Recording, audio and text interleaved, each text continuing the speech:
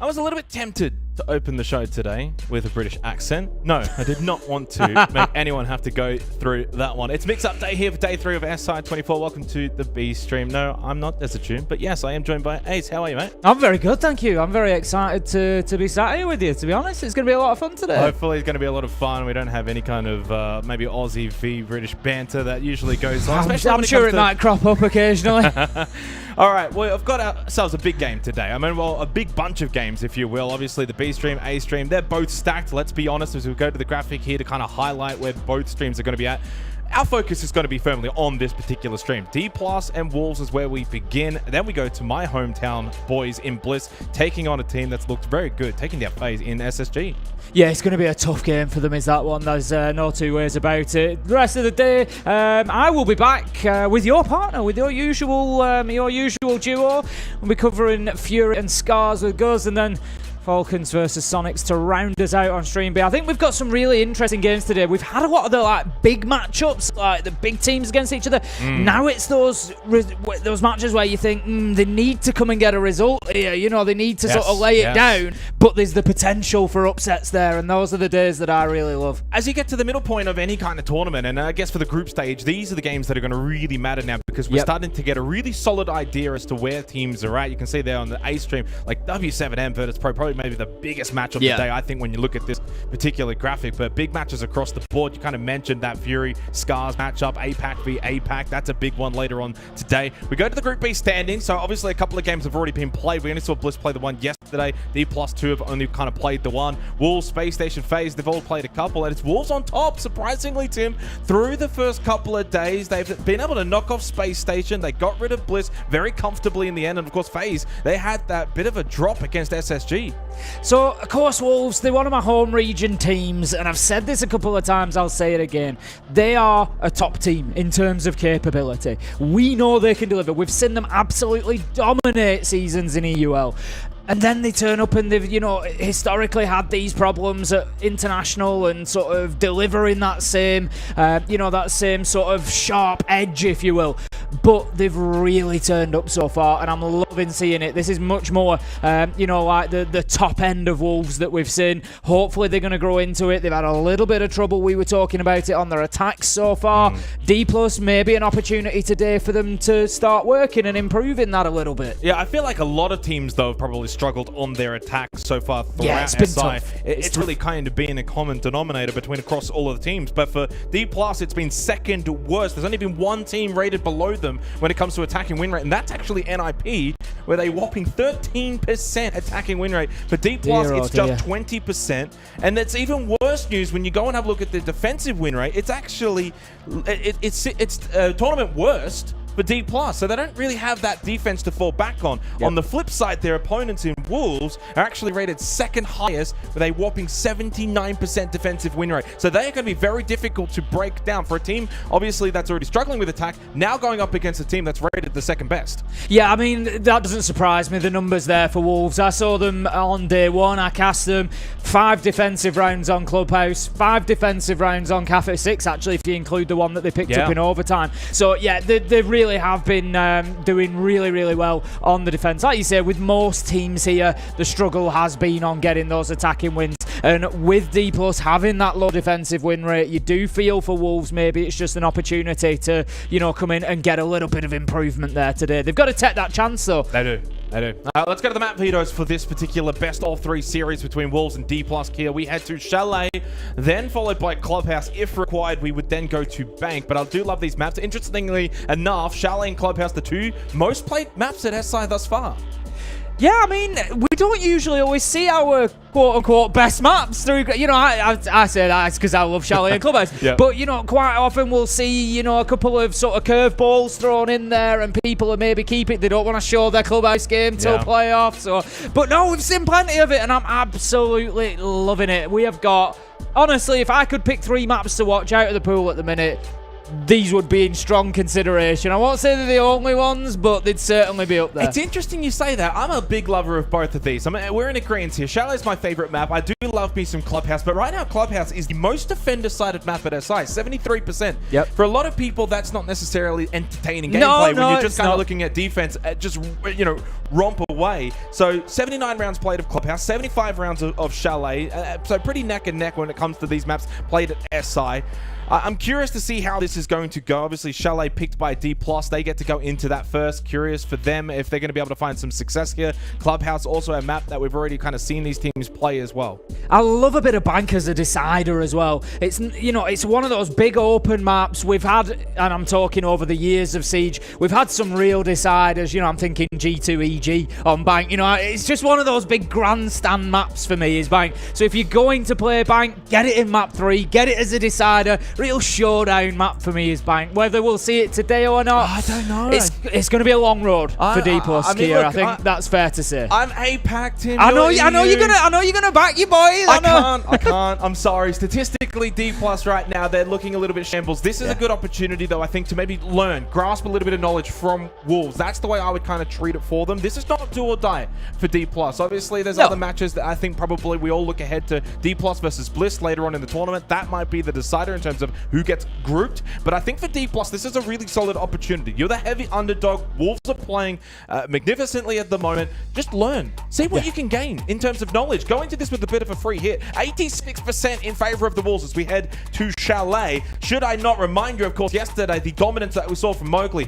40 kills across 2 maps. One of those was on this very map. Yeah, I mean, if they'd have gone to a map 3, Mowgli was potentially on for a kill record at that point. If it had gone the whole distance, but he just didn't get the time in the server to be able to do it. But, you know, we can't write D+ off either. Let's remember, they've got Yas, they got Court, they got the Woogie Man. You know, we've got some serious gunners on there. Yep. And on their day, they're going to hurt you. So Wolves, they need to come in here. And something else I always say about tournament winning teams is you got to have that professionalism. And you can only beat the team in front of you. That's the only thing that you can do. Yep. But you've got to do it. So it's no good turning up thinking, we've got this one. This should be an easy day. This is not. You've got to turn up and you've got to play like it's the grand final. Every game needs to be won. Winning is a habit. So Wolves need to get the job done. Yeah, very much in agreement there. And I love that sort of fact that you bring up, Tim, considering what we saw from Wolves yesterday. They did not take Bliss lightly. We saw it both inside of the server and even outside of the server. They looked absolutely locked in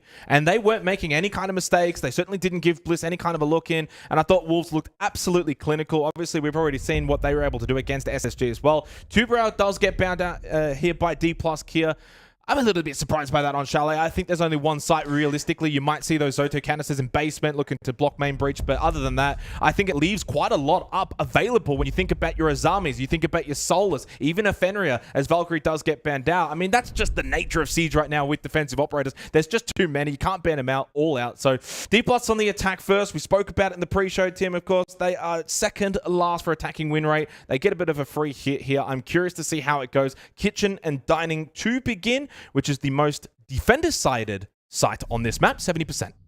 Real high stats for the defenders in that one. And, you know, as you say, really, the Tuberau Banya is an interesting one. Hard breach, really not that big a deal on Chalet, apart from the basement. And no surprise to see immediately Solus and Fenrir both picked up. Those are the two that I was going to pick up and say, you know, who do you really sub in for that ban? You know, if you leave Tuberau up, I'd be taking Solus or Fenrir out. Azami, you know, useful on every map, but I think, I'm not going to say less so here on Chalet, but I think Solus and Fenrir will have such a big impact potentially on Chalet. So yeah, a little curious one there, but we'll see as we go whether D+ get punished for that or not. Watching Wolves yesterday, of course, I had the pleasure of casting them, and I thought Deadshot, he played a very important role in that Azami when you kind of think about certain sites, bar games, for example, being able to hold over towards that library side, mezzanine, chimney, and he can play that really well with the Azami. I think another key area is that piano room as well. We can get those keeper barriers out, plays kind of like the old deployable shield on the piano. So I think, again, those are going to be the three critical operators, as we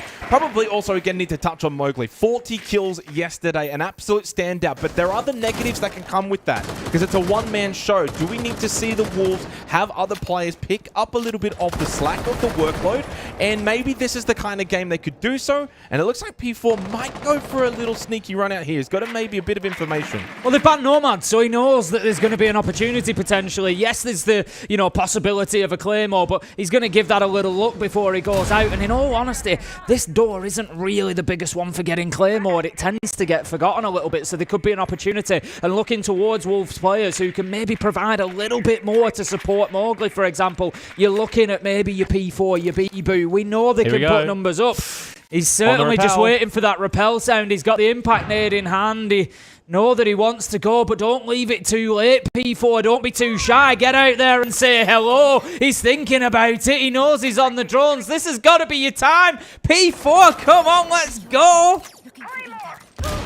Well, there you go. Easy as that. And that's actually Kit as well. A little bit of information there in terms of maybe the side that D+ want to hit from on this Solar side. Big from P4. Patience is a virtue. Didn't want to overplay the hand too quickly. Got all of the information. Made sure there were maybe others in place in good positions in case a trade was required. Damali now has to rotate over. Of course, the newest member for D+ here coming over from La Vega. There's a lot of eyes and maybe thoughts as to how he's going to perform on this roster. Struggled a little bit in his SI debut. And P4, of course, now needs to get kind of flushed out. They do take the fight, but on the very acute angle, hits the head of Woogieman, and it's a perfect start for Wolves. The trade does come through from Damali, though. Damage is done. P4 doesn't mind that at all. He's taken 2 down in basement. Wasted 2 minutes as well. D+ Kia are backs to the wall now. They have got so little time left to get this job done, and P4 has had an absolutely storming start. One of the players that I picked up that Wolves might just be looking to for that little bit extra. Bee-Boo taking a ton of damage in there. We've got about 40 seconds left to go. Deadshot still in control of Solarium.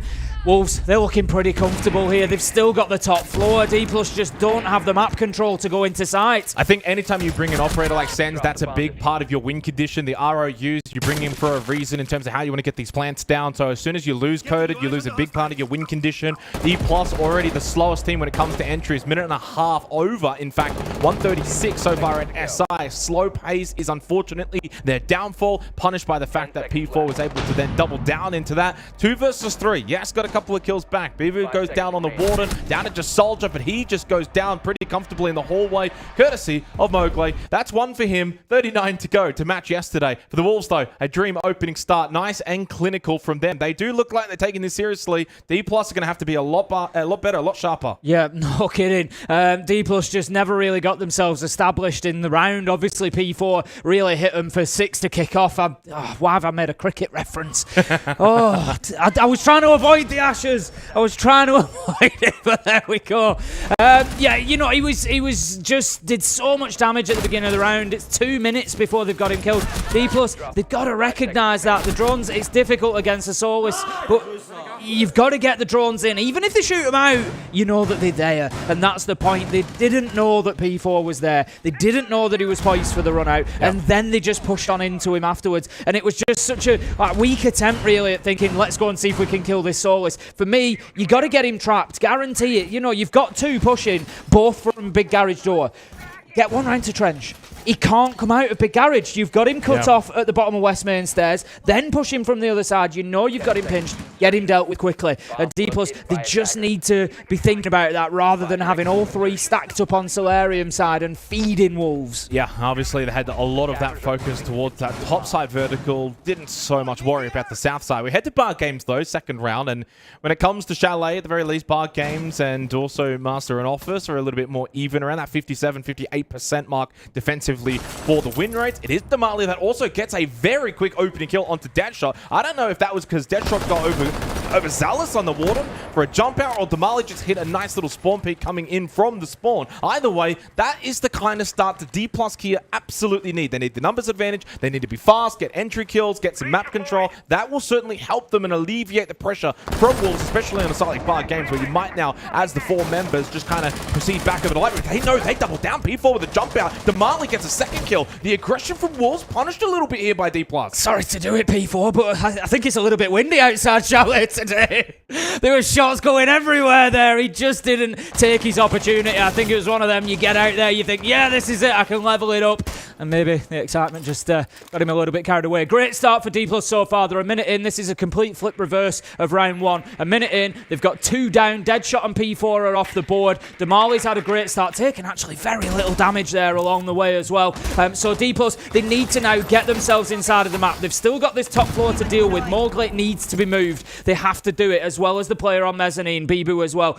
You look at it and think maybe there's an opportunity with only one on site. They could sort of push their way in there, but that vertical is going to hurt them. The hatch is open. They've got the angles. They need to get these 2 shifted. For me, focus on Bibu, but they've nobody over there at the minute to impact on him, and that's the problem. If they let him have the top floor for too long, Wolves might still punish them. Yeah, I think Soldier's key here on the Capitão. Need to get those incendiaries to try and displace both Bibu and Mowgli, get them out of those positions. He's over towards that library side. Shinka just outside of Barstock. Soldier, there's the focus here. He's just been a little bit stagnant, though. You're the Capitão. You need to try and displace these players. Look at Mowgli. He doubles down. He's pushed right back into library deep inside. So really, D+, but coded. He's come straight in through bar. I don't think Shinka was aware of this. The backside was a little bit open. Mowgli, though, with a quick drop. And then the kill through big window, but the trades come through for D+ Kia. Those earlier kills, courtesy of Damali, that means that they had the numbers for the later round team. They were able to overload the site, and it's D+ Kia that have got a very early attacking round here on Chalet.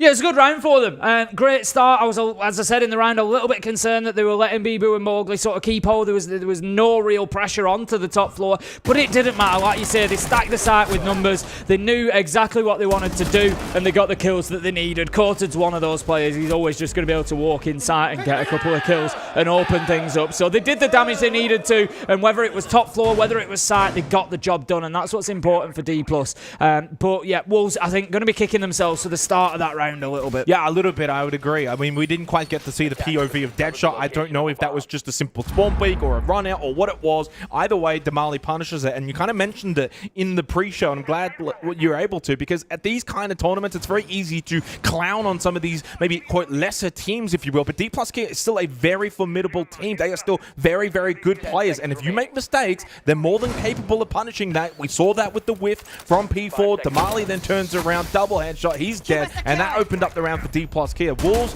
need to be locked in. I think they're certainly capable of being able to, bounce back from that last round, but you need to temper expectations. You can't just go, okay, we were aggressive that last round, let's switch it up and be super passive. I'm not saying double down, Tim, but I think for the Wolves, don't change up too much just because of one round. Yeah, I think, play with your confidence. Go out there. That's your game plan, like you said. You can't have this like rubber band effect, where something is wrong, so boom, you ping and you rubber band off to the, the extreme opposite of it just because it hasn't worked one time. I think, yes, keep the pressure on D+, keep up in their faces, fight them at the boundaries, don't let them in. Ultimately, you just got to hit your shots. If P4 goes out of that window and gets the kill onto Damali, it's 4 versus 4. You've still got P4 alive. You're probably looking at a very different round. So, yeah, I think Wolves just write that one off. Bibu said it in his half-time show the other day. How do you improve in Siege? You reset every round. It's a different round, and I'm sure that's what Wolves will do. Exactly. Don't carry the previous round into the next one, either for good reasons or bad. We do go to bar games, though, ironically, for the second time in a row, so there is a little bit of that carry effect from the Wolves. They will look to change it up a little bit, though. No real super aggressive plays. We haven't seen Deadshot obviously lose his life. P4 and Fenrir, he will obviously play a bit more of that anchor role. Yeah, straight through the front. He's going to get away with this. And I think he will indeed get away with this one. Oh. There goes the F-Not mine straight in, though, and bye-bye, Bandit, Bibu dead. The F-Not mine completely ignored by Yas. Nice little entry, but the trade on the drop from P4 evens it back up to 4 versus 4. And that's what Wolves need. That's what they failed to do last time around. Yes, it was a few missed shots, P4. This time getting the trade. Bibu obviously just needing to react a little bit quicker in that situation when the F-Nat is there. The push into sight is not quite successful. Shinka knows there's another. Can he get the kill? He hits the deck, and he's going to find his man. Kills raining elsewhere. And Wolves, they managed to lock down round 3. I'm just a bit perplexed in that moment. It's a 2-on-1 trying to push into Barstock, and they just cannot deal with Shinka. He goes prone, he's up and down, he's moving around, he's difficult to kill, he's on the move. And a little bit disappointing there from D+ Kia because they started to get a bit of that site control but couldn't deal with one pesky player inside of Barstock. And it all started off, though, with a really nice little lurk entry in from Yas through front door, in towards Bart, through the hallway. Trades came through, though, this time around for Wolves. They were really well positioned. And that's the thing as well for D+. You want to go fast, try and pick up the pace a little bit, go for these entry plays. But by doing that, you're not displacing the defense. They're already in the positions they want to be in to get these trades. They win Bart games. There's the reprieve from round 2. Now we go to the basement. Yeah, I mean, D+, I'm looking at that. You've got two players pushing the same door onto Shinka in a room that's got two doors. If you know, you can guarantee it's that situation again. It's exactly like we saw in round 1. You know, with P4 down in Big Garage, you've got a situation where you can push from opposite sides and guarantee yourself the kill. There's no way Shinka can fight both, but they're just feeding into them a little bit sometimes and giving them that opportunity to pick up multiple kills. So D+, they just need to sort of you know, try and avoid holding hands too much, going through a doorway, get yourself separated, work as a team, and come in and leave them in sort of no-win situations. But overall, I think Wolves looking good in the 2 rounds that they've won so far. The positives, though, for me, D+ Kia, is that when you kind of, again, look at the statistics coming into this game. Slowest team on entry, they had the worst attacking win rate, or second worst, I should say. But still, what we're seeing here on Chalet, albeit their map pick, is a lot faster pace. We saw that with the entry there on the Nook through front door, and also the fact they've already won an attacking ground kind of alleviates that little bit of pressure. Yep. Still, long way to go. They need a little bit more, but good signs at least for D+ Kia, and even better sign for Wolves that they're pretty much dealing with it as well. Yeah, I think D+ have certainly got something to build on. They're having a little bit of joy with the things they try, and I'm thinking Yas walking in with the knock, going through the FNAT, finding the entry. It was great. They're having those great little bits of play. They just need to build on them through the rest of the round and push the advantage. You know, you're going in 2v1, you've got the advantage, use it. So we're down to the basement. We're going to have that full map hold. Mowgli is going to be down but not out at the minute. There might be an opportunity to collect him. Yes, the Azami will pick him up, but the damage is done as Soldier finds them both out. Deadshot is there for the trade, but they've had to lose 2 bodies along the way. One of them, the Azami, and that should now allow D+ Kia to get this map flushed out and start thinking about sides. Incredible job done from D+ Kia, playing these balconies, trying to just overload the top floor, knowing Wolves playing pretty heavily into this roam game despite basement sight. Deadshot now having to roam back around through kitchen. He's just not sure really where's dangerous. In fact, it's from Trophy Stairs. Yes, with a kill on to Deadshot. They've been pretty much dismantled, Tim, defensively. The Wolves playing a pretty conventional roam game basement Chalet, but D+ have read right into it. They've clearly scouted out. They've been able to just overload positions, and now in a 4 versus 2, they've got themselves an opportunity to get a second attacking round. This is that sort of position again that I was talking about. They can have Shinka cut off there. Doesn't matter. A Woogie Man comes in, manages to find his kill. It's all up to P4 now in a 1v4. A couple of them low health on the side of D+, so it might just give P4 an opportunity to pick up a couple of cheap kills and maybe just level the numbers a little bit more. But I like this from D+. They've recognised 40 seconds on the clock. The drones are going in. They're not rushing it. They're not just running in there. They're not going to give them that opportunity. Now what I want to see, split your forces, force him in to a no-win situation and get this round closed out. Yeah, don't give him any kind of opportunity because P4 does still have a Nitro Cell thrown out. Misses the mark, doesn't get anything from it. But remember as well, Coded, Woogie Man both still low. 20 seconds left. There's one from P4. Could he make a bit of a moment here at SI24? 13 seconds and Coded says absolutely no way. D+ get their second attacking round of the half and signs early on that there is life in this team. A team that many wanted to probably write off coming into day 3, but they're still here to play and Wolves have to take them seriously. Absolutely. I mean, Soldier just completely opened that round up, didn't he? Just that double kill onto Bibu and Mowgli. Just recognised Mowgli got down. Bibu was picking him up. Soldier's quick thinking. There's an opportunity there. Gets both of them. And it just completely broke the back of that roam. And this is the problem. When you're defending down in basement, if you're going to go for that full map hold, you got to burn at least a minute and a half around that top and mid floor before you collapse him back to site. And you've got to get numbers back to site as well. Losing 2 so early in the round was really the signal for Wolves that they weren't going to pick that one up. Now, I should say this is Wolves' tactical timeout as it just gets fixed there on the graphic, not D+. And yeah, admittedly so, I think a really well-timed timeout here from the Wolves. It's nice and early. It's 2-2. You don't want to leave it until it's too late. Clearly, some issues going on because to drop these 2 attacking rounds early on, again, the way that we've seen SI24 so far, it's like well over 60% defensive win rate. So for D+ Kia, they've already got the 2 attacking rounds that I think that you would be seeking as teams right now at this tournament and doing so in style in that previous round of basement as well. The fact that it was a 4 versus 1 to close out and they were largely dominant. Wolves don't look as confident right now through those player cameras, and so clearly understanding that D+ here are not going to be a pushover team. They're not going to be the kind of team you can just waltz in, half asleep, we didn't have much breakfast. No, they need to be switched on. Absolutely. Like I said, the players on the side of D+ Kia, yes, the results for them as a team have been a little bit shaky over the last couple of years now, unfortunately.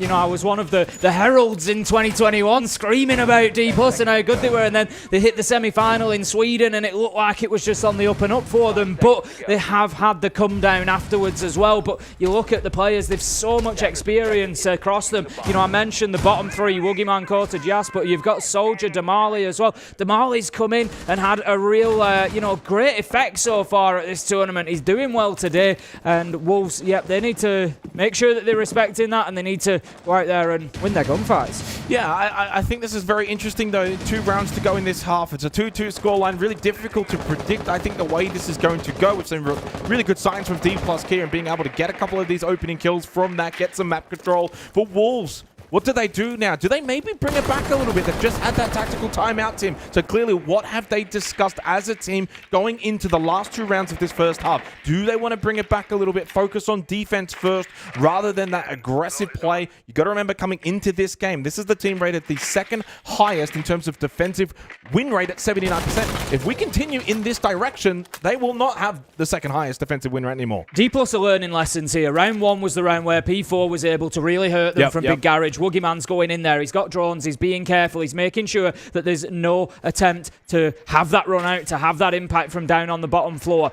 They need D+ Kia this time. They've got the manpower. Wolves haven't been able to rely on that great double kill start that they had in round 1. So now D+ need to show us how they can get that top floor control. They're sort of positioned in trophy. I'm wondering if there's a thought towards getting onto site, but they need to make sure they're clearing top floor as well, because otherwise they could get hurt from the vertical. Yeah, a bit of a horizontal push here. Straight through trophy, open up breach, and so far successfully. No response either from the Wolves. Bibu just sitting over towards Dining Kitchen opened up. Shinka in there as well. So this is an interesting little moment here. Minute 18 seconds. The one issue for D+ has been sort of their time of their attacks. They're quite a slow paced team, but at least getting that breach opened up. Now can they get a little bit more of that vert control? Not too sure if they've been able to do much of that. This is it. Wolves are mostly on site, but by not having that, by not taking that top floor, by not having that vertical control, Wolves are able to just sit still. They're just able to sit still and watch trophy and wait for those pushers to come in. So it's all going to come down to having to win those gunfights, you know, rather than getting that vertical, displacing Wolves a little bit, forcing them off those angles. At the minute, D+ haven't really impacted on what Wolves want to do. One thing they've done, though, sent Woogie down below. He's been able to scout out any potential roamers. A couple of red pings going out to information there, but it's a Nitrocell from P4. Plant going down from Coated. Nitrocell again. Does it hit the mark? Indeed, it does. Boom, right on top of Coted's head from Shinka. Gives Wolves the advantage, and that's Kit on the floor. 20 seconds left to go, and they're going to have to find kills here, D+. There's no two ways about it. They're not just going to be able to walk into sight and take this, and this is what I was talking about. Bibu able to just sit on that angle and find the kill. They're trying to recover the diffuser, but there's too many bodies dropping for D+. They've made a good shout at it, though. Soldier gets in. He gets a kill. He gets himself a little bit of space. Deadshot. He's racing back. Does he find his man? He knows where he is. It's as simple as 2 impact nades. Doesn't have to put himself in danger. Gets the round mopped up. Maybe a little bit closer than Wolves would have liked there. D+ did do a good job of brute forcing their way in at the end, but they always left themselves in that situation where Wolves were just not disrupted at all. How often do we see Kitchen and Dining where it's that horizontal take with that focus towards trophy, opening up Kitchen, a bit of a lurk down below, then push up West Main? There was very little actual vertical play from either of the two teams, either defensively or offensively. So not the more conventional round, if you will. In saying that, 70% defensive win rate means that for Wolves, probably a little bit more conventional for them to win that round. But like you said, Tim, very close, a little scrappy towards the end. The fact it came down to a 1v1, the plant was the right choice, the only choice with so little time remaining and Deadshot not being close by. We head to bar games, though, for the final round of this first half, and D+ here, they are right up into this game. They've got every chance of maybe causing a boil over to start here for day 3. They've just got to keep that confidence level high and understand that they are right in this game. Yeah, I mean, for me, looking at that, I just sort of wish D+ had taken what was given to them. And that was top floor. Like you said, Wolves were just completely set up. You take top floor, force them out of the positions.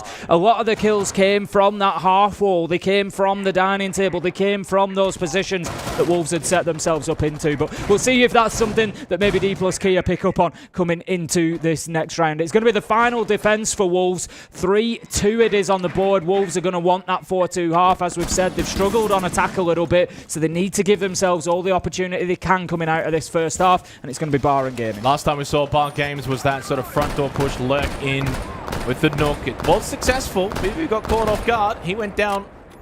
But ultimately, it was still a round one by Wolves. And so far, and I haven't touched on it since the beginning of this game, but it hasn't been the Mowgli show. That's good signs for Wolves. As much as we like to see records broken and players go absolutely supernova, Mowgli's only had the 3 kills.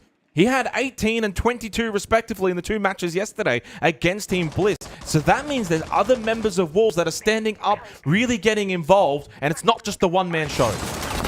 Just looking at D+ here to see whether they're pushing in towards that top floor. I keep talking about vertical control, and vertical play is just not something that D+ have chosen to utilise so far. So many of the pushes just come in laterally across the same floor. It hasn't really bitten them too much, but you just know that the time is coming that it will do. They've got 3 players once again. Deadshot, Mowgli are up on the top floor. Bibu was in support, but he's moved downstairs now. But P4 is just, you can't see him on your screen at the minute. He's on a little, they've picked him up on the draw, and he's just on a little bit of a lurk over on the far side. Is P4 over by Master Bedroom, and that could be really damaging to somebody like Damali. I don't think he got picked up. I think that was Mowgli on the Azami. You're right, it was Mowgli. So P4 hasn't been picked up. He's just lurking through piano right now, but from my point of view, he can't really see anyone until outside of the balcony. It's Mowgli, though, that does get the kill onto Damali with a bit of a pinch from the lurking P4 as well. They combine. 60 seconds remaining. Wolves with the advantage. They've still got key areas of control. With under 60 seconds left, still full library, full mezzanine. Wolves are absolutely sitting pretty. They've got the shields up as well. D+ just can't get into the building. D+ definitely need to up the drone in there, make sure that they're aware of just exactly where everybody is, that everybody is accounted for. Just Woogie Man trying to apply some pressure towards top blue stairs, but again, you just feel like they're not sure about how to get in, but Mowgli just leaves himself a little bit exposed there. Yas is able to walk in and get 1, get 2, and that is a problem. Yas is now dominating from above, and D+ have got that vertical presence, but has it taken them too long, Xenox? Yeah, only 15 seconds left. Well spotted. Not a lot of time here for D+ Kia. It is Coated that has the diffuser in hand. Gas to push through Bar. Knowing there's one inside of Bar stock means there's only one that's unknown, and that's P4, the lurking Fenrir, making his way back to site. Shinka from Bar stock gets the kill onto Soldier, and a second to follow. Tap, tap, tap, and it's as easy as that for Wolves to close out the first half. Despite a little bit of remonstration from D+, they get thwarted. Wolves get the round, and they take a buffer heading into the second half. Yeah, I think Wolves just gave a little bit too much to D+ there. They got a great start. They were 5 versus 4, and then Mowgli just leaves his leg hanging out of the side of the shield. You've got to be aware of those limbs and exactly what you're showing off and what you're not. Yas able to get in and get a great double kill, and then a third looking down through the vertical. D+ had that opportunity, but I think ultimately it came down to time. 15 seconds left on the clock by the time they were in a position to get in. Quarter just had to go, try and get that diffuser down, and it was just a little bit too much. They couldn't control the site as much as they needed to. They couldn't have the cover in place, and Wolves were able to take advantage of that. But if D+ had moved a little bit quicker in the beginning parts of the round, you look at that and think that's one they probably could have won. It goes back to that statistic of minute and 36 seconds in terms of time to entry, the slowest so far at SI24 for D+. If you had say just added 30 seconds, an extra 30 seconds to that round, I think they actually probably win it. Instead, they got to rush, they got to start to push, they can't quite get the information. Shinka and Barstock can't get flushed out, so he's able to get involved. They couldn't actually get that position under lock and key. D+ though go to defense, and I gotta say, coming into this game, if you had told me, Tim, that D+ are gonna get 2 attacking rounds, I'd say, okay, that's not too bad, that's not too shabby. Yeah, I think that's fine for them. You know, the Wolves have now got to show, as I said, coming in, take the opportunity to build your attack. That's where they've struggled overall. For defence, not too bad on Chalet. They've now got to come and show that they can, you know, do what D+Kia didn't really. I want to see a little bit more sort of speed, a little bit more time being used on that clock to get in and give yourself a good opportunity to execute. We had 2 attempts for the diffuser to go down from D+. They weren't able to do it successfully either time, and it was just because they didn't have sufficient set up there. They hadn't moved Wolves enough, and they didn't have enough time to get it done. But yes, he's going to be up in Solarium, and he's going to be at the sort of the brunt of this push, really, because that's where Wolves are focusing right now. And again, a reminder, D+, the worst rated defensive team at SI so far, 33%. So eyes on them to see if they can improve those numbers here into the second half. On to the Wolves, though. Again, it hasn't been the Mowgli show. We've seen some really good things from P4. Shinka had some really good defensive holds as well, and Deadshot getting involved just outside of Trophy. 2 spotted, maybe 1 goes down indeed from Shinka, but he went for the vault, and Woogieman was there to punish. Regardless, though, Wolves have made swift entry with 1:40 left. They've got themselves good position. They're getting all of the kills, and only Woogieman remains inside a Trophy, pushes the stairs. He'll get his 2nd kill for the round on the Solus, but it's a 1 versus 3. It's very difficult to imagine that he's going to be able to clutch up against P4, Deadshot, and Bibu. He's definitely going to stick himself underneath on the Solus. He's not going to see this going down. He's watching the hatch. Oh, the opportunity is missed, Woogie, man. He's got 2 impact nades in hand. It was right above his head. He had every chance of stopping that plant going down, but P4 manages to stick it. 1 versus 3. Bibu shuts him down. It was always a big ask for Woogie, man, but he maybe just had a little bit of a better opportunity than he realised there. The stark contrast in terms of night and day when it comes to these 2 teams in terms of attacking. Wolves just rapid straight in, site control, getting entry kills, and they do so with a lot of time on the clock as well. That's the kind of round, though, where I think a timeout is necessary, and one that has been taken by D+Kia. It's a 5-2 lead now for Wolves as they get themselves a 3-round buffer. They've now won 4 of the last 5 rounds after a little bit of a start from D+. It's Wolves that are looking very clinical and clean. And again, yesterday was the Mowgli show. Today, it's been a very even spread of kills. P4 with 6, really high impact. Deadshot with 7. He got 3 in that round. Mowgli 5, Shinka with 6, and Bibu as well having some good moments as well with 3 kills to his name. So really solid team performance right now from Wolves for what's been 3 really nice days at SI24. It has. It's been a fantastic start for them. I'm sure that the French fans are going to be very, very happy watching this team. It's a little bit funny. We look at the scoreline and I feel like, you know, I've been critical of Wolves a couple of times, and D+ feel like they've had those opportunities along the way. But all of a sudden, it's kind of 5-2 and Wolves are in the driving seat and looking like they're just going to clean through this. And I look at this now and think, would 7-2 surprise me? It wouldn't really, to be honest, with the way Wolves took that attacking round. It wouldn't surprise me at all. And this is an interesting site choice for me now for D+Kia for this next round. They've just had the tactical timeout, and you're going to see when the highlights finish that they're coming back into basement, where Wolves have just come in so aggressively. They've seen a little bit of space. They've gone in and taken it. They've got the kills along with it. This, for me, is a risky site for them to go to because they're probably going to try to hold on to the entire map. But what that means is they're going to be spread even thinner than they were in that last round, and Wolves are going to have even more chance to spot that space, even more chance to get in there aggressively. So I think D+ need to be very, very careful here, because where they have players on the top floor, maybe on their own, I think they're going to find themselves very quickly pushed by 2 or 3 Wolves. Attacker repick, Thatcher and Thermite brought to the table, I imagine, to open up main breach in towards Snow, and then after that they can rotate off, go for that roam clear up above as we would typically expect to see. Straight away over towards, of course, main breach. No 2-brow in play means this will be extremely comfortable and easy to open up unless Soldier can hit the trick. He cannot. Gave on up on that one immediately, and that is a rapid breach opened up. 2.5 minutes. Drone goes in, get a bit of information. I don't expect players to follow this, though. I think you just open it up, puts pressure on the defense, and then they rotate up above. Yeah, it's just phantom pressure. It just means that they have to be aware of that angle, like you say. At the minute, Shinka and P4 have stayed on that breach, so it may well be that they look to push in through there, but I would like to see a little bit of attention to the rear side from Wolves as well. I agree. I think it's one of those sites, if you let everybody just train guns on main breach, because that's where it's been opened up, you're asking for a little bit of trouble. I think open rear side up as well and give them more to think about, and I tell you what, they're going to wish that they had. P4 and Bibu have both just died together. That's going to put Diffuser down cold on the ground as well, and that is a great start to the round. But Shinka, he's inside. He actually has Diffuser in hand. He's managed to collect it. He's going to take a lot of damage through that drone hole, but have Wolves got something here? I think they might. I think this is a winnable round for both of these two teams, to be completely honest. I like this. Plant is going down. Shinka's going to make sure that he sticks this. I think the opportunity is there. It will be. And all of a sudden, D+, they're on the retake. They're trying to get themselves back into sight, and this is going to be a big ask. 2 versus 2 now remaining. Both players still up here as that plant has gone down. Woogieman low makes the lurk in towards blind player going up. 5 plays stairs though. Up close, angle checked by Woogieman. Now gives the advantage, and the Kiba barriers can go out to play protective. Coated onto the plant, but they don't know exactly where Deadshot is. Deadshot goes for a re-angle out towards Breach. Deadshot double shot. Clean as you like, and a dagger into the hearts of D+ Kia. What a wild round. I think I need to watch that one back after we finish today.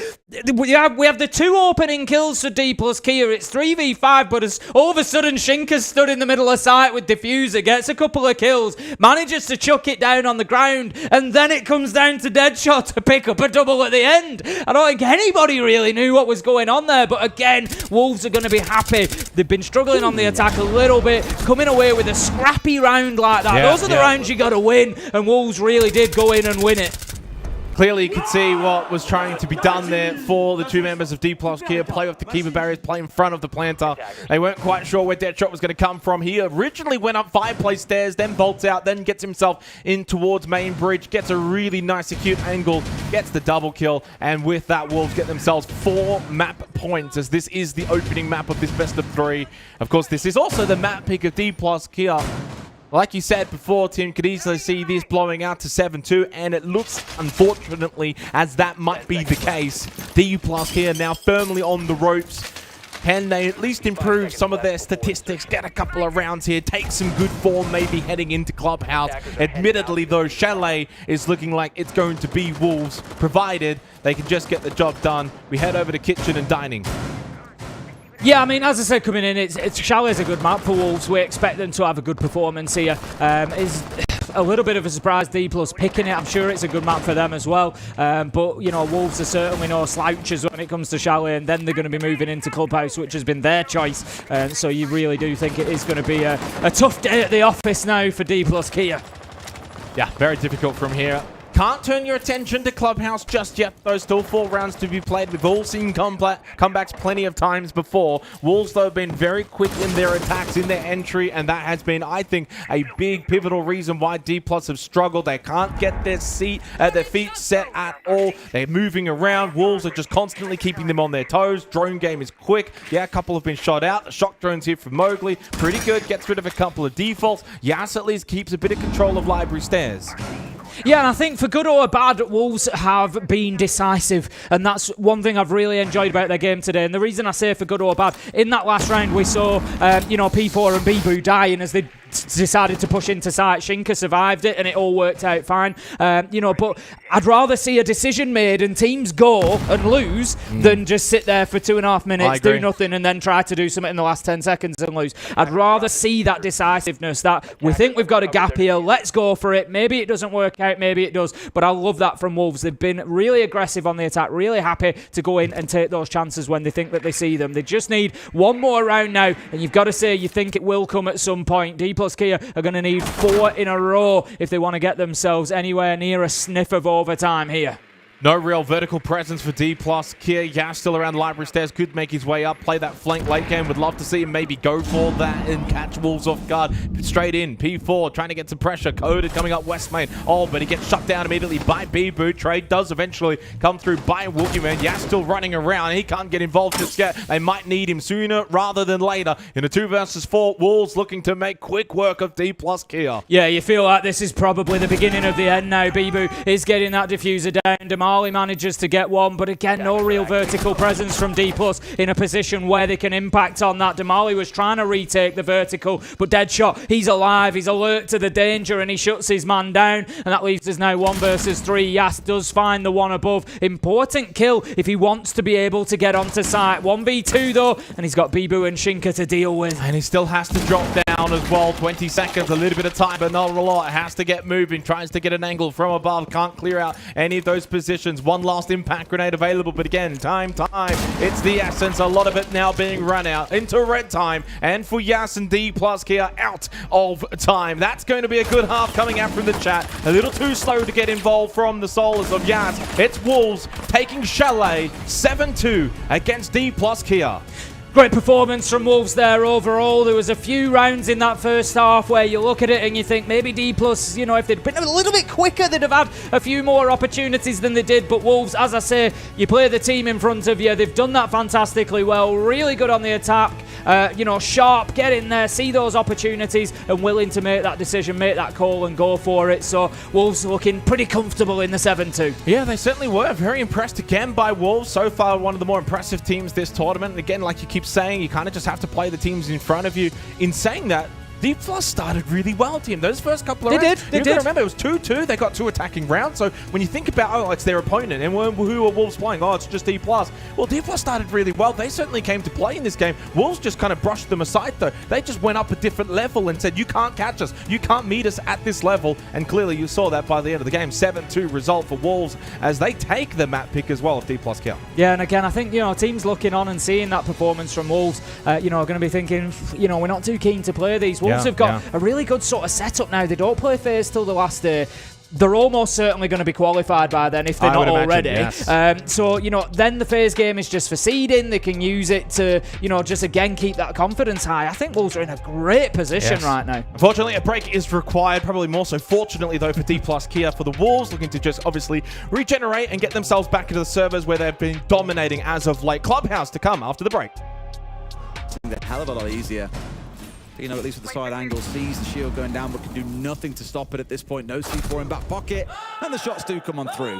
Balance things out at 5 and 5. The only thing I'm now thinking about, the classic Apex storyline. Close, but just never quite over the finish line. You guys had it. I feel really sorry for you. The Bliss game that you guys had, I think it was on day 2. It was yesterday, right? Yep. So close, just not quite enough to get over the finish line. Yeah, and again, it links back to your point before where FearX arguably at this point should have already won the map. They had 2 very favorable rounds that they didn't close out. So we'll see if that comes back ultimately to bite. I've got to ask, how good is your Mancunian accent? Because when we get to 12 rounds, you know what you've got to say. I want you best. I was practicing it. I was staring at my bathroom mirror this morning and really getting into it. Excellent. Did you feel like you were becoming Tim? Did you start losing hair? I'm not balding yet. I'm not balding yet. You got a nice hairline, to be fair. Yeah. No. Xenox rounds the curtain like, you guys done? I'm like, can you see a TV? That's what I have to work with. It is 5 and 5, Xenox. FearX and IP. If you are tuning in, as I imagine now the game over under the stream has ended, welcome over from the B stream. Now, as things have gone, in case you are just joining us, a couple of rounds, FearX really should have closed out. This map could have been done and dusted. It was their map pick. Cafe awaits us next. Chalet is that decider if we need it, which will be interesting, as that is a rematch of what we saw between these two teams previously, where NIP stomped them 7-1 on Chalet. So if you're FearX, you're looking at that and saying, this needs to be done in 2, really. I would love to know the number of unique attacking operators that have been played by FearX in this team. Insane. Glaz now being brought out. We've seen it all, and this might be a direct hit from FearX. Look where they're posturing at the moment. Given the comp, yeah. Looking in towards that Ying, it's the fast execute, it's the space taking, the EE1D to disrupt, the Glaz to play off the back of it as well. They're straight in, basically no one's on site here. You've got the mirror in the back line, but Devic's already going in. It's a 5v5, the plan's going down. Walks in, Cons takes him down. A 1-for-1 between the two into a 4 versus 4 once again. Cons with the C4 in hand, going to find nothing but immediately FearX are outside the building. This is a hard retake for NIP, given you're up against the Glaz. All these lines of sight can be held from outside as well. So a tricky round for NIP. FearX, can they hold on? Cons looking to clear all of these angles, making sure no one's on top of the bus, but 20 seconds to go. Cons can maybe go for the long arm attempt. Can FearX deny this? They're half anticipating a jump out. That's what Mephi's looking out for here. They're starting to stick onto this one, but can they find the man? He's sticking it the whole way through. Down to 2 seconds, down to 1. Guys, where are you? They've let it go through. The jump out was good. The Archives jump out came in. It kept them distracted. It was enough to let Cons hold down F like a real pro for the solid 7 seconds. It started so well. Is that 3 rounds now, you'd argue they've kind of let slip? Oh, yeah. I mean, it was great post-plan play from NIP. I'll give them that 100%, but you should be able to get that one covered better. They conceded top floor. They didn't even take it in the first place, and it left things a little bit ropey for FearX there. I looked and saw the 3 outside the building and thought, this doesn't really feel like it's very well covered, to be honest with you, and they paid the price. I mean, it was an awkward plant position, right? It wasn't in a spot where outside double door could hold it. It also wasn't a spot where like the bust boost on the vents window could hold it either. So it was a little bit strange. As well, in terms of defense there from NIP, I don't know if Muzi had no charge left on the Solus, but he didn't even have his gadget out during that entire plant phase. So NIP actually initially didn't even know where the plant went down.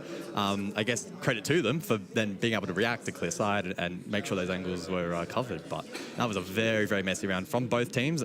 Ultimately, though, NIP out on top now with match point. I do want to touch on it while the leaderboard is up on our screen as well. You guys can't see it, but you will in a minute as we get back into game. Very, very balanced when it looks at the kill distribution across both teams. You know, Cons being the outlier sat down on 4, but everyone else is between 6 and 9. It's very balanced across both teams here in terms of contribution. You're always asking that question, who's going to be the hero, who's going to be the pointy stick that really steps up and works some magic for a team. Right now, it's more about the actual team effort overall, though. Yeah, just looking at the replay package from round number 11 just gone. Con's able to get into a position where FearX didn't have an angle. Holds F for 7 seconds, enough to counter defuse the kit. And FearX left a little bit stunned, I think, and probably frustrated. You know, there's been a string of frustrating rounds for them throughout this match. Now, though, no longer able to make any more mistakes here on border. Stirring down a map loss, their map as well. Top floor we go then for NIP. What will the response be like here from FearX, bringing out that Monty once again? Yeah. Again, I'm always a little bit hesitant because Monty commands that you have a slow round. We've seen some really cool rushes, not all of them successful, but Monty is very much the other end of the spectrum. Everything has to slow down. You try and make a very orchestrated play once you've got the setup in place.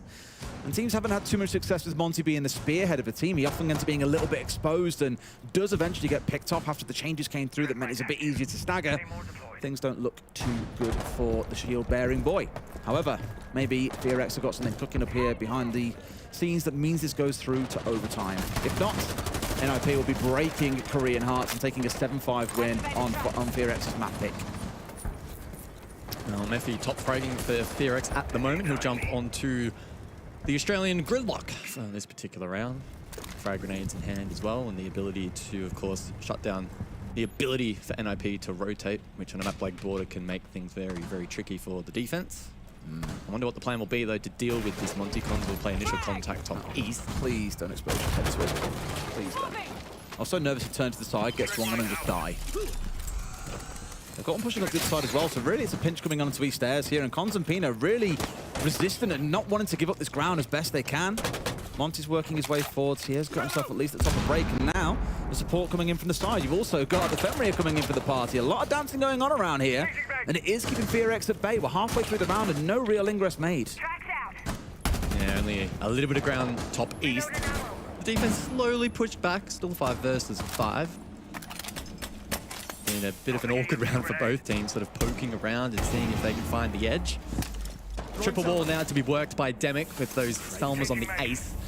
That will expose Pino's position a little bit, put him under some pressure, but Cons is along the side to help out. Border does not feel like the map where you take 2 minutes to get step 1 done, right? Because they've also got to take control of office here. They've got to get Fountain before they can even start thinking about this fight, really. So, very little achieved. 2 minutes down. They're going to start feeling the pressure of the clock here in the next 20 seconds or so. And as we've already remarked, Monty does not go fast. Well, that single wall now opened up and Pino forced back towards the window. FearX need to be capitalizing upon this, finding a kill as we enter 30 seconds. But Pino with the shotgun up close now on double digits. And NIP edging closer towards this map win. Heartbreaking for FearX, but for NIP, they've done what they needed to. A great defensive hold around East Stairs has slowed FearX down. It's forcing them into making mistakes, and sure enough, those mistakes are starting to pile up here. A couple go down, a third as well. 2 left. It's actually a 2 versus 2, but there is basically no time left on the clock here. They've got to make something happen, and good boy, something tells me this ain't quite the way to go. Door's still closed up, going to have to try and make this plan work. Well, No Doubt gets swung on towards Metal here, makes the cross, but Fountain is now the real threat. Down he goes! NIP do enough to take the map 7-5. That could be the start of a 2-0 win for them going into Cafe being their map pick. Things are only going to get harder from here for FearX. I mean, I can only describe it as heartbreak. I know it's only one map in this BO3, but the way in which they lost this map, in particular, a couple of key rounds where they had the advantage, has got to sting. NIP, though, can find confidence, especially in their defense. I'm very intrigued to see how all three play out. Well, first we'll have to hear from the desk before we get into map 2, so let's go to a short break. Back in a few.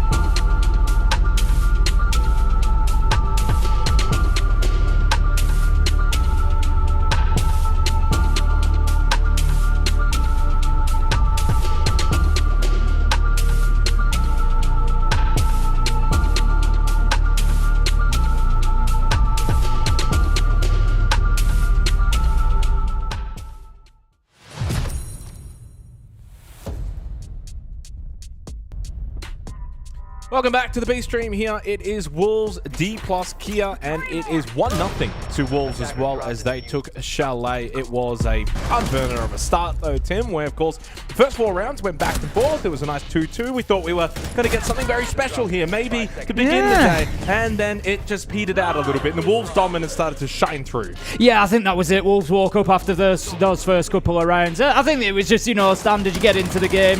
I'm sure they've had a little warm-up beforehand, but there was maybe a few gunfights that they'd win on it, you know, any other day, and it allowed D+ to get into the match a a little bit, but as soon as they'd had those first few rounds and settled down, it was pretty much one-way traffic, I think, at that point to Wolves, and they did really well. So expecting more of the same, unfortunately, probably for D plus Kia. I think here on Clubhouse, it's going to be a tough one for them. Yeah, it certainly is. We go to Clubhouse next, of course. It's picked by Wolves, so, and they're going to be on defense to begin. This could get ugly, considering it's the highest rated defensive win rate map inside of the server at SI24. There were moments for D plus Kia, and despite the scoreline, certainly a couple of rounds here on Chalet that I thought were very close. You saw some good moments. Yas got a triple kill here. Again, time was a factor in a lot of these rounds. I thought they were quite competitive, but alas, time was a big reason why they lost a lot of these rounds. Absolutely, and that's something that they need to recognise. You know, not just you've already picked up on the start, and it was a fantastic one. I actually know that time to entry being about 1:37. It's really taken them a long time compared to everybody else in the tournament. It's definitely something D+ needs to work with, and you just wonder, is it? You know, I wouldn't really expect it to be something like a confidence thing. You know, these players are great players, and they've been around the scene a long time. They know what's what, and I'd have thought, you know, they'd have been, you know, sort of well versed in the game plan and ready to get in there and take the chances. But it just feels like they're taking that back seat a little bit at the minute and not grabbing those opportunities as rapidly as the others might do. What are the expectations coming into Clubhouse with Wolves starting on the defense? I can't help but feel this could get ugly, Tim. That's just the complete honesty in the approach. Why is it going to get ugly? Well, again, it's the most defensive-sided map at the tournament thus far, 73%. Yeah. When you couple them with Wolves, who are the second best defensive team as well at the tournament, 79%, defense is going to be really difficult to crack here for D+ Kia. Yes, I'll be honest, I expect D+ Kia to struggle a little bit on Clubhouse. The attacks are going to be difficult. The map, I think I'd be right in saying it's probably slightly bigger than Chalet. There's certainly a little bit more to do. I think we've just got our teams maybe flip reverse the wrong way around, so we'll get out of there, get them back in the lobby, and we'll get it all sorted. But yeah, I feel like there's more to do a lot of the time on Clubhouse. Like Chalet, you pretty much need to take library or you take master and you work from there. Yep. Whereas Clubhouse, depending where you go in, particularly for that basement attack, you're going to have to, I would expect Wolves to have players out in the map. You're going to have to take the entirety of top floor. You know, you've then still got potential for players to be lurking out in strip. We saw P4 doing it over in master on Chalet. Plenty of opportunities for Wolves to just get a little bit tricksy here on Clubhouse and just burn a lot of time, just sort of playing that runaround game of, well, we can drop down garage, we can come back up main stairs, we can be back on top floor. You know, they can do all sorts of things to burn the clock down. Got good news and I got bad news. The bad news is we got the rehost, obviously, as we evidently saw. The good news, though, probably more so stems for APAC fans and for D+ Kia, is that Wolves are actually supposed to be attacking first, not defending first. Okay, so that maybe changes things up a little bit. We might actually. It kind of adds more pressure to that first half, though, because if Wolves come in if Wolves come in and get maybe a 3-3 attacking split, you're then looking at D+ Kia and thinking, oh, you know, have you got 3 attacks in you? Because they're, of course, in the second half going to have to match whatever Wolves do in the first. So if Wolves can get a decent number of attacks in the bank, they're going to come on to defense very, very confident. Yeah, correct as that. So Wolves will be attacking first going into Clubhouse, D+ Kia. I think also defending first here on Club is something that they probably need. We go back to Chalet, they had to start on the attack, and again, that slow-paced playstyle clearly wasn't working for them on Chalet. I can't help envision it's going to be even worse on Club, so maybe getting a couple of rounds. I understand what you mean in terms of that pressure. You're on defense. Arguably, at minimum, you probably need 4 defensive rounds in this meta with the way this map's being played out this tournament. So if they don't get that, there's the added pressure even more so into that second half. So for D+ Kia, it's not really a free swing, and in fact it may be more so for Wolves, but again, still they can get some rounds on the board here on defense, I think far more likely than say a Wolves defense first half where you could easily be looking at like a 6-0, Tim. Yes. That's exactly it. I think nail on the head there is D+ Kia need to make the most, or, you know, make hay while the sun shines, get as many of these defensive rounds in the bank as they can, and then see how they go on the attack. So we've got everything ironed out. We've got those sides switched up. D+ Kia, as you can see, will start on the defense and Wolves will be on the attack. We've got our bans coming in. D+ will take the first one out with Dokabe, suggesting maybe leaning in towards them, trying to extend out into the map a little bit. Yeah, Dockerby and Ying have been very much hard bans at this tournament so far, especially Dockerby. Maverick does get banned out. This is a map where Tubra, I would imagine, should get banned and does get banned by Wolves. And obviously with the Mav banned out, you certainly do want to then ban out the Tubra. D+ will get the final one here. I think also when you go and look at Clubhouse, like all of these sites are statistically the same. 73 and 73% for Church Arsenal, Gym Bedroom, and then 72%. Wow, a whopping 1% less for Cash and CCTV in terms of defensive win rates, as Mirror will be the final ban here to begin this second map of the series. Wolves looking for their second 2-0 in a row. Of course, won 2-0 yesterday against Bliss. Although that was a little bit more competitive, 7-5, 8-6. So far, 7-2 on Chalet as we head into club.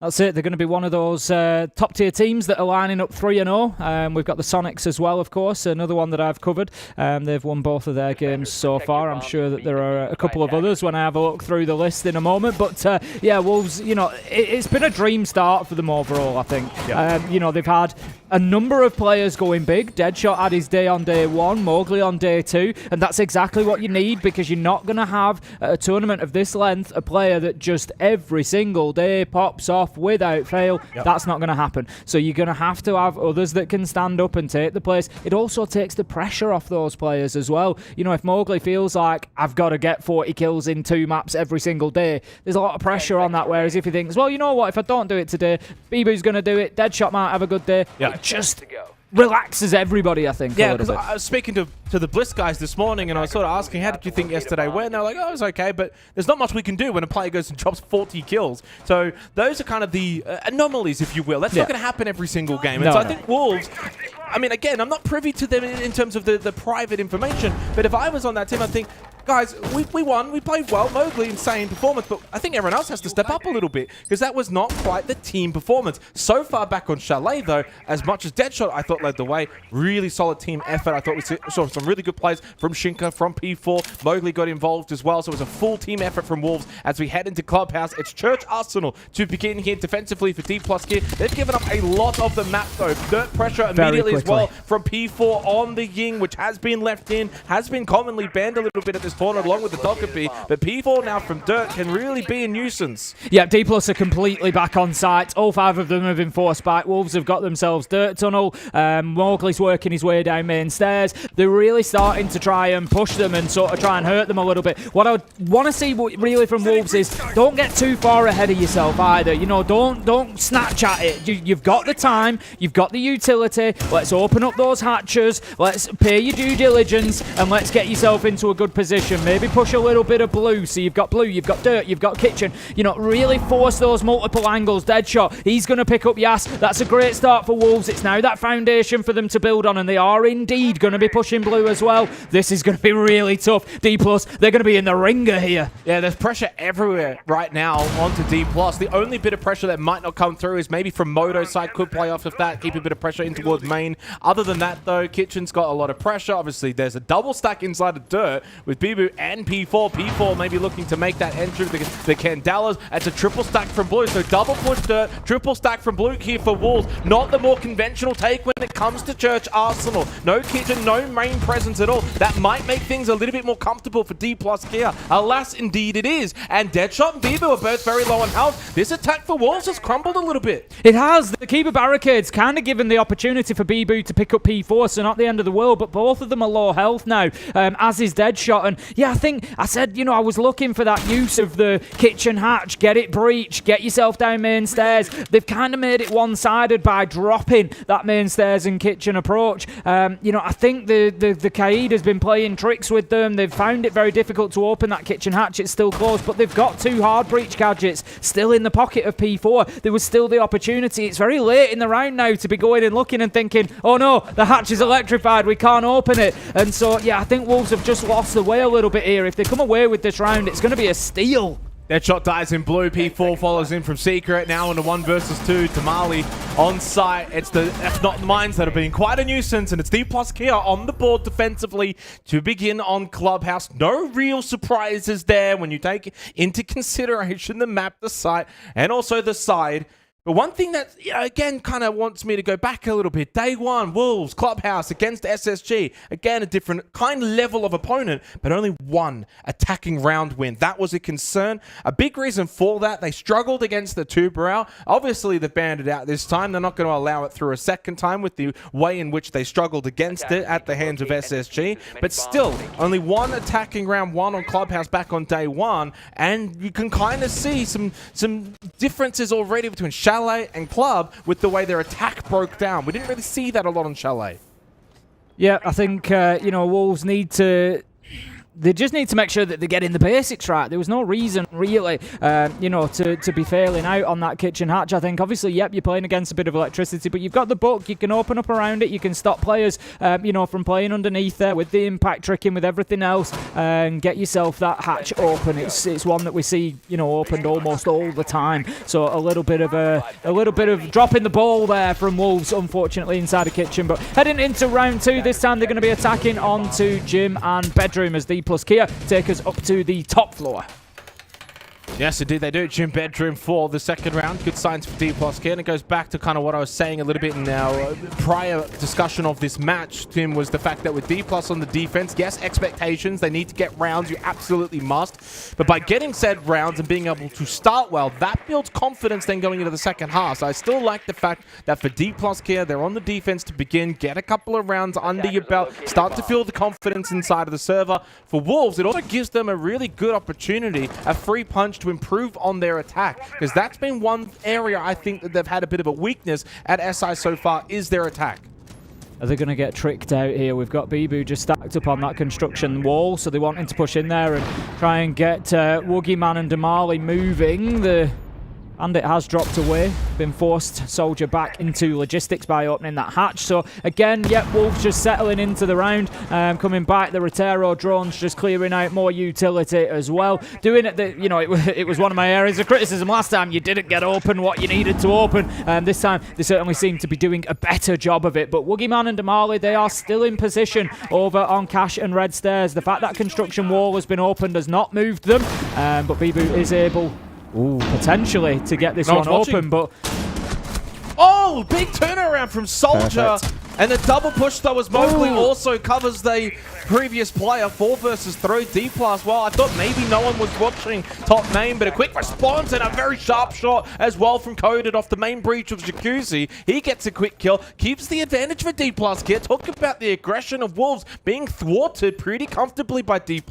Like the first round, now into the second, they've still got themselves advantages. Yeah, D+ are in a great position here. 3v2, they know that both of the attackers are coming from the Jacuzzi breach. There is time if Wolves want to rotate one over, but with only 2 of you alive, you don't really want to separate yourselves like that. Just aware of the potential for Frostmarks. Deadshot gets himself into a nice position here, sees the man on the rotate, levels things up 2v2. Bibu goes into support, and there is an opportunity for Wolves here. They need to carve themselves a little bit of space. Maybe a second kill would do the job for them to be able to put that diffuser down.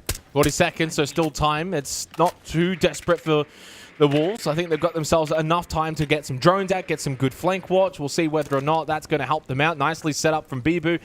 I think they're aiming to get this plant inside a gym.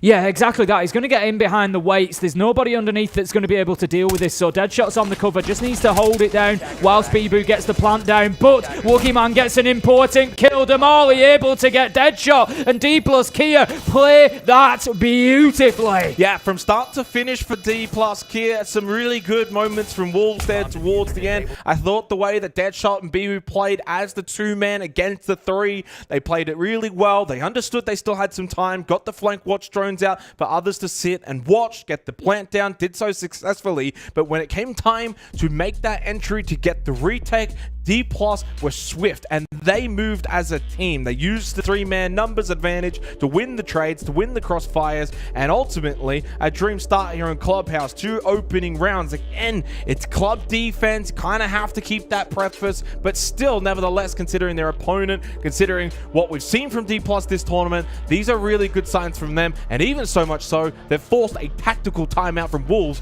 already. Just after 2 rounds, yeah, it's certainly a big call to pull the trigger on the tactical timeout at this point. Wolves certainly need to get something going there. I just felt like it wasn't even necessarily that Wolves did anything wrong there. there.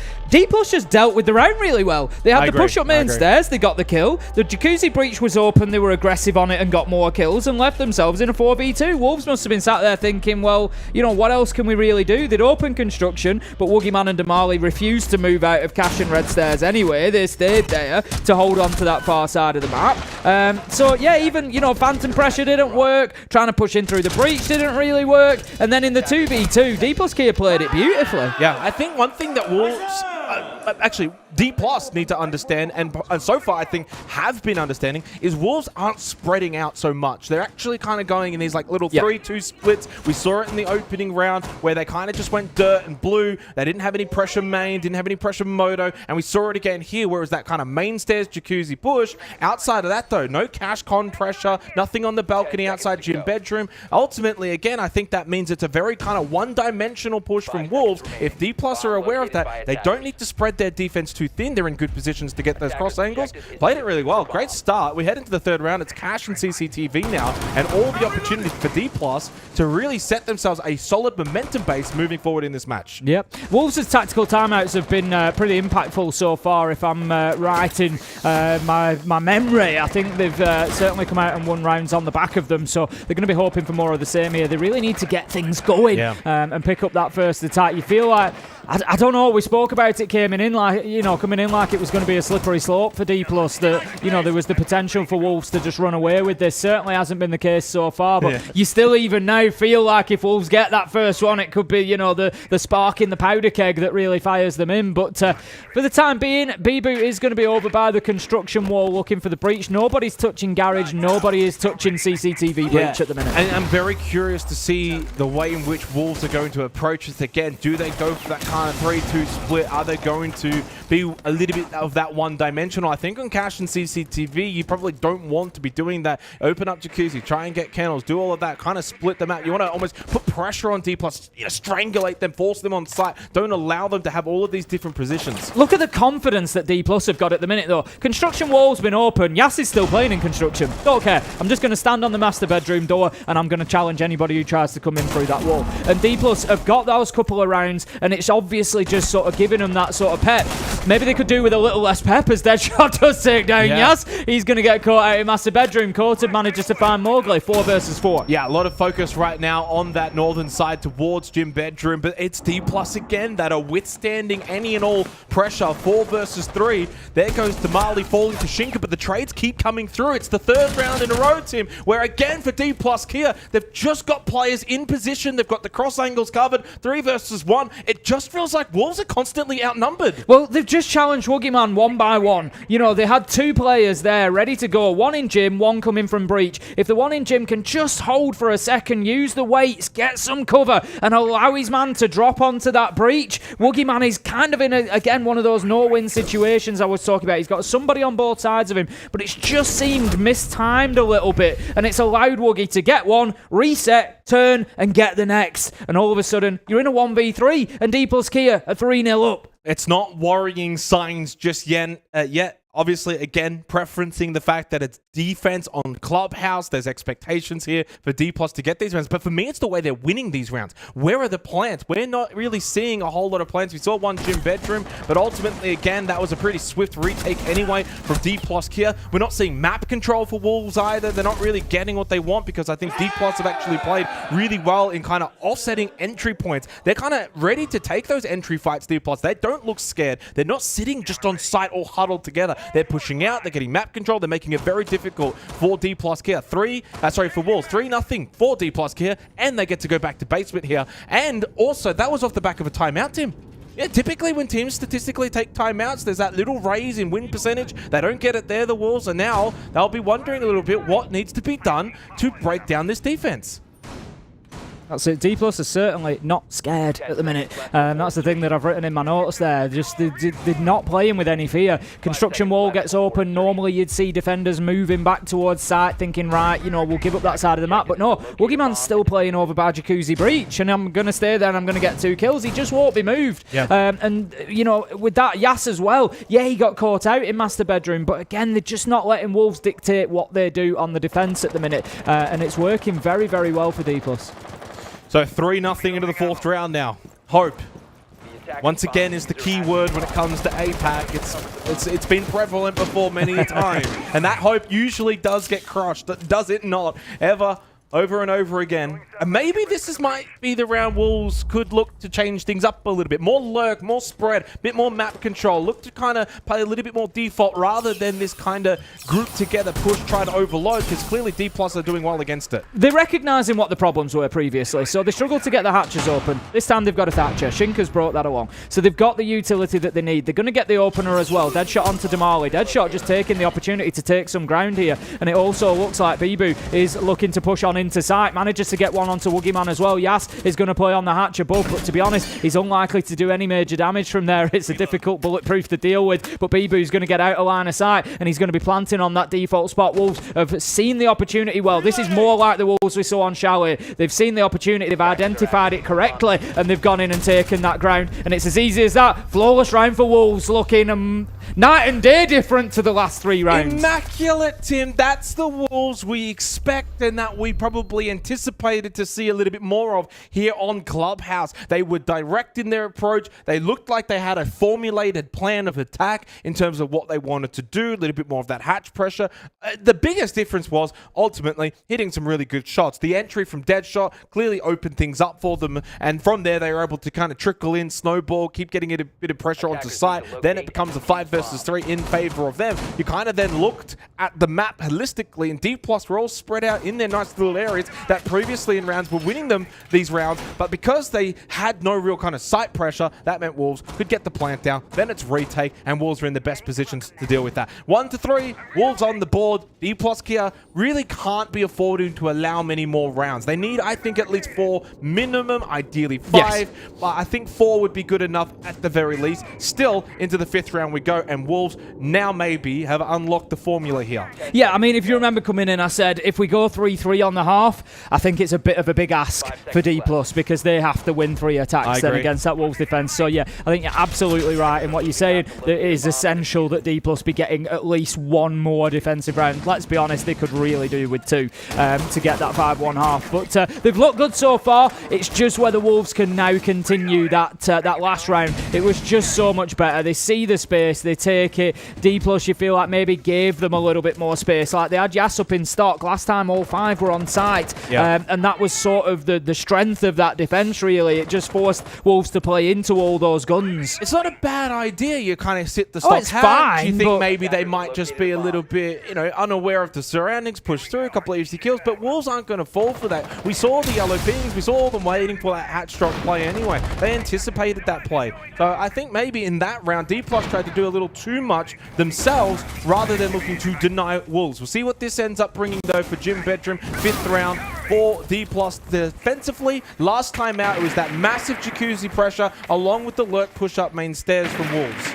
Yeah, this is good from Wolves. They've managed to do several things quite quickly. Like you say, they're not relying on that sort of backstab push. It looks like D+ are kind of ready for that as well. There is a player positioned on those main stairs. But the bathroom wall being open so early is a big one for Wolves. There's a keeper barricade just been played across it to show you the sort of importance of that angle that they've opened up. But it is just going to prevent D+ from being able to play aggressively, and their soldiers in a little bit of a perilous spot as well. If Wolves can get themselves into a position to clear Jim, there's a plant on here potentially. They do need to consider the downstairs though. Yas is underneath. Bibu's still on that rappel outside main breach of Kennels as well, watching that Woogieman Damali with top red control, still the deployable shield, all of that being largely ignored. Yas coming out through from strip side as Coded gets the opening kill onto Mowgli. A lot of this pressure coming over towards Jacuzzi, and that is Kit down because of the Nitro Soul from Soldier onto Deadshot. Now it's a 5 versus 2. Kit outside Jacuzzi wall. That should be common knowledge as well because of Coded's position.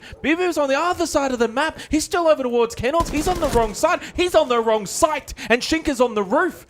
Wolves are not in a position to try and salvage this round with a 5 versus 2, and the 2 are nowhere near Kit, are nowhere near sight. This is going to be a very difficult ask for Wolves.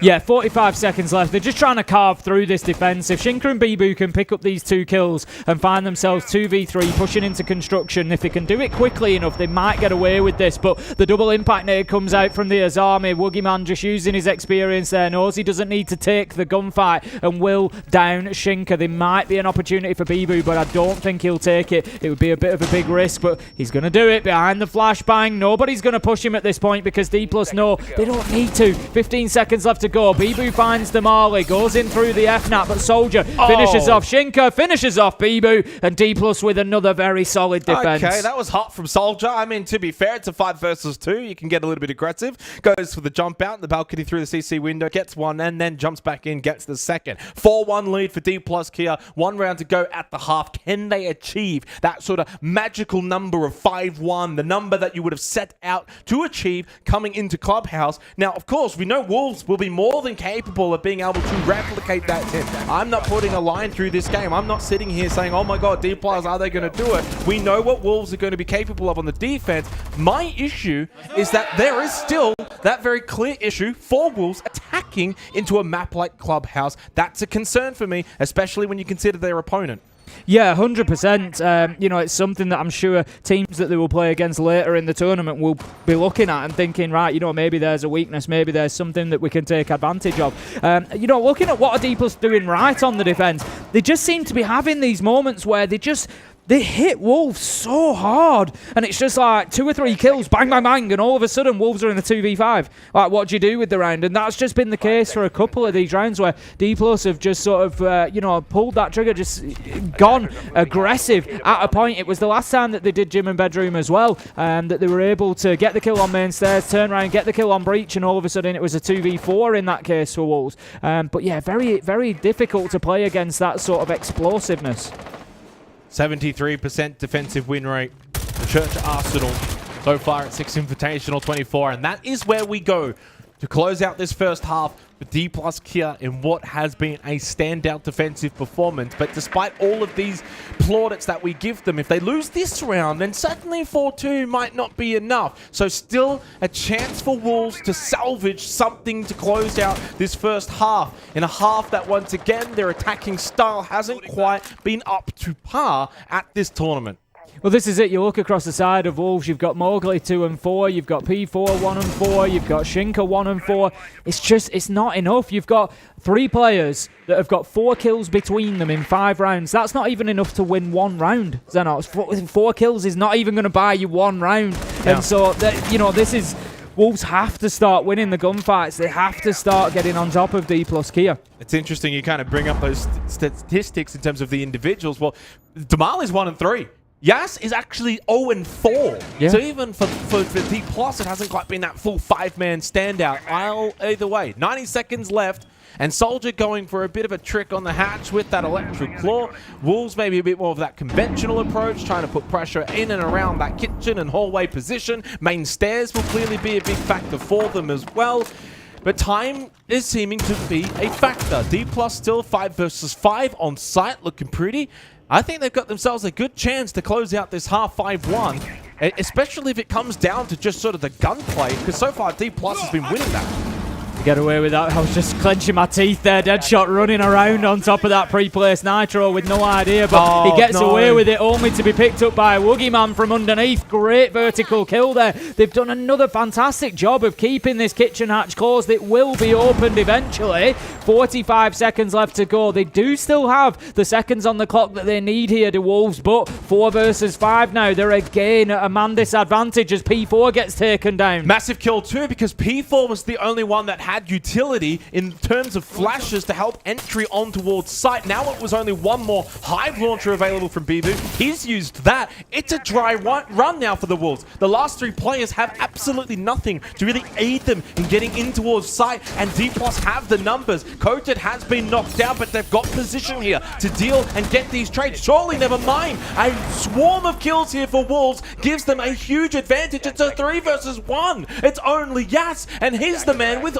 no kills. Shinka manages to get the diffuser down on the ground as well. Yas might not have any kills up to that point, but he manages to find Mowgli. 2 versus 1 effectively, though, as Coated is down. Yas has got so much work to do here. Shinka will finish him off. Always important because those down players kind of act like live cams, really. Still feeding information into their team. Yas takes the challenge onto Boxers, going to rotate through, showing the importance of rotates there to pick up Shinka from the alternate angle, but Wolves have played it smart. They've taken taken the vertical. Yas has only got about 5 seconds to do something about this. He's going to tickle the diffuser, but there's no way Bibu lets him stick it. Time has passed. That is the round done, and Wolves have won this one to take at least another attacking round and leave themselves 2-4. What a strange round, Tim. I've got absolutely no idea. Would love an instant replay to really see what has just transpired. It was a 5-on-3 that then turned into a 3-on-1. Talk about just making a last-ditched attempt, pushing through main, pushing through dirt. They all just kind of hit their ones on the entry. It wasn't really this overload of a singular position. It was like, we're just going to split up. We're going to all have our own entry, and good luck. And the luck was not really needed. They hit really good shots. They started to really open up the site, and Wolves get a critical second attacking round. The kill onto the Warden, particularly just playing inside of the dirt door, was a real key because you're playing in behind the shield. Obviously got the glasses, can't be flashed out. It's going to be very difficult. But yeah, managing to dislodge him allowed then Shinka to get in and put that diffuser down, and that was pretty much all they needed. D+ were in a little bit of disarray then once that diffuser was in position 2v2, but Courted was quickly downed, and it made life very difficult for them. But it was just a point that I called during there as well, and it's sort of, you know, obviously we always talk about all this high-level stuff, but I'm sure there's a lot of people that join us for the Invitational that, you know, maybe haven't played Siege for too long. Maybe it's the first time watching the Esports, and it just showed the importance of the rotates. They didn't end up winning, but Yas managed to get a really critical kill onto the player that was inside his site. It was Shinka that he was able to take down, so he challenges him from double door church. But if you sat there thinking, why do they open up these rotates? I'm reinforcing in ranked and I keep getting shouted at. It's because you give yourself so many more options. Without the rotation in the soft wall to get through into blue, Yas just has to keep pushing the same angle, and Shinka knows where he's coming from. But now Shinka has to watch 3 different points because of the 2 rotates and the door, and Yas takes full advantage of it. It was just a beautiful little example of that. But overall, a good round from Wolves. They, again, I think just created space, saw the opportunity, went in, and this time won their fights. I said it at the beginning of the round. They need to start winning those gunfights, putting some numbers on the board to win the rounds. They get themselves onto defense. Let's see if they're a little bit more comfortable. Yeah, they get themselves onto defense as well with 2 rounds to their name, which is a little bit more comfortable instead of just the one. It might be okay for Wolves. I think it's more than okay. I think D+ needed the 5-1 scoreline to really get themselves best chance. In saying that, there's enough rounds on the board here where maybe D+, I'm going to say the L word, could get a bit lucky, could get a couple of shots that opens up sight. That's all it can sometimes take, even at this level. If Wolves put a misstep wrong here or there, D+ can punish that. You got to make this 5-2. Suddenly, it's a whole different story then immediately. So this is now not a moment where Wolves can just switch off and go, oh, we're on defense now. Oh, okay, this will be all easy. They still need to be locked in and focused. They've got a couple of rounds that they really need to get back in terms of that scoreboard pressure. Wookieman's going to be going in and doing the work with the book, getting the verticals open. I mean, he's looking for anybody watching the freezer door. I always worry about opening that vertical straight inside freezer door, because inevitably, player after player is going to go in and out of that door, and I just think, have you given the enemy a line of sight to just pick you up? It's always worthwhile remembering that, of course, those angles do work both ways, and Mowgli has just shown exactly that. Thank you for the perfectly timed kill, Mowgli. 50 seconds remaining, so time a factor. Kitchen hatch actually still closed as well. So probably not, again, really showcasing really rapid attack from D+ here. It's something we saw back on Chalet, something we've seen from them so far at this tournament. And again, it means that for Wolves in a 5 versus 4 with 30 seconds left, it's going to be a pretty standard sort of hatch drop, maybe a bit of main stairs push as well. That's going to be really comfortable for Wolves to deal with that and thwart that on a Church Arsenal site here of Clubhouse. So far from D+ with 20 seconds, you can't just be droning. You've got to be finding good positions. They've really been stalled out here, and I don't see a world in which they're going to be able to be successful, barring some kind of defensive collapse from Wolf. They are really well positioned to deal with this attack from D+. Yeah, it's going to be one of those, you know, textbook last 10-second bloodbaths inside of Church and Arsenal. Soldier does manage to get into a planting position here. Mowgli doesn't see him because of the scope on his gun. Can't quite get there. He will be down 4 versus 3, but the problem for Wolves here is D+ Kia have the vertical. They've managed to absolutely steal this away from under them, and Woogieman, he's going to sit there on top. Someone from Wolves is going to have to go upstairs. They've got a couple of impacts as well. Nitrocell can certainly still win from this position. There is set Nitrocell, but never got to pull the trigger. Shinka got on the diffuser momentarily, but eventually loses his life. Now 2 versus 1, still 17 seconds. Time a factor, P4 right into the kitchen. Quad for Woogie Man, but then shot and shut down. Is there time for Deadshot? Yes, indeed there is. Rapid response from Wolves, and simply marvelous as they get the job done. It's 3-4.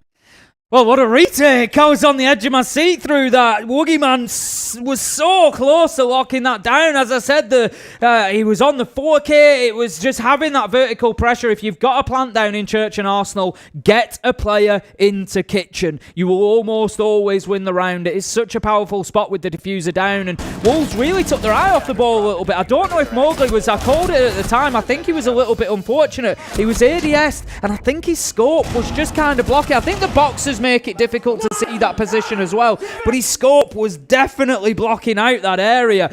You know, I know the players are sometimes on different resolutions and stuff, but even then his scope would have been, you know, I'm pretty confident in saying no matter which res he was on, his scope would have been in the way. So yeah, a real tough one for them, but you know, they've got to be careful they don't take their eye off the ball too much like that. I did love that though from D+ Kia, because they didn't go for the conventional kitchen hatch drop. They knew that would have been watching, so what was their win condition? Go for something a little bit cheeky and sneaky, down main, slip in and try and get that plant down, and it was done so successfully, and immediately you caught on, you're like, oh, D+ now have all of this vert pressure and nothing from Wolves because they're sitting back of sight. But Wolves also were clued onto that immediately. How quickly did we just see them go out of dirt, out of back of Arsenal, and started just pushing their way down, trying to do as much as they possibly could in terms of pressure, with impacts, with Nitrocells, then eventually running up main. They wasted no time, and time was the biggest factor in the end. We saw how close it was in terms of that counter diffuse. If you had just wasted 5 seconds, then D+ win that round and would be looking at a 5-2 scoreline. So a really impressive round, I think, from both teams. I think both had really good moments. Well, it's something that I mentioned on Chalet. Decisiveness is something that I've seen from Wolves and that I'm enjoying from them. And again there, you know, I called it with probably about 30 seconds left to go. I said they have to retake the top floor. There is no way they get away with this if Woogie Man stays in kitchen. And they went up, they doubled up, you know, all their eggs in one basket. They knew that the last two alive had to go up there and had to get that kill, and Deadshot comes away with it. So yeah, good retake from Wolves. I think D+ Kia probably a little bit unlucky as well. I think, you know, it's fair to say it was a good attack from them. They did what they needed to do, and they just got, you know, they lost it to one gunfight at the end, and Deadshot was low health as well coming away from it. It could have gone either way. Yeah, certainly could have. Woogie Man now 12-5 after that quad round from him. Really strong performance inside a kitchen to deny the retake from Wolves, but Wolves were successful in said retake as they looked to open up single wall in towards Con after Kennels got opened up as well. So at least getting to work decently timed with these main wall breaches as we go to Gym Bedroom for this 8th round. 90 seconds left as Yas using the Quan Hive launcher to get himself in towards CCTV and Cash. There's a bit more commitment to that Cash clearance, I think, than Wolves really brought to the table. They kind of opened up construction wall and then left it a little bit and went to Jacuzzi, and they never really got themselves established in CCTV. It meant that they couldn't play the windows. They didn't really give themselves enough options, I didn't feel, when they were attacking onto Gym and Bedroom, whereas D+ are certainly trying to do that. Woogie Man in position to take down Mowgli. That's going to give a lot more access into construction. It also leaves Deadshot really out in the cold at this point in Cash. He is kind of stuck on an island here inside a Cash. One thing I'll mention, though, with under a minute left, that Jacuzzi wall's going to stay closed. Yep. So that kind of helps out Wolves defensively, knowing that at their back, they're not going to be as pressured. They've still got main stairs control as well. It does mean this is a little one-dimensional from D+. It's a straight Con push. They still haven't dealt with Deadshot either towards Con and Cash, and Deadshot then makes them pay with the double kill, something that they couldn't quite deal with. He's the ticket man. They didn't have the ticket. They couldn't get past him. Yeah, Deadshot's coming up big for Wolves today when they need him again. We saw it on day one, and he's having another good day at the office. We've got two pushing in from construction, trying to get into logistics, but Shinka is well aware he's there and ready for the fight. 15 seconds, they're just going to have to go. He finds one. Does he find two? No, he doesn't need to, because Bibu is there supporting. Again, something Wolves have done well over the last couple of days is backing each other up, is having that trust in each other. Shinka's got Bibu over his shoulder, and they mop it up together. Yeah, a little bit more critical maybe of that round in terms of D plus Kia, completely just foregoing Jacuzzi, no real main stairs pressure, no lurk down below either, pushing through and then going for maybe a bit of a pinch on site. Instead, it was very one-dimensional. Cash, Con, it couldn't even really deal with the player inside of Cash either, and Deadshot, who really did his job to perfection. If Deadshot doesn't get any kills there, then suddenly we're looking at a much different scenario where it's likely 4 versus 3 in favor of D plus Kia that didn't have Con in towards bedroom and or logistics. That would then open things up. They could play the balcony. They could really kind of spread out towards the end. Instead, they lose numbers. They've only got 2 left. At that point, they just feel like, okay, let's just double stack push logistics. And who's there? Man with a shotgun, up close. Round is over. 4-4 scoreline. Wolves getting it done so far defensively in Clubhouse. No surprise here. And it goes back for D plus Kia. You're not going to get many opportunities. You got to take them when they're there. CCTV will be our next site then, and as you say, you sort of feel like the tide's turning a little bit now, the fact that the score's been levelled up. We've interestingly got Shinka on the Tachanka now then. The reason that we see Tachanka played on this site sometimes, and I imagine this is how Shinka's going to play it, is as an alternative to the smoke. So if Shinka plays in and around Cash or top red stairs, his fire canisters can be bounced off the wall just inside of the bomb chassis and can drop down onto that default plant spot. Exactly there. Thank you to our wonderful observer. So you can bounce them off the reinforced wall, and they're just going to drop exactly into that plant spot. So you've got 15 of those canisters, no, 20, sorry, of the Shumika canisters that can be used by Shinka, and that is going to give, you know, a lot of time that can be denied. But it does rely a little bit on D plus Kia actually pushing in through Garage. We haven't seen a single attack yet that has opened breach and gone into Garage when pushing this side. That's true, that's true. P4 sitting up there on the Azami, that's a very difficult threat to deal with in terms of that Rafters position inside of Garage. So, you know, clearly maybe something that D plus might feel like, hey, let's just circumnavigate that. Let's go open up Jacuzzi, up main stairs, push through from the Con side, put a bit of pressure on Kennels, then maybe balcony outside CC window, and look to ignore Garage as much as possible. Time, though, again, biggest factor when it comes to these attacks for D plus Kia. We saw it once again be quite slow in that last round. Minute and a half was when they really started to get those main breaches opened up. Well, again, it's a minute and a half. Where's their map control? I'm looking at them outside of the map. They haven't really got a whole lot of pressure. They haven't dealt with Deadshot towards logistics. They haven't dealt with Mowgli towards bedroom, and they obviously haven't got much towards site either. Finally, just now, minute 25, and Kennels has only just been opened up for CCTV. And at the minute, what good does that do them? They don't have rafters. P4's still out there in Garage playing, so they can't push in through the breach for a plant because P4 will cut them down, so they have to deal with that if they want to use this side of side. All they've really done is prevent Wolves from rotating in and through CCTV at the minute. They are going to start working on Garage by the looks of things. They have opened up at least part of the wall, and they're looking to try just a meter behind where he needed to be there, Woogie Man. But yeah, until they've dealt with Garage, it doesn't really open up an opportunity for them to plant. And time you know is a what? factor. Time is ticking now. Yeah, it's 45 seconds. They haven't dealt with Rafters. Double push on the gem bedroom side as well from Wolves, so they're not going to get back pushed. They've still got top red. There's a bit of a stack over towards main breach. This is probably one of the poorer rounds attacking-wise from D plus Kia, and you can clearly see it. Wolves have not really had much pressure either. Only just now, Yas on the Capital, getting out these incendiaries to try and clear out P4 from Rafters. And what does P4 do? He pushes to the stairs. He gets the kill onto Yas. It's a slaughter. I don't even know if we're allowed to show this on the stream. Wolves have just dismantled D plus Kia's very impotent attack. This has been one of the really horror rounds attacking-wise from D plus Kia. Wolves under no threat at all. They deal with it comfortably, and they take the lead here now on Clubhouse. Yeah, left with 5 seconds to go, and Soldier on Repel with no opportunity to get in. It just felt like, I'm not sure D plus Kia really knew what the plan was there. They sort of went an open construction wall.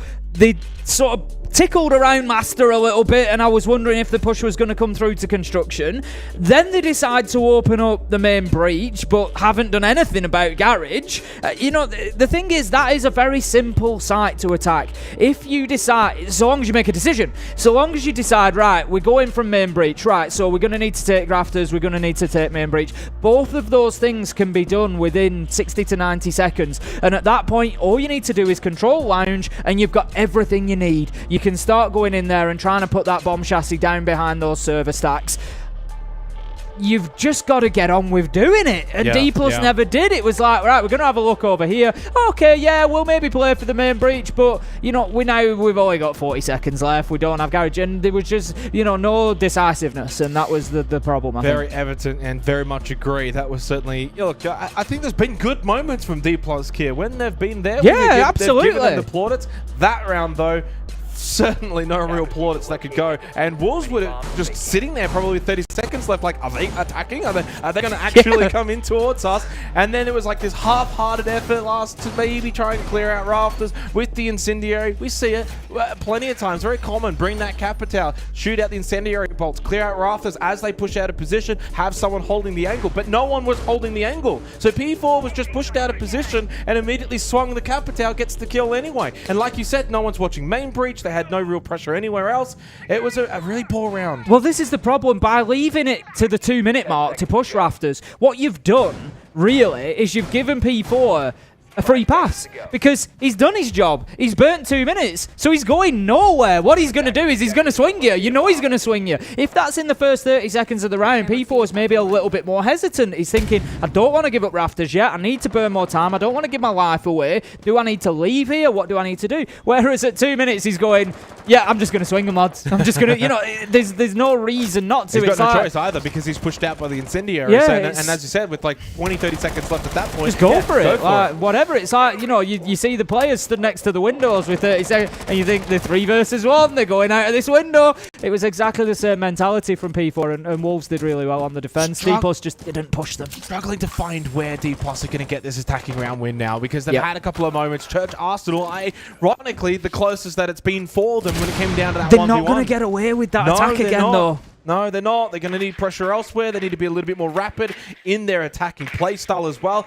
I'm trying to really think. Maybe next time I kind of look D+ here throughout a series, really trying to see where are they wasting a lot of that time. Is it over-droning? Is it just not getting through these checklists in a hurried manner? Are they just a little bit slow in doing a little bit of everything and that just all bundles together? Really difficult to kind of pinpoint, especially when there's not exactly an extensive roam here from Wolves. So it's not like they're being pressured by the defense. They've got the map. They can get in. They can start working on this checklist of hatches and getting drones in good positions and trying to put pressure on those sitting on site. But we're looking at 90 seconds left. I'm looking at all 3 hatches still closed.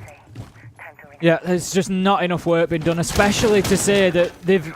It's kind of like Chalet again. You know, they've been given the map, essentially. Wolves have... They have a Thatcher as well. Yeah, you know, they've got everything that they need. Wolves are happy to play on site. They need to just be getting in there a little bit more confident, a little bit more quickly, because time has been the factor. We've said it over and over and over again for D+ Kia.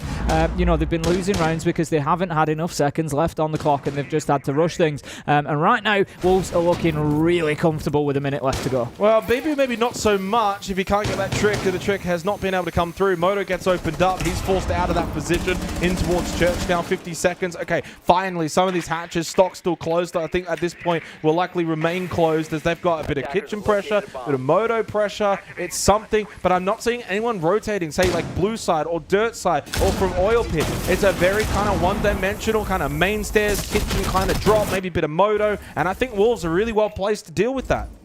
It certainly looks that way. Soldier's going to be taking the line of sight in there through the church wall. I don't know if that second Selma charge detonating might just expose Bibu a little bit. No, he's just managing to keep himself out of reach. Soldier continually trying. He's got Bibu absolutely pinned here. Coated looks like he's coming for the support, but the smoke canister's going to force him back. 30 seconds, and look at Bibu. He manages to get out, but Soldier will cut him down. 5 versus 3, 4 versus 3 as it's a bloodbath here in the final 4 seconds. There's an opportunity for Damali to get this diffuser down, but Wolves, they are cutting back across. 3 versus 2 effectively with 1 man down. Yeah, indeed. Now 2 versus 2 though, because there was that down player encoded, finished off by Mowgli, got the plant down behind bar inside a church. It's a double stack for D+ Kia. Mowgli to maybe just mow them down, and Dimali gave his life away, made his presence known. Down to Woogie Man, Skeleton Key. It's not going to be good enough, and it's Wolves that are going to get 2 match points here off the back of that second retake now on Church Arsenal. They've done it twice now, where it was that last second rush from D+ to get the plant down. Those are good signs, but ultimately the even better signs is Wolves have been able to overcome both times and get the retake.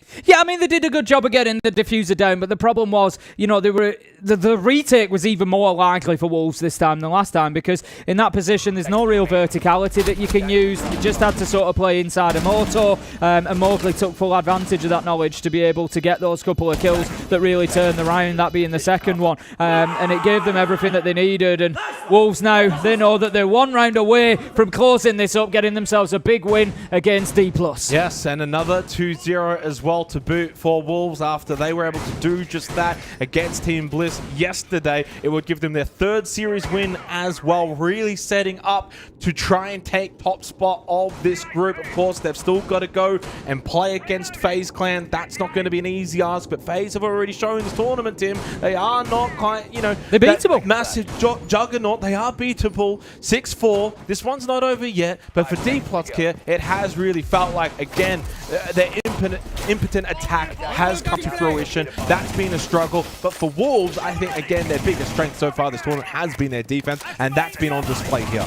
Yeah, absolutely. You said it earlier, you look at it and you think there is still problems there on the attack, there is work that needs to be done, but they've got time to do that. And the fact that they're winning despite that tells you something else as well. If they can get that sorted and start getting those few extra attacking rounds, all teams are struggling a little bit on attack, but if Wolves can just get those few more, it could be a real difference maker in terms of how far into the tournament they go and how realistic they are as contenders. But right now, I feel like they are pretty sharp, and they're looking like certainly, one of the top 4 or 5 teams that we've had so far. Yeah, and without being too negative in terms of an individual target, Damali, of course, was a big pickup from La Vega. I think a lot of people maybe overhyped the pickup. You got to think about Damali on his roster of La Vega. They couldn't even qual in terms of LCQs. They really bombed out in Stage 2, which was really disappointing. Of course, a really solid player that had shown things back in Copenhagen on La Vega, but alas, has struggled so far this 6 Invitational. That step up in quality, maybe just something he hasn't quite been used to. Woogieman's been great. Obviously, Soldier as well, formerly from Talon,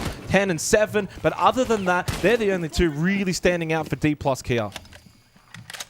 Soldier does manage to get established quite quickly inside of Red Stairs, and CCTV going to open up the cash wall, make it difficult for Deadshot to stay inside of there. We've seen this Deadshot Mowgli combo a couple of times on Clubhouse where they'll try to cover each other off and help them stay in position, but Woogieman says, I'm not going to play into your little trap, I'm going to work from underneath, and the book will clear it out. You're really nicely done from Woogieman, continuing a solid individual effort from him, 17 and 8. And Mowgli also now mowed down by Yas, and D+ Kia have got themselves into a winning position. It's all about the capitalization of said position. In a 5 versus 3, 60 seconds left, which is actually a lot of time for D+ Kia. This could be the start of the fight back for D+. Bibu's just roaming around underneath in bar at the minute, but doesn't have Nitro in hand. But I think he's just trying to stop that vertical pressure from Woogieman, just give them something to think about. But Woogieman is just trying to hold that angle now, and it's going to be very difficult potentially for Bibu to return to site without winning a gunfight first. 40 seconds remaining, and a massive moment and a massive round for D+ Kia to try and keep them alive inside of this series. Flash out from Woogieman from Kitchen up above. In terms of gym bedroom, Bibu is there. You got Shinka. Actually, I think Bibu might still be below. Can't quite see the outline. Either way, Woogieman does lose his life. Indeed, he was below for Bibu, who can now make his way up main stairs. Really good defensive pressure here for Wolves. 15 seconds. Time the big factor. Code going for the plant right inside of bedroom. He is being watched. Plenty of players on the balcony, but the Nitro Cell from Shinka hits the mark. Beautifully placed. 4 seconds left. Damali just has to push straight onto it. He gets denied as well from Bibu. Wolves say goodnight to D+ Kia. What a finish from Wolves there. 3 versus 5 in that round. A well-placed Nitro from Shinka, just turning their fortunes on its head. And then Bibu using every ounce of their experience to look at the clock. 4 seconds left. We just need to stop this diffuser going down. Runs up to the bomb chassis, takes the risk, gets the kill. Well finished from Wolves, and what a defensive half. We kind of expected it from them on Clubhouse, and they delivered. 6 rounds in a row won by Wolves to close out Clubhouse after a 4-1 start from D+ Kia. That was it. No more. Wolves then absolutely shut up shop defensively, and they locked out D+Kia from getting anything, despite good moments, despite rounds in which D+Kia, they got plans, they were very close in that last round. This was not a conventional, smashing, if you will, Tim. I think there were good signs for D+Kia, yeah, but good signs alone doesn't get you wins. Yeah, they certainly had their moments. As you picked Woogieman out along the way. He had a great individual performance there.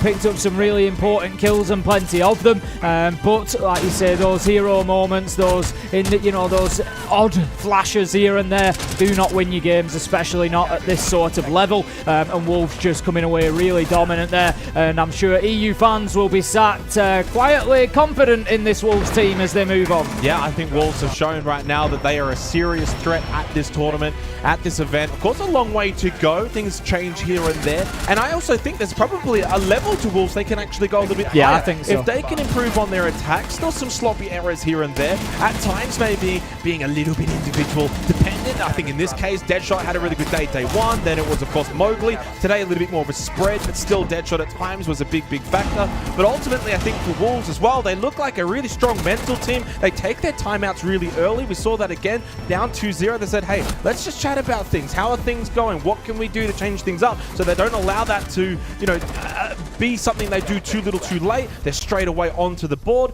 I'm really impressed by Wolves, really impressed. Yeah, I think you're absolutely right. They've certainly not reached the ceiling yet, and I'm sure there's going to be more to come from them, and they are a tantalising prospect at the minute. They certainly are tantalising indeed. I think Wolves right now, very much top of the group. Obviously still a big opponent in phase later on to play. That'll be a very interesting game. Of course, 7-2, 7-4 in terms of D+Kia, and it further confides them probably to a match against Team Bliss later on in the tournament. Bliss playing actually later today against SSG. Yep. What a game that's going to be as well. But for D+Kia, it's looking more and more likely they're going to have to circle in that game against Team Bliss if they want to avoid getting grouped. Yeah, I agree. I think that's going to be the decisive factor. Like I said, I'd be very surprised to see Bliss, no disrespect to them, but to get anything against SSG because they looked really good on day 2. I know they had a slow start against Wolves, but SSG looked terrifying. We've got our map stats up there. We can see Deadshot top of the pops, 12-8, with 3-2 on entry as well. A good game from him once again. And Bibu getting involved in the action as well. A little bit quiet over the first day or so, but Bibu showing how he can lead the team. Very significant performance from Woogieman, 17-9. Thought Soldier was also a really good performer. What's interesting thing for me, 3-0, 2-0 in terms of first kill. And if you actually go to the statistics in terms of first entry points for D+Kia, they're over 50%. There's a lot of teams that are kind of below that 50% threshold. They're just too slow in those first entry kills, and that's the issue. I would just love to see them pick up that pace just a little bit more. They're clearly okay, actually, when they do get into those positions. You can see the statistics, but just too slow. That leaves them with little time to convert a round win off of those kills. They're just not giving themselves the opportunity. Like you say, you get to the end of a lot of rounds and think, oh, if they had another 20 seconds, they probably win that. They could do things slightly differently. And you can get that extra 20 seconds. It just means you've got to do things a little bit quicker at the beginning. You can't have it at the end. D+, there's definitely room for improvement there. I think that Bliss game is going to be a good one. Let's go to the standings and see where things are at right now. Of course, D+ grayed out, but that might not be permanently. Still lots to be changed throughout the week. But for Wolves, 11 points, looking very pretty on top of the Group B. Yeah, it's they're through, aren't they? It's done now. I'd say mathematically, there's only one team goes out of these. Wolves are done. They're going to be moving on, which means again they can maybe just play with a little bit of freedom. It's now all down to seeding for Wolves. It's which position are they going to go through in? And I tell you what, they're looking awfully close. Depending on how games go, they're not a million miles away from securing at least a top 2 spot. With the way things have gone so far, winning 3 out of 4. Definitely agree with that. Of course, Space Station Team Bliss to play later today. I'm not quite sure. I don't have the schedule in front of me in terms of phase claim. But nevertheless, though, of course, for Wolves now up to 11 points. The next best 5. And, well, there is the schedule, in fact. And, of course, that for Stream B, which is what we are on, it is indeed going to be Team Bliss and Space Station coming up after the break that we will eventually have. And it's a fascinating one. Obviously, I don't think many are going to give Team Bliss a chance. But they were very competitive against, obviously, a Wolves team that's doing quite well. 7-5 loss, 8-6 loss on those respective maps. But I will say, even despite the Oceanic bias, Space Station heavy favorites, and I very much see them probably taking that 2-0. The question for me will be the competitiveness of that 2-0. Yeah, exactly that. I mean, SSG, like I say, against Wolves, a little bit slow, a little bit shaky. Against FaZe, looked much better. Like, it looked very good, to be fair. Looked terrifyingly good. So I think, yeah, we need to see that SSG. So really, they're going to be looking for, you know, absolute dominance against Bliss. Quick game, get it done, and send a message, I think. Usually, below, this little graphic here would say Desertu. It would. Thank you so much. No, it's been Obviously, a pleasure. Absolute pleasure. Had so much fun. We're going to go to a break, of course, when we come back for Stream B. It's Team Bliss. It's SSG. Sending out RCE.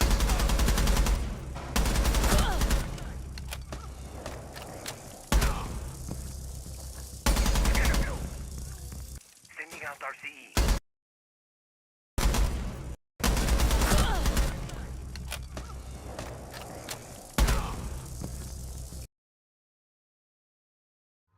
Some things that are missing still on the side of Fearx, but of course Wizard was able to capitalize perfectly off of that. Absolutely. They just had no information on Wizard, and we saw Arakaze kind of make the leap over the balcony to try and come to his teammates' assistance. But unfortunately, like you said, he got up out of his own safe position to plant and just kind of gave the 1v1 to Wizard. And a player like that, everybody on NIP was shooting today, so obviously they capitalized on that mistake. Yeah, so we've seen NIP show glimpses of what we expect to see from them. We heard it as well from their coach. They are looking to make back that run in terms of some of the losses that they already suffered against G2 and Dark Zero.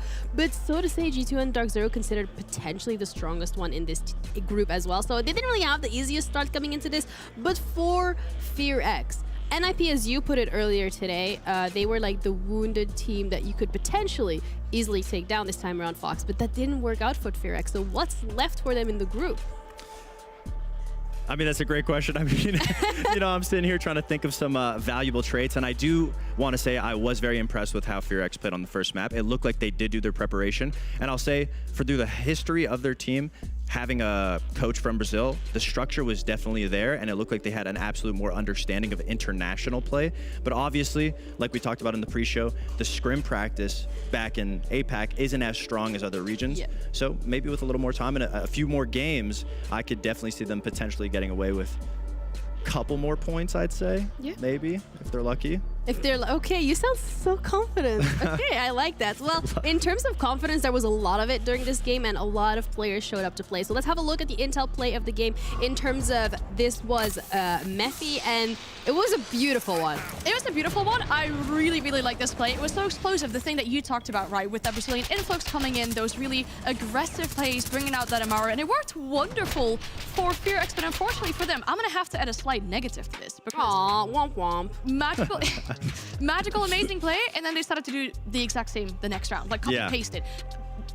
NIP is probably going to expect that to happen. No, you're right. There wasn't really much transition in the way that they played. It looked like they came with their ideas set on how they wanted to do it. Yeah. But when it came to the adaptation aspect, I don't think they were there yet. But it is absolutely phenomenal to see plays like that thrive and work out. But obviously, you can't do the same thing twice against a team that's been around the block. They've been playing in these major tournaments for a while. So, you know. I know indeed. I mean, that was the first game of today here on the A stream, but the B stream has action going on as well. So if you need a little reminder, Wolves Esports just took down D+ Kia in a clean 2-0. Congrats to them because they've been doing really well in their group individually. We're then looking at Group A, which is going to be the next matchup here. G2 Esports up against GK Esports.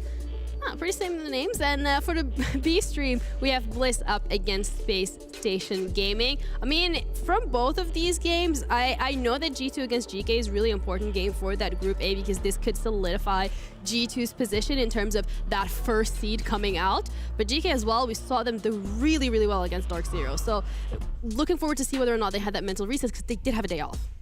Absolutely. I mean, it's going to be a good matchup when it comes to. I really wanted to highlight, too, on the next matchup that's coming up on the B stream, the Bliss SSG. I think that's probably going to be a very close game to decide. Wolves is slowly climbing forward in the pack, and I think this will be a good, even playing ground to see how Bliss matches up to SSG, especially with how Bliss was showing yesterday. And with how good SSG have been showing themselves, right? I mean, can they keep up that consistent performance? Absolutely. And whether Bliss indeed, because they brought it pretty close, you could say, to Wolves. Of course, with the structure of that group as well, they have their match against D+, who's currently at the bottom of the group at the very final play day. So if they want to make sure they give themselves a bit of a safety net to not have it depend on that final day, they might try and get a few points against SSG. Realistically, when we're looking at Bliss and SSG, do you guys feel comfortable throwing in predictions of how you think or expect it to be going? It's going to be a very tight matchup just because of how both teams have been shaping up. Both teams looked good against Wolves. Wolves just looked a little more structured. Okay. So them playing against each other will honestly be very unpredictable. I'd imagine there'd be a lot of aggression from both teams.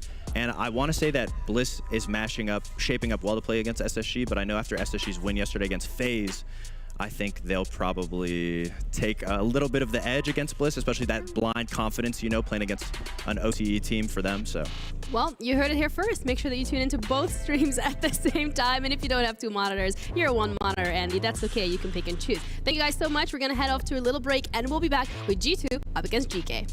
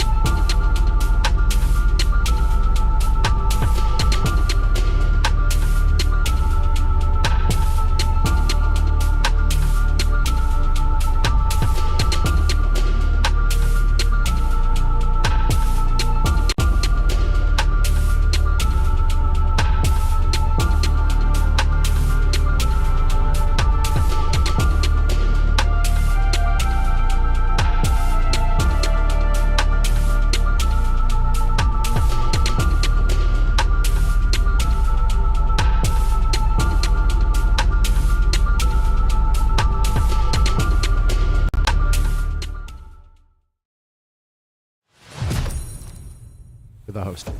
Well, I got enlisted to do something, guys, I'm not very proud of. I have to cast with my father. That's him. me. Yeah. So My father. I'm Lynx, joined by Intero. No, should I call you Parker? Lynx's father. Can I get that updated, please, for me? It should say Lynx's dad. It should. Well, it should be his Twitter actually. It should say Intero, then @Lynx's father. Correct. Yeah, that should say. But if they could add tired to it yesterday when MES, I wasn't. I said tired. They added the parenthetical after it, right? Father and son. Thank you. Appreciate that. I'm very excited for this game today, Parker. Do you want to know why? Why? Because I said it like 8 billion times in Atlanta, but Bliss and SSG played. It was a very big match because Bliss actually had a good shot at winning it, and then they ended up losing in overtime, getting knocked out of the event, and it didn't really go off from that. Okay. But this is a rematch. It is. Of that match. Of your boy Ashen. Of my boy Ashen, but also my boy's Bliss, because while I'm not from Australia, I feel a kinship to these underdogs. Why is that? Let's dissect this. Why do you feel a kinship to an Australian team? Because they could have beat Wolves and unfortunately choked a little bit, but they could have beat SSG and unfortunately choked a little bit. But in a time when we were really struggling to find champions from regions like Southeast Asia or Oceania, Bliss and other teams, of course, like Fury and Bleed, really proved that they could maybe not make it to Phase 2, but bring in a performance that we didn't quite expect and was honestly pretty good. And look, they're not in last. That's true. If you watch the matchup just a little bit earlier, Wolves, I believe the official Twitter account said, Wolves run Group B. I mean, at this current point, I guess. I mean, look at the round differential, look at the numbers right now. The numbers are numbering. Wolves do look like the best team, but obviously they played one game over these other squads. FaZe Clan is not in action today. They're actually at the buffet. They are. For lunch. They were. They were eating up, just as Space Station or Bliss will be eating it up. Here are the maps. Oregon, Border, and Clubhouse. Now, Clubhouse has been the most picked map so far. And a fun stat that I don't know if the other people have been talking about on the broadcasts. We are in a very defender-sided state of this game. Defense wins about 70% of all rounds at the moment, and Clubhouse is leading the way. 68% of all rounds played on Clubhouse as of the end of yesterday broke in favor of the defenders, and that's with Tubarão not even being used in all of those matches, which is insane to me. I do think if that's not even... That's a relief. And even if you're not including, if Tubarão isn't used in all those matchups, this is one of Tubarão's best maps. You have two extremely important external walls, Jacuzzi and Platwall, that if you're attacking that top floor are often both focal points for the attack strategy, whether in the early round or the late round. But that's map 3. We might not even need it. We might not even need it, because especially 2-0 them. Well, with SSG beating FaZe Clan yesterday 2-0, I was going into this game before the tournament started like, wow, this could not only decide Bliss being above maybe a team like D+ Kia or SSG, depending on how they performed, but they could redeem themselves from their narrow loss at Atlanta. And then SSG beat FaZe Clan yesterday, and now I am very, very high on SSG, and not less high on Bliss, but man, with that win yesterday, SSG are looking quite good going into this matchup. Honestly, all of North America is doing quite well. I want to take a second just to note what's going on in the bottom right-hand corner of your screen in the chat. It says, your stash is gone, old man. Wedables and Forest have a bet that whoever loses shaves off the duster. Duster, of course, is slang for mustache. I actually didn't know that. I did not know that. Well, now you do. There was also another reference the other day that you didn't know, and I'm not going to say that on a broadcast. Okay. If you guys also don't know, I have lost a bet with Forest about SSG, because at Atlanta, I bet they wouldn't make main stage, and then they did. And then what happened? I had to buzz my head. But it actually revealed that I kind of liked the shorter, more even look. Nope. And so I've stuck with it. Nope. Okay. It's not good. All right, sounds good. You shouldn't. As somebody who shaved his head, let me tell you. Well, actually, technically, Sam helped shave my head that year. It's a terrible look for me. Almost perfect Skinnergy. Attackers need to locate. Odo was the only one that missed it.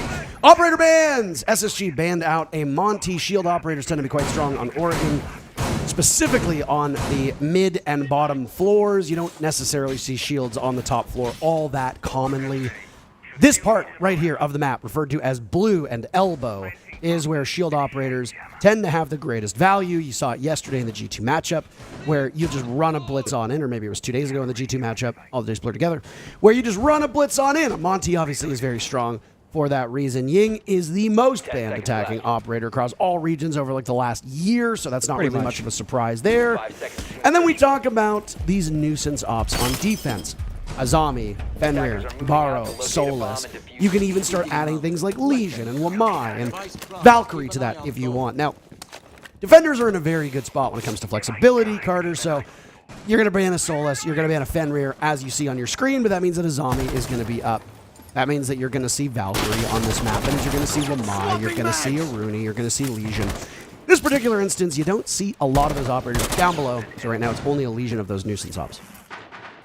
Instead, you have Sejion and Brendo chilling out on the second floor alongside Fisher Guy in between inside of Showers. If you're going to see a roam setup, those three are pretty standard, but Oda all the way on that top floor. So an extremely, extremely extended roam setup for Bliss at the start. Now, of course, this is a little risky because if you have an attacking team that tends to go quickly as SSG, if they're known for anything, speed and excitement is often the name of the game. We'll start with the opening pick, but still, the consolidated setup works for Bliss. They traded out very quickly, and maybe not as much of a nuisance off as the defense, but Grim has certainly become a lot more powerful recently, and him falling is great, but SSG, by almost the midpoint of the round, come away with the man advantage, and Bliss are forced to rotate back. I mean, clearing out the roam here at a minute and a half, just a little bit over a minute and a half, and more importantly, clearing out the roam without allowing them to retreat back to the site is excellent, but this is something a bit unorthodox. Fisho Guy taking aggression to the max on those freezer stairs. I think it confronts Fultz in a way that he wasn't expecting.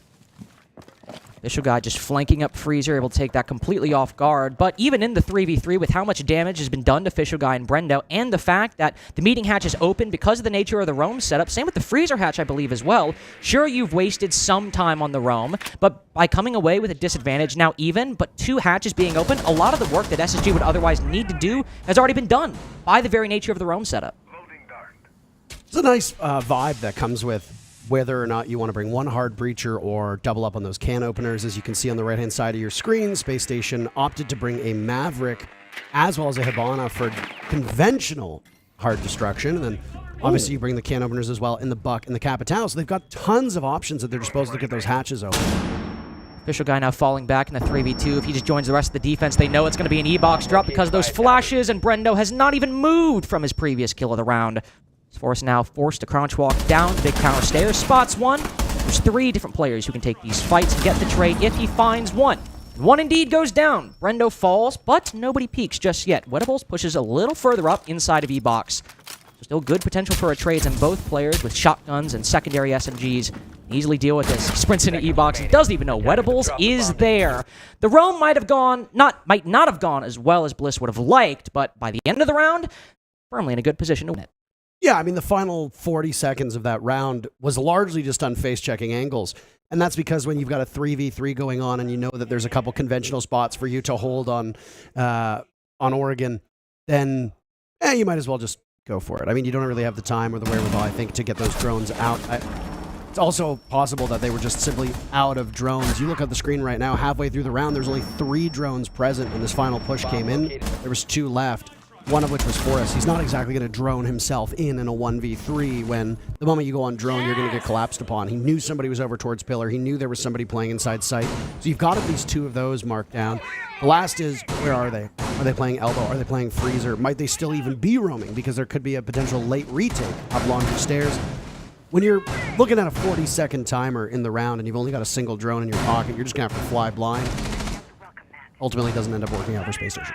And if low drone economy is going to be an issue, it'll really be an issue against Bliss. Even though they lost the game yesterday 2-0 at the fairly close margins on both maps, one of the biggest strengths Bliss had against Wolves was very solid trades, not even necessarily in the early round, because they were consistently getting the opening pick, but in the late round, when Wolves were going into an execute, even if Bliss had a even man count, a 3v3, they were able to hold positions and play off their team's contact and work the man advantage down in their favor while also combining it with plays similar to what Official Guy did in the last round, making an individual play to crouch walk up the stairs on defense or find a gap on the attack to get that advantage back, then join the rest of the team and play those trades. So if they're able to shoot a lot of drones from SSG, even without a Solus on the board, maybe get an advantage and then fall back and play close together. They were able to do it quite well yesterday against a hugely impactful Mowgli performance, one of the biggest players in this tournament who can take over a game, and if the trades were still intact then, SSG will need to work quite hard to beat that. Yeah, I like a team like Bliss coming out of the gates swinging, even though outside of what they did on Freezer Stairs, I didn't really see anything from them that was really that unorthodox or out of the norm for a default Oregon basement poll.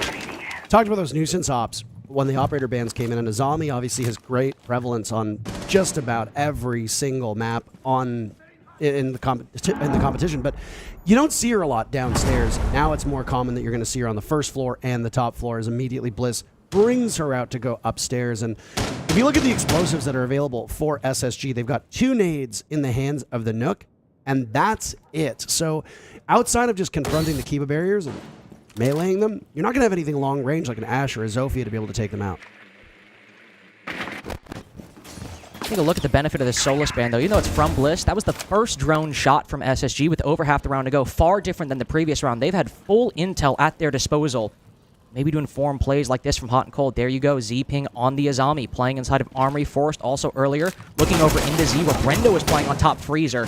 He rips away the floorboards beneath Sejion. He's aware that somebody might push up Armory, but peeks the angle, un-ADS'd, and Brendo with that flank times it perfectly once SSG commit to the push up main stairs to get 2 kills and give Bliss that advantage. But J9O, watching down below, is able to bring it back to a 3v3. Edibles getting very aggressive upstairs in dorms. This is where we need to see a gunfight go Bliss's way if they want to win, and the exact opposite happens. Players caught rotating, running around inside of the site. Official Guy with that shotgun, just like last round. 3 kills so far with a shotgun. Now he's got to find the rest in order to clutch this one out. J9O down below and Ashen outside of the dorm's window. This is actually quite a winnable round for Official Guy, with J9O still finding intel down below. He has a 1v1 with Ashen on that window. J9O is going to need to cover dorms and use these Grims to allow Ashen to push on in. Will Official Guy take the fight? He's got the intel, downs him. Now with Ashen vaulting on in, the flashbang goes off. Official Guy dodges it with the shotgun 1v2. 2 rounds in a row for Bliss. And an excellent momentum booster thanks to Official Guy. And if that wasn't the ending of the round, I was going to lead off with the point about how SSG pushed to get those 3 mid-round kills basically all at the same time. First, they start downstairs. J9O walks in.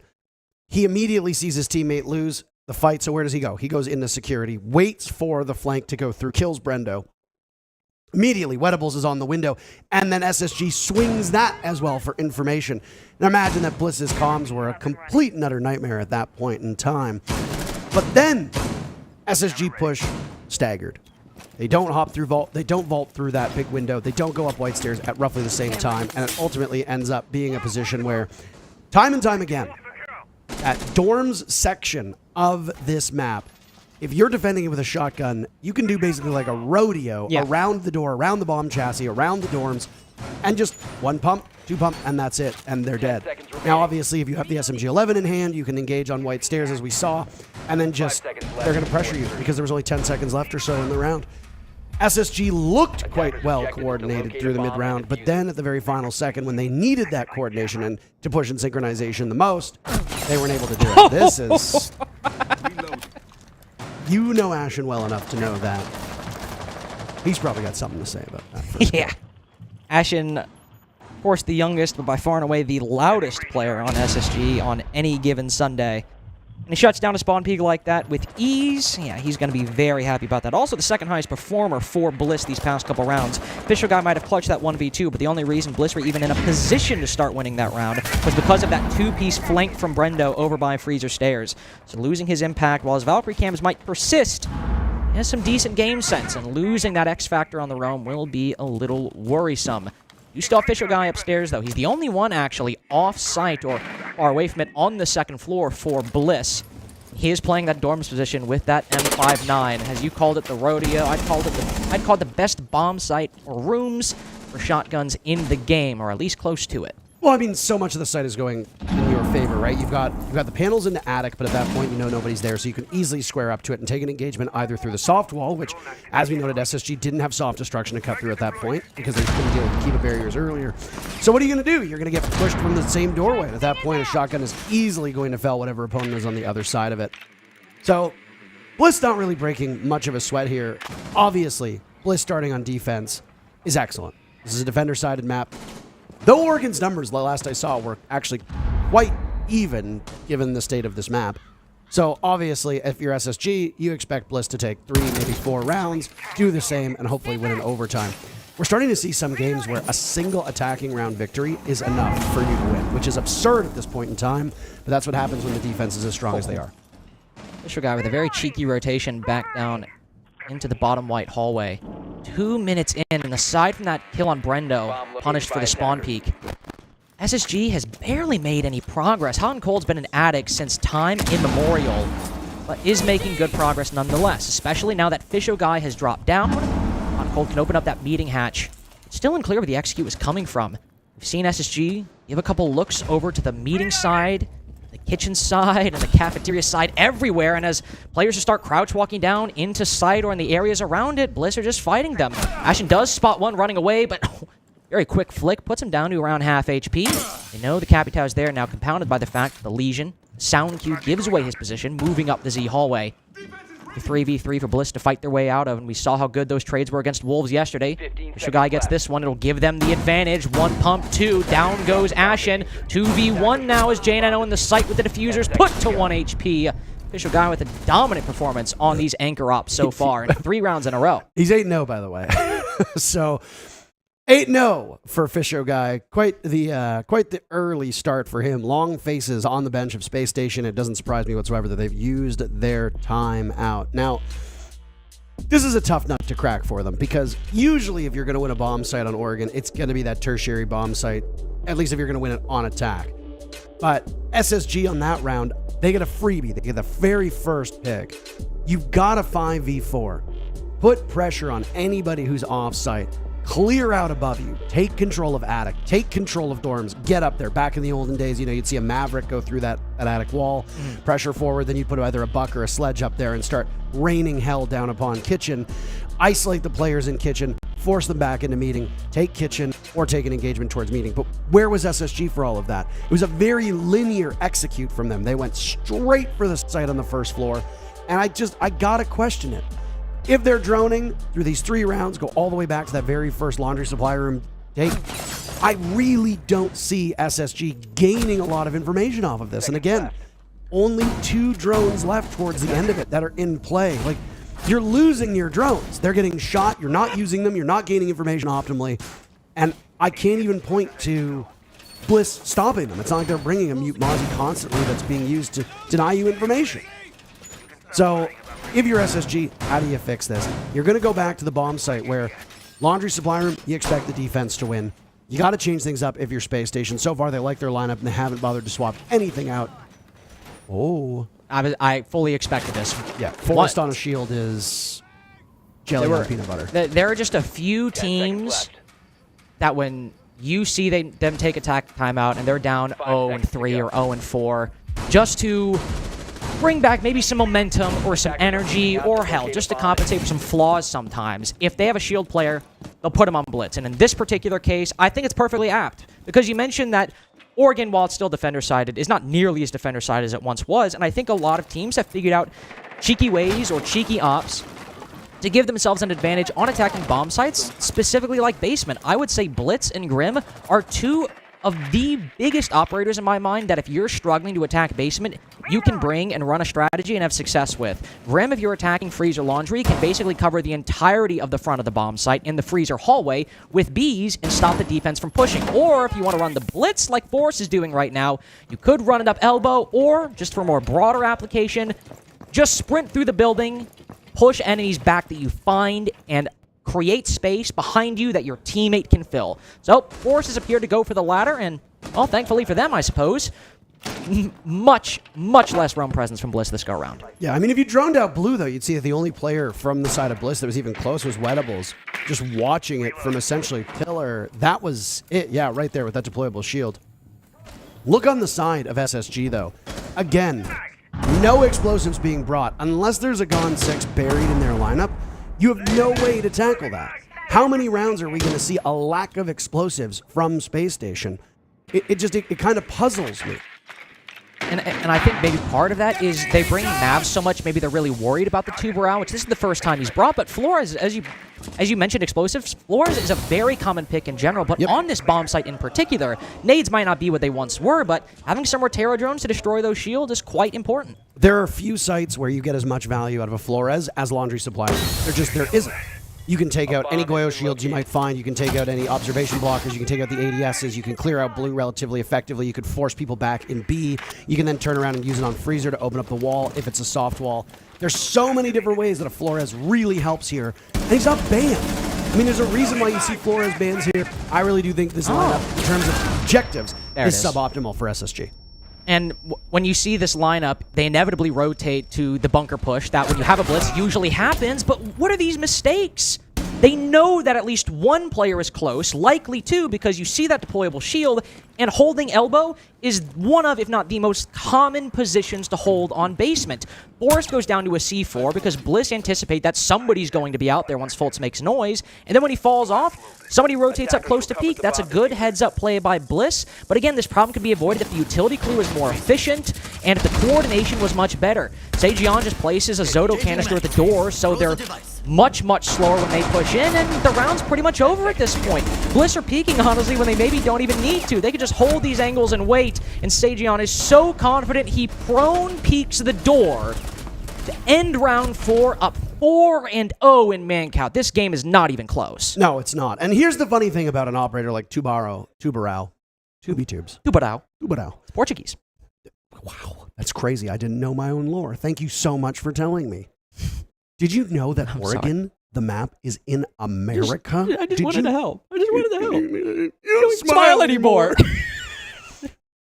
When you have an operator like Maverick come onto the scene many years ago, Fabian actually went on an interview and basically said, it's not whether you bring him or not, it's that you always have to plan for him being there.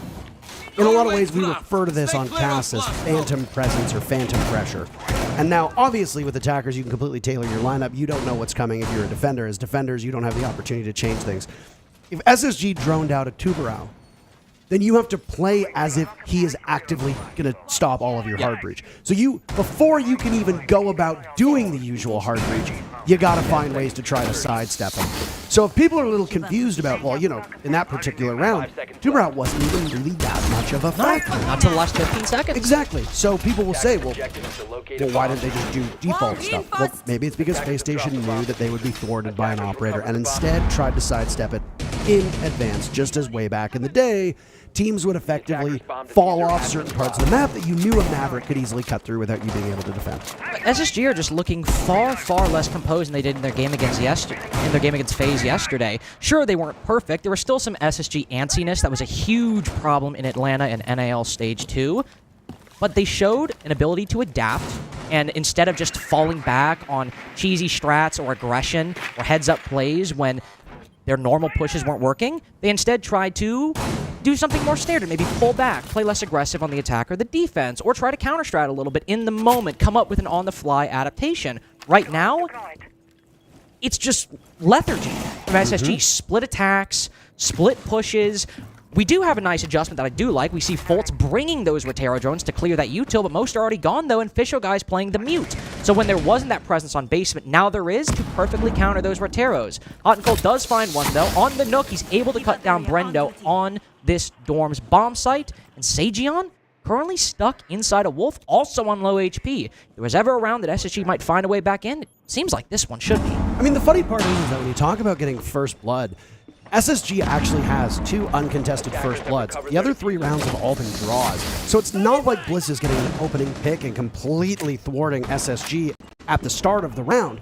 SSG is keeping pace with them until that mid to late round. And that's when things fall apart. And again, it just comes back to intel. This is the first time that Space Station has made it past the halfway mark with more than 4 drones, which is insane to think about. They have tons of intel, as you can tell. 8 of their drones are established around the map. That is much better. And if Space Station can use that information correctly, then they can potentially, I know this might sound crazy, win a round. Potentially, to be sure. You have some secondary hard breach to open up these walls. Bliss have done the job for them and opened up a lot of them to be soft. Hot and Cold's second kill of the round. Official Guy trying to find that buck down below. Puts him to 1 HP, but of course downs him in turn. Almost catches the player going for the revive. Third kill for Hot and Cold. Oda left an unofficial 1v1. Nice shot on a J9O. But the rest of SSG is ready and waiting. First round on the board for the North American squad. Thanks to Hot and Cold, it doesn't seem that hard. No, and I wonder what the call was there on Forrest down below. We watched him get the skeleton key down. I don't know if he'd gotten any information as to whether or not the player was downed. But he started to run towards what either looked like armory stairs or even meeting, and then pivoted, came back, and shot through the floor as maybe he heard somebody try to pick up the downed player of I believe it was Fisher guy that got downed by the skeleton key. But Space Station were quick to the punch. They knew this, and then they immediately maneuvered over. Look at Hot and Cold was in hot pursuit, jumping in through big window. You had one player coming up armory stairs. It looked like another was over towards white stairs, and then the last player looked like they were, or one of the players that was coming up armory might have been going over towards master side. It was Space Station realizing we have the numbers, we have to push. And this goes back to what I said about that man advantage in the third round, which was on meeting. Space Station had a huge advantage. You killed the Valkyrie early. You've basically got 2 minutes and 45 seconds up by 1. How do you not use that to your advantage? And lethargy was the word you used, and I think it fits perfectly here because it's just been such a slow take by Space Station. As much as the defense wins, we see teams be quick. We saw it today, we've seen it yesterday, we've seen it all days of competition so far, and we've seen it from Space Station. So the fact that they're having these stumbles against Bliss on their own map, despite the fact that Bliss is on the favorable side, makes me kind of worry about what happens when we go to map number 2 of Border. Given how slow these attacks have been, you have to think about that last round. Would they have had as much success if you didn't have Hot and Cold on Nook getting 2 or 3 kills? Hot and Cold at one time being one of the best lurkers in North America. Maybe not as much anymore, but 2 years ago, you could at least make an argument given the performance he was putting up on SSG and on Mirage before that. Without those kills, maybe the round goes differently. But ironically, despite the criticism we've given SSG, and maybe should be even giving a lot more praise to Bliss than criticizing SSG, if they win the tertiary bomb site right here, they've got a 2-4 half. That's what they need. That's the minimum they should be going for. If they're able to, they maybe not fix all their mistakes, but at least get another good performance out of Hot and Cold, or another big individual performance from somebody on SSG, or just find a pick like they have right now with Oda swinging the meeting wall, hey, it could work out and it could be fine. Yeah. Only one Tuberau through the first half, by the way, as you pointed out. It was that basement bomb site that we saw 2 rounds ago. Focus at the moment from the Space Station team is on Attic, and rightfully so. You just have to make sure you're not getting bogged down here because you hit the halfway point. Bit of a rarity that nobody has died yet. I was wrong. Edibles dies. So Space Station gets another opening pick, which again is their strong suit. This is the 3rd time they'll have done it through this first half. Only have 1 round to show for it. Oh, but Seiji no doesn't have any kills to show for that. Sitting on laundry stairs, completely undroned. 2 players walk in front of him, and he gets none. But a Capcan trap and a TCSG still make it a 3v3. As Case goes down, Fisho guy on the flank. Do SSG no? Bolt peeks, but doesn't get the kill. J9O with 1. He has the cross on the diffuser, spots another. Oda to 1 HP, but a toxic canister in his way. He's got to rotate up green and hit the attackers from the backside. Pushes up meeting, surely defense knows. Oh, Fisho guy so low, but J9O too. Going for the defuse, J9O hears it, goes for the sprint, goes for the flash. Fisho guy sticking, and J9O with the kill. A hectic execute between both of these teams, but SSG get the 4-2 they needed. Sloppiness from Bliss there in the post plan, especially with 2 players stacked up in the exact same position inside of meeting. I understand that you might not have information as to where he is. Last time that the bullet came through past your head, it was J9O inside of kitchen. But at that point, you got to square up and expect to rotate, because stage is where a lot of teams are going to want to put their last player because you plan it over by split. That's just how it works. And look at this. J9O goes in, does something that most people can't do, which is control the recoil to bearing 9 and then just wait them out. Bliss waited. They sat. They didn't bother to go finding J9O and bring the pressure to him. And, you know, kudos to J9O. He's a talented player. Everybody in this lobby is. But when you look at the history of the Space Station roster and you look at a player like J9O who's been around before, played in grand finals before, you know what he's capable of. You know that this SSG team has been very creative so far at SI. You know that they're capable of being very quick when they need to be. And J9O reads it perfectly. I also think, in terms of SSG's creativity, we were talking about their slowness, how they weren't adapting, how they weren't changing. Look at that meeting round in comparison to their previous one. Before, again, it was slow, but Hot and Cold's over in meeting, Fultz is over in dorms, J9O's over in small tower. They're all separated, nobody pushing together, and because of the lack of intel and the lack of positioning that they control, they end up pushing 1v1 and dying. That round, it is, without question, unimpeachably a dorms clear. They are clearing out the roam on the top floor and gunning for a plant inside of split. That is exactly what the strategy could be interpreted as and exactly what ended up happening. Players were in the right positions. They were playing off each other. It might have taken almost the entirety of the attacking half, but SSG, going into their defensive side swap, adapted when they needed to, made the right play, and fixed the mistake that had crippled them for the majority of that first half. But now they switch to the defense, and with that 4-2, they move down to basement as the logical first option, as opposed to Bliss's first outing on this bomb site. Aside from a couple players by some stairwells, there's nobody up by that second floor. Oh. So good steps for SSG to win those final 2 rounds. It only cost you your timeout and the lead at the start of this first half, but sometimes teams take time to wake up. Maybe that's the case for Space Station. Laundry Supply is going to be the best look that we see for them, though, I'm certain, just because of the way this bomb site works. And right now, it's the only bomb site that's been played that has a 100% defender win rate. Wow. Well, no, I mean in this game. I was like, not in general. You said that. You said that. I was like, what? I'm talking about. I blew your mind. How many? How many was it? Quiet down, son. These Grimby's just so annoying. A nuisance op on attack.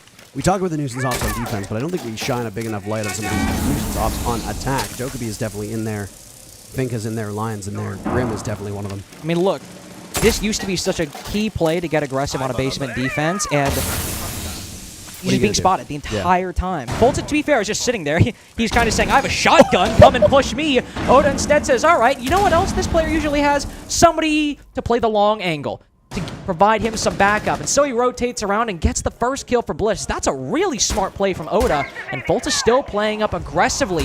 He falls to J9O, who rotates and plays that long angle in turn. This is Zombie completely shutting Fisho Guy and the laundry push from Bliss out of the bomb site. Sejiani was covering the Capital, rotates away. Right now, the push for Bliss is very, very uncertain. Starting to get echoes of SSG on that first half. Everybody by themselves. Nobody whatsoever. Time is the big issue here. 20 seconds left. There's still 8 people alive. This is one of the slowest rounds that we've seen on Oregon in a long, long time. What? He just dropped down and shot Fultz and Ashen in the back. Pushes up further as Forrest finds one. J9O thrown behind the smoke, gets 3 for his troubles. Fisho Guy now pushing up just to try and salvage the round. Goodwill and good plays of Sejion and Bliss go unrewarded. SSG take their first round on the defense. Yeah, I mean, I don't know if SSG gets a lot of credit for that one. I think that's very much a Bliss beating themselves kind of round. You know, it's one thing to just sit there on defense. That's the whole point. It's another thing to sit there on offense because you're probably going to lose. So when you're on attack, you got to take up map control quickly, drone them out, figure out where they are, and then work together. Cohesion between these players was very limited from Bliss. Say what you will about Space Station, but so far they have looked like a full team on all of their attacks. Through a single round of attacking for Bliss, they've had a bad start with that team cohesion. On defense, they were great. It's easier to be together on defense than it is to work together on attack. You cannot rely on one player dropping through a hatch amidst the calamity of a round to get 2 kills. Because even though you get those kills, what happened? You needed a 3rd kill to get control of Freezer. because J90 thwarts the entire thing by lying prone in the smoke. In a way that smoke actually helped J90. If you hadn't smoked that freezer door, yeah, you lose control of pillar if they've got it on SSG's side, but if somebody's playing freezer door, you're doomed because you're not going to know to engage on them, and they're just going to lay down or go outside of the door, wait for the smoke to clear, and re-engage. And to the lack of initiative, Grim can be very annoying when used properly on this bomb site because of how confined it can be. Small hallways, small rooms, tight angles. But 4 of those Bs were used just to spot Foltz on bottom freezer, and not only did he not move or feel scared by that, there was barely any follow-up to push him back off that intel. So Bliss stalling out, not capitalizing the opportunities that they themselves were creating, achieving an attack that could have been quite a bit stronger. There was one player from SSG, though, that is pushed very far forward and almost indeed does die very early on. Normally we'll see teams fully focus on T3 to try and throw grenades on that rafters or try to throw flashes and repellent, but this time they make Foltz uncomfortable, and Brendo, who's been showing quite a lot of creativity, drops down to the bottom window as Foltz is rotating across the northern side and cuts him down for the opening pick. So what could be a position that wastes a lot of time for the attack is dealt with in 45 seconds. Ashen playing in small tower with those castle barricades, oh my, could have potentially surprised Bliss.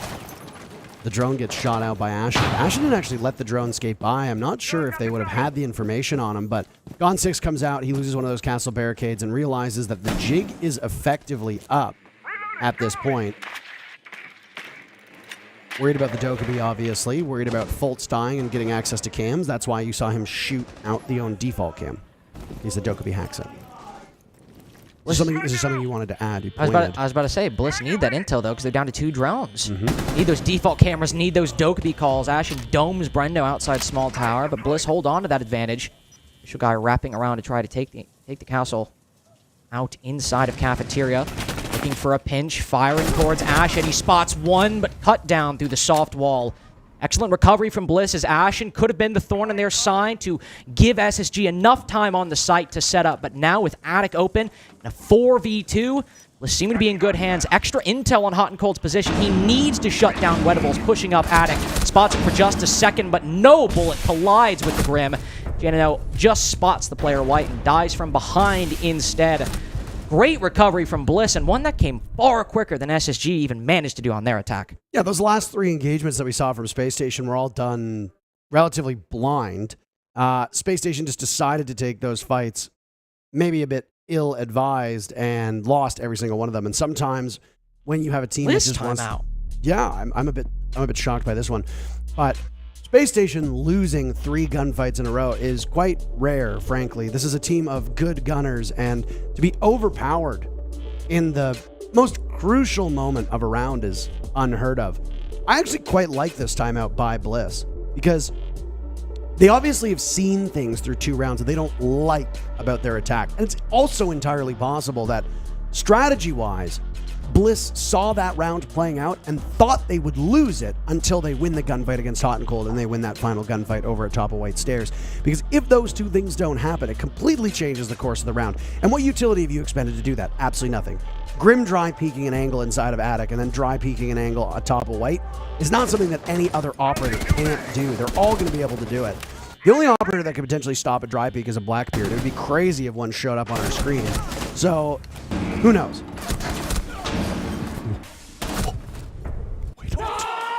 Hold on. We got like 25 seconds left till he's locked in. We've actually seen Blackbeard a couple times. Saw him on Skyscraper once. We saw him on this map 2 days ago.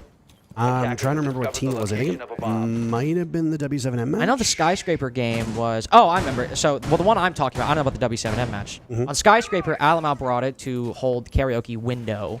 I also remember... It's a Brazilian team. I don't remember who, but somebody was playing Blackbeard outside on Armory Balcony on border. Oh, it was FaZe.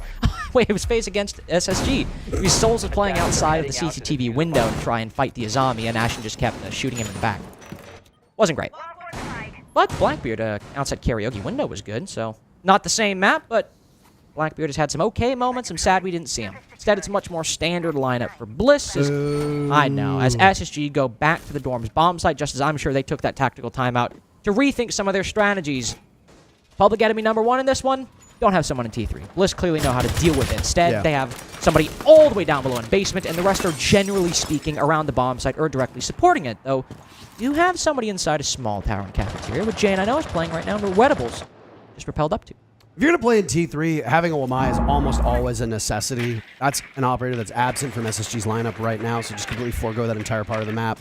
Go back to dorms. It's actually the first time in this matchup that we've seen back-to-back bomb sites emerge. I love the anti-flank that's being brought by Bliss. Both Gridlock and Nomad are not necessarily employed solely as anti-flank anymore. There are times where you'll see a Gridlock huck those track stingers into the bomb site. Speaking of in the bomb site, Sagion's in the bomb site and then immediately gets killed by SSG. Oh, just a brutal loss. Z-Ping and the pre-fire, and he still loses the fight. Oda goes down 2. A lot of unrealized potential for Bliss in round 9. They know someone, again, is to the hard right or our left of that double dorms window. But what are they to do in a 3v5 full clearing that setup on the top floor? Or just even finding an opening at this point seems so difficult. There was that one roamer earlier, hot and cold, likely still down below. Yes, indeed, on Freezer's stairs. But even if you concentrate on him and get a kill, at best you get a 3v4, and he'll probably waste 40 seconds. SSG need to start giving away picks for Bliss to have a chance, and they find one, but he's quickly traded out. Or still sitting behind the couch. Fisho guy has no idea of this position. Excellent pre-fire, but there he hops up. Doesn't get the kill, though. Finally secured, or at least downed on the floor. He pulls out the shotgun to fight Wedibles. All right, just gives the game away on the generator position, and Wedibles does have intel. The player playing further inside of dorms can land the shots, but not secure the kill. Might be back-to-back sites, but not back-to-back rounds for Bliss, as SSG still the winners on this defensive half so far. Wedibles was playing inside a trophy right when we saw Fisho guy at that breach in closet, and Wedibles' job was to essentially stop a rotate from happening. They didn't suspect that there would be somebody playing that cheeky angle by the couch.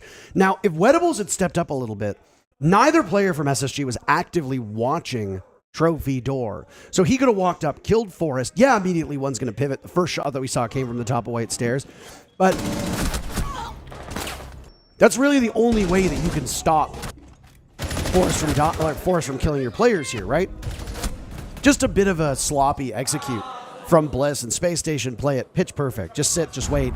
You know that they're coming from at least that breach direction, so play farther back, play by big window, play by White Stairs, play by the dorms door, and they're just going to walk right into you. And if you need to rotate, yeah, you have to make sure nobody's at trophy. That's when you take the direct engagement with Wedibles. And if you are going to rotate, you got somebody at White Stairs to ensure it's not going to happen. Bliss have at least maintained their lead by picking up that round on the attack on dorms earlier, so as they move back down to basement and lose this one, it'll be tied up fairly late into the game. Both teams have shown some good signs so far, and Bliss will show another one of those cheeky operators we talked about Forrest earlier, the Blitz on basement, a classic operator.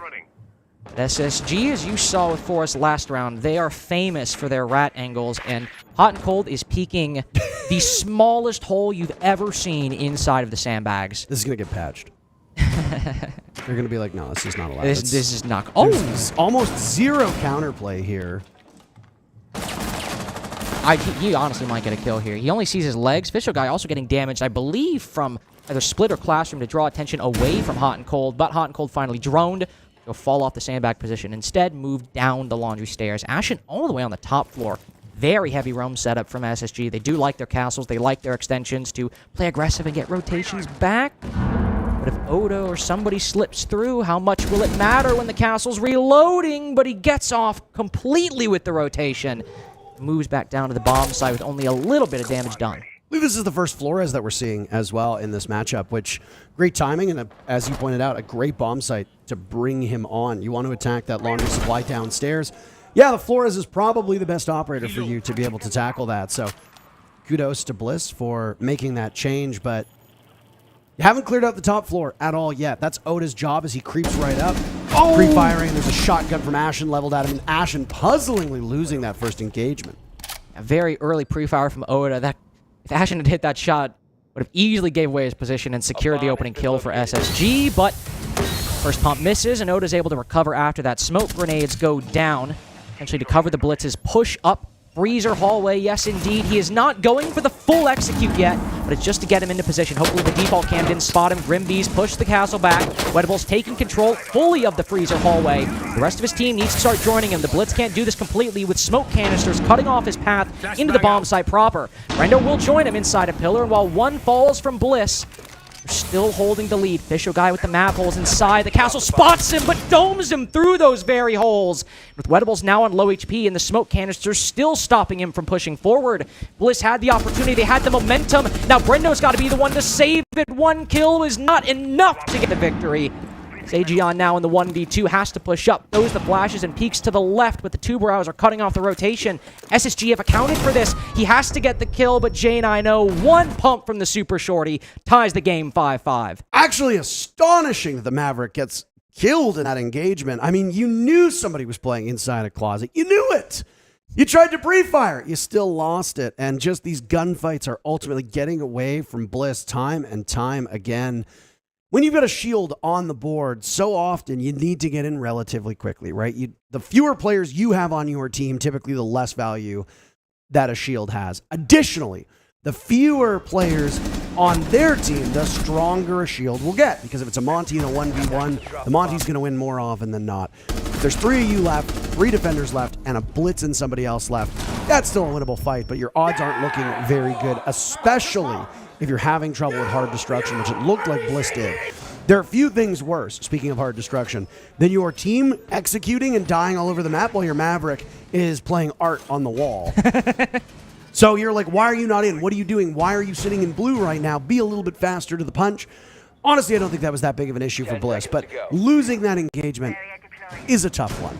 And then because not only losing that engagement means that you cannot gain control of that closet and then the rotate into laundry, but it's also that now you've lost the Maverick, and any instance of split pushing that you thought was going to happen is now effectively gone. It's going to be a linear take from Freezer. SSG can anticipate that and fight back. It was overall just such a coin flip round from Bliss. I'm sure we saw Oda win the fight top white with Ashen, but again, how long he pre-fired, if Ashen hits that shot, opening kill goes SSG's way. It's just happenstance in a 50-50 that makes it the other way. But vice versa, like you just brought up the Maverick, Ashen spots it in about half a second in time, gets the kill, and that suddenly swings the round back in SSG's favor.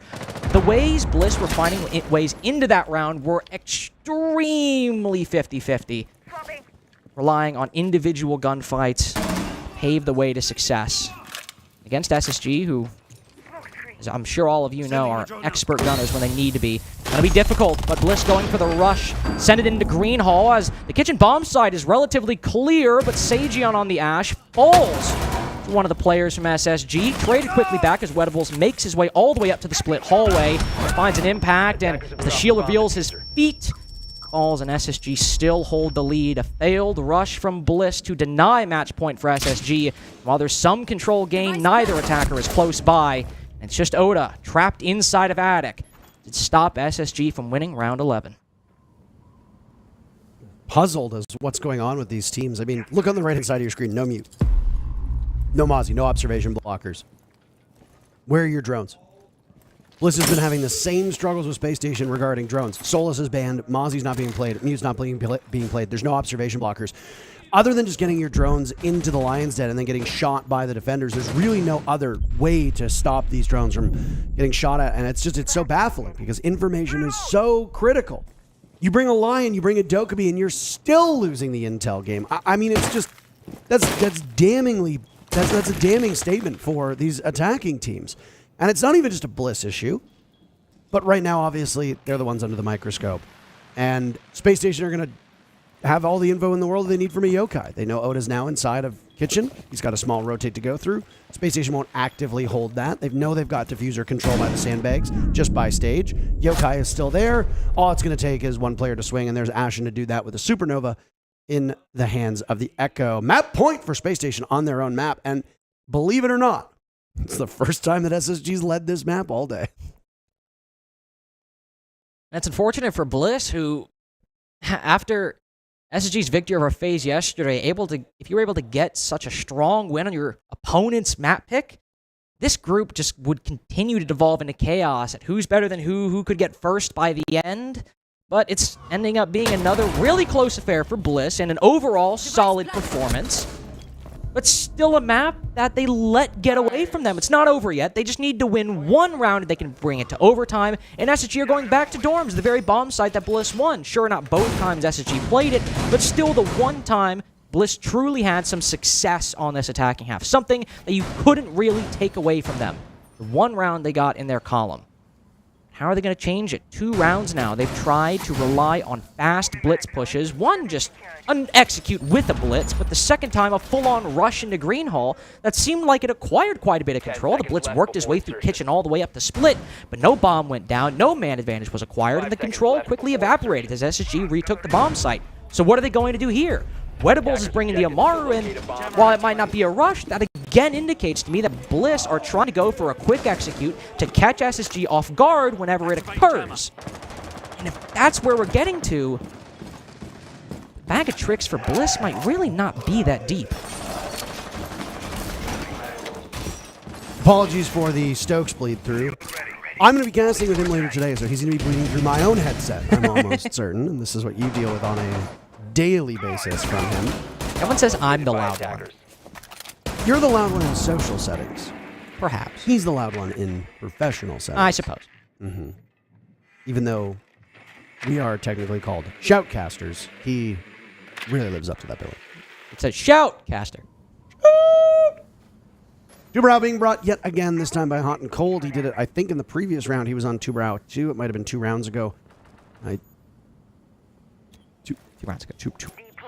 Two rounds ago. Of course. I'm going to keep a keen eye on whether or not Bliss is able to use these drones effectively. Brendo is being droned right in towards White Stairs. Not a single drone has been lost from Bliss yet, and we're at the halfway point of the round. I spoke too soon. They've just lost one right now. They've also got a Dokkaebi. So not just information that'll come from these drones, but additionally from the gadgetry. They could bring the Lion again if they felt it was particularly effective. And even though it seems quite silly, there's also a Jackal if you feel like the roam is too much. Oh? Brendo starts things off by picking off Ashen. That's exactly what Bliss needs. And it's only the second time in the last, well, third time this half, second time in the last couple of rounds that Bliss has been able to get that first pick uncontested. Comes very late, though. Very late in the game. They've not opened up that meeting wall. It's been reinforced off by SSG. Wedable sends his way into Attic, but takes most of his HP to do so. No trade even acquired onto Hot and Cold as he pieces up both with the AR-15. Brendo shut out onto White Stairs, trapped by both the Kiba barrier and the Zoto canister. He can barely see the tip of Hot and Cold's AR. He just can't do it because of the gadgetry in his way. Bolts takes down Fisho Guy as well. Brendo with 3 to suddenly bring them back into contention, but he falls for his efforts. Sejion has info on 1. They're both on that dorm side. He needs to get both. They both line up, but the opportunity passes, and they swing around the corner and take the map 7-5. And all I'm thinking by the end, what could have happened for Bliss? What could have happened with that 5-3 or that 4-2 half? It might be their map pick, and SSG might win. But man, oh man, another close call for Bliss. Yeah, I mean, Bliss is getting so close to the goal that they have of winning, and they just ultimately come up short. Look. Oh, I guess you can't see it on your screen. We have the information in front of us. But Bliss's numbers, well spread out kills across that whole team. It was quite top heavy for SSG with J90 leading the way. Big issue and the big deficiency here, intel for both of these teams. Order is going to be chaotic. I'm going to love to watch it. I'll love to watch it too, and that is Bliss's pick. So if you're an Aussie fan, there's still hope left on map 2 right after this.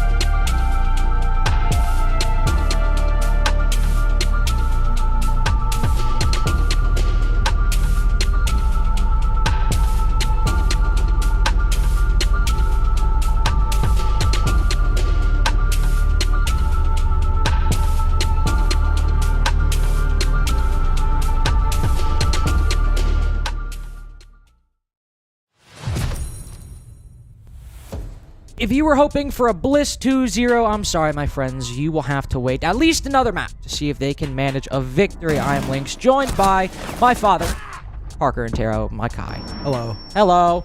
And as you'll see in these replays, Bliss looked quite good on their defensive half, going up 4-0 to start, and after the side swap and some shenanigans, had a 5-3 lead. What happened after that? They lost. Okay, Seconds left. how much? 7-5. 7-5. Ooh, you know what I just realized? Which means SSG. That game was kind of like a palindrome, because it started with 4 rounds in a row from Bliss and ended with 4 rounds in a row from SSG. It was 4 rounds Bliss, SSG 3 rounds, Bliss wins 1, SSG grabs momentum. And really it just comes down to, in terms of numbers, what we expect to see at this current point in time in the game of Rainbow Six Siege.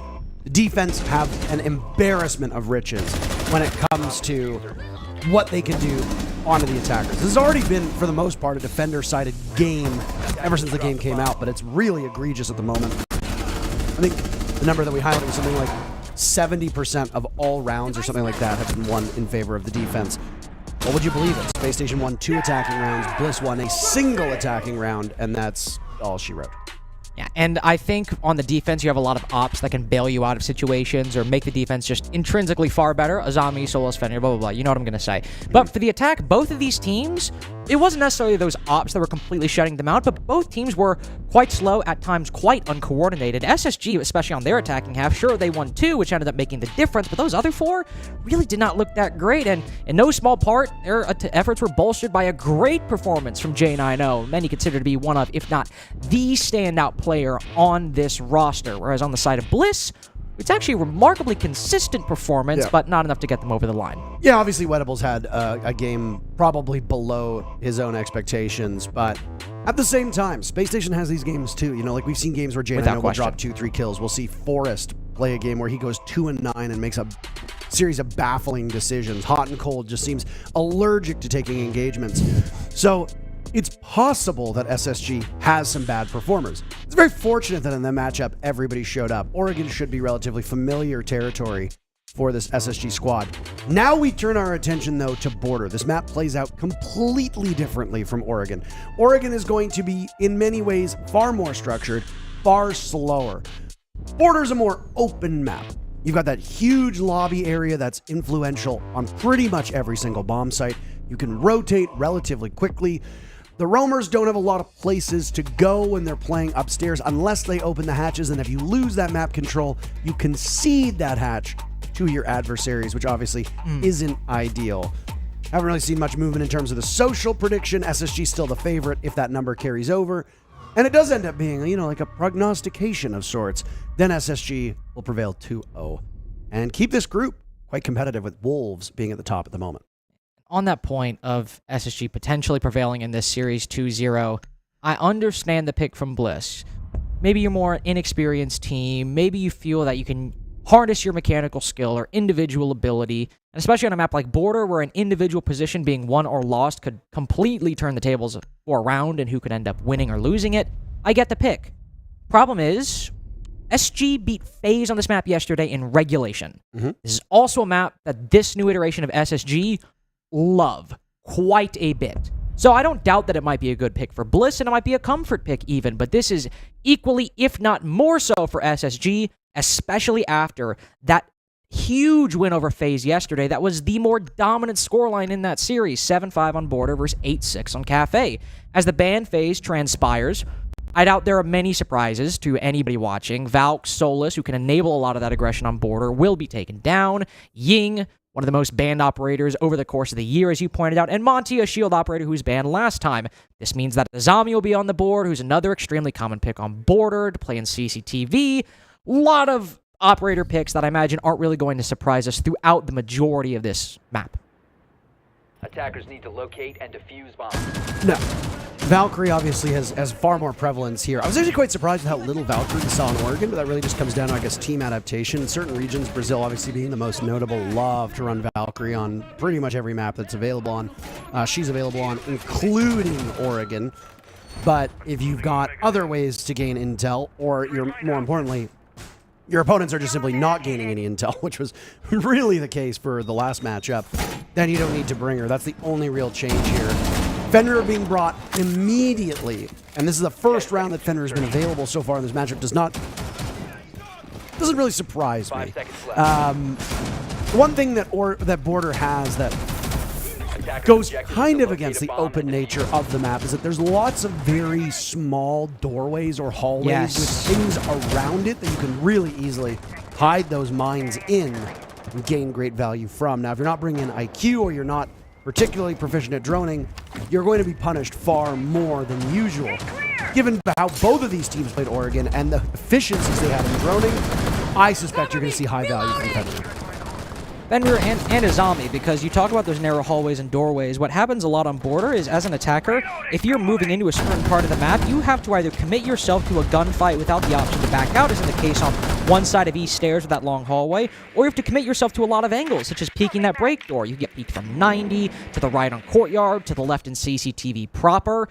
Whereas you have an Azami usually playing in CCTV who can block off a lot of different angles. Now, I say usually, there's nobody from Bliss inside a CCTV. This is bizarre. But they are starting on bathroom tellers. So while you see nobody there, they're not starting in the traditional bomb site of Armory and Archive. Instead, using that Azami on East Stairs. So it might not be the most obvious place to put her, but it is one that Bliss really want to hold to stop a push in from Courtyard. X-Kairos will open up one of the fountain walls very early on, though. And considering that is almost the lynch point of this upstairs hold, it's going to be dangerous to rotate through such a key point of the map.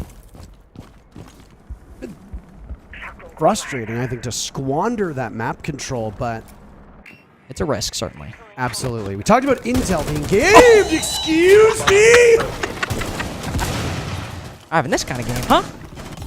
I'm sorry, sir. I was unfamiliar with your game. Sorry. I was unfamiliar that Hot and Cold was inside the bomb site with his first kill and SSG's third overall. Brendo with the first one the moment it enters into a 1v5. And it doesn't really matter if he kills those other people on the top floor because the bomb is down. And SG had full control of the bomb site. Can't even get J90 prone, setting himself up ripe for the taking underneath that Kiba barricade. And it simply does not matter. The moment SSG get the control they want, 15 seconds later max, in the bomb site, round done. Well, we talked about the sluggishness that both of these teams had back on Oregon. It's certainly not present for that first round, and what an exhilarating start for Space Station. You and I actually talked about this off screen.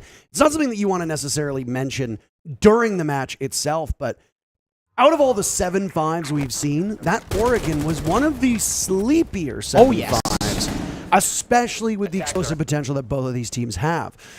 Most significantly, Space Station. That last round that we saw from Space Station is something that they are very capable of doing. They turn on the jets, they're in. Bliss, I would argue from all that I've watched of their tape over in Australia, are not necessarily that type of team. Obviously, they have explosive potential, but not to the level that SSG just brought. It's nice to see SSG kind of return to form in that regard. And frankly, if you're Bliss, you need to be prepared for it. Now, losing the Azami on the stairs, through a random shot through a barricade from Ashen, who knew somebody was there, but didn't know the exact position.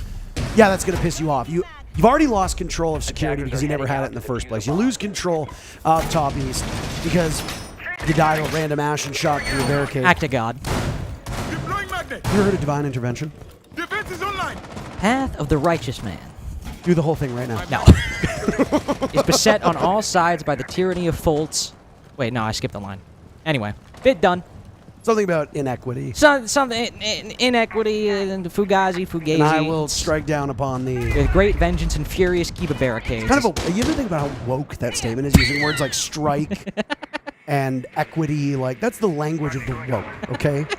You ever think about that? Well, I can tell you, Brendo has to be awake if he's going to hold CCTV, because with Fisher Guy's only support inside a break room, using those Kiba barricades to block off different angles that SSG might take against him is going to be priority number one. Of course, there are no nades from below anymore, so one of the key counters the attack just a couple months ago had to deal with this position aren't available to them. So what's a very natural substitution? Take the buck, go below. Or, as well, send the buck up metal stairs to maybe find a gap that you could exploit to find the Azami from behind, but not if Brendo's anticipating it. He opens the hatch as well, knows that, all right, if that buck's upstairs and I just killed him, odds are there's nobody down below in customs. That's a nade kill onto Oda. Fresh, check that one off on the bingo, because that wasn't on a DBNO, I think. But Bliss certainly down for the count at this point, unless Sagion just decides to bring the round back. I keep trying to set a narrative, Parker, to say this team has the lead, this team's got it now. But as we're switching to secondary revolvers, and the two Bliss brothers, Sagion and Brendo, try to bring the round back, it all boils down to 2 players remaining. Last man standing on SSG, Ashen, knows that Brendo is over inside of CCTV. Ashen effectively has control of the bomb site, but problematically not of the diffuser. Down on the floor, Finka might be able to revive herself, but with Brendo ready and waiting. Bliss in a chaotic round 2 take their first on the defense. What was Ashen thinking? I mean, he shot the default cam at 90 and then immediately squared up in the wrong direction. You know the Azami is inside of security. You know there's a default rotate underneath that 90 cam every single round for basically every single team, whether there's somebody actively holding that spot or not. Where was Ashen looking? He shoots the default cam and then just kind of stops. I don't. Other than that, though, this was the play for me of the round. It was Sage inside of inside of the bomb site right there, immediately taking the pivot on the door and then towards the window. SSG pushed at the same time, so it's not like you can point a finger at them and say, "Well, they staggered their steps." No. They pushed correctly at the same time, but sometimes you just lose at the hands of an MP5. There's not much you can do. So SSG tried to maintain that quick pace. They didn't get that early pick. Bliss actually got first pick. SSG still very quick. You have Ashen making a puzzling call. You have Forrest making a puzzling call kind of at the top of the stairs maybe. And the one thing that we always have to keep in mind is that maybe he got a call from somebody on the team saying somebody's towards the top east, and in fact gets killed by a zombie inside of security. It's too late to pivot. Yeah, I'm reasonably confident that that was a call made by SSG. Yeah. They said, all right, we're distracting this Azami upstairs. We've been throwing flashes in. She's concerned about us on break door and CC window. You might have a gap on metal stairs since they have the hole open inside of 90. Go for the play. And the Azami, instead of looking forward, just happens to be sprinting and turning around and can react in time. I think that's another case where, just as on Oregon, there were some times where one other path could have very easily happened, but didn't end up manifesting. Fisher Guy with the first kill, 2 opening picks in a row for Bliss. The first 3 rounds of the defense, and this time Oda decides to make it 2. Ashen next to fall. Those Grims, well, will no longer be a factor, so you have to work a little bit harder for your intel. And I hate to be this guy, Parker. I really hate to be this guy, but if you had a problem with the drone count before, we are at 2 minutes and 13 seconds left. 4 drones left for SSG. 3 Drones. What is drone in German? Not from Inglourious Basterds. It's Kagleza. I don't know. I don't know what drone is. I don't know what drone. You've learned to speak Portuguese in like 2 days. I didn't learn to speak Portuguese. Paragleza. That's true. He said 3 glasses. You say 3 glasses. This is a German 3. I don't know. I'm not German. A visual component would have really helped you with that one. Well, instead we're watching Bliss try and capitalize on this 5v3 as our visual component. Mm-hmm. Again, though, Bliss starting on defense, even if it is border. Knock, knock. Attackers drop the diffuser. You don't gotta be Stonewall Jackson, you know, you want to be starting on defense. Keep up with the Inglourious Basterds references. Amen to that. I mean, starting on the defense, you get the benefits of those F-Knots. Fultz just has to send his way, and he doesn't even know where it is. They're just hidden. These weird random spots, and finally finds it. This is what I said, though, right? You've got all these single doorways, you got these single hallways. These little nooks and crannies. Lots of nooks, lots of crannies. Let me tell you. You thought the nooks were bad? Wait until you hear about the second part of that sentence. Crannies out of control. We got an outbreak of them. SSG looking to pivot in the final minute. Oh, we're not even clear on magnets.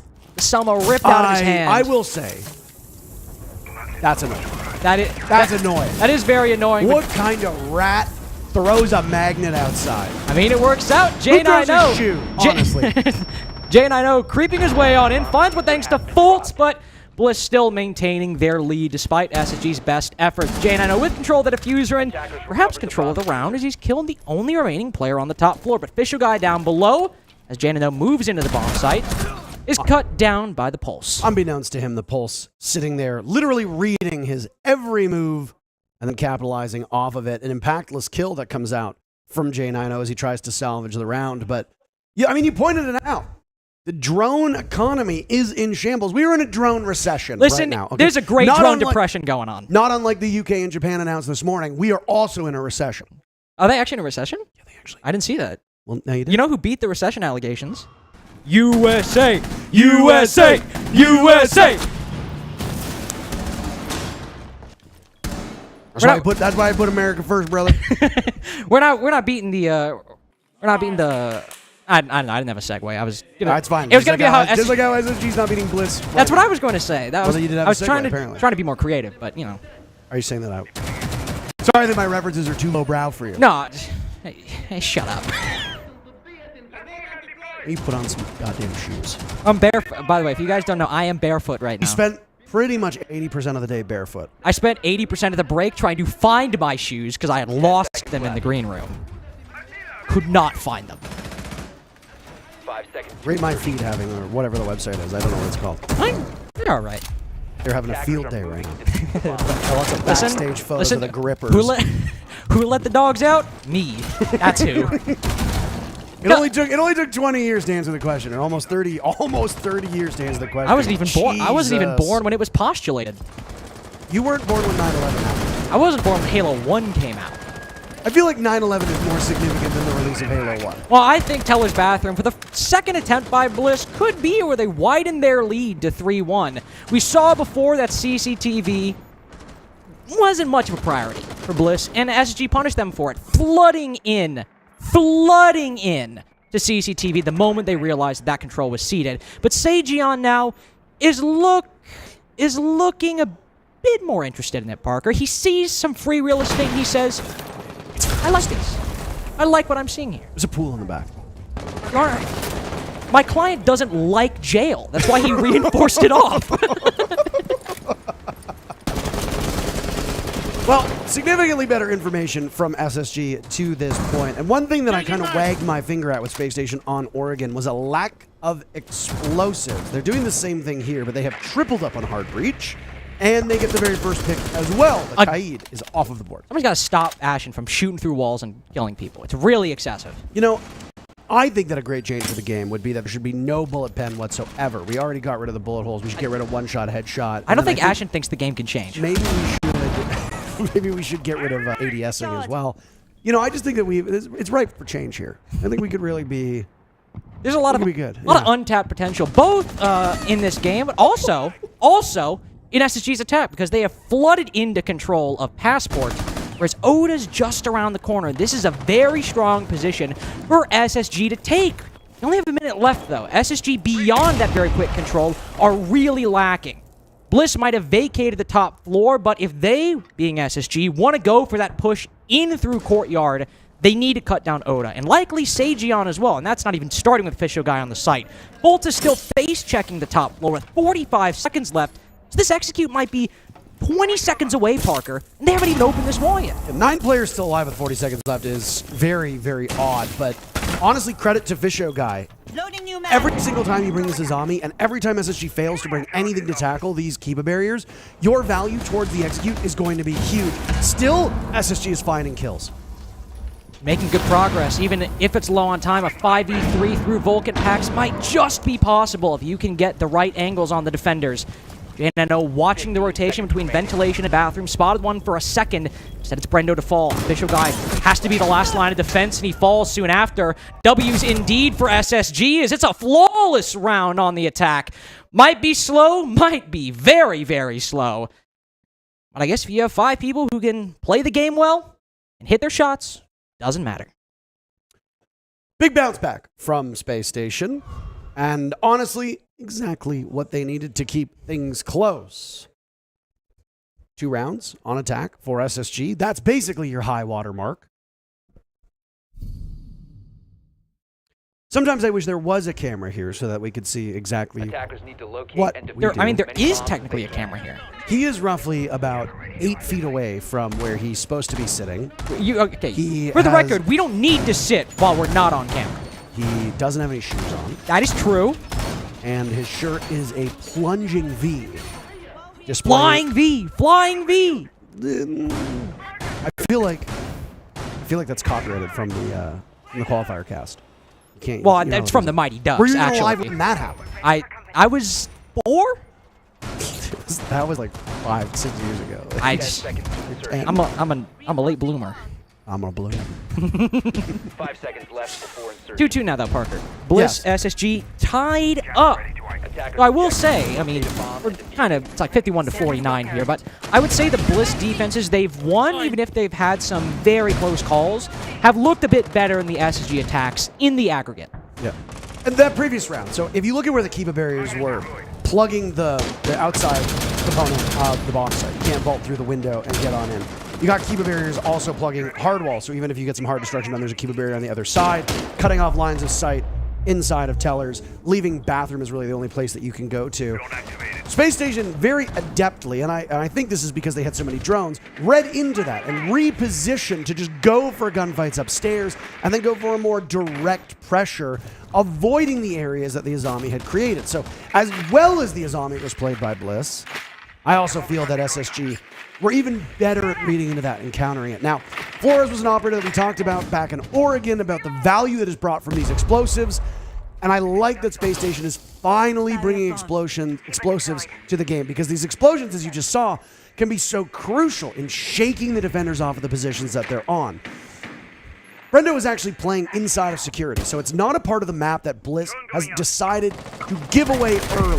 That's a change I like from Bliss. However, with a Flores, SSG has basically countered it and said, okay, you're going to actually hold this part of the map. We're going to bring tools to cut through it and make your life miserable. And it's indicated by how little Kiba barriers Bliss will have by the end of the round. Brendo, his last one was just placed on the CC window. Fisher Guy, his cover inside a break room falls. Map, by the way. Oh, yep, Ashen down on the floor. Now quite alone. Ashen picks himself back up out of the frost mat. Does Brendo anticipate that? The flashbangs go out. Sageon finds Ashen, who had picked himself back up. Brendo much safer inside of CCTV, so long as he keeps track of faults on Armory Balcony. He's crept up. There's barbed wire in his way. He's not made sound yet. If Brendo isn't careful and that Kiba barrier breaks, he might falter. Forrest now going for the pinch through break room door. F not triggered. The line will take cover behind that Kiba barrier. Brendo knows that's where they're coming from, but Fultz finally creeps all the way around. Gets the kill he needed, but he's stuck in the barbed wire. Can't vault over the ledge. Oda takes him down. 40 seconds left. Neither side with a solid advantage. Danino still going in. C4 cut down. Attackers have recovered. What are Bliss to do? Just hold the line. It's all you need. Sageon with the second. Forrest all alone. A hectic execute mounted for SSG. One that doesn't bear fruit. Forrest stuck pre-firing the position known by Sageon and Lion as well. 15 seconds to go. 15 seconds left. Forrest probing. Nothing found for SSG. Bliss maintain their lead, indicating that they are strong on this pick. SSG still trying their best to mount something successful. I wonder if Bliss was so aggressive to cut him down at the very end there. I mean, nobody likes being probed. So, excellently done by Bliss. I like the crossfire at the end. They assessed that the push was going to be coming through Office and Fountain, so assemble your forces over in that particular direction. Ultimately, these teams both making some very obvious changes that are big at face value and also very small. So the micro and macro both being done by Bliss and SSG. You go back to that very first round, the very first execute that SSG pulled off against you. You don't have anybody on East except for the Azami who dies early on. You don't have anybody actively playing inside of security. These are two huge parts of the map that you've just given up for free. And I think most teams would agree that you gotta keep somebody inside of security. So what happens? Bliss go back and decide, let's do this again. Let's play somebody in security. They did it in round number 2. They did it now in round number 5. And both times, Bliss ends up prevailing because both attempts to clear out security fall flat by Space Station. And it then starts to cast some doubts on that very first execute. Did Space Station actually read into the round correctly back in round number 1? Or did they get lucky because Bliss had a suboptimal defense? And now Bliss correct the issue. They go 2 for 2 after losing Armory the first time. And because of that, they've gained the lead. Still, SSG are within striking distance of tying this up. A 3-3 first half for Space Station is excellent in this scenario. 4-3 half is workable for both teams, but given how Bliss have managed to stay a step ahead strategically in some of these rounds, it would be excellent, especially on this ventilation defense where we saw Bliss use the pulse down below inside of the bomb site itself, but specifically to help the players defending Armory to know when somebody was on Armory balcony, whether they were pushing, whether they were staying, or if anybody down below, once SSG moved into Armory, could use a C4 to take them down. Bliss have really liked, after round 1, since then, have enjoyed quite a bit extending across the map. Sagion on one side, Bisho Guy on the other. Whether the ops change hands or the players change positions, after that first round, Bliss realized we can't just turtle and hold a couple rooms. Border, you need to at least contest early on quite a bit of space. But with J9O on the upside-down rappel and one shot, almost taking down all of Sagion's health, you'll have to retreat down the east stairs. Wetables does similar damage in turn to Forest. Also put low on the rappel. That's the C4 from Pulse gone, and there's only one remaining for Bliss overall. Lots of chip damage being done from Bliss, and yesterday in particular, we saw a number of docks get brought out just to deal with the constant aggression that is done and the damage that comes with it. Oda with the leadoff kill onto Ashen. SSG had some trouble with those Capkin traps on Oregon. In fact, Bliss got a single Capkin trap kill from the EVP. SSG needs to make sure they're watching their ankles when they go through these doorways. Ace. Goes bad to worse for SSG, as now they've lost Forest too. Again, it's how this ventilation workshop attack went last time they tried to go into Armory. It was a war for attrition, constantly losing bodies, not making much progress. Now it's all individuals. JNNO, only player remaining for SSG to attack this top floor. Floorboard's being ripped away in front of him. Oda goes for the C4 as he flees out onto the balcony. Dodges it. Doesn't take any damage. Bolt spots one. Put down low. Gumind will force him back just a little bit longer. We get to 30 seconds left. Every second of time bought by Bliss's remaining utility will pay dividends by the end, especially with Diffuser. Not in the hands of any SSG player right now. Maybe it's recoverable, maybe it's not, but it's likely coming down to kills as Fultz finds his second. Not only for himself, but for SSG as well. They'll rotate over to vents where there's one player sitting in the hard right corner. This is the Pulse. If he had that scanner out, he could find the intel, but as the flashbang goes in, they're trying to pinch, but Hot and Cold doesn't see him! No! Wetables catches him completely off guard. A very late trade, but one that punishes SSG. Brendo in the 1v1 though. Can J9O find him in time? So low, they've got the intel, but he doesn't shoot on the floor. Z-Ping and Red Ping show he's right there.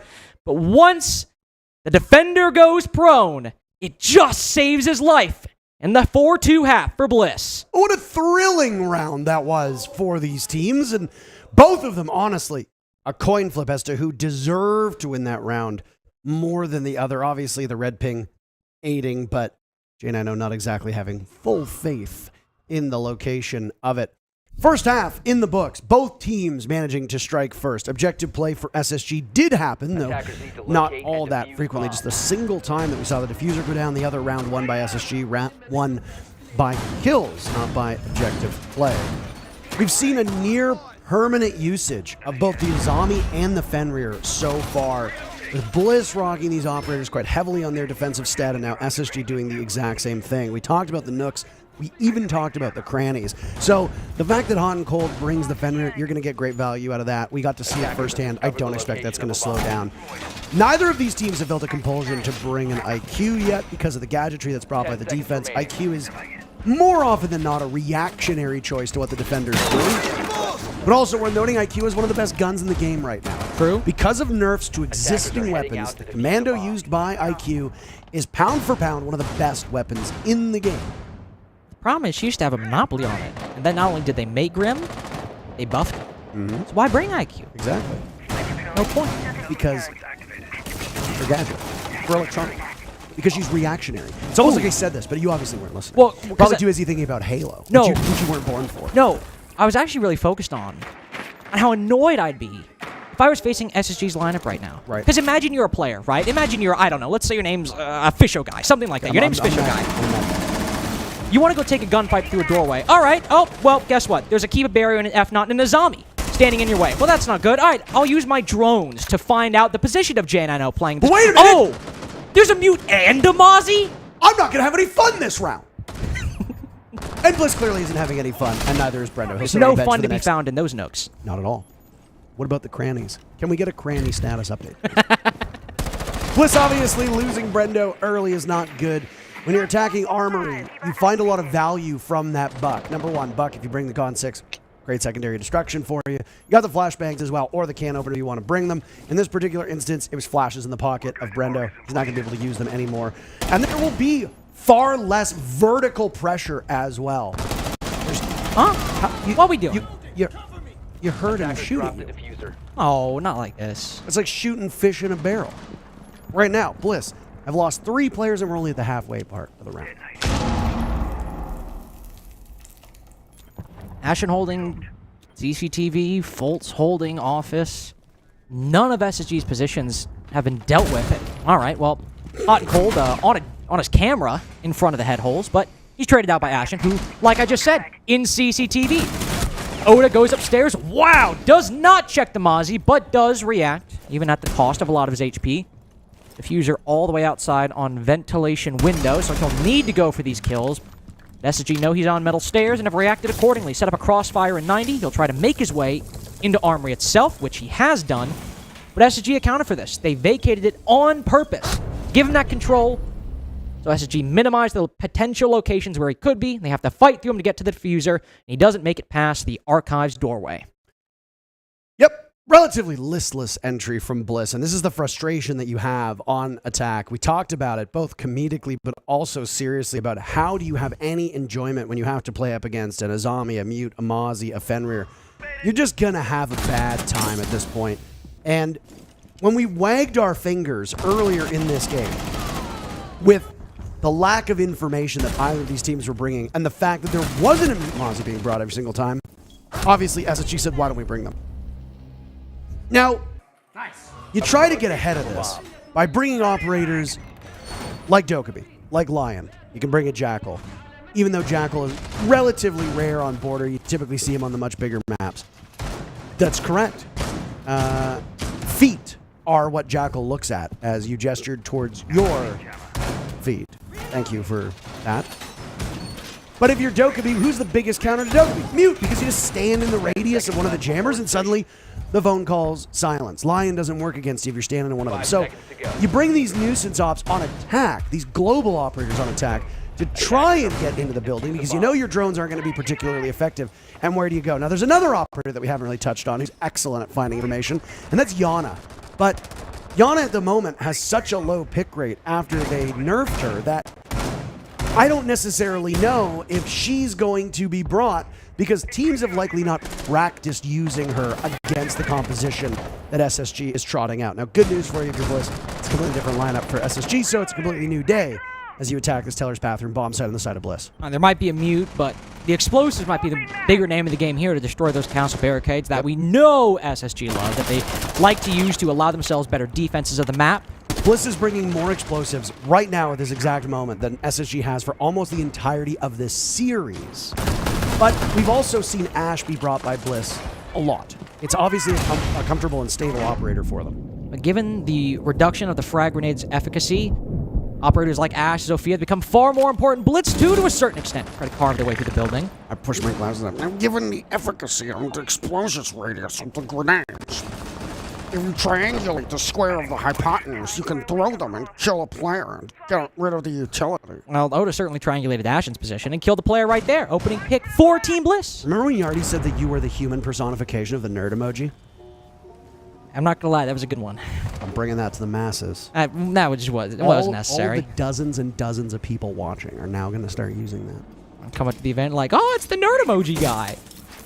I mean, you are wearing a yellow shirt, and as far as I'm aware, that emoji is in fact yellow. Well, Blitz is certainly yellow, and he's sitting outside Tellers right now, waiting to hop on in, but unfortunately that wall is muted, so they can't quite do it. Bolt just walks up the 90 hallway, and despite the fact that Sajion is watching break door, does end up recovering and getting a double for his troubles. All right, I was going to flame him for not covering the courtyard rotate, but with that two-piece, he's redeemed himself in my eyes. Fisho Guy tanks the damage for the rest of his team, allowing the second-to-last kill for Bliss to come through. All that matters is the final stroke. Forrest rotates back towards the bomb site, cuts down Fisho Guy. Well, there's so many Bliss players inside of Tellers and Bathroom. What more can you do than try your best, but not succeed? Yeah, I mean, Bliss were actually quite fast to get in and start to pressure this SSG team. And there have been a number of gunfights, both in Oregon and now on border, where it seems like SSG second guess themselves. They go to a doorway, they look towards a rotate, they look towards a specific angle where we know there is somebody, and they must have that same idea as well. But then they look away at the last second, and suddenly, oh no! I'm getting shot at from the same angle I was just looking at, and then you flick back over to it, and guess what? You're dead.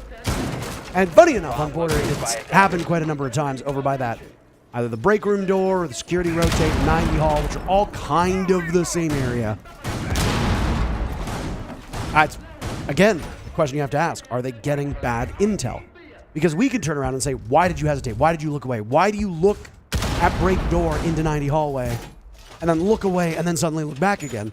What if you just stopped looking in that direction? What would have potentially happened? Oh my God, you probably would have gotten the kill. But you didn't.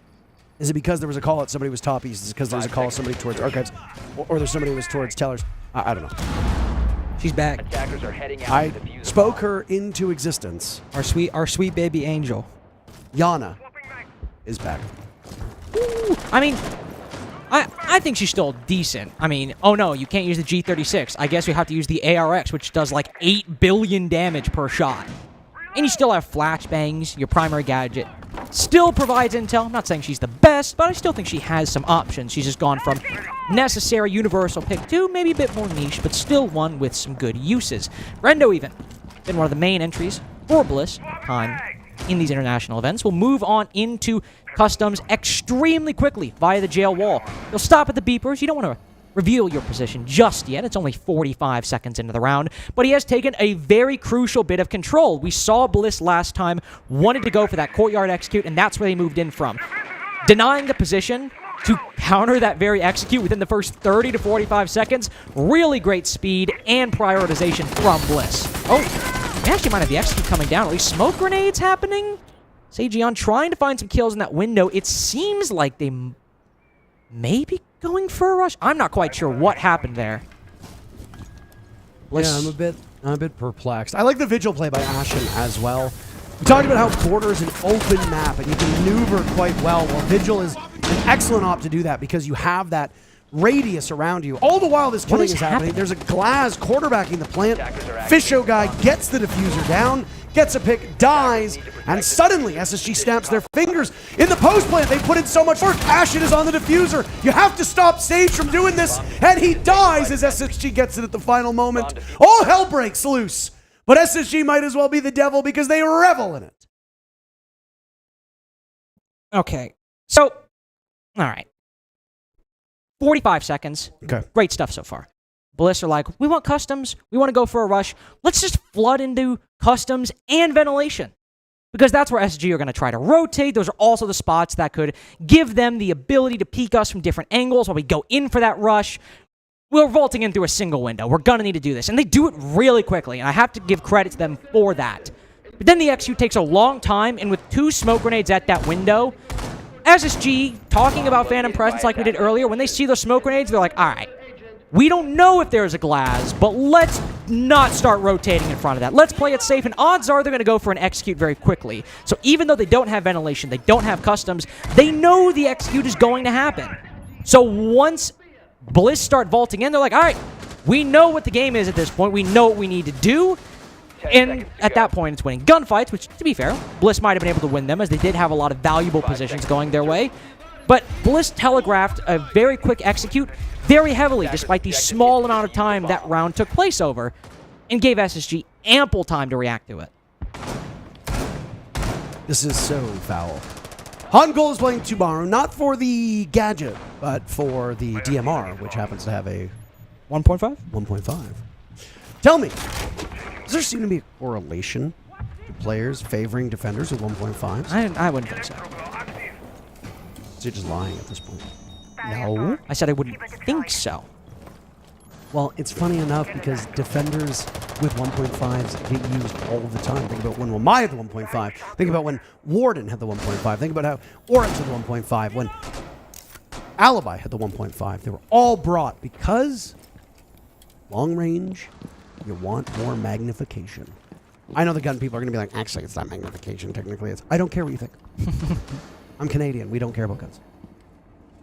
I mean, Brendo certainly does. Ash is the entry. You want that 1.5. You want that fast fire rate. Pretty good damage as well, but maybe carrying in the wrong positions. Another round of bad drone economy for Bliss. 3 drones. 3 drones shot, and nothing gained off of them. Oftentimes, if you're just criticizing team's drones, you're missing the forest for the trees. Really, if you lose almost all your drones, but you get 2 or 3 kills out of it, then there's a better argument that you spent them well. Think of them as a currency. They give you intel and opportunities to open up the round. But now down to 2 drones and both Dokkaebi calls used. What has been found? Seemingly a pretty even engagement between Oda and Forest. Just 1 bullet likely missing from Forest could have instead killed Oda and given SSG the opening pick. What are Bliss gaining for this intel? What are they gaining from this pressure? As Ashen is stuck inside a CCTV, he's got a mirror window to bail him out. We're 2 minutes in, and what are Bliss doing? I mean, Ashen was in front of the observation blocker there, so they spotted the Azami playing in that corner, and now they have to take the engagement, but Ashen is so ready for that. Guns him down the moment the barrier breaks. Bliss are back? Hello? How did this happen? We are so back. I guess we are. Brendo cuts 1 down below, and if Sejion doesn't get taken down, Bliss might actually have a flawless round somehow by the end of this. And indeed they do. That's 2 flawless rounds. Back-to-back 1. Now, obviously not back-to-back directly, but when Bliss won round 8, flawless. When Bliss won round 10, flawless.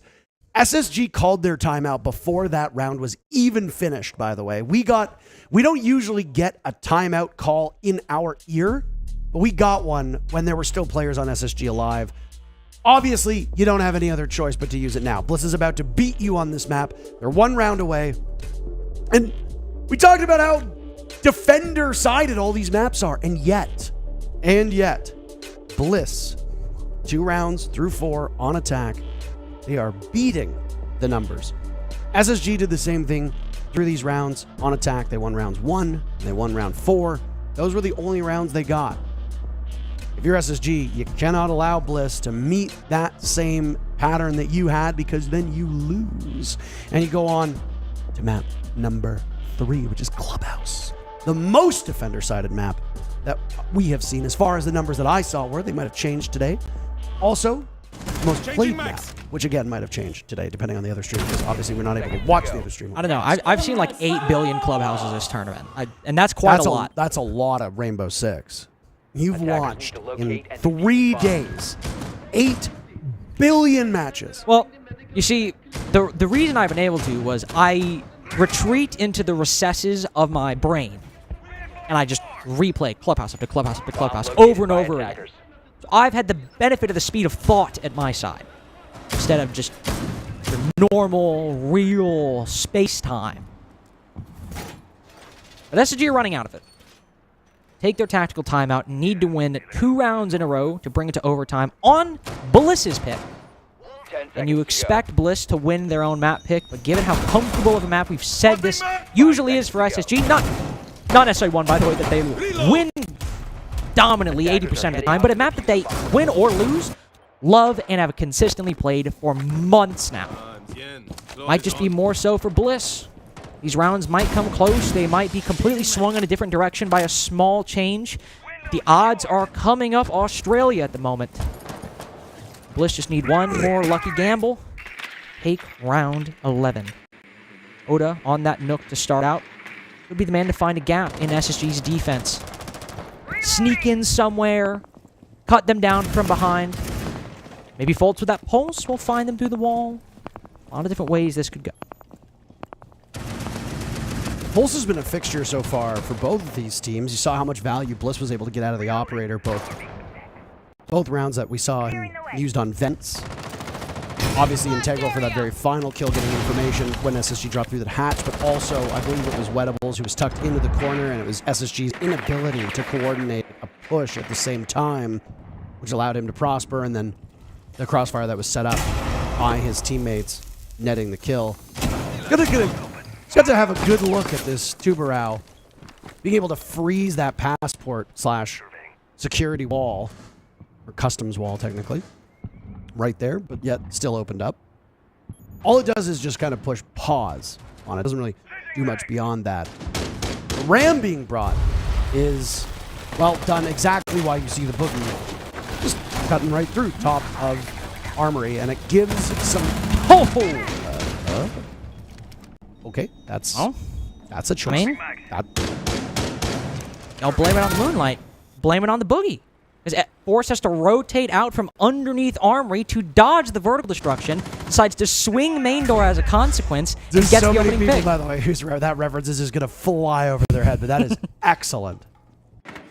Yes. How long have you been sitting on that one for? Actually, I've been sitting on that one since Ram came out. By the way, minute left in the round. Bliss again down to 3 drones. Now, it did not prove to be a damaging consequence overall last round. They were still able to win in the end, but drone economy has been low multiple times for Bliss throughout their attacking half, and it consistently applies this pressure to them to win the gunfights they find, especially if they don't have intel. Wedibles doesn't know there's one in library. He's just free-firing and flashing. Maybe he knows somebody's in the area with hot and cold right below the hatch. This is the exact kind of play that could catch Bliss completely off guard. We are almost 20 seconds left in a 4v5, and all Bliss have to bring this to their advantage are flashbangs. SG rotate up the stairs and are able to shut down the plant the moment it's put on the floor. Hot and Cold then rotates back into the bomb site, is able to find another and puts Brendo in a 1vx. So catches one breakdancing on the floor, maybe, but a 2-piece for J9O is more than enough to close the gap just a little bit for SSG. Well, things get ugly in the dying moments of a round when you have nothing to do but scramble at this point, and I don't know, 8, 9 operators alive with, what was it, ended up being like 10 seconds, 15 seconds left or something like that. All hell is obviously going to break loose. There obviously was mistakes committed by both teams, but ultimately, if you're the attacking squad, you got to get in with the map control you have and get that diffuser down. It looked like for a moment, SSG was unaware of the fact that the diffuser was being planted. But when you've got information on your side, you got to use it, and that's exactly what they did. The only 2 ways that Bliss push ultimately came from that hatch drop upstairs from Armory and then through the main door, effectively pushing in towards the server component of the bomb site. And it allows SSG's players, especially J9O, who ended up getting those final 2 kills, to play so safely at the back. Now, if you're bringing a Ram, you're going to want to take as much of that safety above them away as possible, whether it be Armory, whether it be upstairs in Archives. You got to tear through that floor. Sage used the Rams boogies quite well, but the focus was very clearly on the workshop, front workshop component, not actually the back of workshop. And that's just a small oversight. That's where SSG had nestled up some of their defenders, and that's where they can strike at you from. I also really love the call by SG once they saw the hatch drop to immediately rotate upstairs. And, well, if Bliss struggled to recover from that early loss of Oda in round 11, an even earlier loss of Brendo, their other big entry, not great. Not great start. Both actually, well, actually, 4 different people on Bliss have 8 kills so far. Still, one of technically your top performers, even if he's tied with 3 others. They don't have to worry about. There's a guy now looking to apply pressure outside the CC window, but they decided to drop down. The site is Teller's bathroom, and if you recall before, Bliss, with Brendo, moved into customs and vents at the very beginning of the round. SSG have reacted by placing Foltz and Ashen in positions on 2 different floors to deny that very possibility. Same with Forest upstairs and Armory. So Bliss's previous strategy, not very viable, and they showed struggles adapting and changing the initial plan they wanted to do in their game yesterday. And now, the drones are again getting low, and nothing is being bought for that expend intel. 3 with over half the round to go. Oda does find one, does get the trade, and with one of those very small remaining bits of utility, takes over half of Ashen's health away with a Z-ping into security, and now acquire that advantage. Sejeon walking up, a C4 and an MP5 bring the advantage back to SSG. Ashen will then fall down, retreat back closer to the bomb site. The Bliss twiddling their thumbs. This really is just textbook border. You know, there's explosions and then there's calm as you gain the map control, you fight over it, and then you effectively reset here. I like the way that SSG is currently sitting, not just because of the numbers advantage, but what they have left. You know, where are those F-Nots by Ashen?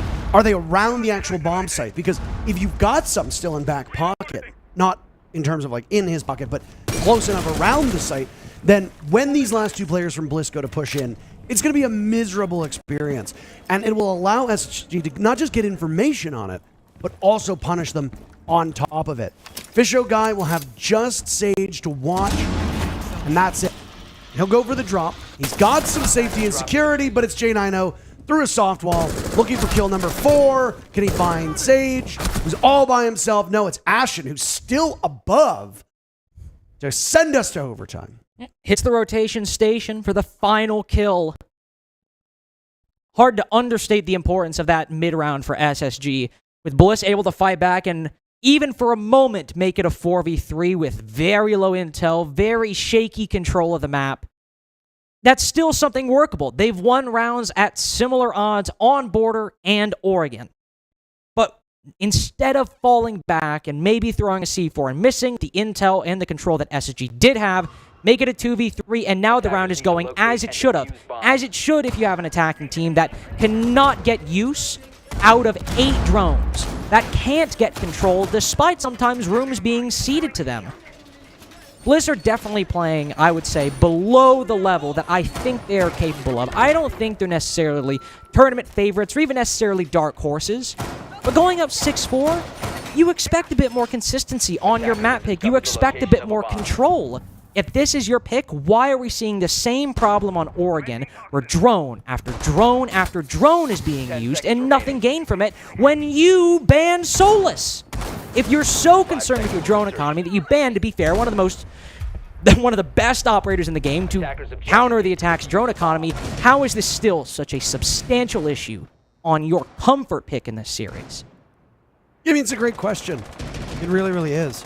SSG, again, bringing a lineup that is absent of explosives, but I don't think it's necessarily worth noting all of the time now as it's bog standard for them, but obviously can have huge impact if you feel like Bliss is bringing deployable shields and Akiba barriers that you struggle to get through. And that's exactly the case. Now, Ashen will skirmish the top of East exactly where he was before. It was the Azami that he was able to take out previously. Brendo lives for now, still patrolling up on the balcony, getting shot from a direction that I don't think he was aware of. I have to imagine it was from J9O above. J9O, maybe Ashen out on the balcony. Actually hot and cold on the balcony. I thought Ashen the Grim was out there, but he appears to be on his drone instead. J9O, though, 28 kills so far between the 2 maps, doing quite well for himself. The top player for SSG, the only one positive for SSG as well. No small part, one of the big reasons why SSG managed to bring this to overtime in the first place. Good find for J9O too, the utility as well. Goo mine shot and F not hacked. Might not really help SSG all that much, but it will, or at least indirectly countering Bliss, but it will allow them to walk through that East Stairs doorway safely. Oda put to 1 HP, joining Brendo in the Damaged Bliss Players Club. Very low health with the 2 defenders. It's a popular club these days. I hear. A lot of new members signing up, specifically from Australia. Yeah. Back in the day when we saw Finka being brought by the attackers and Thunderbird was used somewhat regularly on defense, she's never had a huge impact on the meta, but was certainly used more than she is now. It was because there was all this chip damage that was done. Bliss just continuing to absorb blows over all of these rounds on defense, and there's no way to really help them, no way to help Sage either, as now he dies to Ashen, and SSG with a minute to go finds the first pick. Not even one of the 2 players they damaged in the first minute and a half of the round. It was the 3rd player to suffer damage, this time fatally so. But Oda, very easy kill if SSG can find him. Brendo, less so. And he has that Kiba barrier to bail him out if he wants to hold the position for a little longer. He's still upstairs, I believe, still sitting inside a break room. Because even though Bliss might be taking a lot of damage, SSG, just as with the attacks overall, it seems, are really struggling to mount executes with more than 30 seconds remaining. But the right close to 1. 1 player outside of the balcony, 2 on vent window, and hot and cold below. This can work, even with low time. There's no warden for Bliss either. So aside from a blind spray, Bliss cannot see through these smokes. 3v5 now if Bliss want to make this comeback in a very favorable advantage for SSG. Forrest creeps on in, starts planning in the default spot to the right of the door, maybe to dodge some of those blind sprays, and there's nobody from Bliss capable of fighting back. Might be low on time, might be slow, but you can't say that execute from SSG was not, in fact, flawless in planning and execution. Now, here's where things get real interesting. Bliss have used their timeout. This is the time to do it because SSG has the lead. SSG had the lead back in round number 1. They have not led since then. SSG could presumably win this entire series next round, and they will have spent 95% of this matchup tied or trailing, which is crazy to think about. Go all the way back to Oregon.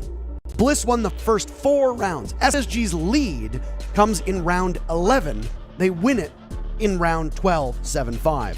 Here they win round 1 on Border. They lead that round. They immediately lose the next round, meaning it's tie game, and since then, Bliss has either led or tied for the remainder of the matchup.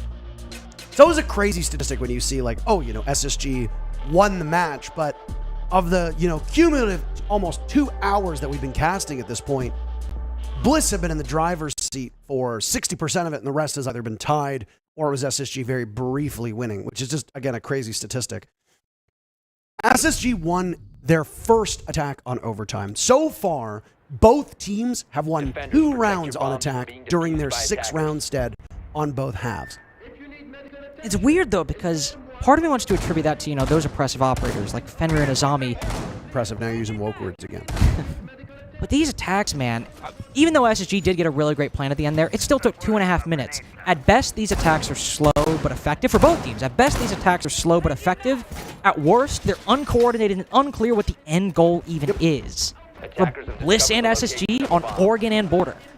Oh, yeah, I mean, it's both of these teams have shown off some good skill today, but I mean, there's a lot of homework that needs to be done by both teams once you're finished this matchup. Now, obviously, SSG has this cushion in the group. All of these teams are currently trailing Wolves. That's who you're chasing. That's who your high water mark is. SSG already played them. Wolves won. So, in that sense, you're not going to have a rematch in the groups here. You're just going to keep going forward. But Bliss have, I would argue, a much harder road for the remainder of the group than SSG does. This is, and I hate to use this term because it's loaded in a lot of ways, but this is a must-win match for Bliss. If they cannot prevail here, I don't have much hope for Bliss from this point forward. I mean, maybe they can get a win over D+ Kia later, as we are starting to get into the latter half of the group stage. There are teams that they could beat, but I would say this is a must-win, not for any statistics or mathematical reasons, but for quality. This was a team that, alongside Fury and Atlanta, in play-ins, really promised a lot, and even though they both went out, they went and lost 8-7 against big teams. Bliss, 2 of them, SSG and Wolves, who are in this group right now. This is a must-win because Bliss can beat them. In fact, they were up 6-5 and almost did, both in Atlanta and here. To lose again at an 8-7 or an 8-6 scoreline when you had a lead is another really frustrating and disappointing blow. Not because it was a bad game, but because we expect and think Bliss really can offer more. But as they lose the opening pick on the Osa, who tried to go for the plant in Archives, what more can you do as the game is collapsing at the seams? Wettables on a late rappel in one fell swoop. SSG brush off their shoulders, win the series 2-0, and send Bliss packing in Bliss's second outing of the groups. My. Bliss won the last 2 rounds that Bliss won in this map were both flawless. The last 2 rounds that SSG won in this map were both flawless as well. And SSG, as I pointed out, they only captured the lead in round number 13. They were tied or trailing both maps until they got their 6th round, and yet they prevailed. And honestly, you gotta be able to muscle out these victories and stay close. Huge kudos to SSG for maintaining that mental resiliency, staying in the game mentally, staying in the game physically, and ultimately beating the Australian team. APAC has had a rough go of it so far. Fury is the only team that has looked somewhat promising. Outside of that, the rest of APAC has had some very obvious struggles. Bliss is not immune from that. SSG overperforming, I think, some people's expectations of them and showing up as a cohesive unit today on both these maps. Despite making missteps, they win 2-0. And just looking at these teams' records in theory and looking at these groups, I think the vast majority of people are thinking that this might be a very easy win for SSG and that they should win it in theory. I'm a bit more even-handed than that. I really did come into this series thinking Bliss had a shot at, if not winning it, putting up a really good fight. But with this win for SSG, they might have lost to Wolves, but they beat FaZe Clan yesterday. That, in my opinion, qualitatively cancels out the 2. Sure, you drop a map to Wolves, but a 2-0 to FaZe Clan. SSG at this point, I don't know the exact math, but seem to have solidified themselves in that top 4. Because with that win over FaZe, it seems like a really strong fight between 3 different teams. Wolves, FaZe, and SSG, and Bliss are running out of time to re-enter that conversation. Yeah, I mean, even FaZe has looked surprisingly weak in some of their matchups. Right now, Wolves and SSG looking like the 2 best teams in the group, which, frankly, with a team that has FaZe Clan in it, is very surprising. I talked to a couple teams before a single match was played, and there was a belief that FaZe Clan was one of the favorites to go all the way. Now, obviously, there's still so much time to go. It's entirely possible that FaZe Clan not just makes playoffs, but also makes a deep run, and they improve as time goes on. But the competition in this group is going to be tough. SSG and Wolves are the real deal. And honestly, today, for SSG, it was the J9O story. 30 kills, dropping 15 on Oregon, 15 on Border. That's the consistency you need. And the whole team on the right side of your screen showed up this particular match. Amazingly, on the left side, Bliss was strikingly even, but nobody was particularly good. Every single player's stats underwater, below 500, and that is nowhere near good enough. I think in many ways that tells the story for Bliss that individually, these guys are all quite talented. They're all very good. Both maps, you had 4 people all close together, and the last guy had 5 kills. But when it came to those attacks, it is 5 talented individuals who, from round to round, were struggling to consistently implement a game plan. They might have had 2 flawlesses, and they might have had 2 great executes. But consistently over the course of a map, let alone a series, it was a struggle. And for SSG, not only was it very slightly better, they also had an unequivocal MVP performance. 30-12 for J9O, as you just mentioned. That might have been the difference maker ultimately, whereas Bliss had consistency but no standout guy. SSG had that and then some.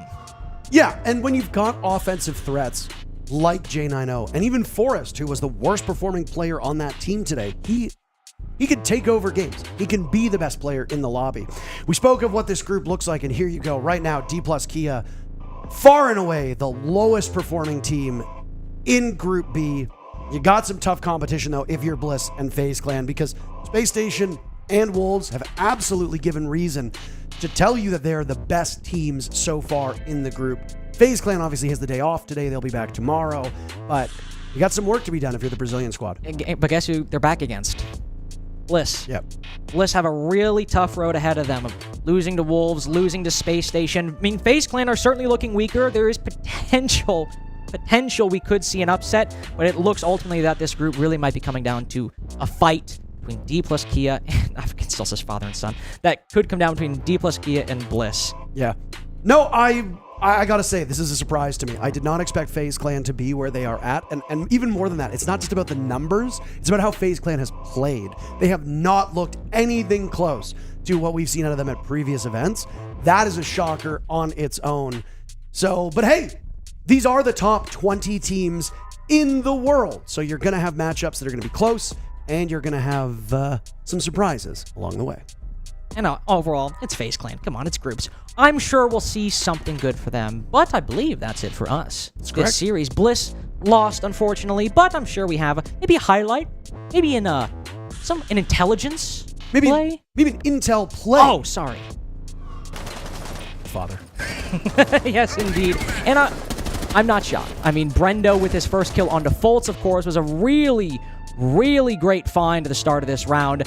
And this was, you said high watermark before, one of the highest points overall for Bliss in that point. We only saw that 1 kill, but the start of that round, able to find Fultz so early on, it transitioned into a 5v3 that they ended up taking the lead.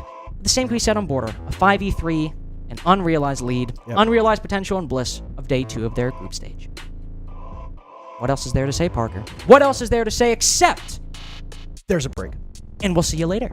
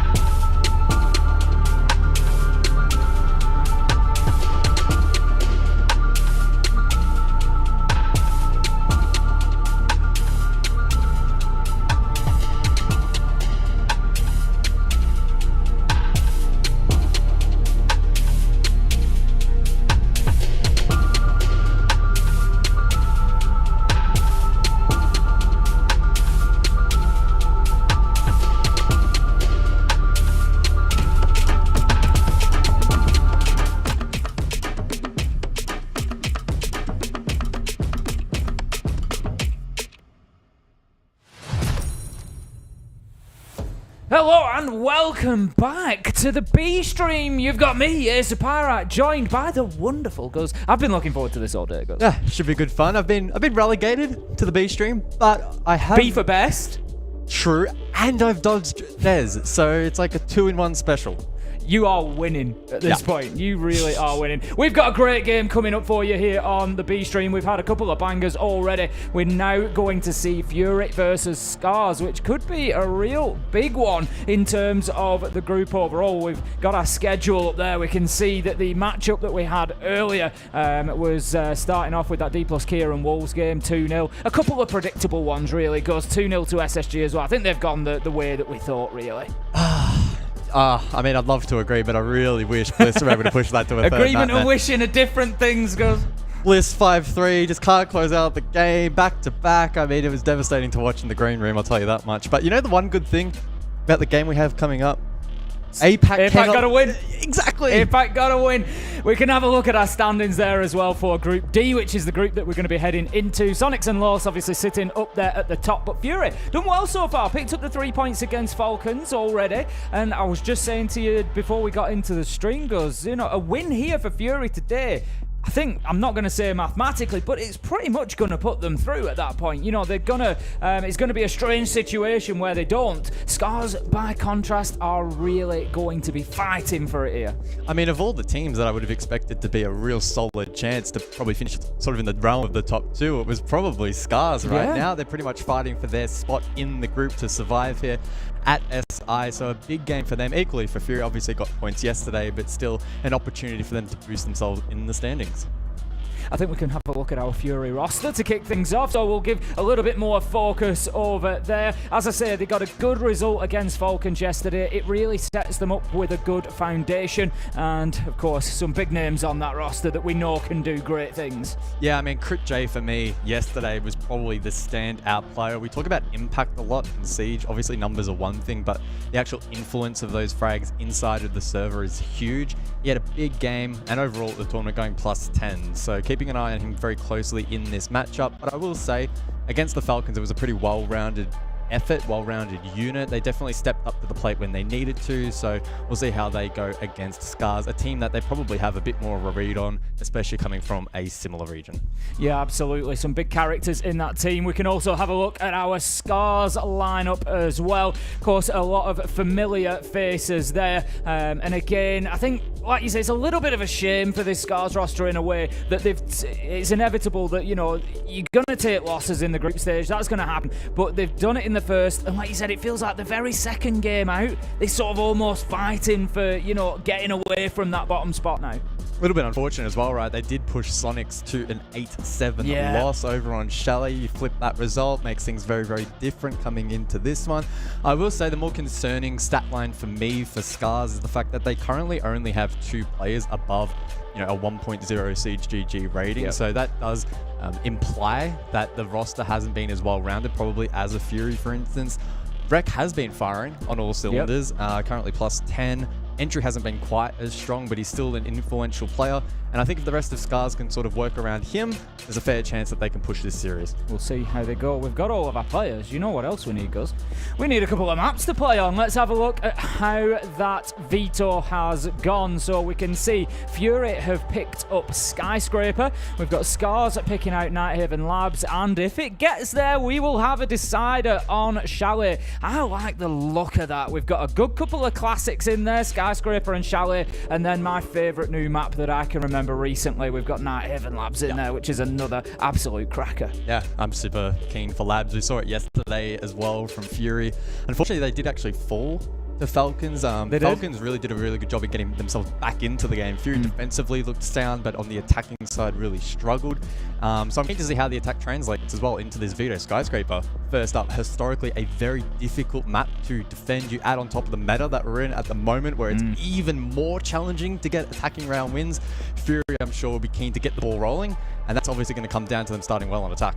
Yeah, I think attack is definitely the focus at the minute, not just in this game, but across the tournament as a whole. We've seen, defensive win rates have been, pretty considerable on some maps, I think it's fair to say. But yeah, the teams that are really starting to shine are the ones that are showing us that they can get it done on attack. And I think on attack, you need that adaptability. And both of these teams have got those players that you think can just, make a little bit of a pocket play, can just throw something together. Yeah, for sure. I think it comes down to the impactful individuals in a match like this, right? Again, looking back at CritJ and Rek, if those two players are firing on all cylinders and then the rest of the team can play around them, especially in an attacking setting where, as you mentioned, adaptability is key. If those players are in play-making positions and getting the support required, that's probably going to be the difference maker. And rounds on attack are going to come at a premium. This could be a series, right, where like even 1, maybe 2 rounds on attack is probably actually quite good. So very intrigued to see if that actually will be the case. Well, it becomes pretty rough then, doesn't it? Because you're looking at a 4-2 defensive half and you're kind of thinking, ooh, that might not be enough. Yeah. That's pretty tough mentally to take that. So, usually we'd be looking 4-2 half, yeah, no problem. That's your kind of, your baseline for defense. But like you say, that just hasn't always been enough at this point.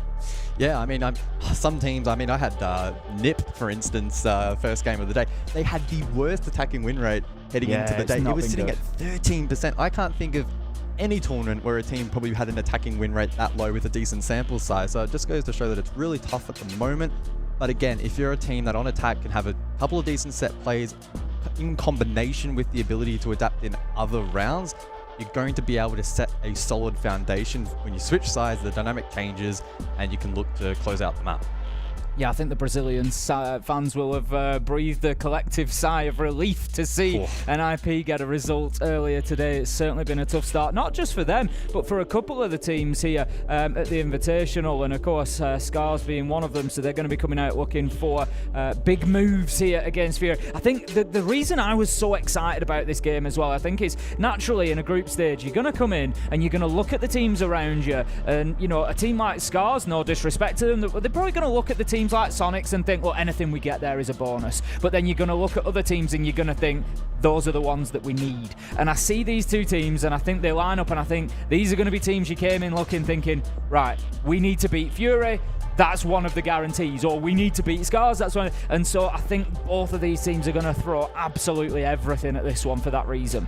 Yeah, I'm super intrigued to see how well they read one another. I don't know if they are scrim partners. It wouldn't shock me if they do at times. They definitely would be scrimming, Asian teams would be scrimming Japan, Asia, etc. So I think they'll have a read in that regard. But again, we're sort of entering this era of the international meta, and we're obviously at SI, so teams will be switching things up. But yeah, excited to see if the setups are read into well. Again, on attack, that's going to be really, really important. If you can snag a couple of rounds to start off the half, it just sets yourself up so nicely. And I think a lot of APAC teams really thrive in a confident environment.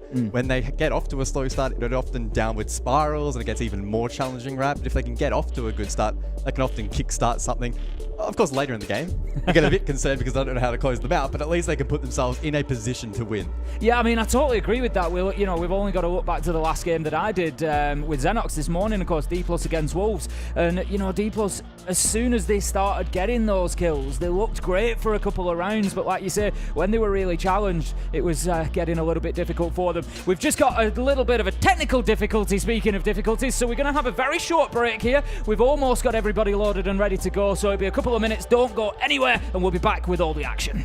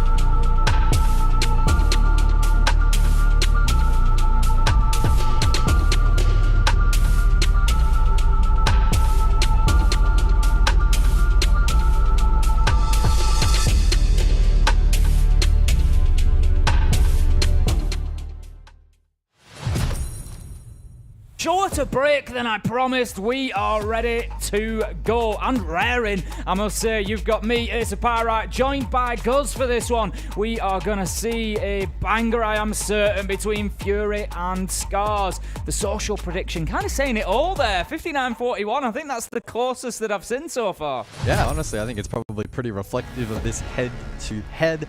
Yes, Fury got a win against the Falcons, but it was only a narrow 2-1 against an unfortunate situation for the Falcons. They're a little bit battered and bruised at the moment. As for Scars, again, very tight series, just losing out to a difficult Sonics. So I think Scars probably still do just edge out as favorites, but only just. It's a really difficult prediction for me to sort of sit back and say, it's going to be this, because I'm just not too sure.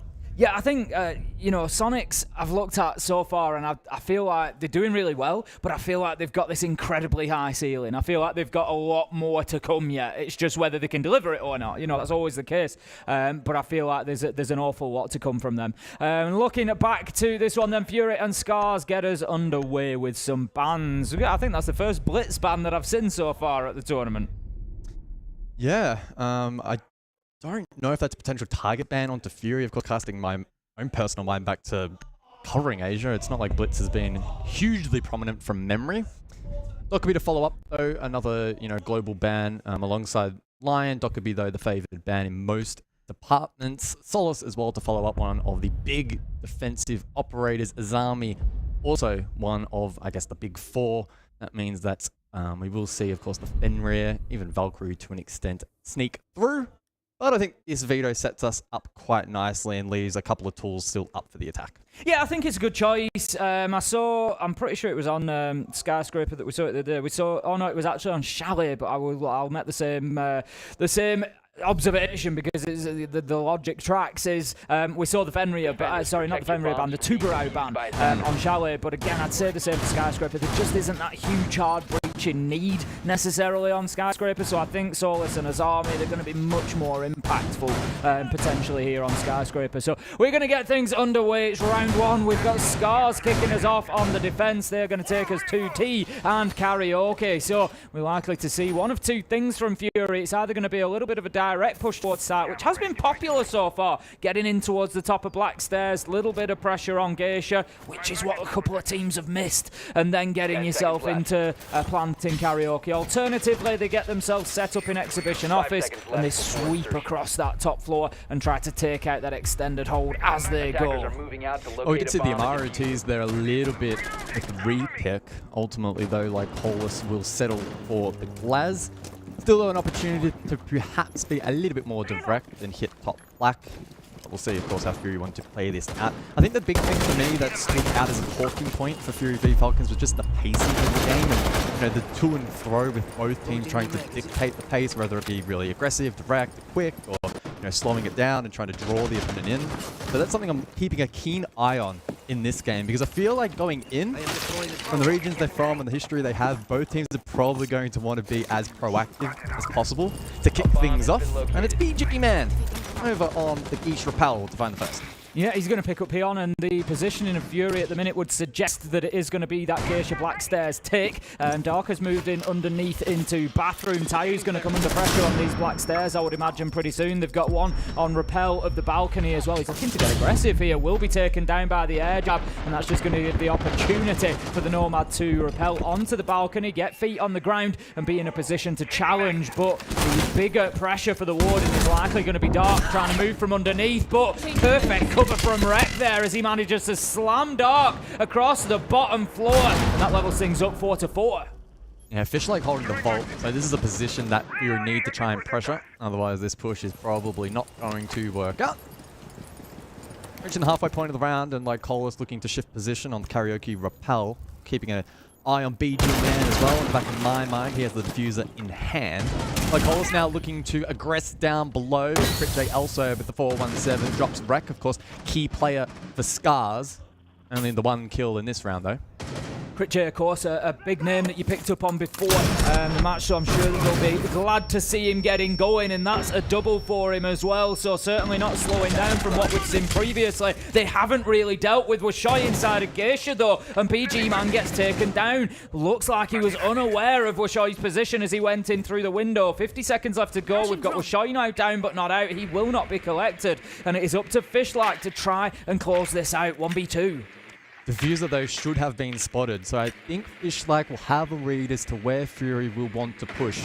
The attack, though, taking their own time and gathering some information. Unfortunately, though, for Crit J, he's slain, and now I9 left in the 1 versus 1. Old Intel, and he's chasing Fishlike's tail back through Guiche. I've just got to wonder whether he's going to take the opportunity to pick his teammate up here now that it's a 1v1. I don't think he's going to push his luck. No, Fishlike keeps himself in drum. He can play for time now. 15 seconds. If he gets about another 10 seconds out of this, then he can just look for that plant going down. But I9's not even going to make a move towards the diffuser. He's not going to go and get it. He knows he doesn't have time. He's chasing the kill. I think he knows where it is, but look at that for a crucial FNAT. However, it just doesn't stop him. I9, even without vision, manages to get around the corner and find the kill. He just seen the foot. He just seen the foot before the cloud of the FNAT descended, and it was enough to tell him where Fishlike was. And Fury, they snatch around from the jaws of defeat. I don't think Fenrir is that strong of an operator, Ace. I think he's fine. I don't see what the problem is. What do you mean? You could just shoot it through the mist. Wow, what a round that was. A bit all over the place from both teams initially. Black Stairs got a little bit messy, traded out. Diffuser, of course, then put on that island over towards Isha. Fishlike tried to play a little bit safe. Didn't go for the revive, which perhaps was to his demise. There was probably a window where he could have gone for it, but either way, not the case. Fury with a nice clutch for the first round. I think Fury got caught up a little bit in that 2v1. Just kind of, I was a little bit concerned for them. They were both over at Black Stairs. They were kind of stacking up, and I just wondered, you know, there was a different timeline there where Fishlike popped both of them, you know, at the top of Black Stairs. Instead, he only gets one. They managed to create a little bit of separation. But yeah, brilliant turnaround for Fury, realistically, in the absolute nick of time there. I9, only about 5 seconds left on the clock, I think, when he managed to find that one. So that's going to see Scars deciding they're not going to double down on T and Karaoke. They've lost it there. They're going to head on over this time to Exhibition and Office. And I think Scars are employing a pretty aggressive setup. So footholds on the main breach, mirror facing that position, second mirror into T as well to try and negate the lurk potential for Fury on that side of the map to the south as well, to the west rather. Initial pressure though on the single wall, and it's the combination of the map and the thermite to confirm that. They're pretty easy going, but as mentioned, the main breach is quite an aggressive hold from the defense, so arguably that one will be a little bit more challenging to open up if Fury so wished to do so. Yeah, that's it. Not too much of an opportunity for the Bandit of Fishlike to do anything about that one, but also not the end of the world that the VIP wall has been open. So, like always, just running around, still one exothermic in pocket. Opposite side of the map now, looking to work across from Geisha potentially, which just makes me flick my eyes through. We've got the ace of Crit J, so there is the potential still to work on the main breach should they choose to, but he's not really immediately in position to do that either. So it looks like the office breach, for the time being at least, will remain intact, and the push instead is going to come from Karaoke and T. So Salm was then deployed from Crit J on that mirror window, again facing in towards T, and that just makes Ruck's position now slightly compromised. Fishlike looking to counter breach on Guiche, facing into drum through the holes created by PG Man, but doesn't find much. You see the attack now just chipping away at utility, trying to chip away at the defense, but Rek responds nicely, an opening kill onto Crit J. The two impact players going toe to toe. Washoy gets in on the action, but immediately falls.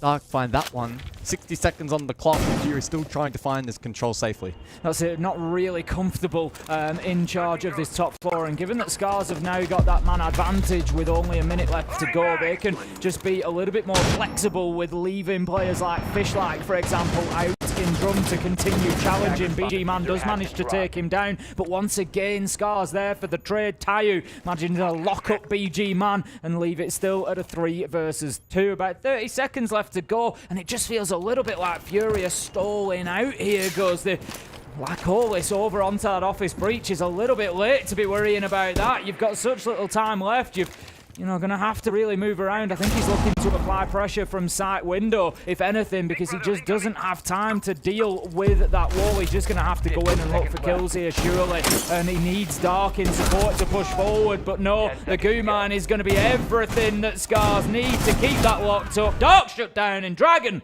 And that is going to be the round going to Scars.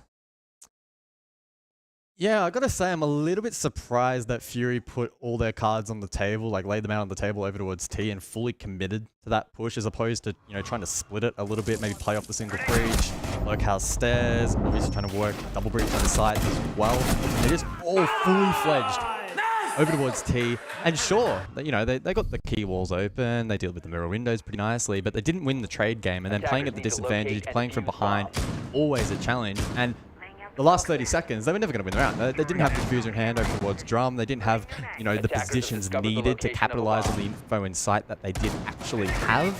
So it was a little bit messy from Fury, but to the credit of Scars, they had an expansive defense. They played into it nicely, and they respond. I think one of the ways I always look at it when I finish a round, and I think, how difficult was it? How under threat did the players inside feel? And that gives me an indication. That's like a little barometer for how successful the attack was. And I think in that situation, you got to say Scars were not bothered. They were unfazed. You know, they were in their lane. They were happy enough inside. At no point did any of those Scars players, 2 or 3 of them, inside, come under any pressure whatsoever. So really, the attack from Fury, just lacking some teeth there. Never really got a grip into the round.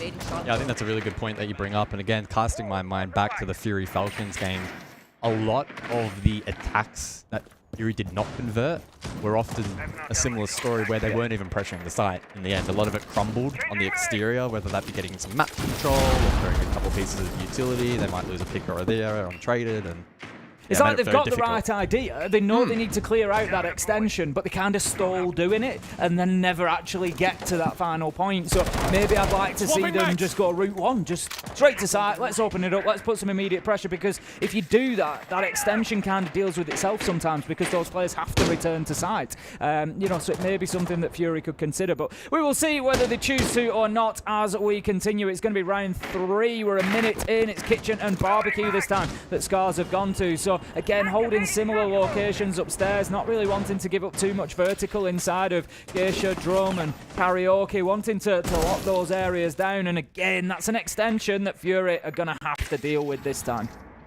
Yeah, so Shock Drone's in play this time around from I9, so goes without saying, has the ability to gain information, but can also deal with the mines from Fenrir as well.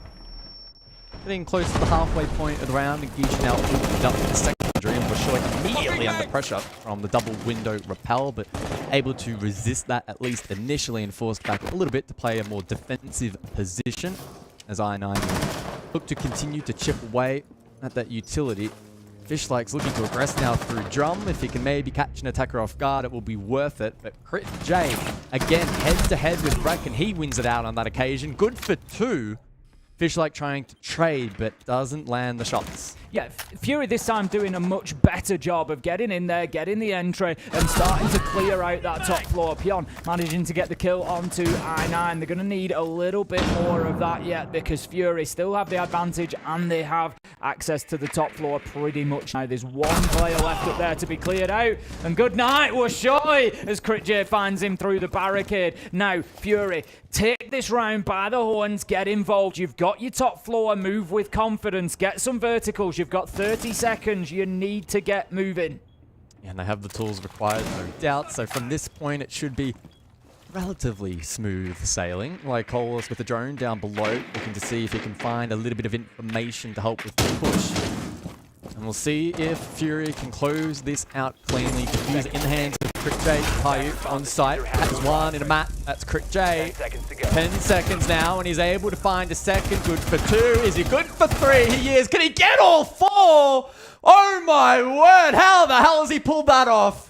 Tayu just absolutely smashing it at the end of the round there, and again it comes down to the clock. Fury got in, they got the top floor control, but it was just too late. 2.5 minutes into the round it was, and then they would reduce to just drop in a hatch directly into sight. Realistically, they want to be 30 seconds ahead of where they were. If you've got a minute left on the clock, when you get that top floor, you can have 1 or 2 on the hatch, but you can start working down those stairs and work the lateral angles as well. But well held on by Scars. Let's not take anything away from them. Tayu cool under pressure, picks one up on the frost mat on the window, and again that comes down to time. Players launching themselves in through windows, no time to check.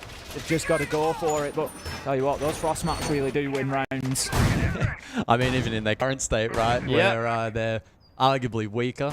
Obviously, attackers can now pull themselves out, despite the, obviously still being debuffed. But yeah, had the impact it needed in that round, and yeah, cool, calm, and collected in the clutch. 10 seconds remaining. Frustrating for Fury, and again, as we mentioned a couple times in the pre-show, attacking rounds come at such a premium that you cannot be affording to allow opportunities like that go astray. That could prove to be a very costly round. There is, again, a world in which one attacking round into a second could be hugely influential, and they've just wasted that opportunity. Exactly. Well, you can't look at it. You've got your defensive rotation there of your 3 sites that Scars are going to use. Fury managed to actually beat them on their primary site. You know, they then had a chance at their 3rd choice site. That's the one you've really got to pick up normally. So, you know, as far as Scars are concerned, the fact that they've picked up that 3rd choice site sort of fixes that problem, that mistake that was made in the first round, and now they just get to go again. And if thinking back to the first round, of course, they lost this site, T and Karaoke. It was a lot of black stairs, attention coming in from Fury. It did come down to a 1v1 at the end, so I'm sure Scars are going to be fairly confident that they can get this done. So the Valkyrie in play then for round number 4, and I9 once again on drone duty, this time transitioning from the Twitch to the Brava, so he'll be able to hack that information alongside the Fenriers as well as the Mute Jammers, and even some magnets as well if required. Crit J meanwhile over towards Toilet IQ, back with nades in hand, good to see, and of course can help clear some utility if required. And said utility plastered over towards the top black position. Once again, you see the Warden station there behind a deployable. Last time it was actually traded out relatively effectively by Fury, and we'll see how they go this time.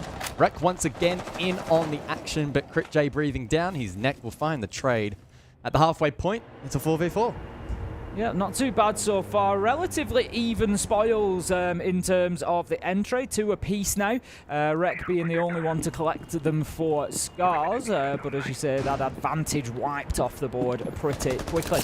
Looking at Fury, again, not making sort of rapid progress. With 2 minutes in, Pion is still lodged in Geisha, not been dealt with yet. Still has those lines to start through into Karaoke, which wipes out any hope of putting a diffuser down until he has been moved from there. And with now 50 seconds left to go, I just wonder how Fury are going to take control of that essential area of the map. Yeah, well, Diffuser's in the hands of White Bolus. He's the one playing the Karaoke Repel currently. So if you need to work around that, try and find a way to facilitate his entry towards the objective. Top flat control crucial, and they'll work on that now. Like, Bolus just swings in.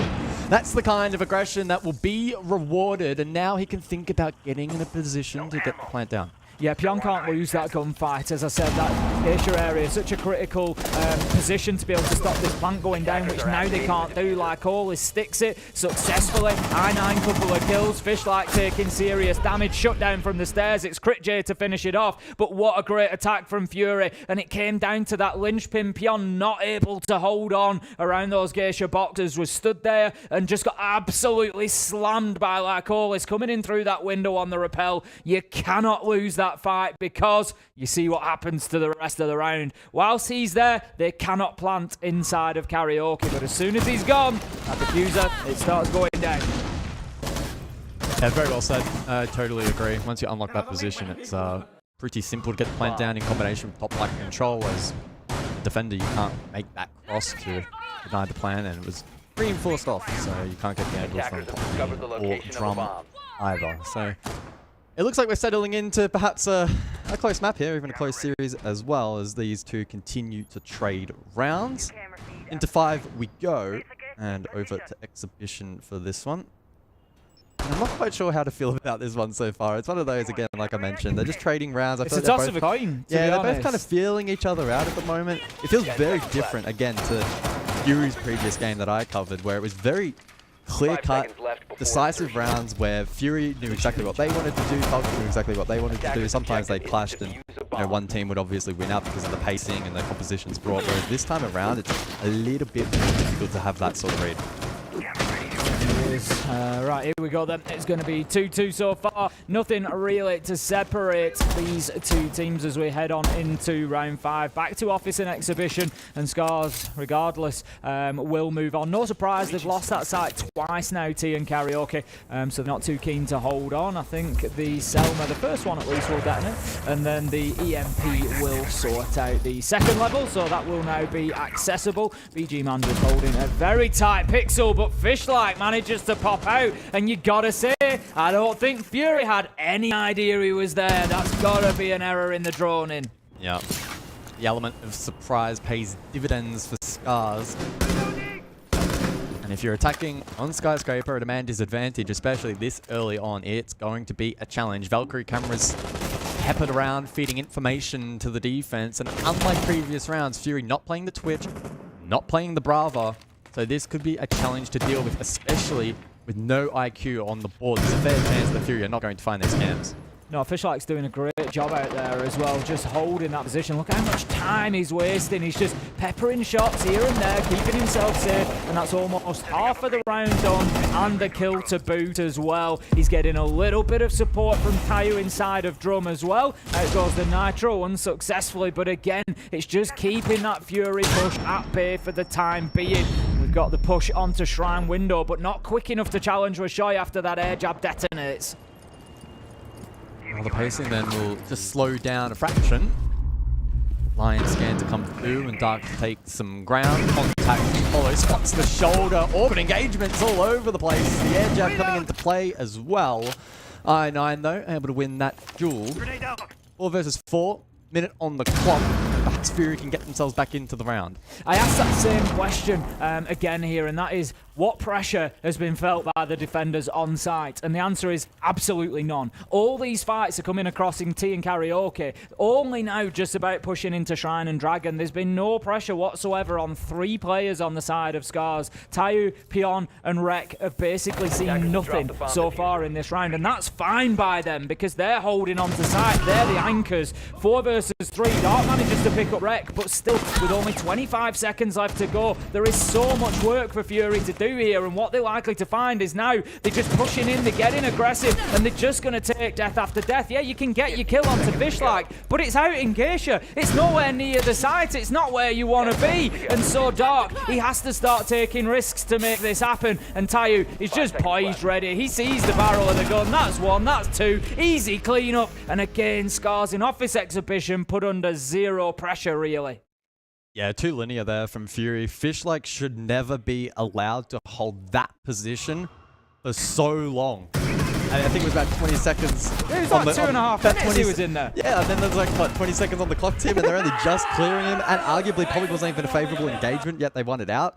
Then, of course, they just walk you straight into a crossfire, never going to win the round, but yeah, very, very strange. Honestly, at that point, they'd have probably been better off just leaving Fishlike, ignore him, push towards site really aggressively, and try and pick him up when he comes for the flank. Yeah, 100%. It would have been the better option, surely. Yeah, for sure. So much time burnt over that one. Kitchen and Barbecue then will be the final defensive round for Scars. Interesting to see that Frostmat has gone under the kitchen window again. Not sure that it's going to get any joy, Tayu. I'm going to be honest with you. You've already caught one with it. You've got to move your bait around. You can't keep it in one spot. But I say that, and I've done it twice in a row before now in ranked, so who knows? The classic double bluff. Surely We've they won't all do it been there. again. Surely it won't be there again. Yeah. Chung! 5 seconds remaining.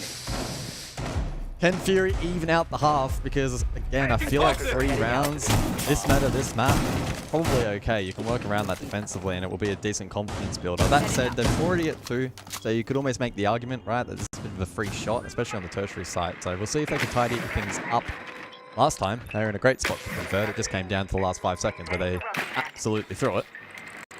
I9 once more, back on the Brava, looking to find as much util as possible, and there's plenty available.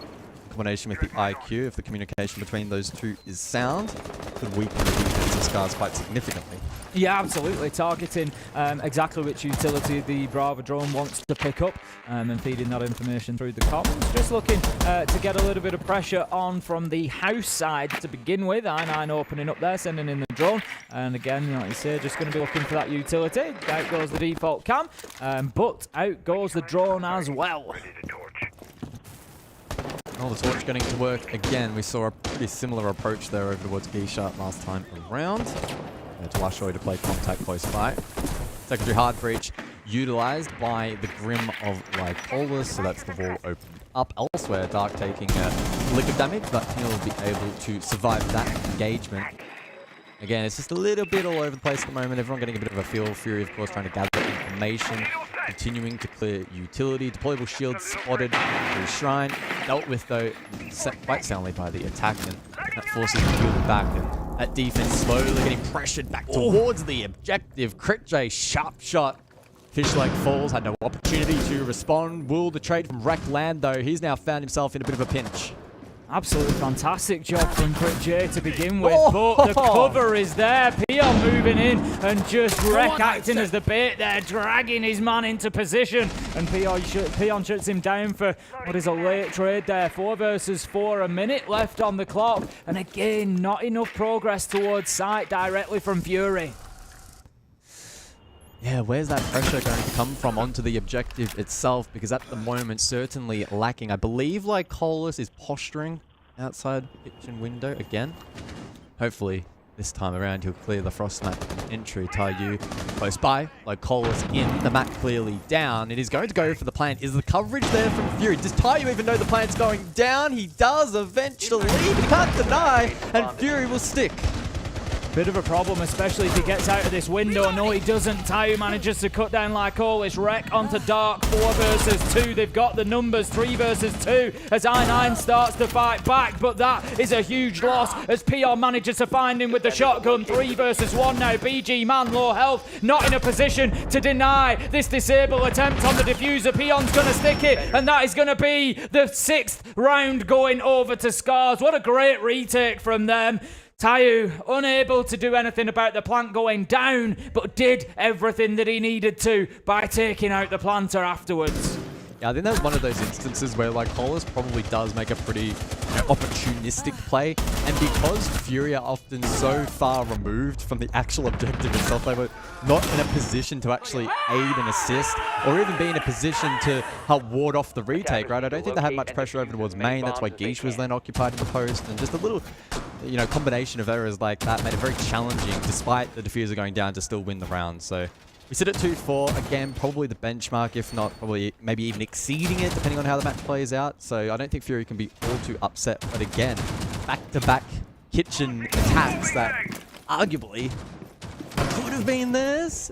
And if that was the case, imagine a 4-2 their way. That would have been pretty insane. Exactly. Moving on to the defense, yeah, we'd be talking about this in very different terms now. But as you say, Stars have done the minimum that they needed to do on the defense, but they've got the job done. This is going to be a really important round. It's coming quite early in the match. It's usually, maybe a couple of rounds' time that you start seeing those pivotal score lines. But if Scars can take this and get themselves 5-2 and send a message that the attack is on for them, then it could mean trouble for Fury, especially on their own map, given that they were the ones to pick Skyscraper. So for the time being, Scars, they are posturing and poison. They're getting themselves where they want to be, and it looks like it's going to be a bit of pressure out towards Office and Exhibition to push across this top floor. Reload! Yeah, I am quite intrigued to see what pacing is going to look like here from Scars, because again, reflecting on the first half from Fury, they weren't often all too slow in map entry and getting peripheral control, but actually attacking site was quite slow on multiple occasions. So we'll see for Scars what their pattern ends up looking like. Obviously, they have the operators like the Ying, for instance, if they want to be a bit more direct, aggressive, especially through the late round. Tuberao, an interesting pick as well. And I'm intrigued to see how they play into it on the extension at the moment. Yeah, this is it. Just looking through, they've of course got the Electro Bros, as they become known, Kaid and Bandit, both on the board. So there is going to be opportunity for further denial as well, and Tubarão can really slow that down. So Fury taking a slightly different approach to the defense than we saw from Scars, like Always managing to pick up Washai, and that is not a good start for Scars here. Needing to get themselves inside the map. They're still not really established. There's 2 roamers for Fury over on that exhibition and office side, and Scars have done nothing really to move them. So if they are then trying to adjust and look at Geisha, look at top black, they're still going to have that extension to deal with as they come back through. Well, Fish like finally pounces and he finds his mark in dark. Traded out though. Crit J on the boost with the DMR in hand. Wreck elsewhere though has cracked into Geisha and he's good for 1. Drops I9.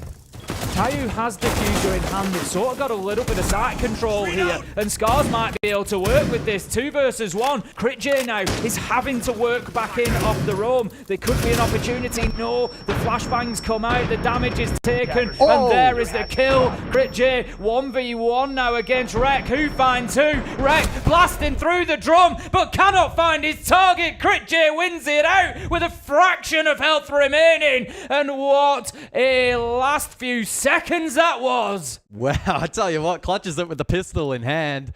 A bold decision, but pays off. A big round win there from Fury, because Scars were able to split the defense. They hit site pretty directly through Geisha to Karaoke. A great double from Wreck, but couldn't follow it up with a third. Good attempt. Attackers need to locate a tricky one. as many bombs as they can. Doesn't convert. And for Fury, that's going to be, a round that riles up the troops a bit. When the double flashbang came Crit J's way, I thought they were going to try and take the opportunity to get a plant down, because I thought, you've sent him back into drum, you can cover that one door. If you plant over on Karaoke wall, even if he rotates round to T and you don't have it covered, he's not going to get there in time. So you know then from Geisha, all you need to do really is cover drum door, and you're going to get your plant down. But they made the choice, they made the call, they were going for kills, and Crit J just played it beautifully, really. He just, he didn't have much of a choice. He had to be aggressive, he had to go for it. But you picked up on Crit J before we even started today, and he's, proving exactly why. 11 and 5 at the minute, talisman player for the team, making good choices, winning good gunfights, and closes out a nice 1v2.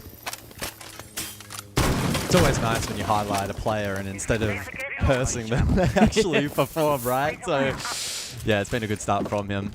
Yeah, you got to be careful with those caster curse powers. Oh, you have to wield them very cautiously. I mean, Wreck's doing okay, 7-5. There's been a lot of opening duels between the two. It's going to be far too late as the electrical goes on, and the wall will be opened. I think it was wishful thinking from Lycolis. I can tell you now, if the exothermic has started, it is too late for the electrical to activate before it detonates.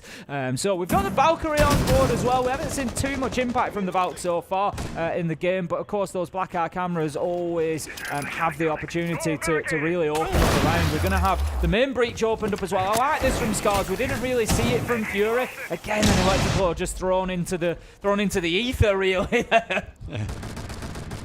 Definitely sent those claws with a prayer, but they weren't answered. Bit of Nook in play. An interesting operator that doesn't really fit too much these days. No, certainly seen Nook drop off a lot when with the changes to the nades particularly. Yeah, nade nerf. Primary, I think, got a nerf not too long ago either. Makes it a little bit challenging. Flashes to come through, and there's pressure now on the likes of Crit J. The bees swarming around his position, I'm sure, pinged out. But there's not really anyone that can capitalize on that info. I get a little bit frustrated with that. I've said this already during this tournament. I see it when you're sending utility in like that. I see it like you're spending it. So what are you getting for it? You go into a shop, you give them some money, you want something in return. They're going in there, they've got nothing for it. They've sent some bees in, they've sent a Candela in, and they've got nothing for it. And the reason they've got nothing for it is they've not asked for anything. They've not gone in and tried to get anything. They do manage to get 3 kills elsewhere though, to Scars. So one way or another, they are getting it done in this round, and that is going to leave Lycolis down as well. And in a 1 versus 5, could have been a flawless round. I9 can stop that at least, but Tayu's getting that diffuser down. Unlikely I9 can do anything here. Tries a little bit of distraction with the impact nade, but it's not going to work. Downs 1. Can he find any more? Probably a stat pad at this point, and it's you to confirm the round. Yeah, I totally agree with your analogy in terms of they were just donating util to the charity of Fury, but still they made it work. They made it work. They made it work, but I'm always a little bit frustrated, especially with something like a Candela that flashes people out for so long. I'm like, get in behind it. Why are you not pushing behind it? You know, you need to follow in with a little bit more. You know, the Grim, I appreciate the bees. It can just be to stop him pushing through back into VIP. You know, yeah, it stops his movement, but the Candela going in, get in behind it and get the kill. So a Fury tactical timeout as these two trade rounds in the second half. Don't mind this, you know, taking the opportunity to reset after a defensive loss, again, knowing that these rounds are absolutely crucial. I do wonder what they'll be talking about. I feel like they'll probably be a little bit disappointed in that last round and probably just looking to consolidate going forward because, again, the util game from Scars, at least from what we saw from our POV, was not amazing. So they've clearly slipped up in other parts of the map and, you know, given those ins to Scars who, you know, to their credit, despite having an unfortunate result against Sonics, are still a high-quality team that will, you know, punish mistakes elsewhere. Yeah, they're in a little bit of a wobbly position now, I think, of Fury. They've got a situation whereby one more attack goes in the direction of Scars and they're all of a sudden facing map point on their own map, which is certainly not going to be ideal for them. It's down to Kitchen and Barbecue this time. So much like Scars, they are insistent on going through their defensive rotation, whether they win or lose the sites. They have moved on each time. And this time they're going to be keeping hold of that. Now, again, Scars, I've said it previously, they're going to want to get into Geisha and Karaoke particularly for this Kitchen Barbecue site. I'd like to see that done. Fury didn't really do it with enough time to spare. I'd like to see Scars maybe do it a little bit quicker and we can start to see that verticality used. They've got the sledge in the hands of Washoe. They've got the tools that they need. Get in there and use them. I must say, it's a little bit unfortunate that at the tournament where said team lifts the hammer to win, Sledge is not a particularly popular operator at the moment, which is sad to see. Do we give him the nades back? Probably not. Probably wouldn't make a difference now, would it? I think that ship has sailed at this point. 2-speed. That's the answer. Yeah. That's always the answer. You want to see somebody pick more? Make them faster. It's always the answer. Or give them a 1.5. Either way. Well, IQ in play then, round 9. We've seen a decent amount of IQ play in response, especially to the Valkyrie, and it's I9 to play it this time around. Some nicely positioned cameras there. I always like the ones that I said this the other day on stream. I think if you can get them behind where somebody's going to come in, behind where their focus is going to be placed, they're the ones that survive. Unless I've got IQ. Unless they've got then it's not ideal. But again, you know, you've got to rely on that operator doing the job Rek is doing, going in and identifying those black eye cameras and just pinging them out for his team so they can be dealt with. But it is going to be an important part of the round that they find all three, really, because they don't want to be suffering through that information throughout the round. So Grim once more for Scars. Last time we were a little bit critical of their ability to play off that info. Currently, those bees are going to out drum like Polus down below. Opportunistic Nitro. That will find Rek only a down. There's an opportunity perhaps for Scars to pick them back up. But Lycola's watching closely down below and Dark not too far away to play coverage. Yeah, this is it. Fury won't have any idea necessarily that the player has been down there. Of course, they don't have the same markers necessarily that you would in ranked, but like always does manage to pick up Rek, and so that is going to give them at least an early advantage here on the defense. Fury, they do manage to keep this tight one way or another. Every time Scars win a round, Fury seem to come back with one of their own, so it's at least stopping Scars getting too far ahead of them. But Washoe manages to take out Dark, levels things at 4 versus 4, continues to try pushing. I9 has to drop back down to site. Washoe taking a lot of damage, enough to go down but not out, and Crit J will not be moved out of gold bars. Heading into this round, Fury with their tactical timeout, so they will really want to get this one across the line. Scars go for the res.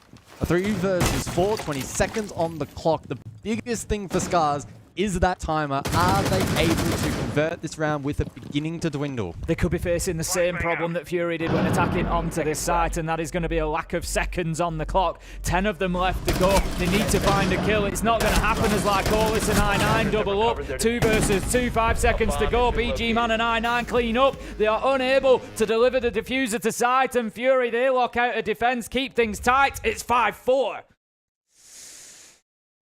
Well, they convert the tack, which is always a positive. Time the biggest enemy for Scars. They're in the wars a bit, trying to transition control across drum, where players kept falling. Revived ultimately, but yeah, time just became such a critical problem for them in the round. And I9 did a great job. Obviously, then those in sight alleviated of some pressure, as those attackers forced to sprint into the objective with no other option really available. Round 10 though, back to karaoke, and we'll see if Fury can build a bit of momentum now. Yeah, exactly that. That's what Fury need. Looking back through, they have at no point during this game chain 2 rounds together.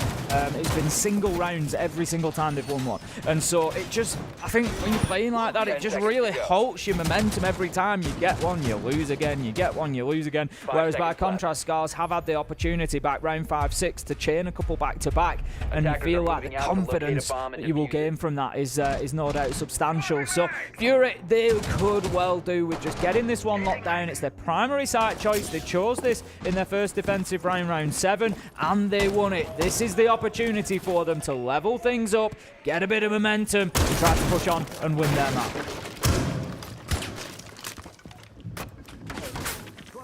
So the buck in play then for round 10, and Rek with a pre-placed drone bot black is looking to aggress, but gets slain.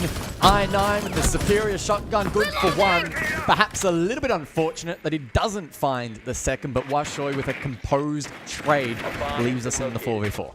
Yeah, and it's a big position to lose, really. Blackstairs, we've seen a lot of the pushers come in there. Pion, Washoy, Fishlike, all stacking up, ready to try and get in there. They've got the Monty as well. I'm a little bit unsure why the Monty's not quite in the map yet. Need to get working. Washoy is stood on those stairs at the minute and could be in danger as BG Man is looking in that direction. So they really need to get that shieldy boy inside and just start putting a bit of pressure onto these defenders. Yeah, not a particularly atypical attack here from Scars, so Fury should be able to read into this. BG Man, nice shot, good read. Perhaps though, an oversight there from Washoy and the rest of Scars. Finally, the Monty crosses, but probably a case of too little too late. Yeah, I feel like the movement on the Monty's just been a little bit weak there. If he moves out, there'll be a shot comes in. They know the Tubero's there. Washoy's still alive, and you're in a much better situation, but Pion just very tentative about getting inside. Still though, all hope is not lost just yet for Scars. And we'll see if they can leverage the Monty through a mid to late round. But it's going to be a challenge as Taiyu rotates now bottom staircase. Still quite mindful of the flank, despite double claymore down. BG Man still in prime position to deny these positions, and we'll see if he can find more. Yeah, this is it. The Monty has got what they need to get inside a site. Smoke canister will be deployed. Pion's going to work the way in. Fishlike taking some damage though, and that is not ideal. Pion might have had an opportunity to get the diffuser down, but he's not going to risk it. It falls apart as it's 3 versus 1 now for Fury. And it's all up to Taiyu. You can just see the footers come off the gas, just trying to peek around, get anything going that they can, but unlikely to happen here as Fury are playing this smart. They've dipped themselves back. They know they don't need to overly challenge this. Taiyu's chasing them round, manages to get one onto Dark. Surely this isn't doable. 1 versus 3 becomes 1 versus 2, but time is a problem, and BG Man catches Taiyu in the reload, shuts him down, and levels things out 5-5. Yeah, that kind of attack needs to be almost perfect. If you make a small mistake, it can snowball and just really turn upside down because there's no real contingency plan from the attack there. Obviously the Monty, the positioning perhaps a little bit off, and the timing as well, not quite synced with the rest of the push. Exposed the hole. BG Man, I believe it was right on the boost, was able to find that initial pick, and then it kind of just snowballed from there. So a tactical timeout now from Scars. They will use their one and only 5-5 scoreline, and it very much feels like we are on the precipice of a very, very close finish. Certainly does. No surprise to see Scars just bringing in the timeout. They know that they're close. I think that, you know, it's that sort of the blood's in the water. You can smell it. They're 2 rounds away. They think, we just need that little bit. So, you know, maybe the tactical timeout will be the difference maker for them. It'll be the boost that they need. But at the minute, Fury stringing 2 rounds together on the defense. They've got Exhibition and Office to go to, which is another good site. And you just feel like if anybody's going to get this map point opportunity, at the minute, it feels like it's probably going to be Fury. Yeah, we've seen Mike Stairs be quite critical in this match, and for the most part, the defense has actually struggled to hold it quite a bit. And I thought at that point in time, with that sort of ticked off the checklist, that it was actually going to be quite positive for Scars. But the rest of it couldn't be strung together.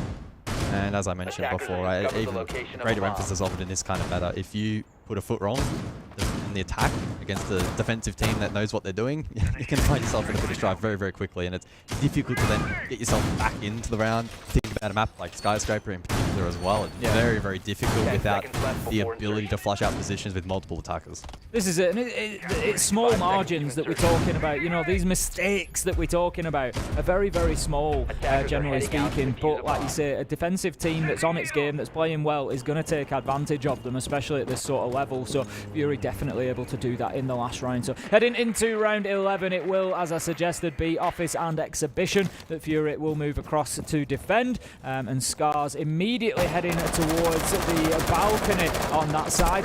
Last time there was a lot of battling over on the Tea and Karaoke side as well. We've seen that consistently from attackers heading towards this site so far in this game. How about that? Like Lycolis takes a double shot out of the barricade. First one opens the line of sight. Second one opens up Washoy.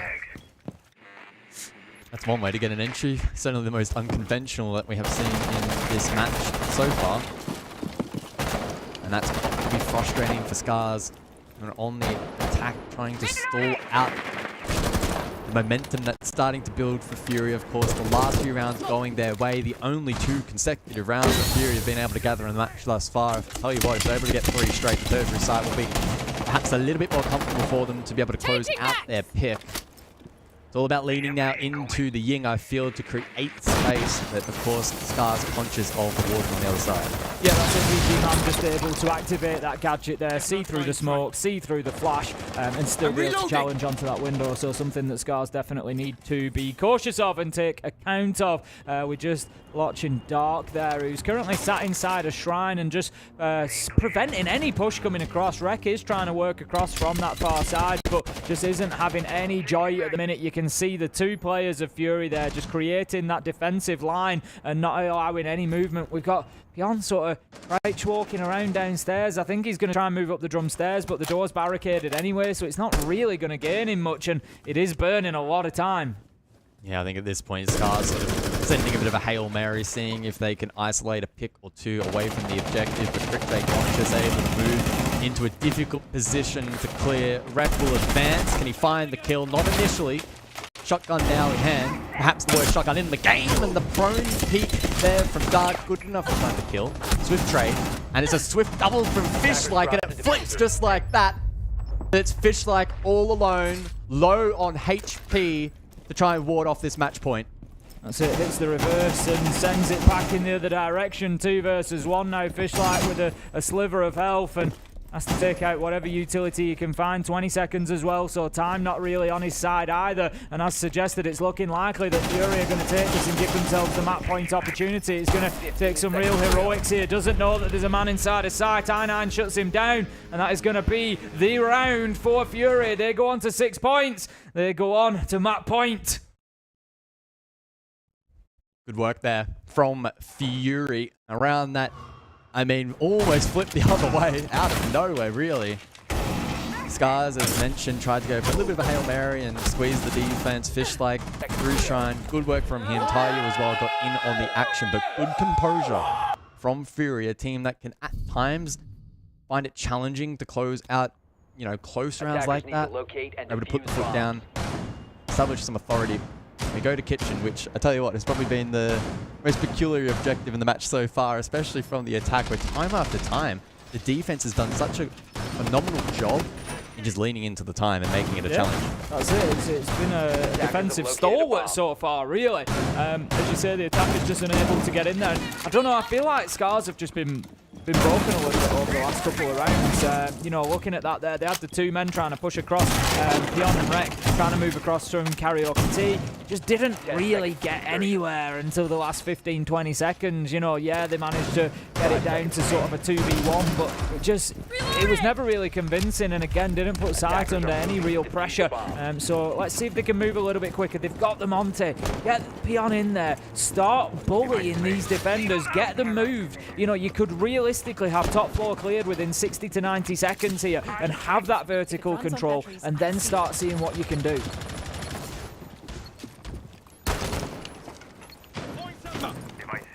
I definitely remember, you know, watching the documentary at the Atlanta Major for Scars. They are such a passionate team. They love playing Siege so much, and they're going to be devastated if they get knocked out of the group stage here at SI. So this is where they really need to dig deep, push this game to OT, try their best in capturing a map in this series and give themselves an opportunity at all 4 points, because it could be the difference maker for them. So we'll see if this time around they can be a little bit cleaner. Again, a lot of it is going to revolve around this top black position, but it's actually elsewhere where Taiyu able to get the first. BG falls, and Rek is looking very, very hungry for a second. Certainly is. A good start for Scars. They still haven't dealt with this castle barricade though, and we mentioned time at the beginning. We are 1 minute 15 into the round and still they haven't got into the top of Black Stairs where they want to. Rek does manage to pick up I9. I9 was in a very key position last time they won this defense, so that is actually a really big kill, clearing him out of there. That's going to allow that movement down Black Stairs in towards Restaurant, in towards the site. Definitely feels like maybe Fury have been a little bit overzealous in this round, trying their best to ward off pressure from Scars, but it's only now compounded into a 3 versus 5. Pyun is still out the damn building, but it doesn't matter. Rek able to find a second, and it's still against Fury, 2v5.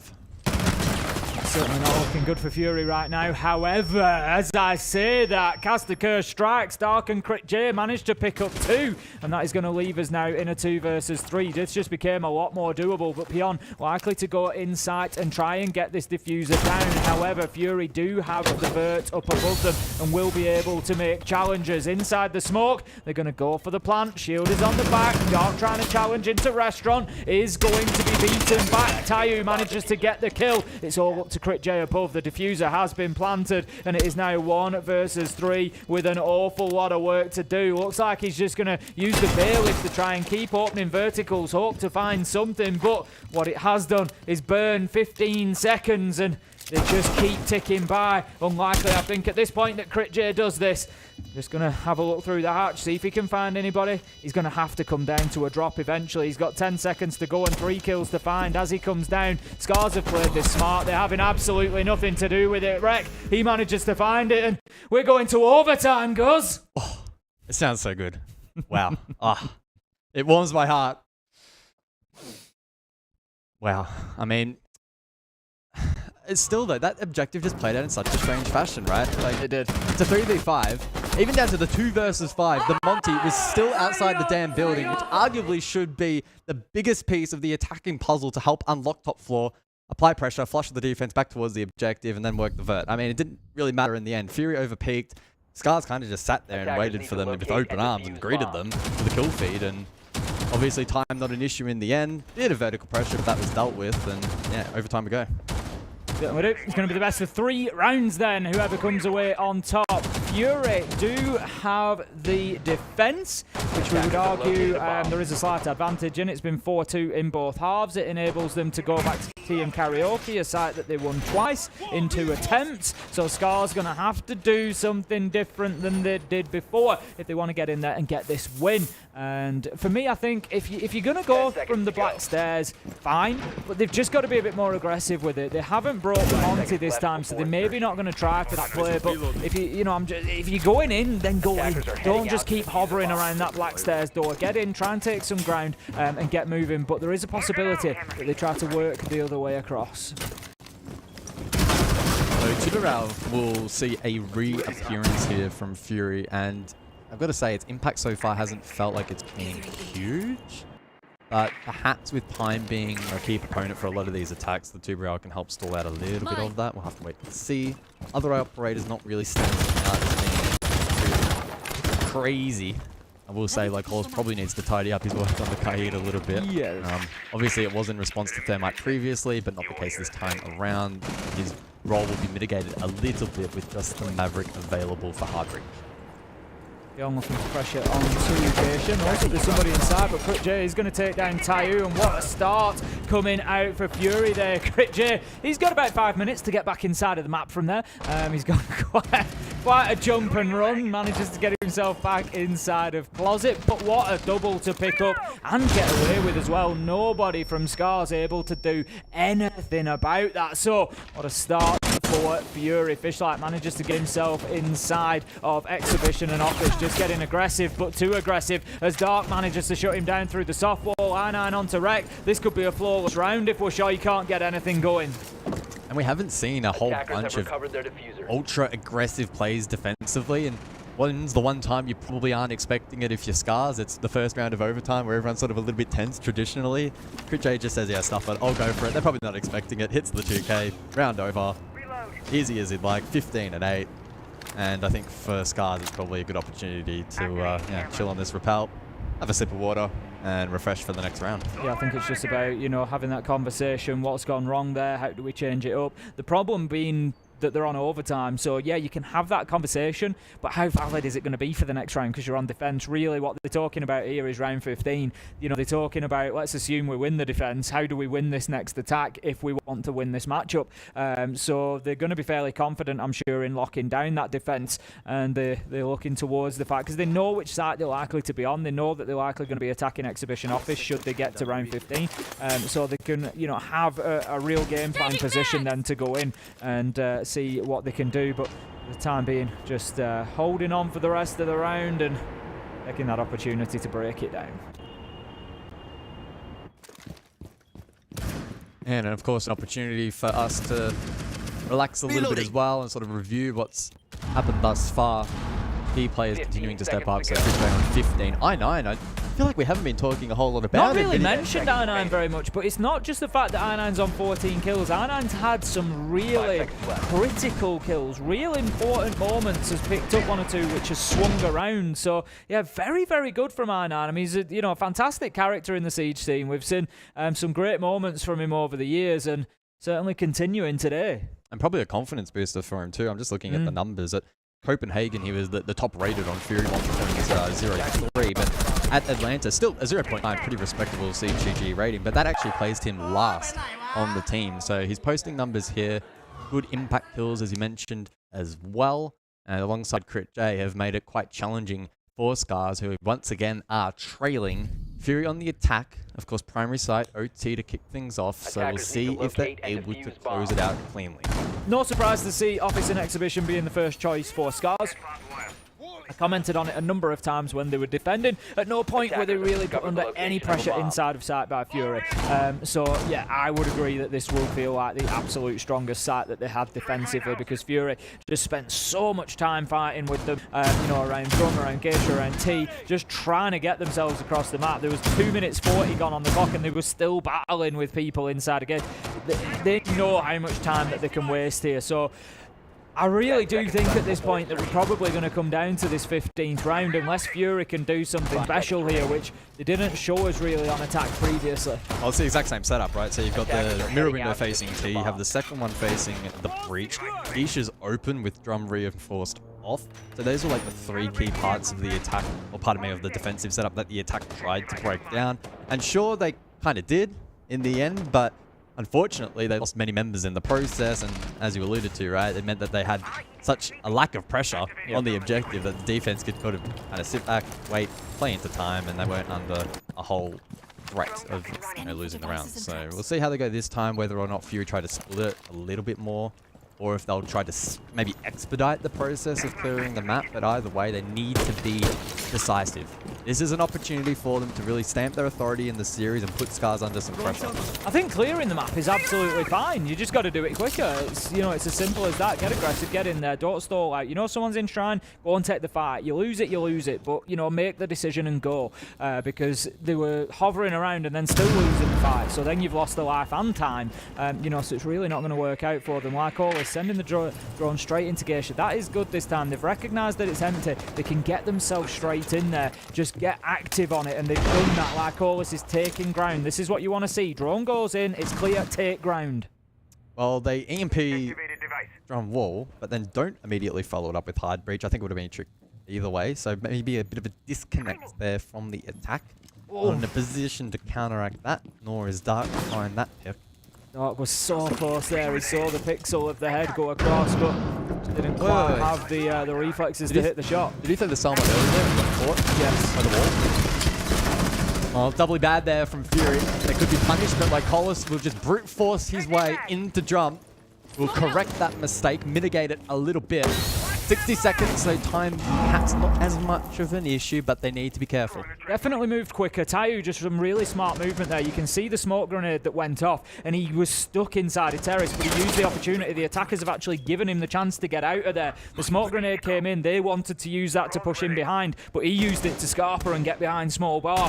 So really, they could have potentially had him shut out there and in a difficult position, but like always manages to pick up Wreck. Wishoy is coming. He might see the gun barrel first. He might not. No, he doesn't. He loses out on the fight. And Fury, they might just have done it here because they might have broken the back of this defense that they couldn't win previously. Like always on a triple, they needed the hero play, and boy has he delivered. Make it a 4K, and Fury, they close it out.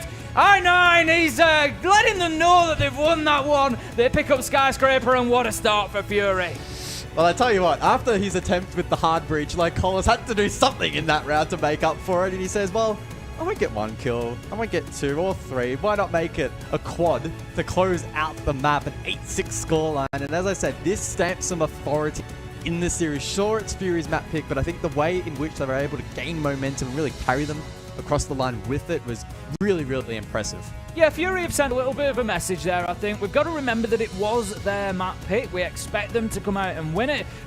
But yeah, they've certainly not had the easiest run on there, but they've shown that they were able to do it when it counted, especially like Horus at the end. What a finish there from him. Exactly what they needed. Scars, I think, the fact that it wasn't their map pick maybe helps them a little bit there. You could look at it and think they might just feel a little bit beaten up over that one, but you know, they've got it pretty close, and now they can go on to their own map. So before we do that, we're going to have a very short break. Don't go anywhere. We will be back with map 2 very soon.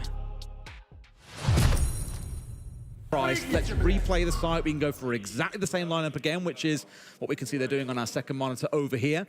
I do not... We're going to see a lot of aggression very quick here. No, very curious to see what W7M do in terms of the response now in this second round, where I think that maybe they want to just reel it in just ever so slightly. Don't need to get too overzealous to begin these rounds. They've already shown enough on the Skyscraper map that they've got the ability to really control defensively. They repeat now for Cocktail. Again, I think they'll have that pretty much similar setup over towards the Gar shot, where you've got those cast barricades, the Rooney Sawyer gates, or as you guys like to say, that laser gates. No one else can say it. It's a British thing. Cannot say it. British. What? I can't say the laser. I thought you were gates taking the properly. piss out of the way that I said cannot, and I was like, have I said something wrong there? Absolutely. Can I not speak English? Where is Mr. Gus, where's Mr. Laser Gates himself? Where's he gone? You've run away somewhere. We're not going to get a cameo to say it, teach you how to say it the right way, so we'll work through it together, don't worry. It's like laser gate. Laser gate. So the way you say like laser is like A, but Tim says A. Rather than A. Laser. But laser gate. Laser gate. Bomb located by attackers. Right. Yeah, we'll keep working on that one. We'll keep working on that one as we go into the second round. W7M, of course, they've kind of reeled it in a little bit, haven't they? Where it's now probably not as much of that super aggressive jump out play or anything along those lines where they're trying to get in the face of Virtus Pro. Instead, they're more so just holding these kind of sight positions, especially around Pixel, top white. They've even got JV on the stairs itself, one as well over towards Plank. So, yeah, very much a bit more of a sort of bunkered in defense seconds here from W7M. Still, as I said, that same setup. They haven't gone aggressive. Things are looking okay, chill, at least for now. All good until the shooting starts, though. Halfway through the round, nothing has exploded off the back of it. The DKB going to be somewhat limited with the mute on side as well, of course. Standing inside the radius of a mute jammer means that you don't get any phone calls. So you're safe from the DKB noise at the very least. Doesn't mean that those charging at you as a result of those calls coming in won't be picked up through the school, though. Got to recall, as we've kind of mentioned a couple of times back on Skyscraper as well, the slow kind of entry playstyle of Virtus Pro, well, it's come to fruition a little bit here in this second round. Just over 60 seconds left, still no real entry either. I think Joystick's just finally made his way in towards the Cigar Shop. They've had to deal with these Sawyer gates along with the castle barricades. Dan gets the opening kill, but the trade does come back at the very least quickly from KZ onto Pasha. Under 60 seconds now into the 4 versus 4, looking to get a bit of that lounge control. Yeah, and this is really a critical part of it, getting inside a piano and at least using that as a basis to push through White, for example, and almost sideswipe the defenders that are holding much further out towards the east side is the critical part. But the way I always used to describe Cafe is you can imagine a diagonal line being drawn from bottom left to top right corner, and it just moves across with the attackers as they take more and more ground, and you sort of have to move everything. So now Joystick's able to step across and get this White control that I spoke about. That will let others on the top side of things going in towards Bar push across much easier because that threat of Joystick is always going to be there. Always into another, a 4v1. What a great start to Cafe for Virtus Pro, and it feels like we're going to have an attacker-leaning Cafe. Yeah, I mean, well, let's calm the horses a little bit, because right now it just feels like Virtus Pro have found a couple of avenues, and I do wonder if we get attack in response, because it's a bit of a rough start defensively for W7M. The fact that they've given up 2 cocktail rounds, again, it is the best statistical defensive win rate site on this map at 67% so far throughout this tournament, and they've lost it both to start here for Virtus Pro. Now, to be fair, I have called Fresh out on that. I think it's incorrect. Because me and Tim have cast it a lot, Bar Cocktail, and it's a 71 there. I think it's wrong. Because we've cast a hell of a lot of it. We saw 7 rounds of Bar and Cocktail and not a single defensive win in that time. Yeah. So now you're saying Fresh is wrong? I think Fresh is wrong. I've told him. I've called him out. Yeah, fair play, though. I'll give a shout out to Fresh. He's obviously not working this week, but he's doing tons of stats for this, and he's being a real saviour. So, God bless. Either way, a massive start for Virtus Pro. 2-0 here on Cafe. The map pick of W7N. A response has clearly been in effect after they did lose out on Skyscraper when they stormed back. The 5-0 start in favor of W7M. VP brought it all the way back, sent us to overtime, only to fall short at the finish line to give W7M that first map, to give them their map. But now the response has come through. 2-0 start, most of those as well being on attack. 2-0. That is exactly the start they would have dreamt of in response to that opening map. Oh, I've changed headsets now. It's the cable's like 5 times shorter. So I'm just like, I'm gonna like hug the box and be like, hello. Oh, brilliant. On we go, as you say. Sorry, as you were saying. That just really amused me. That's why it made me laugh so much. The shortest cable that I've ever seen. I wish I could show everyone. I know, but I don't even think you'd be able to put it behind you. No, this one's going to have to stay in front. I'm breaking now. I'm doing a bit of a broadcast faux pas by having it in front of me when we come to camera next time, but it'll be fun.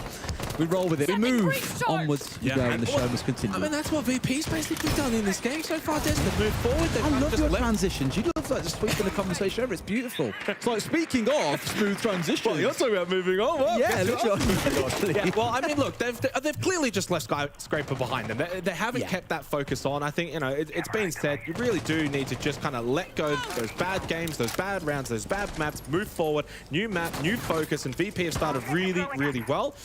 For W7M, I mean, they've obviously brought a little bit of aggression to begin in that opening round, but 2 kills through 2 rounds is a stark contrast to what we saw from them on Skyscraper. You did. If they carry on at this rate as well, then it'll be a quick timeout coming in from W7M. As I said, normally if you see 3 rounds fall away from you, you have that timeout, you have the reset, you get to rethink things through. If it does carry on at this pace, I think W7M will want to break that momentum and have that conversation for a good 45 seconds. The big thing for me, though, is again, as much as we want to give the plaudits to VP, it's that slow, steady play style. Maybe, though, especially on a map like Cafe, that could be a reason why it's a bit more prominent. Cafe, at times, can be quite slow going. It is a slower paced map. And so that actually might play into VP because, as we said earlier as well in the broadcast, when they do enter, they are very efficient. Over 50%. There's Joystick, opening kill. No response either from KZ. Eventually, though, looking to find that kill onto Joystick in shot. But guess what? Through the wall and through the heart, 4v3 again here for VP. W7M can just not find any kind of consistency on the defense. They can't. No, it's really bizarre, isn't it? Across the two maps, the disparity that we're seeing, the difference in the teams, and literally changing a map has flipped things on its head. The attack are running riot here, whereas on the previous map, it was all about the defense having an awful lot of fun. So up and down is the only way that I can describe it between the two of them. We've got to really see W7 get warming into it. Instead, I think we might see a timeout after this round. For now, though, Virtus Pro have got all their players all around Cigar. They're pushing forward this top floor together, and really the zone up here left to defend. The problem is they've got 30 seconds and still 3 players on the downstairs.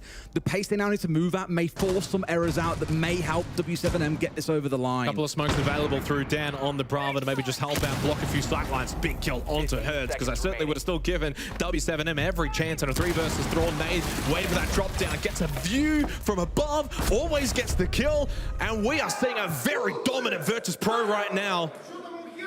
We are extremely dominant, and this is just building into an incredible series. Like, back at this point on the first map, we were like, oh, VP, they just haven't turned up. Like, you know, first game of the day, not quite in it, and they get back in the second half. Now they're running away with the start of the second. Darren, I'll say I'm at a point where I'm saying, please, W7M, let's see you wake up into this game as well. Let's not see you fall asleep by the wayside. Hopefully they can battle their way back in, but I will reserve comment or too much judgment until we get that second half, because again, things can transform massively. It certainly can, but right now, the fact that VP's doing it on the attack means that I take this scoreline a little bit more seriously than, say, if it was a W7M defensive onslaught in a similar fashion to Skyscraper that we saw earlier in that opening map. So the fact that it's VP attack, now, mind you, Des, we've seen crazier things happen. You said it early, this could end up being an attacker-sided cafe, which I think would be maybe the first attacker-sided game at this tournament if it does eventuate in that fashion. It's building that way very quickly, isn't it? Yeah, here we go into the next round then. Got the Maestro coming on side again. I've remarked on this a few times today, but sometimes you've seen Warden dropped away and the Maestro brought along kind of as a pseudo sort of Warden. It's not exactly the same. Obviously, it's a static gadget you can put down and give you a lot of information, but it's also the fact that it can see through smokes and through light screens and whatever else might get brought along. So handy for that purpose. And also, let's not forget, Alda, absolute beast. Two-brow bought though, which is a little bit surprising. Yeah. Very curious to not see paired up with electric, which is interesting because you normally see that. So here it's a pure. I wonder if it's like a positional denial of, say, like a top red position. Throw those Zoto canisters in around that area, maybe on the doorway, makes it difficult to push through, maybe in towards Cigar Shop, considering this again is Cocktail.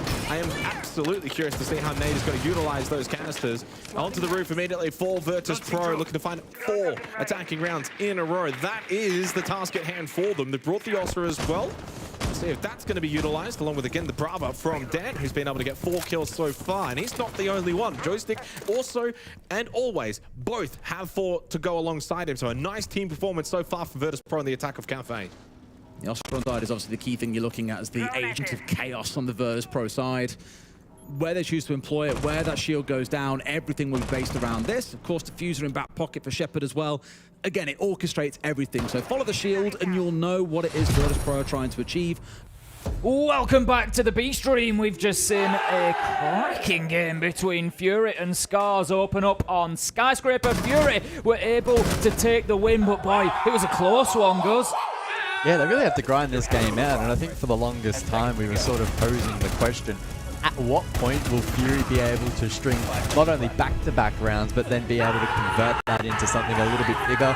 Obviously, Scars pushing them to OT. It was very, very close between the two, but then at the flick of a switch, Fury were like, okay, we're here, we mean business. And on the primary side, they delivered 8-6 victory in the end on their pick. And Scars now, their spot in the tournament really on the ropes. We need to see them perform on their own pick now. Yeah, there's all sorts of sort of like mental angles coming into this one. You know, you look at it and you think, well, Scars won't be too cut up by that. It wasn't their map choice. They took them to overtime. You can probably take a little bit of something from that. But like you say, the pressure starts to mount now because you're looking at it, if you're Scars, and thinking, you know, realistically, if we don't get a result against Fury, we're going to have to get a result against Falcons. That's where their other chance is likely to come, you know, if at all. So Scars, yeah, definitely backs backs to the wall now as Fury take that first one 8-6. We can see the map stats there. You picked up on Crit J beforehand, had a fantastic game, 15 and 9. I9 actually tops the charts with 14 and 9, just slightly more in terms of, you know, those other little bits of stats that add up along the way, the assists and the util plays. But overall, very good performance from the Fury players. Yeah, I will say that. I mean, that Crit J Rec head-to-head, you know, quite even, especially when it comes to the entry. Both players going 3 and 3. One thing that stands out to me, and he was a big proponent of the winning round, like Colas going 3-0. Yep. On the entry, despite being that supportive role, that hard breach role. So impressive from him. Pretty much the players that we expect to show up have done a pretty good job in the first map. I think it's probably just the tail end that has lacked a little bit for Scars. And again, if they could tidy up and probably feel a little bit more confident on their own pick, they'll probably improve their performance, and they need to. Again, it's that extra layer of pressure. Their spot in the tournament starting to get a little bit precarious. Yeah, I don't think the Falcons are a shoo-in at this point for them. No, absolutely not. I mean, obviously Falcons had the roster issue to begin with, but they're now at full strength. So we saw them then stretch it to 3 maps when they were playing yesterday. They're not going to be an easy win for Scars. So yeah, absolutely, I think Scars definitely needing to try and get something rescued out of this one. Our next map will be Nighthaven Labs. It is Scars' choice. I haven't personally seen Fury play on this, so I don't know exactly what we're going to get from them. But Scars definitely need to come in here with a game plan. They need to keep to it, and they need to get this win. Yeah, I mean, I had the pleasure of covering Fury v Falcons on Labs. It was the first in that best of 3, and Falcons were able to just edge out in the end. And as I think I was talking to you a little bit about, it was very much a game of both teams trying to take it by the horns and setting the pace and dictating it as much as possible. There was some to and fro in terms of the pacing, and it was a little bit all over the place. Fury, unfortunately, their attacks did lack though. Only the 1 out of the 5 that they won, so that's something to keep in mind. I mean, it kind of makes sense given what we've just seen on Skyscraper. At times, Fury definitely sort of stalling out on the attack, not really getting towards the site, not really getting past what I would call sort of step 2.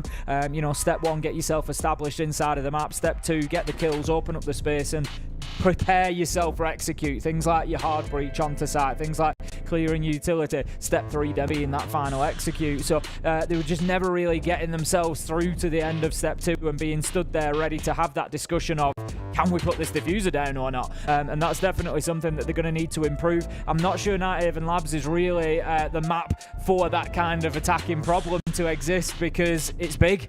There's a lot of space to cover. If you've got to clear, you know, you're on a basement attack, for example, you've got to clear from top floor down. That's an awful lot of work to do. And there's an awful lot of places where you can stall, where you can get stuck. And so I'm just not sure how much it's going to lend itself to Fury's style.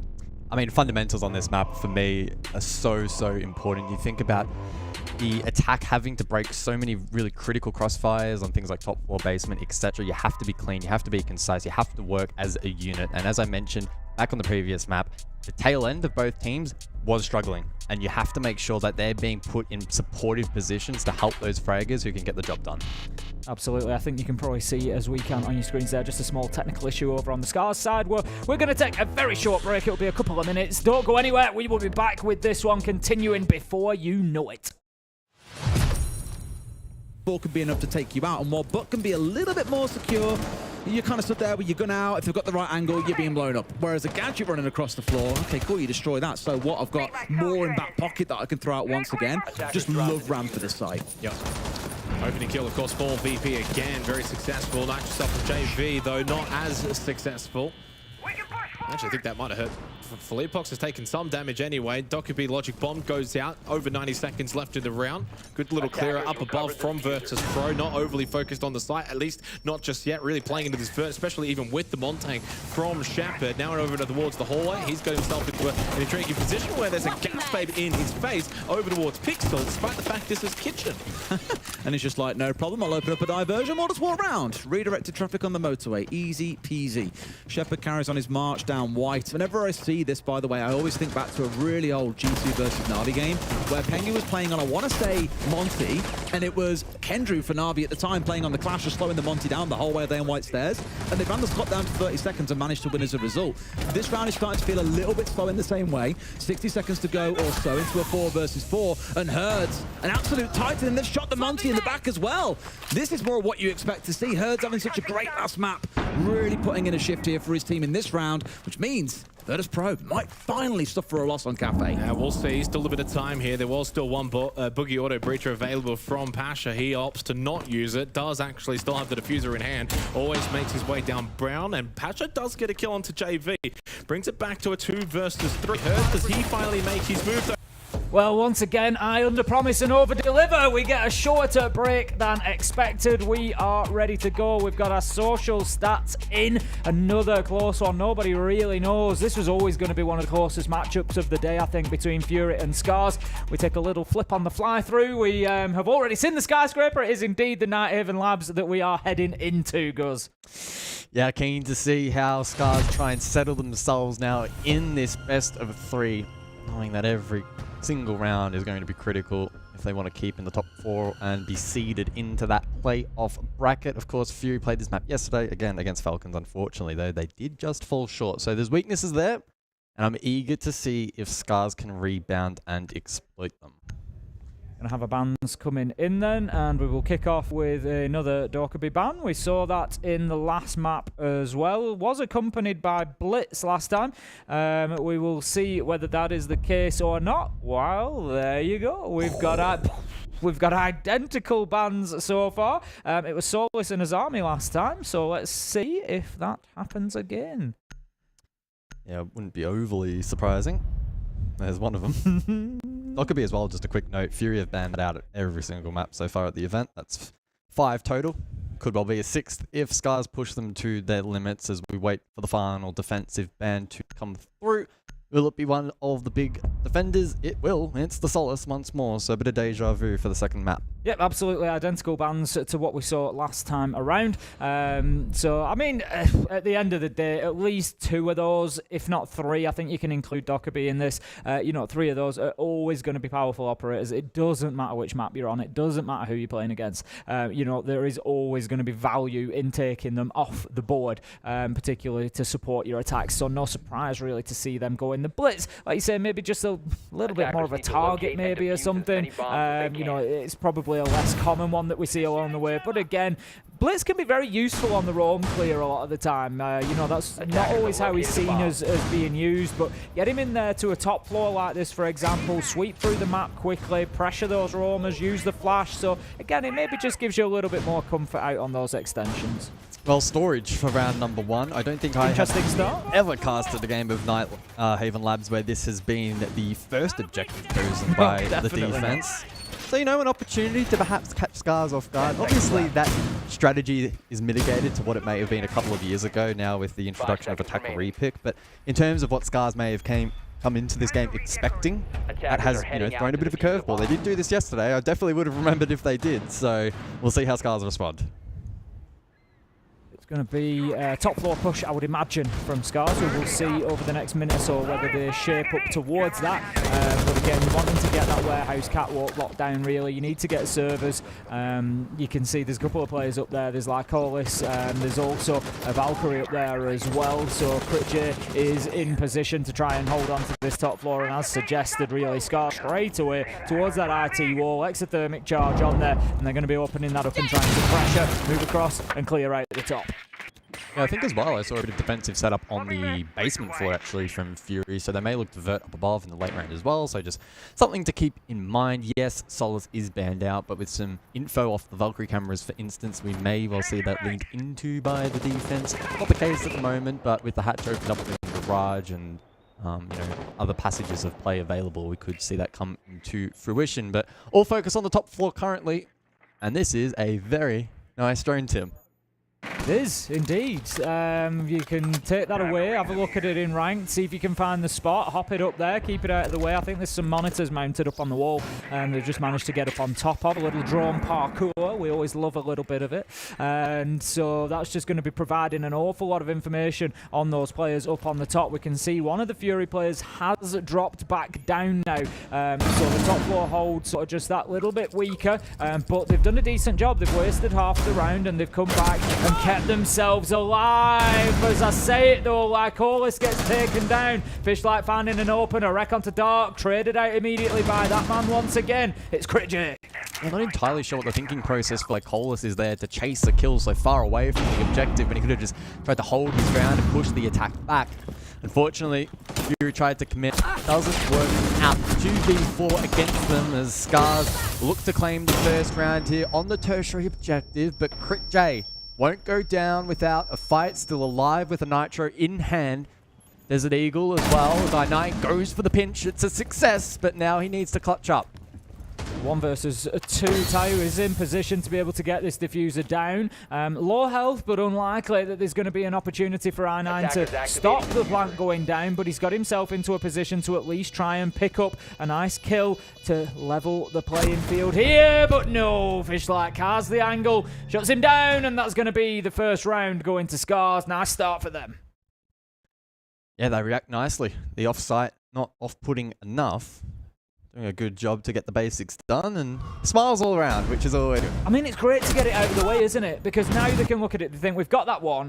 They're going to be pretty reliant on getting tank and getting servers done. So at that point, you're looking at, right, we've got 3 here.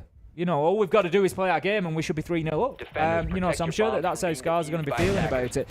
So a really good start for them. It is tank and assembly that they go down to, so it's going to be that basement floor for Fury, sorry. So Scars now looking to work their way across. They're going to need to clear out the map. They're going to need to get the vertical inside of storage. So again, Fury going to set up with a little bit of mid-floor presence, I would expect. They can't give that area of the map over too soon to Scars. I guess on the flip side, though, they need to be careful not to push the limits too much. We saw in that last round, like Cole is chasing a pick on an unconfirmed location in lobby of all places, literally up other corner of the map, and they tried to double down. Dark followed up, they both die. Then at the disadvantage, the rest of the team couldn't hold on, despite the best efforts of I9 and the class. So it's always a very fine balance. Sure, the game currently is defend decided, but if you push the limits too much, a decent team on attack will still punish you. So Siege is a very complicated game. It certainly is. You have to be very, very careful. That's why we love it, yeah. That's why we love it. Fishlight going to open up the window to kick things off. They're not going to find anybody inside, but just allowing that point of ingress. Sometimes it can be a good idea to open those barricades up because there's a big sound queue. You don't necessarily want to open them up just before you're going to hop inside because people, obviously, their attention will be drawn to them. So quite often get it opened up, get your droning done, and then you can move in a little bit more sort of silently, a bit more stealthily. Yeah, I mean, that's actually, you know, a pretty high-level strategy employed by teams. It's not just as simple as just a barricade. It's about perceived pressure. It's about entry points into the map later on as well. The whole split theory debacle, or debate as well, and you know, opening up avenues for the attack to exploit. Everything is done for a reason. And Crit J looking to perhaps play first contact on the staircase. Can chip away at drone economy as well, which has been hurt a little bit as they continue to tick down. I was just looking at the counter. Only 3 now remain. 4 players from either side remain as it's an initial trade. Shoy taken very, very low off the back of a Nitro cell, but he'll survive. Skeleton key in hand, he can still get to work on the vert, but Rek has been very sneaky down towards Exo. He's done a good job of getting down here, and I don't think that they've got any idea whatsoever, and I like that pressure from above. Well, Shoy taking down I9, but had I9 scrambled and tried to run away, Rek was stood there waiting for him and would have got the kill. So really nicely played by Scars there, great teamwork. They don't know, I don't think, about Dark, who has managed to make his way back up to the mid-floor. This could be a game-defining flank one way or the other. Manages to miss his shots, but finishes it off onto Peon, and that levels us up at 3 versus 3, and you just think that could be an opportunity now for Fury to build on in and get something out of this round. Yeah, 2 of these attackers are critically low, so this push will be a challenge. Ram up above, Provide some noise coverage, create line of sight alongside the buck. And the question of whether or not Scars can actually play off that. 2 players are isolated here in that pocket to the right. So we'll see if you're able to play around this. Wreck doesn't miss that shot onto Lycolas. BG Man, though, has been allowed to cross. One taps Wreck. And now Washoy with the diffuser in hand needs to combine with Fishlight. 2v2, Washoy very low health, which is going to be a problem. Fishlight needs to get moving here and get on the cover. Washoy's putting this diffuser down, but there's going to be an opportunity for him to push because Fishlight's not in position. He does a great job, says such low health, of getting out of the way of that Nitro. Fishlight now in a much better position to cover. That's where he needed to be. Allows the diffuser to go down, and that's a big win for Washoy. Low health manages to get one. It's all up to Fishlight. He's waiting for the swing, times it perfectly, finds his man, and Scars take a second attack. Tell you what, it didn't look all that great for Scars towards the back end of that round. Low on HP. Avenues towards site weren't great, but then Fury found themselves 2 stacking the bottom of the staircase. Bit of a death run across, and only one made it. And unfortunately, then BG Man not able to quite do enough in the end ultimately. So Scars off to a great start on a bit of a heater at the moment. And that excitement, I think, is really going to bring this roster alive. Yeah, Scars know what they need out of this one. They've come in the 2-0. They could well potentially go 3-0 here. You feel like they've got a really good handle on attacking these sites. Done very well so far on those first 2. So for me, yeah, lock this down, get a really good attacking half. Can I see Fury being this good on the attack after what we saw on Skyscraper? No, I can't. So I think if Scars get 3 or 4 here, they've almost sewn up the map. You know, they're going to be very confident getting onto defense then. So Scars pointing in the right direction. Just need to keep on walking. Yeah, I totally agree. If you play like they did yesterday on this map, it's going to be a very, very difficult challenge for them to overcome. Sure, they could have spent last night workshopping something, but I don't Could be a quick one. Yeah, I don't think the change would have been drastic enough to bring this back. So it's important now that they rebound defensively. They don't have an opportunity to make too many more mistakes and drop too many more rounds here. So we'll see if Jay can maybe bring his team back into the match. Washoy almost falls, but unfortunate for Crit J, he won't get that kill. Crit J's waiting for the footsteps there. Stood close to the barricade, wait for the footsteps, and then just spray and pray as they come across. And it really nearly did the job. Now then, interested Nitro placement there, just waiting for the reinforcement to drop off. What a find from I9! Sit down, Rick! I tell you what, the presence of mind to check that angle. Very, very well played there. That's by somebody I9. who's died to that angle. Oh, 100%. I didn't even know that was a common angle. Those are the angles I check every time after I've died to it, without a doubt. Well, good presence of mind, good execution, and Wreck now in the grave for the remainder of the round. As the rest of Scars try to open the wall. It doesn't get it. Trying to get that electrical, and the Ash Charge didn't go through. Yeah, a little bit messy. That's what they were concerned about. They were concerned about the Nitro. It is going to go off and not going to have the impact that they had hoped. Twitch Drone goes in, just marks out that FNAT just on the inside of the wall there. So they will have to be cautious for the push through into IT. And I think now Scars just need to be looking for a little bit of pressure elsewhere. It's been very one-dimensional so far towards that IT wall. Halfway through the round, it's time to make Fury turn around and feel like they have to defend somewhere else as well. Well, they've done a decent job in defending those mirror windows as far as I can see. As I say that, I just hear one pop in the background. Yep. So I've cast a curse that. Down below, though, a potential engagement to ensure. It's Fish-like, it's Crit J. And I think Crit J will come out on top. He does. So 5 versus 3. Fury with a significant advantage. Minute on the clock. Yeah, so easy for Crit J there. He always knew that the man was coming, so just had to mop him up. 5 versus 3 now. So the problem for Scars is that Fury have got men to spare, so they can just start sort of moving around underneath. They can come up different staircases where they can change the position. They can even throw a man or two at this, which is exactly what Dark does, but gets punished for it, and they can only do that so many times before it becomes a problem. I9 looking for one like always, gets aggressive and shut down on the same angle. 3 versus 3. There's an opportunity here for Scars to maybe try just pushing on inside. The Photo Canister just going to slow them down at the minute on that push forward. 18 seconds on the clock, and Crit J on the prowl for a couple more in this round. And he gets them both. 3 total. The Goo Mine to close it out. And Fury finally mount a response. Yeah, much better round from Fury there. The couple of kills that came underneath, Critj getting the second of them were defining, really, because, as I said, it just gave them that manpower to move around. They could switch things up. I9 with an absolute beauty as well, it has to be said, through that reinforcement onto the angle up on the roof. Absolute killer. So we're just going to see that here. It's let down as well. Oh, it's an absolute treat.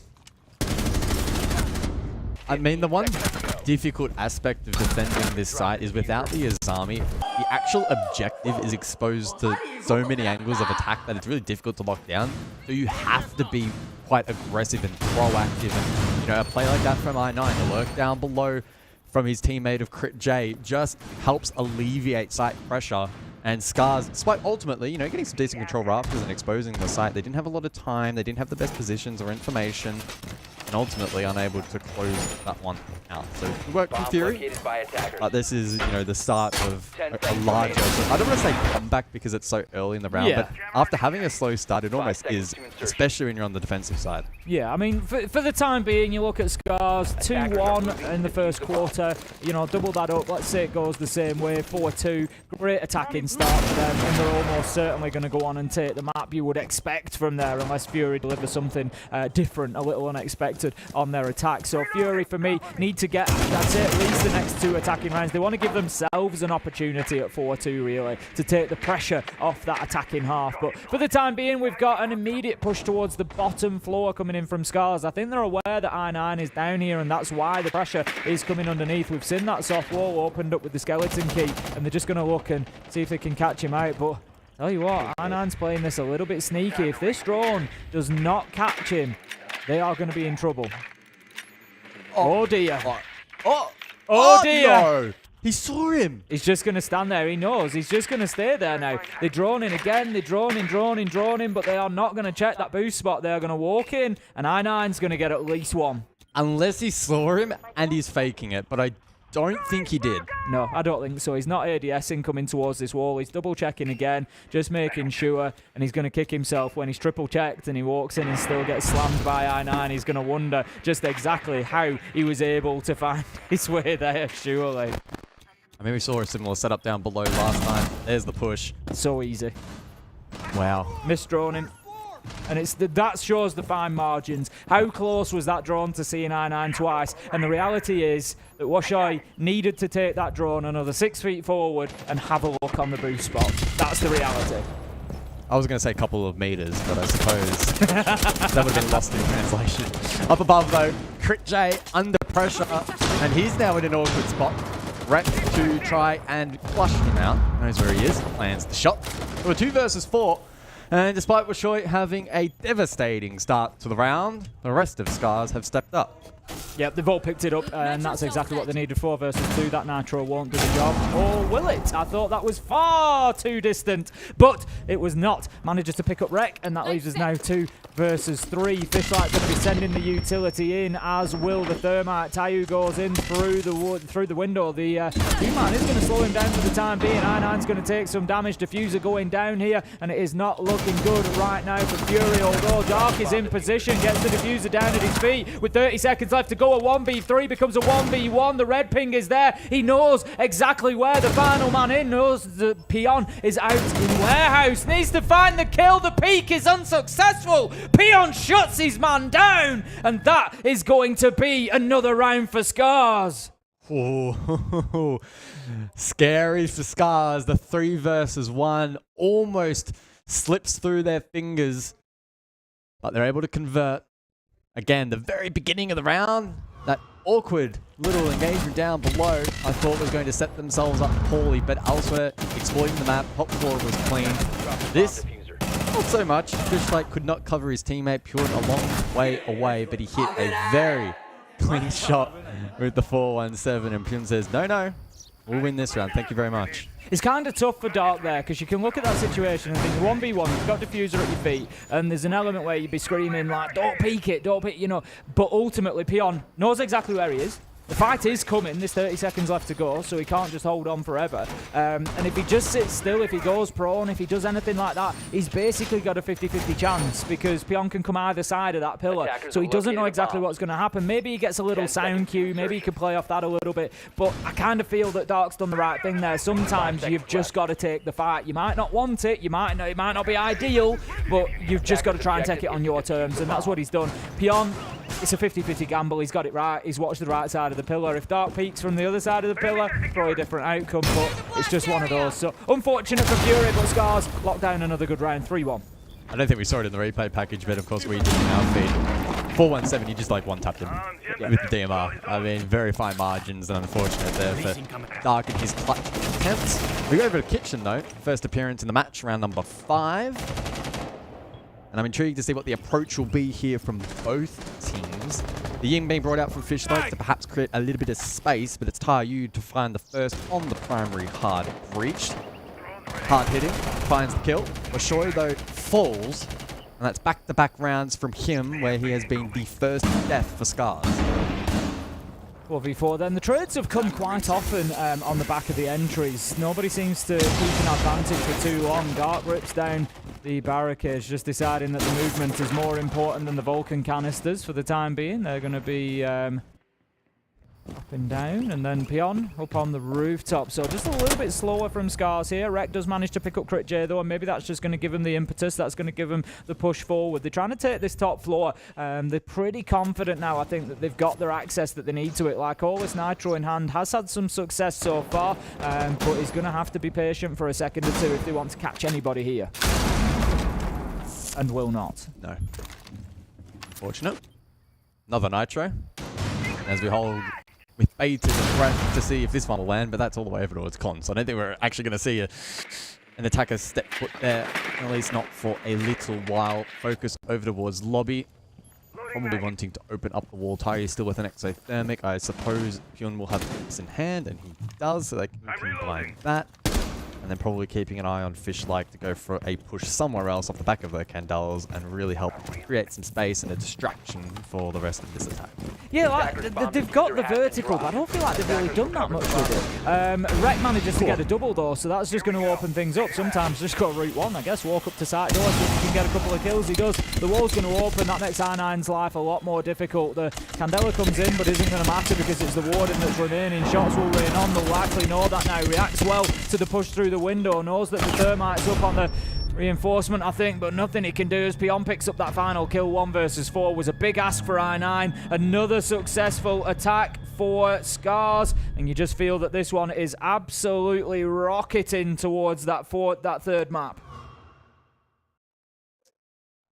So a tactical timeout then from Fury, sensing that this map is slowly beginning to peter out for them, unfortunately. One defensive round win out of a possible 5 just simply isn't good enough at this kind of level. It's just not going to stand up. And again, from what we saw from Fury yesterday, their attacks, I reckon they'll win 1 or 2 attacks. So they're trailing by a significant margin.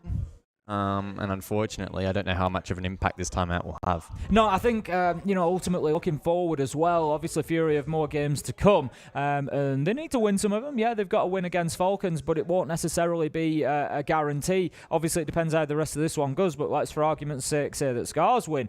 Things get very, very close down there at the bottom then, and I think there's, a potential that other teams, having seen this, might just try and position Fury towards Haven Labs, because they just don't really seem to be up to speed with it. Whoa. I think I almost just blew an eardrum. Well, but that's the kind of energy and excitement that we really love Scars for. We adore it. And when they feed into it, they can be a really dangerous team. So, round 6, the final of the half. Scars really chasing down that 5-1 lead, which would be phenomenal for them.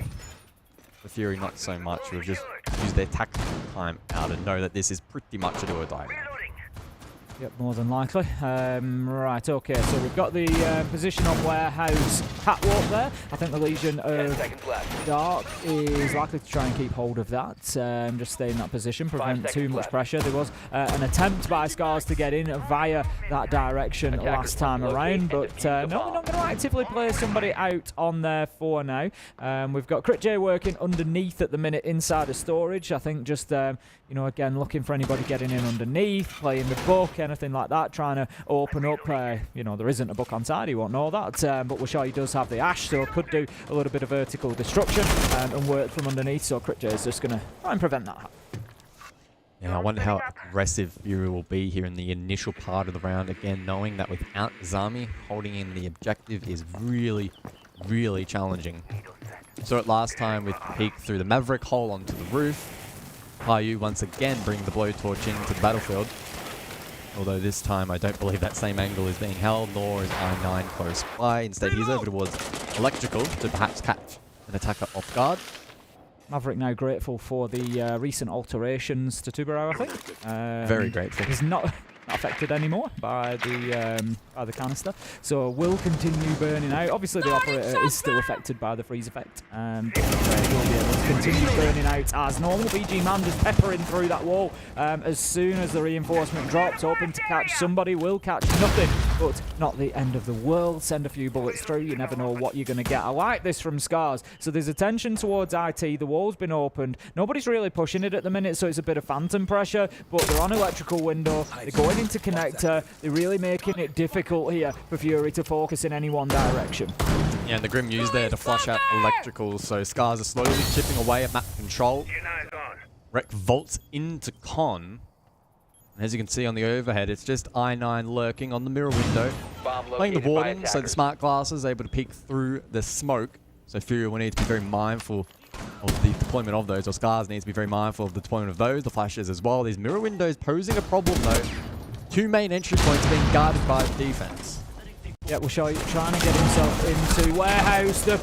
Ooh, that was close. Tayu comes around on a bit of a backstab, but is picked up on a trade by I9. So 4 versus 4 Scars, trying to take a little bit more ground. The fact that they're able to just stand on this pillar wall is not great at the minute because they can work their way in, which is exactly what they do. Rek hops in, gets a double, make it a triple like always, shuts down with Shoy. Fishlack is making the plant happen now. Shut down by Rek, a 4K on the round, and that is another successful attack for Scars. Make that 5-1 on the half, and things are falling apart quickly for Fury. Good work from Rek. A fantastic snowball through the mid to late round. The 4-1-7 getting to work as he's able to line them up. A lack of coverage in the objective just makes it challenging for Fury to respond. And yeah, they just fell apart in the end once the walls were open. The mirrors were pressured and ultimately dealt with and flushed out. Didn't leave a whole lot to offer in terms of defensive pressure. So a 5-1 lead. And I think we can pretty much set the expectation that Scars will run away with it. Choice of site here, I think, is perfect from Scars. Given what we saw, I've already mentioned it, from what we saw on Skyscraper, this site is surely going to be difficult for Fury to attack. You have to clear above, you have to get hard breach if at all possible, and this showed us how slow they were and how prone to stalling out they were when they come up against a problem on Skyscraper sometimes. And I just feel like there's so many opportunities for that to happen here throughout Nighthaven on a basement attack that Scars have just lent into that and said, you know what, they struggled a little bit for time on Skyscraper, let's just double down on it and make it as difficult as possible for them. Yeah, I mean, I would double down and say it's just objectively better than top floor, so... Well, you know, that is also a conversation. Yeah. I mean, it's a full aggressive extension from Scars all the way up to IT, wall reinforced. No surprise at all there. Muted off. So for Fury, it's about expediting this attack and not being stalled out. They may have a lack of tools to deal with this, i.e. no Thatcher on the board, no impact EMPs, will just make things a little bit more challenging, but they have the Brava, so it might not be the end of the world. Mav as well, but he'll probably want to focus efforts on the breach towards the objective itself. Going to come forward, player spotted, and Crit J gets absolutely destroyed by Fish. And that was the worst possible start to come out for Fury. Because they start working on that clearance, they lose a body, and now Scars have extras. Now Scars can just leave people out in the map until Fury get more kills. Scars have the luxury of leaving players on this top floor, running away, disappearing off into the map. Nice use of the nade there. Washoy gets forced out like Corliss picks up the kill. 4v4, but it's only one kill, and we are now halfway through the round, still with players from Scars out in the map. And Rack, who's been very dangerous in this match, 11-4, still up and about, looking to get himself into more action, like Colas to enter through blue, and F0 mine to impede his progress. And this is a basement defense tip. This is so far away from the objective itself, and like Colas caught, Rek gets a freebie, and Scars with the advantage now, and they double down a 4 versus 2. It just looks exactly like the same as that exhibition office on Skyscraper, where there was loads of fighting around tea and karaoke, and it was like, no, hang on, this isn't actually the site. You know, this is just trying to get to the site. Again, they've been absolutely nowhere near basement. There are players from Scars sat in basement with their hands off the mouse and keyboard, just waiting for something to happen, because Fury have just spent so much time and manpower trying to clear out the map and being unsuccessful in doing so. Scars, perfect site choice to kick things off. It's going to put them on map point almost certainly. Yeah, I mean, at this point in the round, take stock in like the drone economy, for instance, right? There's only 3 drones left with Solace banned out and a mute on the board. It's just not effective information gathering from Fury, and then any information that they may have had, they weren't acting upon. So disappointing for Fury, and I think they set the precedent well on Skyscraper that this isn't a playstyle that leans well into them, that hasn't leaned into them well for the day so far. Why not try and go perhaps a little bit more direct, try and catch Scars off guard if they're going to extend across the map? Exactly that. Exactly that, because they know they've stalled out. They know that time's been the factor. You know, so maybe just try and go route one. But BG Man manages to get one taken out as he drops down the hatch. The outcome is as expected. Scars managed to get number 6 on the board. 6-1 it is now. And I do not think that Fury have another round in them on Nighthaven Labs, if I am honest. I think a top floor hold will be the end of it. But I always like to be surprised, so we will see what happens. In the grand scheme of things, it is a best of 3, so it will level up. Fury were able to win Skyscraper. If Scars win here on Nighthaven Labs, it will be 1 apiece, and we will be going to our decider, which is Chalet. And again, I have concerns about that Fury attack on Chalet, because again, there are a number of sites. I'm thinking gaming, I'm thinking basement particularly, both of them where you're going to have to do a lot of map clearance. And what they can't keep doing is getting into these skirmishes in other areas of the map for 2 minutes and never going anywhere near site. You're winning nothing. You know, you can even come away having won the fights, but you're not winning rounds. It doesn't matter. Yeah, and Scars have already demonstrated that defensively they are quite sound on Chalet, pushing, of course, the Sonics 8-7. They did collect their defensive round in overtime, ultimately not enough in the end, but still concerning signs for Fury in the context of this particular best of 3. The storage would go, though, for match point. Probably not the objective I would have gone to, but we've seen quite a bit of playtime on it, and there are layers of complexity to it that if Scars exploit it properly, will lean into the time quite heavily. Again, an approach towards top floor directly, rather than a top floor site, which I expected. It's actually storage that they've gone to, but there is still going to be battles over that top floor.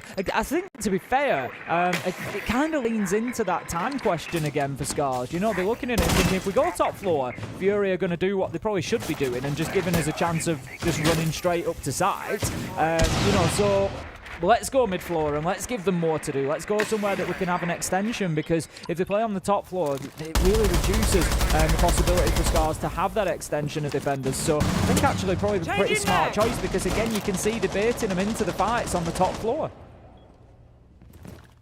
Well, it's been an okay start for I9 on the Brava, with those Cludge drones capturing at least 1. Maestro Evil Eye, a default cam as well. F0 mines will be vulnerable as well. You can see he's flicking that info at the moment and eager to gather a little bit more as well if he can. And that could expose the site quite a bit, provided Fury can then play that information. Don't know why I would be electing to shoot Fish Like at the midway point of the round with that critical info. He pays the price. It's now off the board. Minute 30 on the clock, and Fury will begin their progression on the top floor. Need to get moving though, because they don't want to keep burning out the time. I know I sound like a broken record, but Fury keep having the same issue over and over. BG Man is going to start opening up this wall. Needs to be careful. He's doing so at head height and might just expose himself if he's not careful. Oh, it's almost as if I expected it. Gus gets taken down by Washoy. 4 versus 3. Crit J trying now to use that hole that's been opened up, but can't find any joy through it. Coming into that final minute, and again, Fury looking a little bit wobbly. Yeah, and Crit J's going in blind here. Not where you want to find yourself. Beautiful Nitro down teamwork, below. that beautiful teamwork. Yeah, good call out from Pune. 45 seconds then, and it's a 2 versus 4. Fury trying their best to keep the map alive, but unfortunately, without that diffuser in hand and the lack of information, this is going to be very, very tough. Yeah, they managed to get a good one there. Crit J's just peeking around the corner, picks up Washoy. 2 versus 3. 30 seconds left to go, though. Like you said, diffuser down in IT, a long way from sight. I9 still just trying to grab gadgets, and you've got 20 seconds left. I know that taking the Evil Eye reduces the information the enemy team have got, but I just feel like maybe it's a little bit late for worrying about it. Crit J still up on the top floor, going to open up some verticals. He's all alone now as Tayu takes down I9. Trade there, manages to get it back to a 1v1. 4 seconds left to go. Might just have to try and throw the diffuser down on the ground here. He's not going to be able to get to the kill. Time runs out, and that is going to be Nighthaven Labs 1 for Scars in what was an impressive performance to level this one up 1-1. Well, they didn't make too many mistakes, and those that they did, Fury struggled to capitalize upon. So a confident victory in the end over on Labs for Scars, and it opens the door wide open for a banging best of 3. Yeah, you've just got to feel like that map was kind of already won in the map veto. I think the fact that they've brought it, Fury, showing us there that it just really isn't one that they should probably be playing. Scars picked it for a reason and have just gone and taken them apart, really. You can see at the bottom there, only the one round 1, back in round 3. Other than that, Fury have just been absolutely pummeled. And what sort of effect does that have coming into map 3? That's got to be the other question. Yeah, it's always difficult to say. I think that obviously a map like Chalet has a decently different dynamic to Labs, and obviously the scale of the map is quite different, but as you sort of alluded to, right, if your fundamental attacking principles aren't sound, they can still be exposed on Chalet. So Fury now need to rest up or refresh and hopefully come back with a refined mindset for this third map. Yeah, they're certainly going to need to find more success on the attack, that much is for sure. We're not going to have to wait too long to see it. We're going to throw it out to a short break, and then don't go anywhere, because we're coming back for the conclusion of this matchup between Fury and Scars. It's going to be Chalet where we decide who takes it all. So I think this is going to be more of a challenge coming through from Virtus Pro. Again, this is a map they've been working on. We know they've been putting in the time, so I hope they've got what it takes. Well, an interesting stat going back from the first map to Skyscraper, when we are talking about that aggressive playstyle from W7M and meeting them on that defensive side and playing that aggressive style. So in that game, there were 14 opening kills, and out of those 14 opening kills, 3 of those were traded. And a lot of those obviously were heavily went into W7M's favor, getting in malting in net. Oh my god, I can't talk. They were netting into multi-kills. Bang, there we go. We got there in the end. So W7M, I mean, you learned this from VP, that they're going to play a little slower. So are you going to get aggressive now like you were in Skyscraper, or are you going to fall back a little bit and kind of play the game that that VP is now playing? Well, that's actually leading into probably the final question that I have for Border is, you know, we saw quite a few times VP struggling to enter the building with the aggression that we were seeing. How do they go about mitigating this? How do they go about diminishing that risk? If I'm in that situation, you make W7M make the wrong play, because if they're already meeting you with an aggressive playstyle, let them peek you. You get that kill, you go up man advantage and keep playing man advantage at that point. 100%. Hold your angles. Make sure that you're ready for the swings, because they are going to come. It's W7M. They are very, very good at getting aggressive, so you've got to shut that down. Certainly do. And it's time for us to shut up shop here on the desk. We're going to go across to Xenox and Dez to run you through the final map of Border. Yeah, I'm so glad that we've been able to get here as well. What a pleasure. It's been so much fun working with you as well. Des, and with Ace as well. We've done a little switcherooning. Of course, Guz and Ace are over on that B stream at the moment, but we've got the best game. Let's be honest. We go to Border. It's the third map. It's VE along with W7M, the champions, if you will, and it's a 50% prediction split right down the middle. It is hard to call. We've seen strong maps from both teams. Skyscraper definitely a little bit more 50-50 on wager. Virtus Pro quite convincingly taking Cafe overall. When it comes into this map, there's still so much to sort of learn and figure out. Virtus Pro did not play this map in 2023 at all. It was a permaban. It was away from their map pool. They didn't even take a sniff at it. Whereas at this major so far, twice they've played it. This will be the third time. So clearly something they brought into their map pool recently. Whereas on W7M's side, a 50% win rate on this map back in 2023. So not the hottest map, not terrible for them, but for a team in their form, maybe you'd expect a bit of a stronger showing here. For the third time, W7M start defense. For the third time, W7M ban Grim. And for the third time, VP ban Ying. I like to think there's a gentleman's agreement here. They're shaking hands before the game and said, right, you'll ban that, we ban this. Yeah, cool. Nice. And then it gets all chaotic on the defensive side of bans because Virtus Pro keep on banning that Azami away, and JV92 isn't very happy about it. We are one ban away from having basically the same 4 bans across all of the maps. It's the Valkyrie this time around, though. They're a little bit more flexible with that final defensive ban. Yeah, they are. So nothing too unexpected there. It's going to play out similar to the rest of the series with those operators being absent on Cafe. We did see the Valk available and it was played an absolute metric ton is the only way I can describe it. The respect being shown through things like the IQ, at least from W7M, to make sure the Yokais, the Valk, wasn't able to be too effective. The Soul is being picked up here by Herd straight away, though, as we launch into, you guessed it, Armory Archives for our first site. I do wonder if we might have only just had a bit of a one-off when it comes to attacking sided Siege. In saying that, I think Border statistically is one of the best, if not maybe the best, when it does come to attacking at this tournament thus far. I haven't got the numbers directly in front of me, but I do. That's the general feel when it comes to the maps. For me, I think it's Border. Consulate is a little bit better by 2. How many maps have we seen at Consulate, though, in terms of this the sub-sample? We've seen a few, I'm pretty sure. It's been played across 19 rounds, so yeah, a few times. That's not a lot, actually. I know, I haven't cast it yet. Yeah, neither have I. I mean, well, you can compare it to the other maps that were like 90 rounds played plus. Yeah, others have been seen a lot more, but it has still been played, yes. Yeah, like 97 rounds of Border, in fact. Maybe that stat's going back to before the tournament, I don't know. We have seen a lot of maps, to be fair. It's, we're on day 3 and we've gone through how many best, 8 best of 3s every day? You know, it does fly, and you do get a lot of playtime in. Herds! I mean, Herds is starting this map out the way that he started out Skyscraper, absolutely deleting Virtus Pro at the start. Yeah, and probably need as well to do just that for W7M on the defense, because they were quite lackluster on Cafe to begin. Remember, VP winning the first 4 rounds.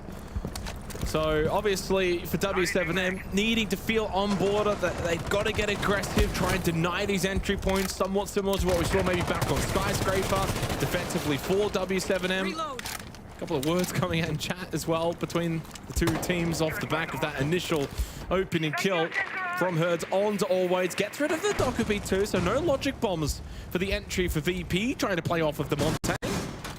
Although it's obviously a very different map, I think back to the shape where we had very aggressive holds coming onto this side of the map back on Skyscraper. Exhibition, for example, was really hard for VP to get any kind of control of, and it's looking to be a somewhat similar story. We had KZ in and around waiting area, you've got Nade inside of office for Leapox on these stairs, just keeping Shepard outside of the map. Just a little slowdown momentarily. Herds, of course, eventually losing his life in response to getting the opening kill. So 1-for-1. Makes it a 4 versus 4. We see the Blackbeard as well from Dan. Brings out the they know shield. upstairs. Surely they know that it's there. They do. There's the ping. The thing is, they could pinch you from below, but you've got that support from KZ above waiting area as well, so it's not as simple as just pushing from below. Lol, it needs a little bit more to it than that.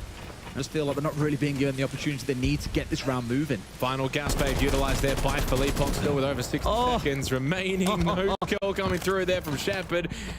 Sorry, from Dan. Dan unable to find that kill. A little bit chip, but not enough to see him completely finished off.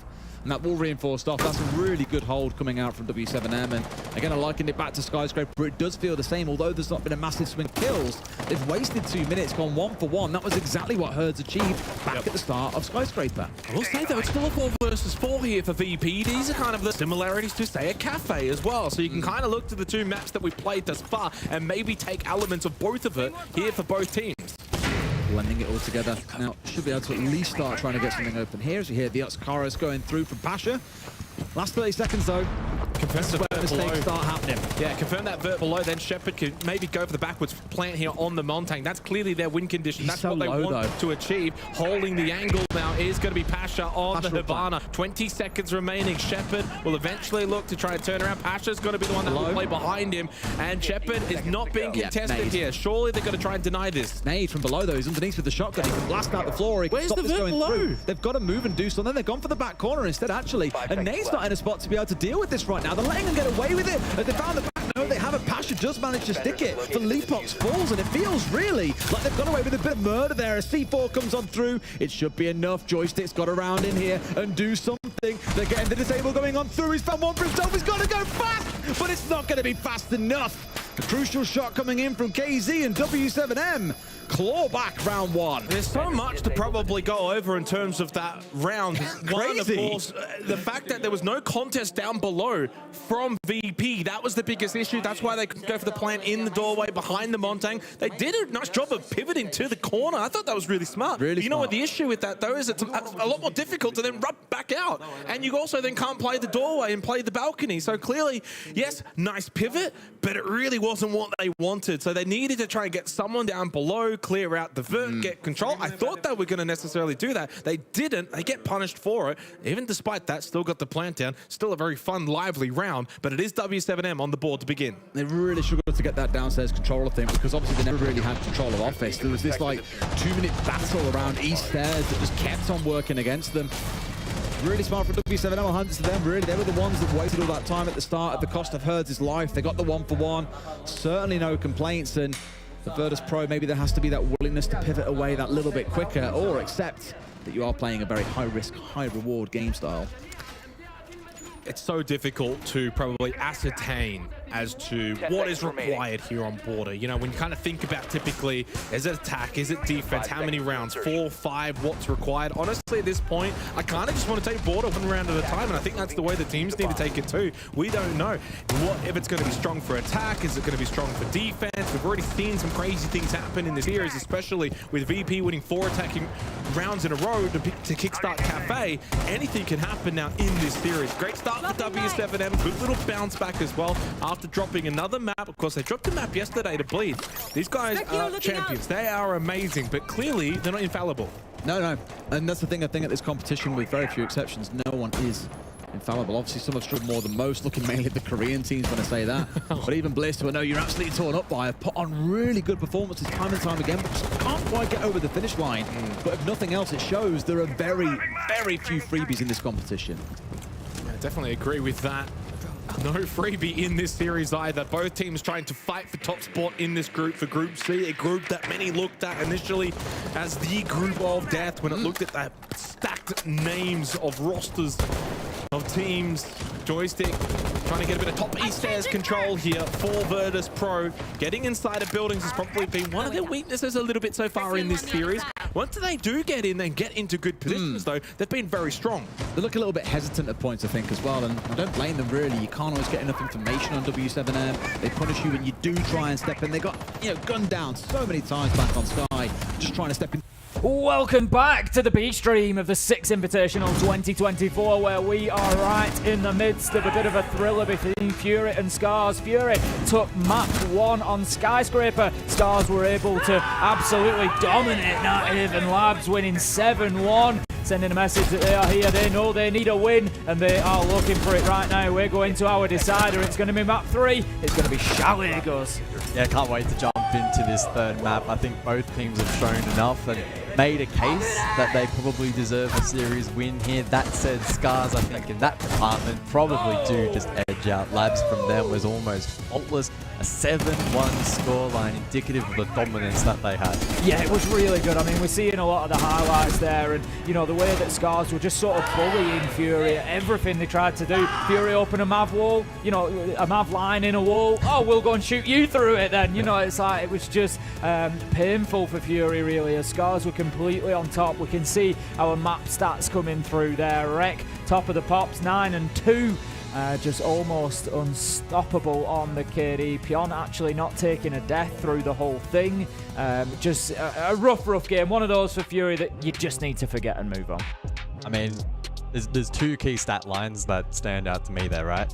Obviously the 7-1 scoreline. Yep. But secondary to that is not a single player from Fury had above 100 EPS, right? Yep. So every single player was struggling, right? It wasn't average every time. Yeah, exactly. It wasn't a case of like a couple players are popping off and the rest of the team is really struggling and dragging Fury down. It's just everyone had a bad day at the office. Clearly Labs is a map that I think they need to go back and probably refine a little bit, because I think just start banning it. Exactly. Because against the Falcons it wasn't amazing either. So if it gets through another veto, I'd be a little bit concerned. You got to ask questions. Yeah, for sure. You really got to ask them at that point. Yeah, it was definitely a tough one, and the question now, of course, stands: how is that going to impact them going into this third map? They've just been beaten up on Nighthaven Labs. No two ways about it. Scars will be carrying a lot of momentum through from that, and again, we've got those big questions about attack. Scars are starting on the attack, so you feel like Fury need to come out with this big strong start and get as many defensive rounds in the bank as they can. Yeah, for sure. I mean, Fury did have a 7-1 victory against Falcons on this map, and they did build a lot of that off the back of their defensive round wins. Now, if the graphic is correct and my memory serves me right, they'll be starting defense once more here on Chalet against Scars, so there could be a world in which they do something similar and they lay that foundation nicely and then can try to just sort of sneak across the line with their attacks. Yeah, I think both teams are going to be really desperate to get this one done, so I think we're actually on for what could be a really tense matchup. 50-50 on the social votes. They know as much as we do. It could be a toss of a coin for who comes away with this best of 3 overall. Wouldn't surprise me to see us even need a couple of extra rounds to decide who wins this one, to be honest. We'll see when we get there, but for the time being, we are going into it. Everybody's ready. The bans are coming in. It's Fury versus Scars on Chalet to decide who takes the win. Well, it's 6 from 6 for Fury. Every single map they've played thus far at SI24, they've taken the Dokkaebi off the board. Bit more flexibility from Scars here. The same again. Oh, it's the Ying. There we go. We've got different bans, everybody. And the Ying has actually been a pretty impactful operator. I'm surprised we probably didn't see it out on Labs as well. Now, defensively, we'll see what sneaks through. Not his army. I presume we'll probably see the Valkyrie taken off. I mean, the impact of the Valk has been mixed. And it really kind of depends on whether or not Fury want to play the IQ. They've been happy to in the past, so they might actually just let it slip through. They do. Solus will play no for the part. 75% same bans then. Just the one difference. Split's being swapped out for Ying, but otherwise, as we'd expect. I think Solus can be a really impactful operator on Chalet. There's the potential for vertical denial of plants. You know, you can get down in the basement, take a lot of drones out, pop up all over the map. So I think it's probably quite a good shout. It does leave other combinations up on the board, of course. I want to touch on something we saw in Nighthaven Labs. We didn't really get much of a chance to like really call it out. We did at the time say it was a nice play, but it's definitely something that people at home watching could take away for their own games. Obviously, the vertical nitro, the pre-place, quite often you're going to watch those with cams. You're going to try to have a Valkyrie cam watching it, a default cam, just to see if anybody's in that position. But it was beautifully placed next to an FNAT mine that was hidden away under a desk. So when anybody's in that radius of the FNAT, the nitro is going to be successful. So it was just some beautiful team play where the Fenrir has called it out. Yep, FNAT's activated. Pop the nitro. Boom. Nice easy kill up in IT. Absolutely loved it. And it's something you can definitely take away and try in your own games. No Fenrir round 1 though, so we'll have to wait till it gets we'll have to wait. It should. I wouldn't be surprised if it got played. Definitely not in this current meta. Very popular operator. We prepare ourselves for round 1. And if you are just joining us, firstly, why you're not watching W7 MVP, but secondly, we're glad to have you here. Thank you for joining. Obviously, you can bring up multi-view. You can watch both at the same time. No shame in that. Heck of a game going on, I believe. But we've got a heck of a game ourselves. We're going to have Jay just sending the drone out. We've seen it with Yorkais quite often, but just using the Mozzie drone, the Mozzie captured drone in the same way. Send it out, see maybe where that push is coming from. Is there any opportunity for a little run out? Any opportunity to get a little bit cheeky, but won't find anything. So heavy repel game here, and Diffuse in the hands of Taiyu on the double window. Probably posturing for a solar hit, as like Colin got caught in the cross, and Wreck has already vaulted in, eventually traded. Damage already done though. Dark and Crit J, both defenders over towards Solar. Fuser going down as well. Tayu's been able to get in there. Solar window being held. That's just going to prevent that push back up the stairs. Dark opening up things vertically. CritJ taking damage. It's going to be very difficult for Fury to get themselves back on site here. A smart flash there. If nothing else, it just burns 5 seconds whilst those effects wear off. And that's all you're looking for. Pure manages to then reposition, get into a better spot, and takes the shots onto CritJ. Dark has got it all to do. Manages to down Fishlike, but it's unlikely that he's going to get much more from here. The diffuser has been planted on half wall, so kind of coming in from the right side. But interestingly, the breach hasn't even been opened. They've just been able to walk straight into sight, get into position and put it down. And Tayu, the planter, manages to get the final kill as well. And Rec, they start off as they mean to go on with another big attack, just like they did on Nighthaven Labs. Yeah, I'm not entirely sure what the trigger point for the round was there necessarily. I think it was maybe just a bit of information through bathroom that it was clear, because Rec just jumped straight in like Horse. Absolutely no idea. He was pressured from the window. That completely unlocked that position, and then Fury obviously with a couple members off site, one solar stairs, another through trophy. That retake was never going to be on with the solar rappel in play. So that was a concerning start for Fury, but on a positive note, for Scars, really good instance of an opportunistic attack. Yep, absolutely. Just recognising that space, going in and taking it. And sometimes that is the way to go, especially on chalets. You know, there is a lot of sort of very close access to these sites. You think about Master, you can go straight in through office door from balcony and you're straight on site. So definitely opportunities there, and sometimes it is a good idea just to take them. We're just going to have a quick rehost. I think there was just a little technical issue within the game there, so we'll just get everybody fired back into the lobby, and as soon as they're all back in, once we've got it all open back up, we will be back into things. But 1-0 for Scars. How much do you think that that first round has an impact on Fury as well? They've just been absolutely battered on Nighthaven Labs. Scars come in, get a really aggressive, successful attack. It's not just that they sort of ground it out. They just rushed in, got kills and got the attack. And for me, I think maybe Fury, that has a little bit of an effect. Yeah, I mean, they're sort of being bullied inside of the server at the moment, and at one point or another, if you want to win out this series, you need to put the foot down and say, we're not going to be bullied. We're going to, you know, resist this pressure. We're going to stand up. We're going to be able to get around back. And that, yeah, first round did not fulfill me with a lot of hope that that response is going to come anytime soon, because Rec was able to literally jump in bathroom and push piano. Like, that should just not be allowed at all, ever. Yeah, there's no way that you can allow that. Yeah, big obvious hole in the defense, and Scars showing very early on, if there's any holes to exploit, they're just bang, straight away going to push it. They're not going to second guess themselves, and especially a player like Rec, who's in great form at the moment, I'm a little bit concerned for Fury. This technical pause probably couldn't have come at a better time, because it allows them to just rest a little bit, refresh, and not allow that momentum to build all that much. Yeah, I agree. The last thing that you want at the minute, you can't plan these things; they just happen. But the last thing that you want is Rec straight back in the server, running at you again.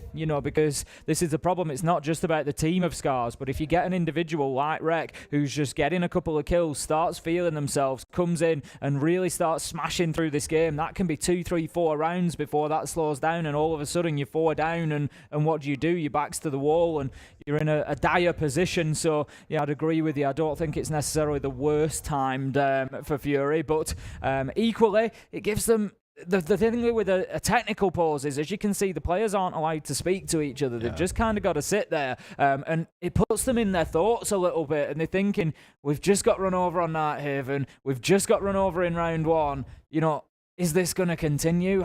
But this is all internalized. It's all within their own thoughts. So it then comes down to how well can those players manage that for themselves to not allow it to get too much for them.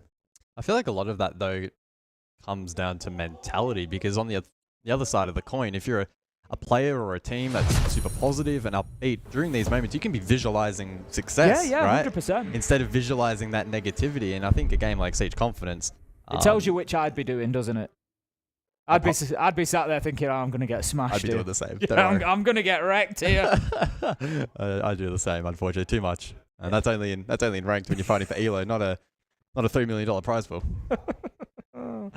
Right, here we go then. We are back. Tech pause sorted, rehost underway, and we are back into things. There's going to be kitchen and dining, which is the site that we saw lined up before we went out. And it is 1-0 to Scars. It is 1-1 overall in the best of 3. If you look up at the top right of your screen, our wonderful production team keep you all updated up there. And you can see that Skyscraper was won by Fury. It went into overtime, and then Nighthaven Labs was won by Scars, which did not go to overtime. It was 7-1, and Scars won it in quick fashion, and we find ourselves now on that final map, the decider of Chalet. Round 2, and Scars certainly picking up where they left off, just running over them on the attack so far. We'll see in this round whether they can continue that. Well, a clear demonstration around number 1 that Scars are going to exploit pockets of space as quickly as possible. So I like the Amaru pick here from Kyun, and I presume that they're going to employ a pretty similar tactic.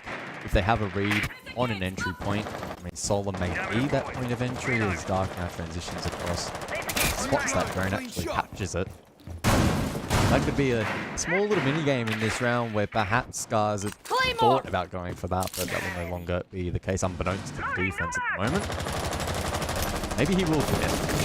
Amaru ready to go. I wouldn't think so. It would be a blind push as far as I understand. Yeah, it would certainly be a risky one. You just think they're just waiting for a bit of information. Pion is indeed going to go. I don't think he gets challenged immediately. But like always does shut down Tayu elsewhere. Pion does manage to get one. Dark onto Washoy. Wreck onto Critj. We have an absolute flurry of kills. And Fishlight makes sure that Scars come out on top. 3 versus 2. BG Man and I9 are left all alone inside of sight. Top floor is in the possession of Scars. They've got the sledge still. Fishlight is able to do some work here. So now they just need to hit that pause button, I think. Slow it down. Get those verticals open. You're only a minute into the round. You've plenty of time here.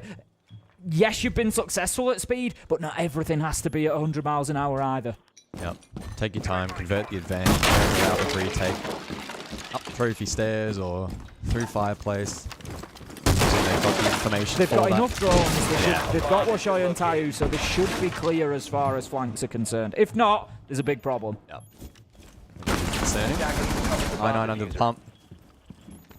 Makes his way over to BG Man for a hug, but it's probably important that they separate here and create a bit of distance. Potential crossfire opportunity. Wreck finds one. That's his second in the round. And I9, who's been trying his hardest to find something back through the vert, is now in 1v3. Absolutely great patience being shown by Scars here. Not over-aggressing, not rushing anything. I9 sees his man, can't quite find it, but it will give away his location. I think dropping the nade down, maybe not the best idea there. It took the hands off the gun, and it did mean that Fishlight will be down. Likely to be collected, I would expect. There is the possibility, but in fact, Rex says, no, I'm not going to bother picking him up. I'm just going to run down and kill him. And that's going to be I9 dealt with. Scars get a second consecutive attacking round, and I'd be concerned as a Fury fan right now because Rek and the rest of Scars looked fantastic there. They didn't over-aggress when they'd got those couple of kills, and all of a sudden it's 3 versus 2, still 2 minutes left on the clock. They did exactly what they should, and that was they hit that pause button, they got on the drones, they made sure the flanks were watched, they started doing the verticals, they didn't just go running around chasing kills, and that was really well done. Scars 2-0 and looking good.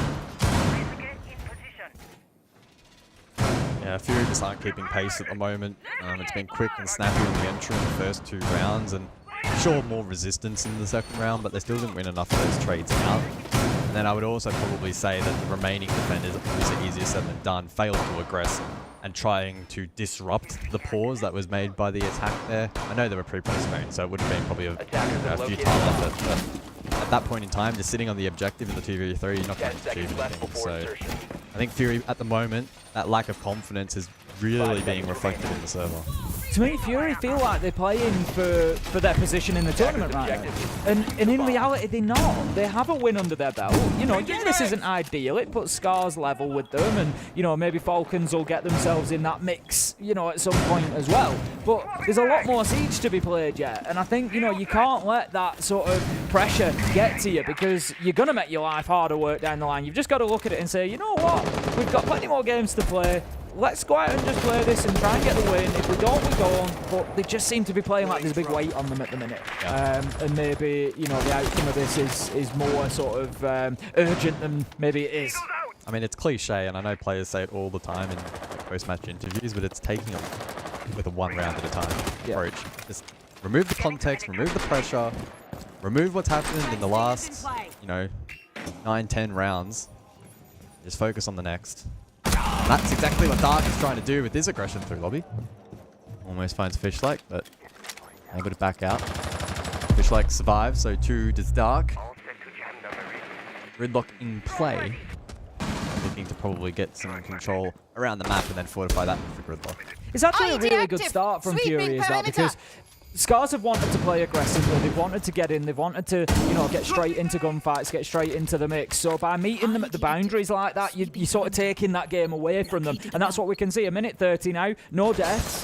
Scars are inside the map, but they're not being able to play that same aggressive style. We've still got players up on the top floor here that are looking to hold on. They're inside a site, they're over by Solar, they've got everything locked down of Fury, and they feel pretty comfortable with that at the minute. No EMPs from the attack, but I think horizontally they've been able to deal with that mute jammer off the back of a grenade, so the wall will be broken up. Good work from Scars in terms of time, still over 60 seconds remain, but BG Man will be holding half wall. Position that he's very familiar with, and one that he played yesterday with quite a bit of success. Obviously a lot to juggle from that position, but it's a powerful one if the defense can maintain control. We'll show you over towards Trophy. Maybe a potential for him to work through the late round. I was just thinking, Washai seemed worried about the run out there, and he had 2 claymores in pocket. I'm thinking, these 2 things don't really add up, Washai. Get yourself off the rappel, get those claymores down, and I'm sure he will probably get back onto that double window because it is such a power position to be able to take people down inside of Piano. Tayu manages to find one, I9 onto Rhett. Fishlight has been down, but it's all going Rhett. It's Garza's way again. Pion in there, able to start putting the diffuser down. Dark is trying to fight from deep, but there's nothing he can do about it. It was Washai on the double window rappel that was able to close it out, and that is going to be another round for Scars, 3-0, and it is not looking good for Fury. Yeah, I mean, there was some, contesting of that map control on the boundary, as you mentioned, Dark early on, but then I think the breach was far too easy to open up, so that was, unfortunate for the defense, and then the likes of BG Man half wall didn't have as much of an impact. Double window rappel wasn't contested, so those defenders, deeper towards the objective can't have an impact through office. So it was a tough position that Fury found themselves in. And unsurprisingly, they couldn't fight their way out of it. Scars now 3 straight on the attack. And that streak of rounds is just continuing from Labs.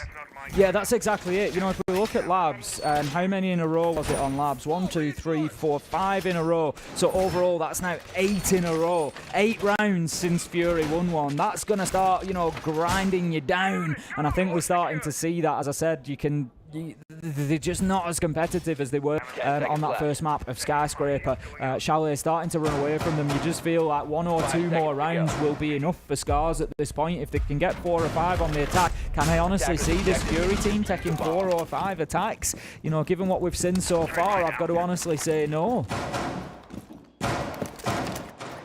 Yeah, I mean, Fury have been a very resistant roster in terms of their history. A couple of years ago, they were struggling to win rounds in APAC South. It was insane that the turnaround that they've had, but in this isolated context, I'm not too sure they have it in them, but as we said before, I'm happy to be surprised. Yeah, I mean, as a team, you look at the other side, and a team like Scars, we know how much work Scars put in. You've said yourself, they absolutely love their Siege. I'm sure that they are well prepared coming in here. It's a team that does put a lot of effort in practice, scrims, preparation, everything else. They always do everything sort of properly, if you will. And so it's really starting to sort of show some dividends now, because in this late stage, they are starting to run away with things. They're going to be attacking this time onto Bar and Gaming, so it's going to be essential that they clear out that trio of players. Crit J, BG Man, and I'm not sure who else was up on the mezzanine. It's Dark who's playing up there at the minute, so that triangle needs to be dealt with so they can get inside of Library realistically. They've got Fishlike on the book, they want to use that verticality into sight, and so they just need to make sure that they're clearing these out. But a minute and a half in, and they haven't moved anybody yet. Yeah, Rack on the Flores still has 4 Rotero drones, so I would anticipate that deployable shield and Mez at least should be dealt with. So too the one at the top of the staircase. once those are dealt with, breaking that triangle apart becomes significantly easier. Hyundai focusing on the magnets instead. So perhaps indicative that they'll look to clear them with projectiles, but of course they don't have frag grenades, so maybe they'll flash and try and do a smash and grab, potentially. But with only 60 seconds to go, I feel like this is the round where Scars have achieved the least at this checkpoint. Yeah, I'd agree. And, you know, I mirror the, you know, the question, really, the mystery over the throwables. Like, you clear out the magnets, but magnets are fine if it's a flashbang, because it'll still have the same effect, mostly. Tayo is going to be down. Fishlight does manage to get a kill to open things up, though. 4 versus 4. But with 39 seconds left on the round, it's going to be very difficult for Scars to go from where they are now to a position where they can win this. They just need to try and brute force it, essentially, and as they do, I9 manages to pick up Washoy, and things are starting to fall apart for Scars on this attack. Pion takes an awful lot of damage, but does manage to take down BG Man, 3 versus 3, but Crit J is able to just do what he does best and start having a little run around, gets himself up main stairs, picks up a down, finishes it with an impact nade, drops back down, gets one through the hatch. It's Crit J everywhere at the minute, and that is going to be a final kill for Dark, and Fury managed to stop the reign of terror that was coming in from Scars. 8 rounds in a row they had, but Fury finally put one on the board. Oh, the drought finally comes to an end, but it's almost one of those rounds where I'm like, oh, go for Fury, I'm happy for them, but how much of that was Scars? Because I feel like the U2 clear in particular, top floor, really, really poor, and the shield's still standing. It's easy as you'd like for Fury to farm them. Yeah, I don't really know what the plan was there. It was like, yeah, we'll clear out the magnets, which is fine, clear out the util, yeah. But if all you're going to do is dump flashbangs in, because that's all you've got, or a smoke, you've got like 6 flashbangs, just throw them all at once, you'll be fine. Like, 1 or 2 will get caught by the magnet. They'll still have the same effect anyway, more than likely, as long as there's line of sight. You know, yeah, it just seemed like Scars maybe made more of the problem than it needed to be. It was, I don't know, they were looking for maybe a more complex solution than they needed. Exactly right, and I feel like the other 3 rounds where they've been largely successful, it's where they didn't overcomplicate and instead just exploited the pocket of space with something pretty simple and brute force their way through. So it's a weird one. We will see what they do in round 5. They've got 2 more attacking rounds. If they can get a 4-2 or a 5-1 half, I'm sure that Scars will be extremely happy with that before going on to the defense. It's going to be Kitchen and Dining that they attack onto this time. It was the Amaru push last time that really helped them out. They got into Solar, got a couple of kills quickly, and were able to use those verticals in a 3 versus 2 to lock down sight and just bully I9 who was left underneath. But they've not brought the Amaru on this time, so I'm expecting something a little bit different. We've got the Baz on Wreck, we've got the Thermite of Pion, so maybe try and get in through main lobby, open that double wall, but if they're going to do that, they really need to be clearing out top floor as well.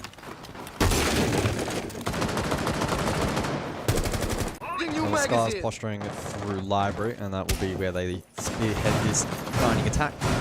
And Wreck with pretty free reign to push forward on the glass. I'll be intrigued to see how he plays into that.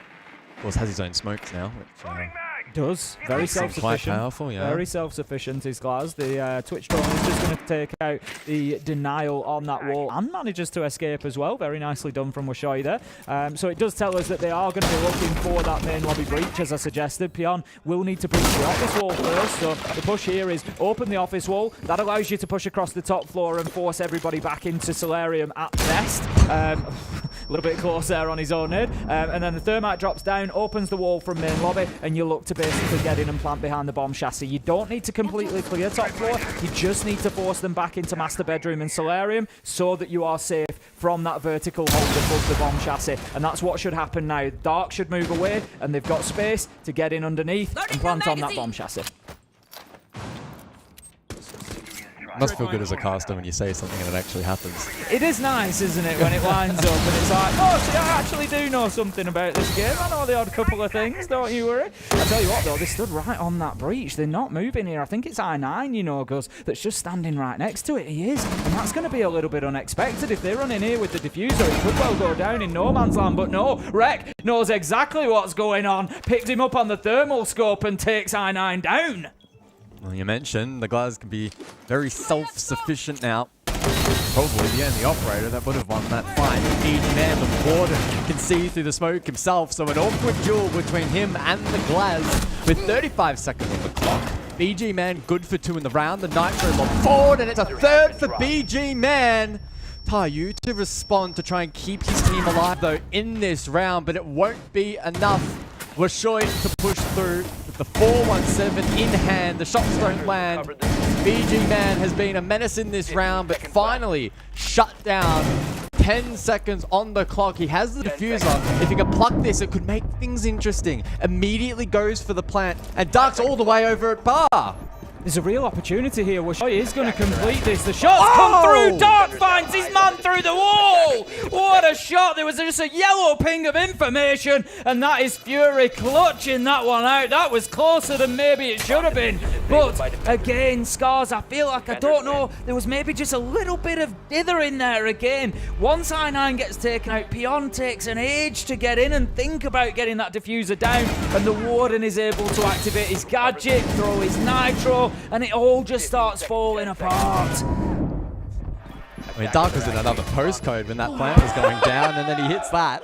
I tell you what. It was a great 1v1 clutch from Dark there. There was no messing about on that shot through the wall. Yeah, for sure. Wow. An intriguing round of Siege. There's been many in this series, but Fury finally starting to build, a bit of momentum for themselves. It's back-to-back rounds after losing 8 straight.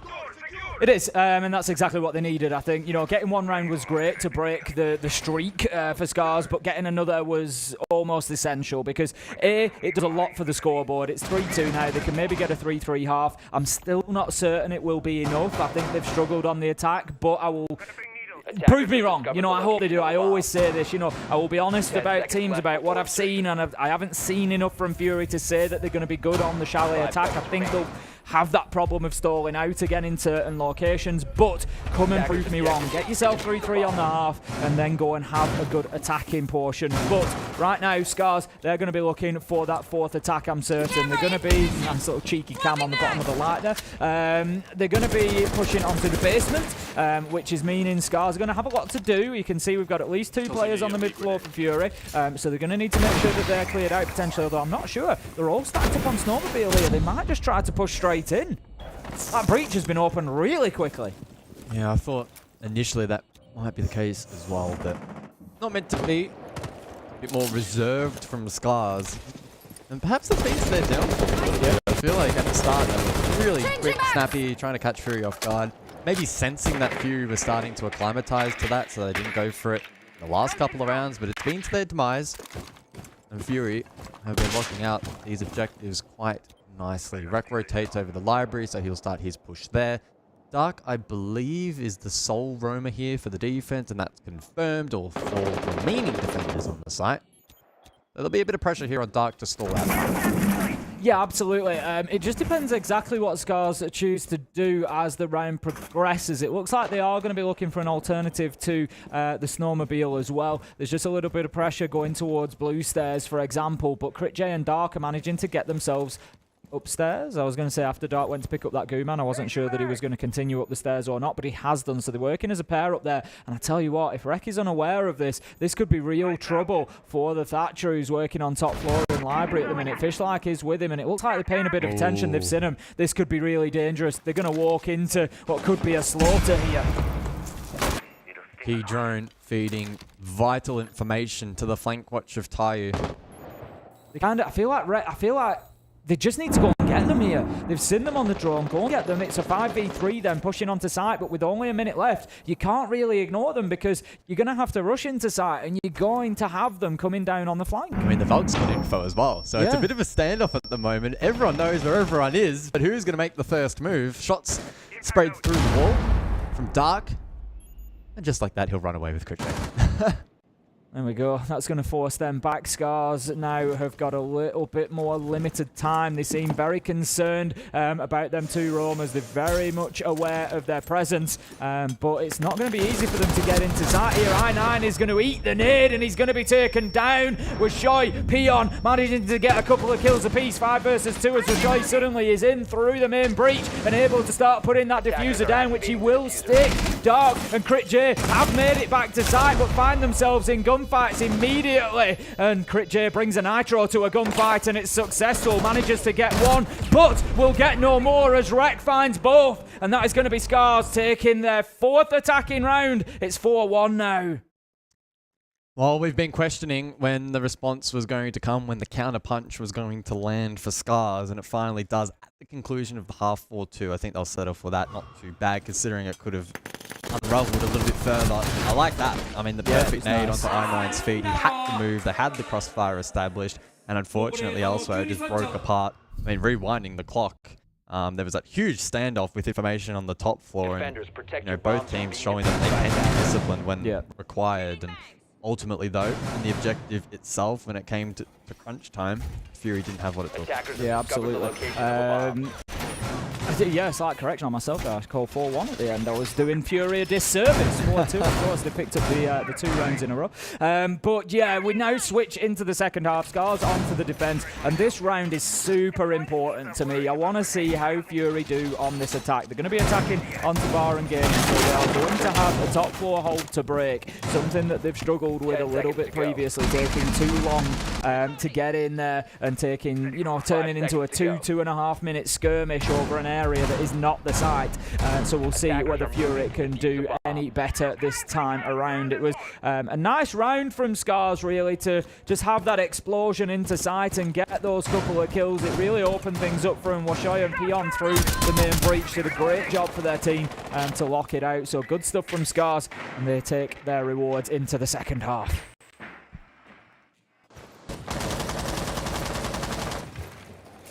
So triple drones here from Fury, Brava with the Clutch drones, Flores with the Vateros, and Crit J with the shock drones on Twitch.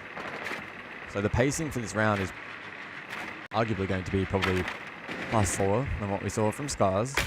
Nothing inherently wrong with that, but I will say, we've highlighted a couple of times throughout the series that Fury's conversion when it comes to late round pushes on the attack hasn't been great. Something they'll have to be mindful of. They are chipping away though nicely at this utility. The BPC down. There's obviously going to be Ala mines and Fenrir mines as well that can be dealt with. And provided it's done in an efficient manner, Fury can make up for that later in the round. Yeah, clearing out a lot of utility, doing pretty well so far. The Twitch drone almost taking out the default cam that the Clutch drone was trying to capture. I think there was a little comm there of don't shoot it! Because I'm capturing it and we want the default cam. So, good work so far. The only criticism that I would have of the Fury attack so far is we're 1.5 minutes into the round and they're not really established inside of the map. There's only I9 at the moment that is inside. He's being joined by Dark now. So this is going to start picking up a little bit more pace. They're fine for time. They just need to be aware of it and make sure that they keep the momentum moving. Nitro goes out. Not going to catch it. It's man I9 knows that he's being challenged from mezzanine.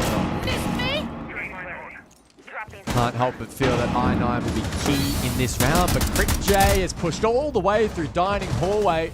BG Man as well to double down for Fury, and Crit J actually pushes up the stairs with the 4-1-7. Now it's Tayu, 1v4 on an island, shotgun in hand. He's not going to win this round. Fury, they're going to respond nicely here. Round 7 should be theirs on the attack.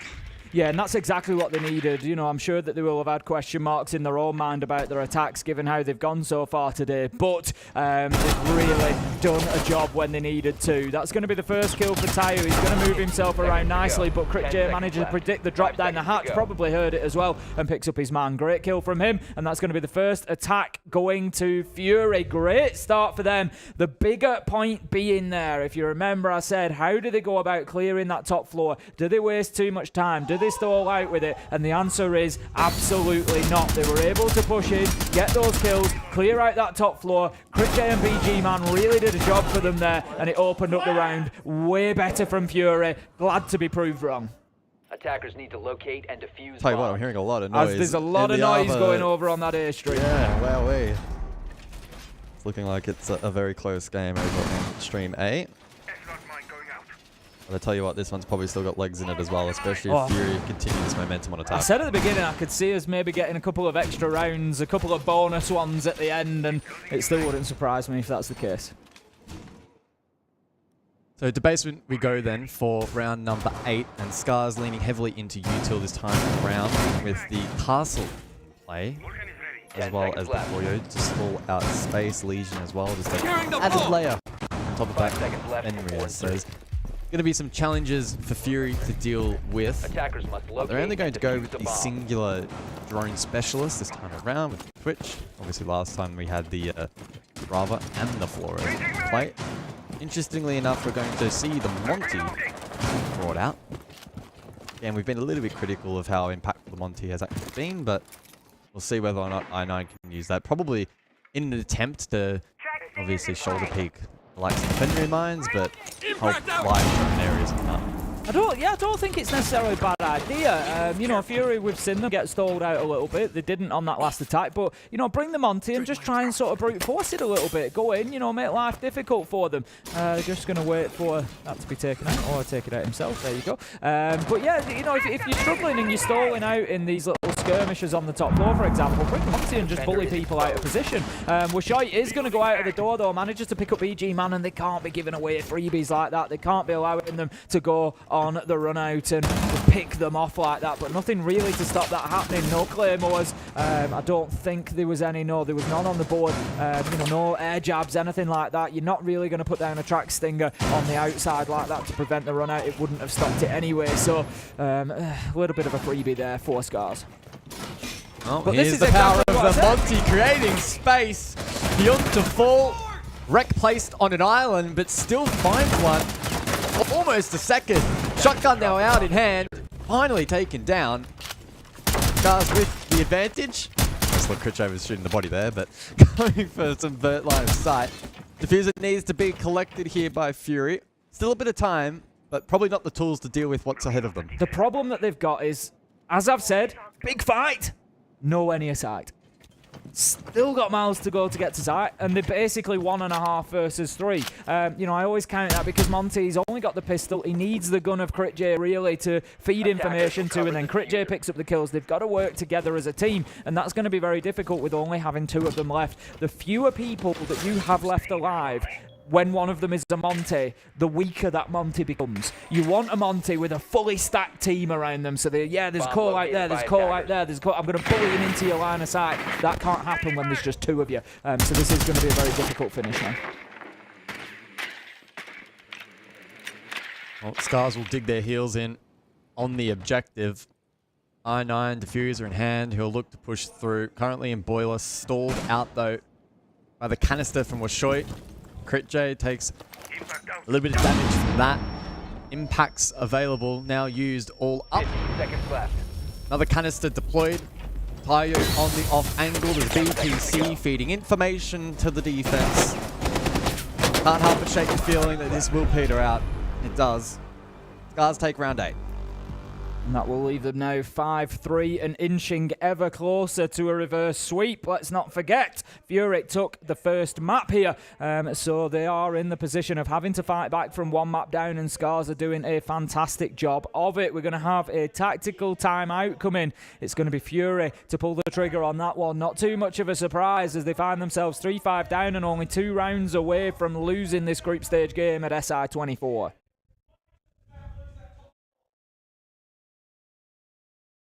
Well, for Fury, it's about trying to reset here a little bit because unfortunately, there's that 3-round streak is, you know, or that 2-round streak has been broken, split apart a little bit here for them. I wonder what they'll be discussing. I think probably if they want to bring the Monty in future rounds, is going to be a little bit of a talking point. Didn't get as much value from it as they probably would have liked. I think they were probably a fraction unlucky to not clear trophy, or pardon me, solar a little bit faster, but as you were mentioning, right, it's all these big fights so far away from the objective. That for me is, if I'm inside of Fury, I'm saying, look, we're taking 2, 3, 4 deaths at the opposite side of the map. You know, if we're gonna do that, we might as well take 2, 3, 4 deaths inside of sight, trying to actually get something going, because otherwise we're just pushing 2v3, 2v4 come the end. So for me, if I'm Fury, I'm thinking just try and pay a little bit more direct attention to sight. Put out the middleman.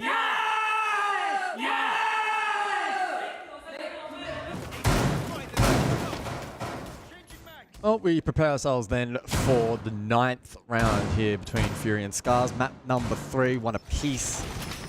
Both of these teams eager to bolster their standing in their respective group. go. It's day 3 of SI, so we're eclipsing the halfway point of the group 5 stage. seconds remaining. And, you know, arguably both of these teams, if things go against Attackers them, are could moving to be in defuse the a bomb. position of elimination. So, an important conclusion. It could be. It's going to be kitchen and dining then for round 9, and we will get underway. We've got a top floor presence coming in from Scars, something that Fury will need to deal with. And again, that was something that we saw them struggle with a little bit previously. They did actually really well on bar and game, so they just need more of that sort of energy, really, with the way they got in there, got aggressive and got the job done. It was more on Native and Labs that they really struggled to clear the map out. But the drones are in. They're just spotting exactly who is where. They know that there are defenders up on the top floor. They saw the feet running past the drone. They're going to clear out that castle barricade and just start trying to open up. You can see they're very cautious of that potential run out as well, having been hit by it before. That wasn't ideal. I don't think that was exactly where they wanted that. I think the first one caught the window for him. Yeah, not quite.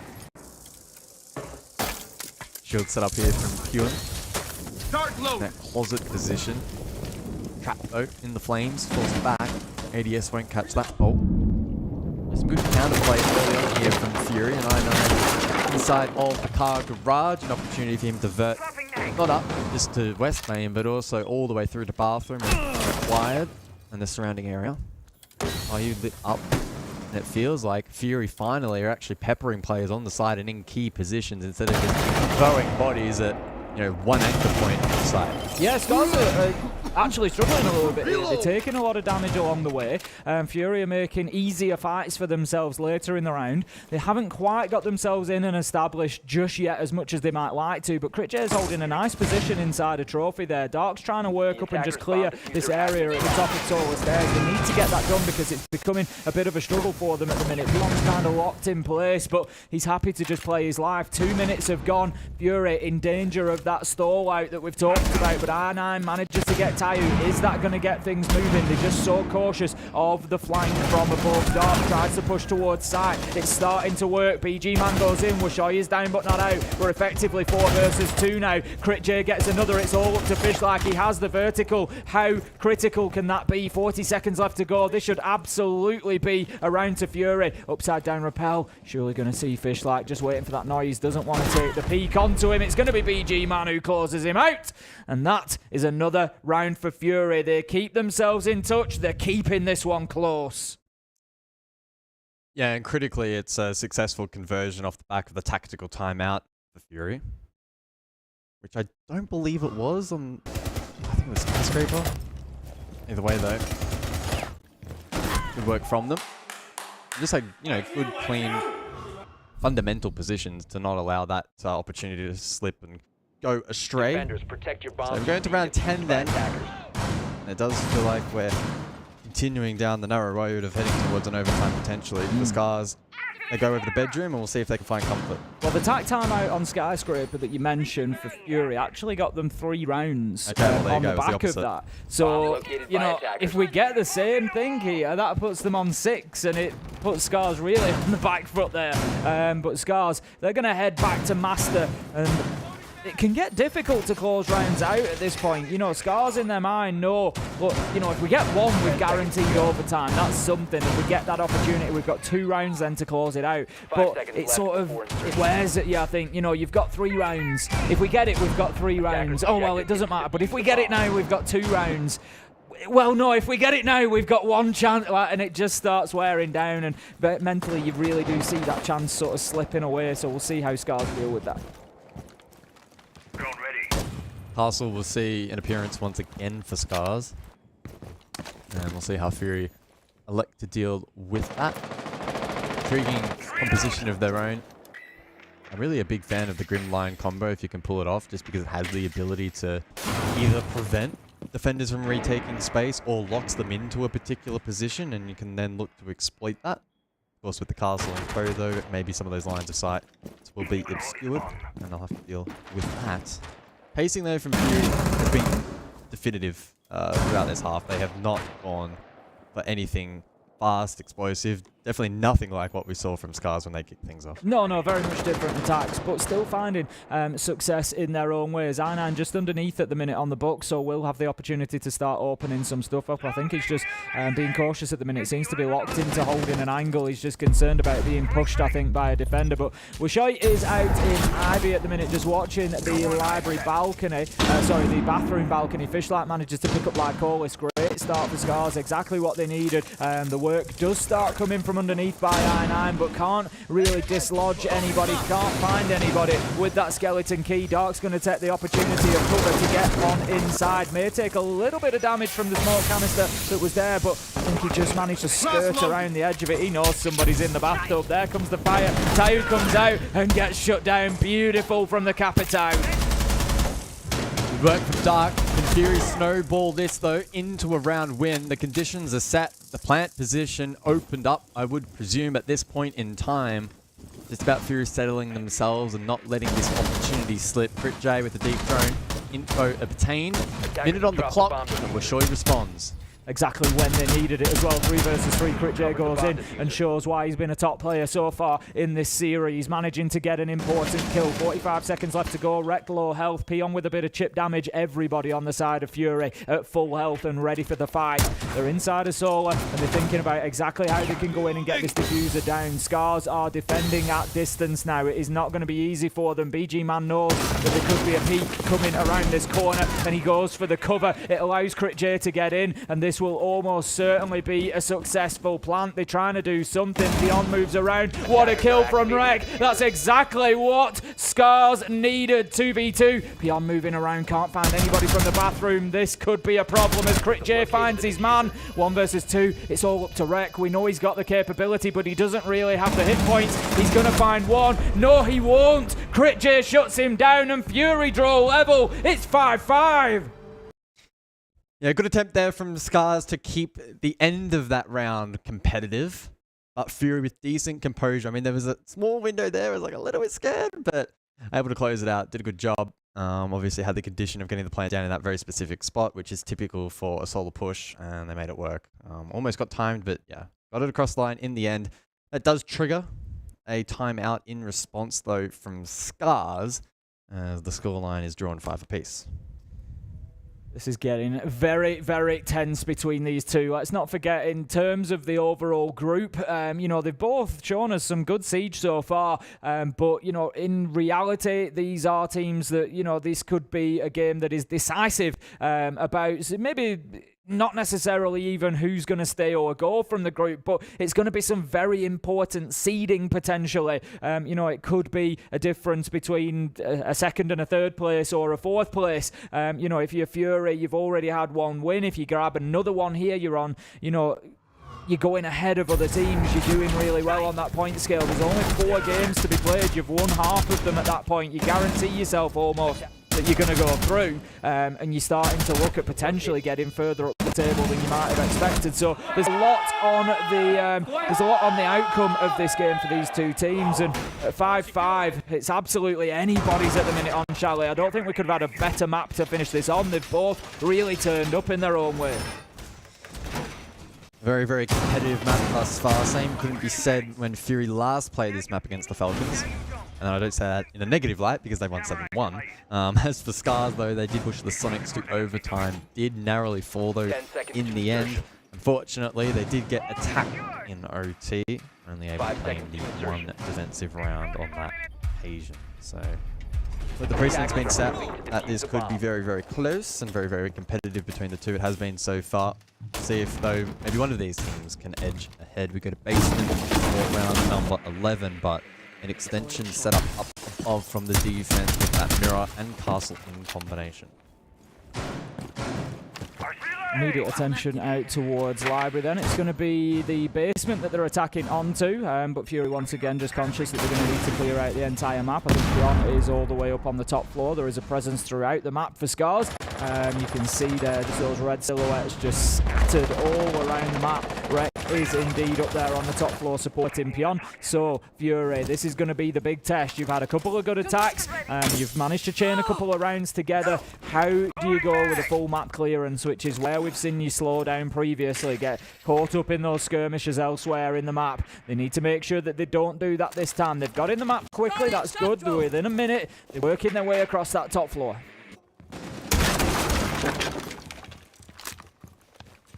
Yep, totally agree.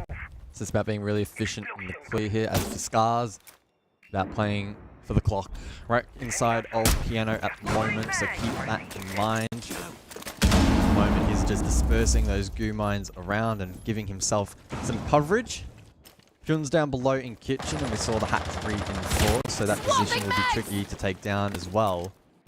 I mean, there is a world in which Fury could look to go a little bit more direct, but they're not in those positions currently. Exothermic does get used up by Lycolis. That was on the snowmobile breach. Set play being executed here, I think, from the attack. Flash through the drone hole. Pure will be under a little bit of threat. There's the flash. But I think he's dropped the hatch, and he gets away. Lycolis looking to possibly push down those main stairs.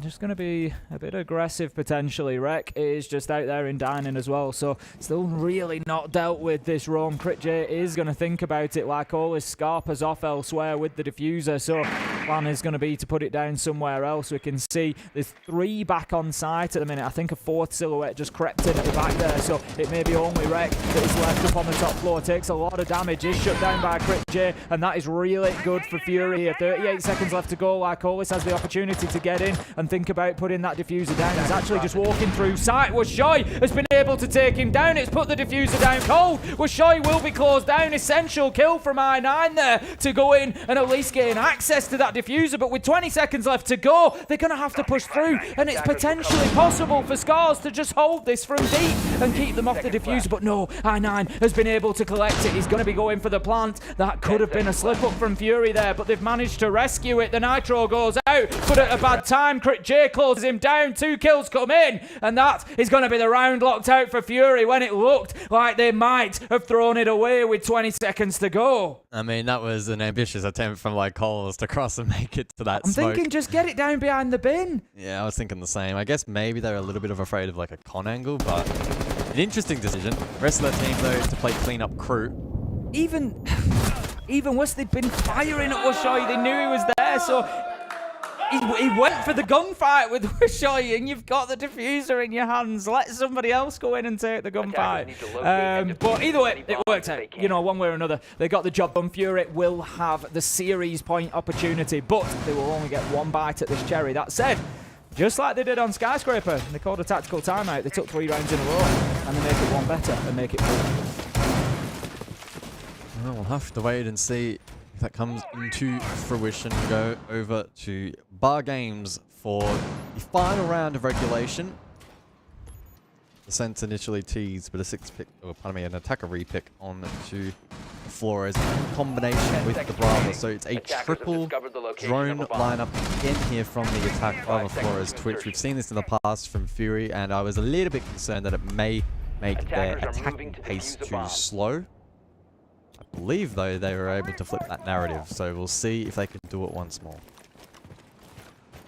Just a lot of caution being paid. There hasn't really been any spawn peaks that I can think of in this whole game, pretty timid. You know, pretty timid. Pretty rare that they've been getting up to the windows and having a look out. But still, you know, I like to see. They almost got the body block, but was unsuccessful. The mirror window will get dropped out, and that is going to be a big point to the credit of Fury there.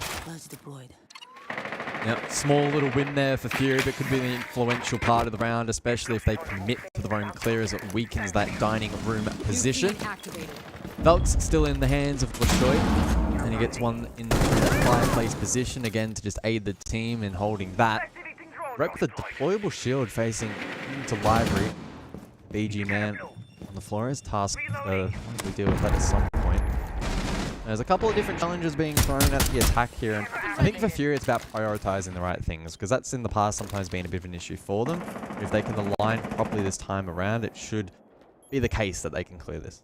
Yeah, that's it. They just get locked in, like you say, sometimes to fights that they don't necessarily need to. But they've still got one positioned on Library Stairs. The utility is going in now to try and allow the push to come from both sides. I9's got Mezzanine, which is a big one here. It's allowing them into Library. So Fury have got the verticals as well. They can start to really pressure down onto site. It's a bit unfortunate for I9 that he's not noticed this Valkyrie camera at the minute. Is going to be feeding his location, but Crit J, one-star player, takes out another wreck, is going to hit the deck. 11 and 9 will not be improved, and he might not get another chance here if his team can't win out this round. Crit J going well, 14 and 6, really carrying the team towards victory.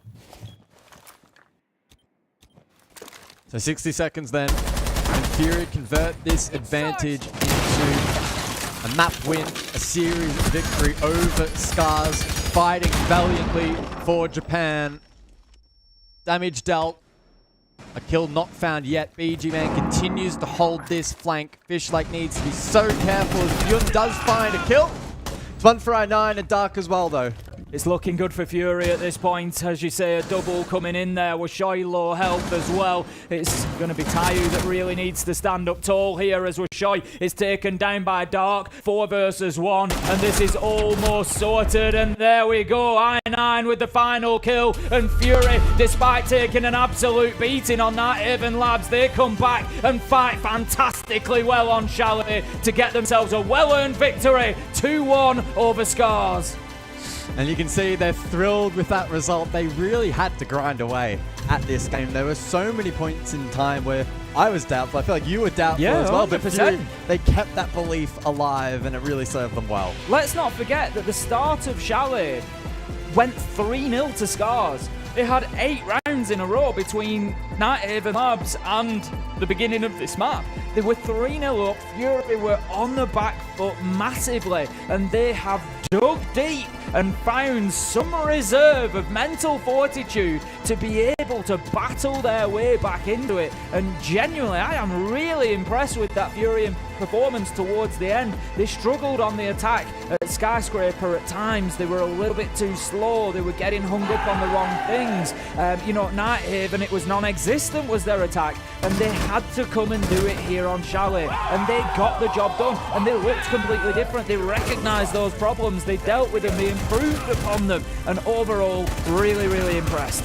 Definitely, though, a sad story at the moment, though. Tough for Scars. Tough for Scars. The sole representatives from Japan at this particular event, they have a huge region behind them, I'm sure, supporting from home, but this didn't quite click today, didn't quite go their way. Obviously, dominant performance on map number 2, but it just didn't translate well enough into Chalet, and once Fury got fired back up again, Scars couldn't rise to the challenge, and now they find themselves stranded at the bottom of the group, no points, or 1 point, I guess, from this particular loss, and it's going to be a tough one to rebound from.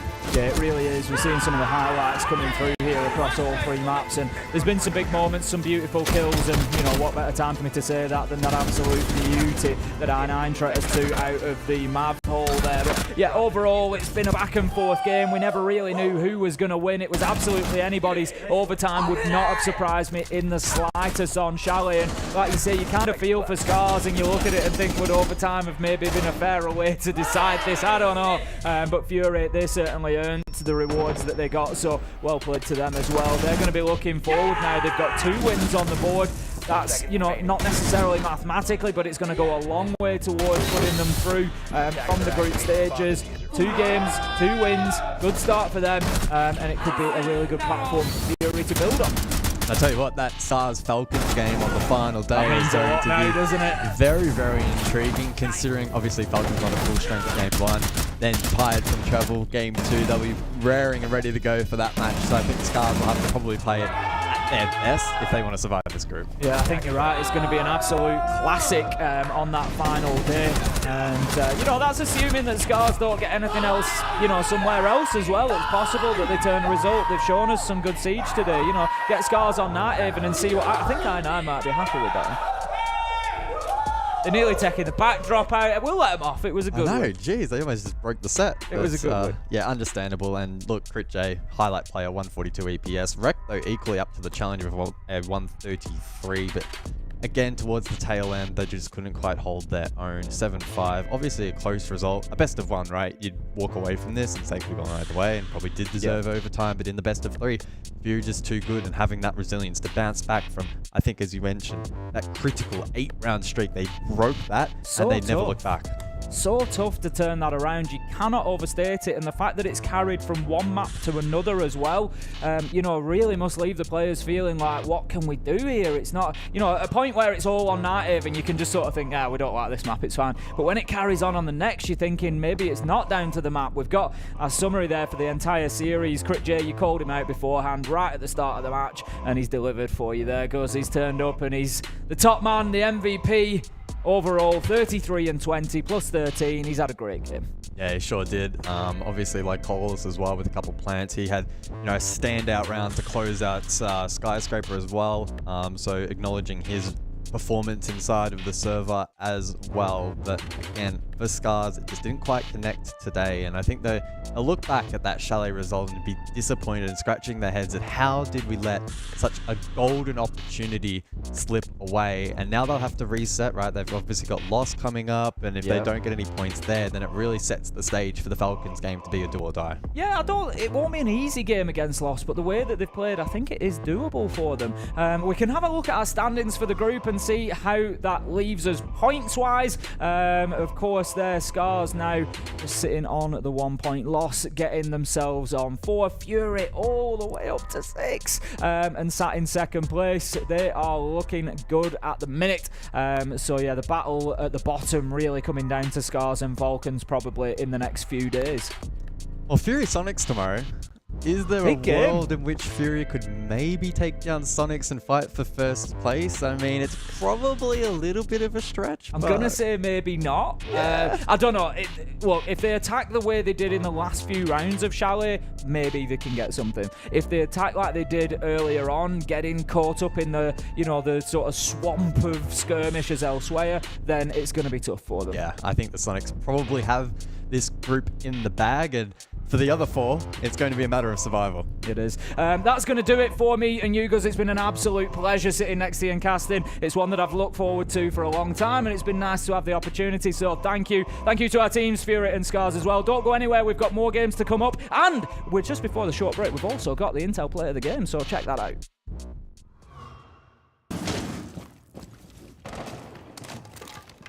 15 seconds remaining. Attacker's bomb diffuser has been dropped. 10 seconds to go. 5 seconds left.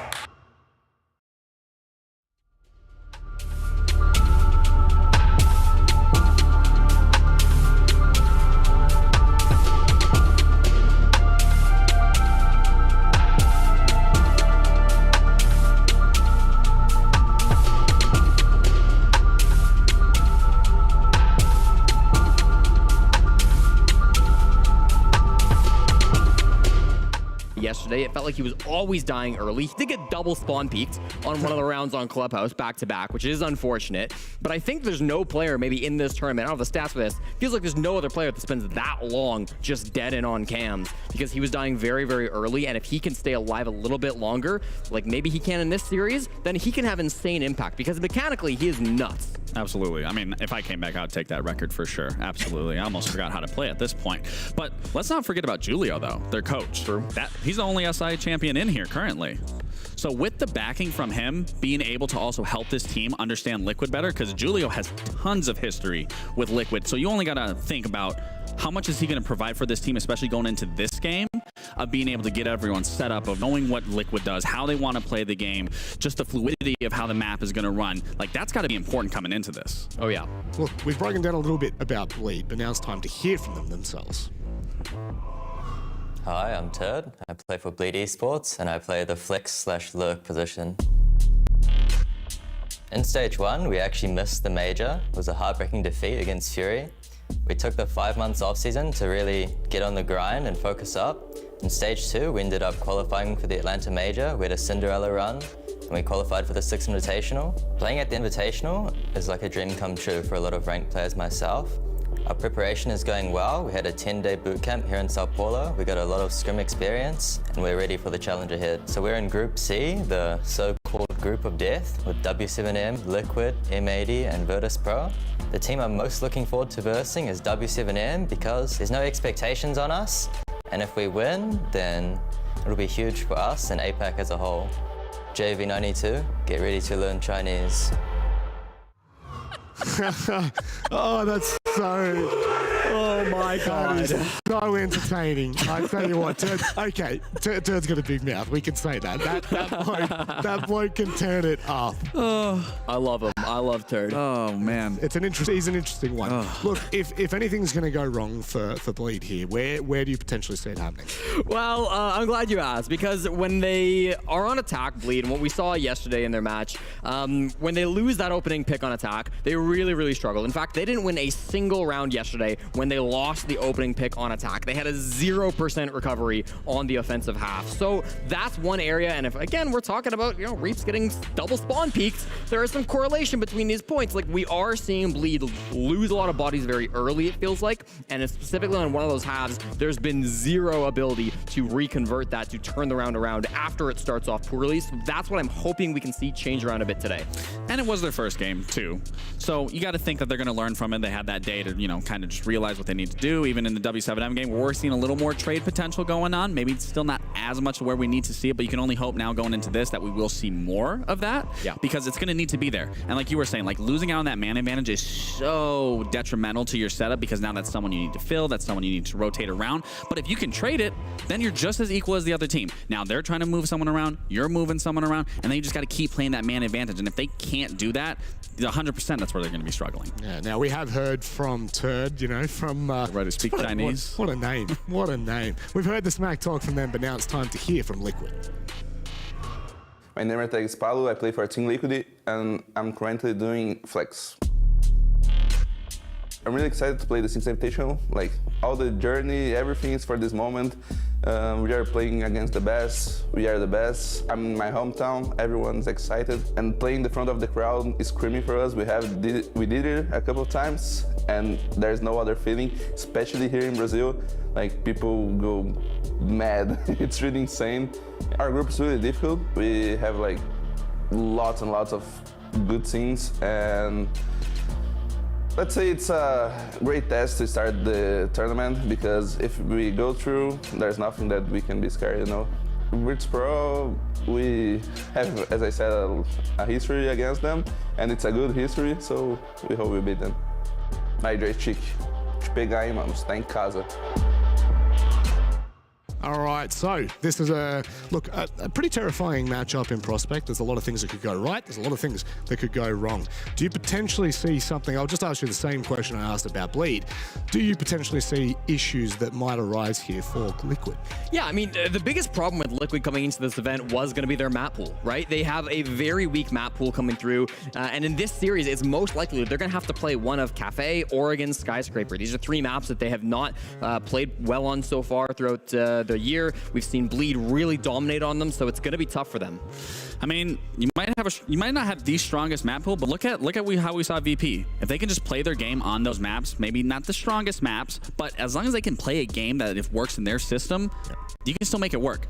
But I do want to talk about a player specifically, Resets. Playing behind people like Palu and Nesk and being able to outperform them, that's got to feel good. I mean, if I was on that team and you're going against two juggernauts like that are on your team and outperforming them, that's got to put some more back spirit and morale in terms of everybody on that team. You can almost say it might reset them for us. Right, let's go ahead and jump into the map veto nice and quickly and figure out where we're going to be headed for this matchup in particular. Do you have an inkling? I was expecting the Chalet pick maybe coming through from Team Liquid, and depending on what they don't ban, so we've seen Cafe and Skyscraper ban, so Oregon would make the most sense from Bleed. As I said, they kind of have to play one of those. Oregon's been very good for them. We'll find out.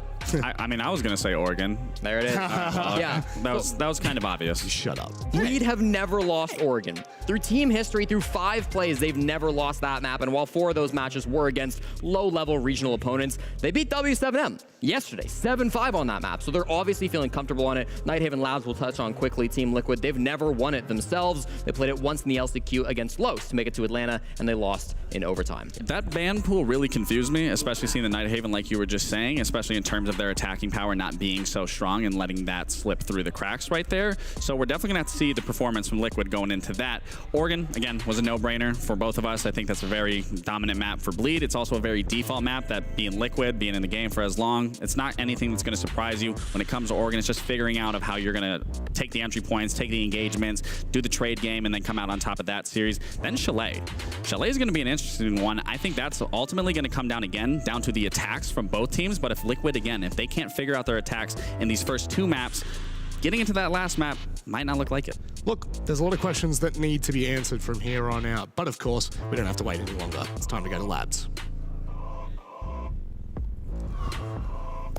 Hello, ladies and gentlemen. I bet you did not expect this, because I surely did not. Hi, I'm Stokes with an empty chair, because Intero is fashionably late.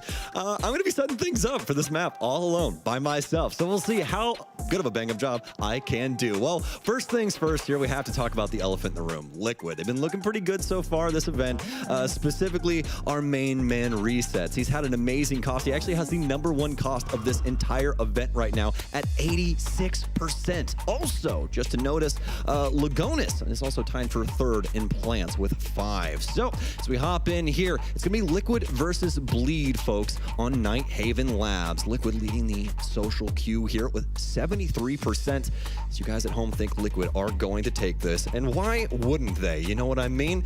So, as we're jumping into this now, let's see what happens on Nighthaven Labs. Yeah, why not? Bring it on in. They'll never guess. We have a special guest, ladies and gentlemen. I think I'll fill in. Ah, come on down, Emmy. I think I'll sit down here, for someone's seat has been left very empty. Who needs notes? Bleed versus Liquid. Exactly, Bleed versus Liquid. We're gonna get Doki off the board here. I really like this, just because it's a big map. Logic bombs are very good at clearing things out. These globals have been constantly used time and time again, and arguably Doki, the better at one of the two, just really what you're looking for in the moment. Nomad gonna be the follow-up ban, and then Fenrir for Liquids. Now, Liquid, obviously, I've been able to cast one of their games slightly earlier on in this week. I've been able to see how they've brought some of their game so far, and I think the worrying thing currently for me is not just as the specifics of them bringing the heat and the passion, but the region as a whole. I'm not gonna set off Brazil. I'm not gonna set off them, because we still have them as the favorites. But after the back of what happened to W7 earlier, after the back of seeing NIP's tournament, there must be so much pressure. FaZe as well, not quite getting the win out here for Liquid. Sorry, I've just seen Bleed's mascot for the first time. Do we have a name for him? I don't think that we do. Don't, but I'm sure that social media will get that one. There's the standard mascot. Joel, I believe, is the official name, right? Yeah. Yes, indeed. I am curious to see if we have any friends for Joel that show up during the tournament. That could be an interesting one if somebody bought some more fish from Bass Pro Shop. Yeah. I love how they keep getting more and more. How do they get a mannequin? I genuinely don't know, because I saw the tweet from Mentalist getting the fish over here and in his luggage, and it looked like the most terrible thing to try and pack. I mean, that is just a little bit of insanity. Anyway, enough of that. Enough of the single sort of point I was making beforehand was looking towards, obviously, the pressure that comes through and the pressure that starts to build itself into this game.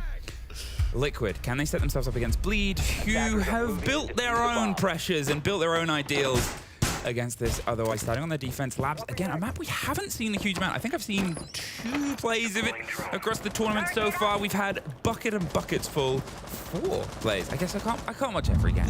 Of course. That's the one hard thing about group stage for us, is we don't get to see the other games we're not casting while we're working, right? So this is gonna be the 5th play here. Right now, 55% defensive overall win rate. Your husband has shown up. Oh, man. I'll pass it over.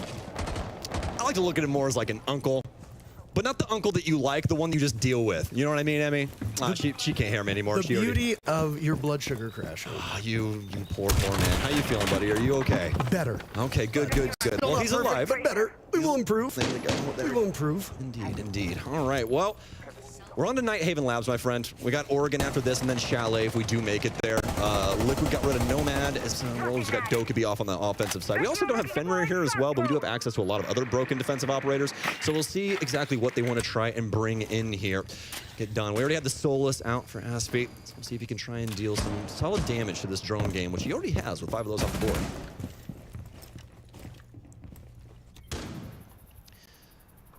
Minute 40 here. Sorry, I'm drinking a non-specific energy drink. Got to make sure we get those blood sugars back up here so he can thrive and survive, folks, and do his absolute best here. But speaking of best, turd. Oh my! I take a turd on Nesk. He's gone. We'll have to see what Liquid can do with the remaining last minute 20 here. Yeah, I mean, immediate thoughts on these operator bans. I like the removal of the nuisance bans. I'm sure you already talked about it here, as now Hoven is gunned down by resets. A map like Nighthaven Labs is very similar to anything else that has closer quarters, especially when you look at an operator like Fenrir or Valkyrie. You could set those up in the nooks and the crannies that were spoken about earlier by Lynx and I on the match that I think you were casting at the same time, so you probably didn't listen to it, but that is A-okay. So I like the removal of the nuisance ops, but obviously Tubaru is an operator that I'm going to look at because when we've casted Nighthaven Labs so far through SI, we've seen the effect that he can have, especially on that basement bomb site. Oh. Not present here, though. No, most definitely not. The recoil working back or angle working back and for the defense, be able to discover that out. Only 30 seconds remaining. I mean, Liquid, they've at least gotten to muster this into a 3 versus 3, but it's going to require some heavy lifting to be able to get this to go off over here. Alu trying to spray things down with the F2. Again, that just starting to make its comeback here at SI. A lot of people favoring that 417 recently, but now Lagonis, he may have found a spot to plant, but does he know about the man behind the desk? That's the real question. Reese with one, Turd with the other, and it's all down to Palu, but he can't get it done and bleed with the very first round. Yeah, I mean, Nighthaven Labs is a map that we saw over the first 2 days was relatively balanced in terms of operator win rates, but those are stats that have not been updated up to this point. So I'd be curious as to see where we are at in terms of overall win rates for the attackers and defenders. It's been talked about ad nauseum that, you know, we're right now in a very defender-sided meta, more so than usual.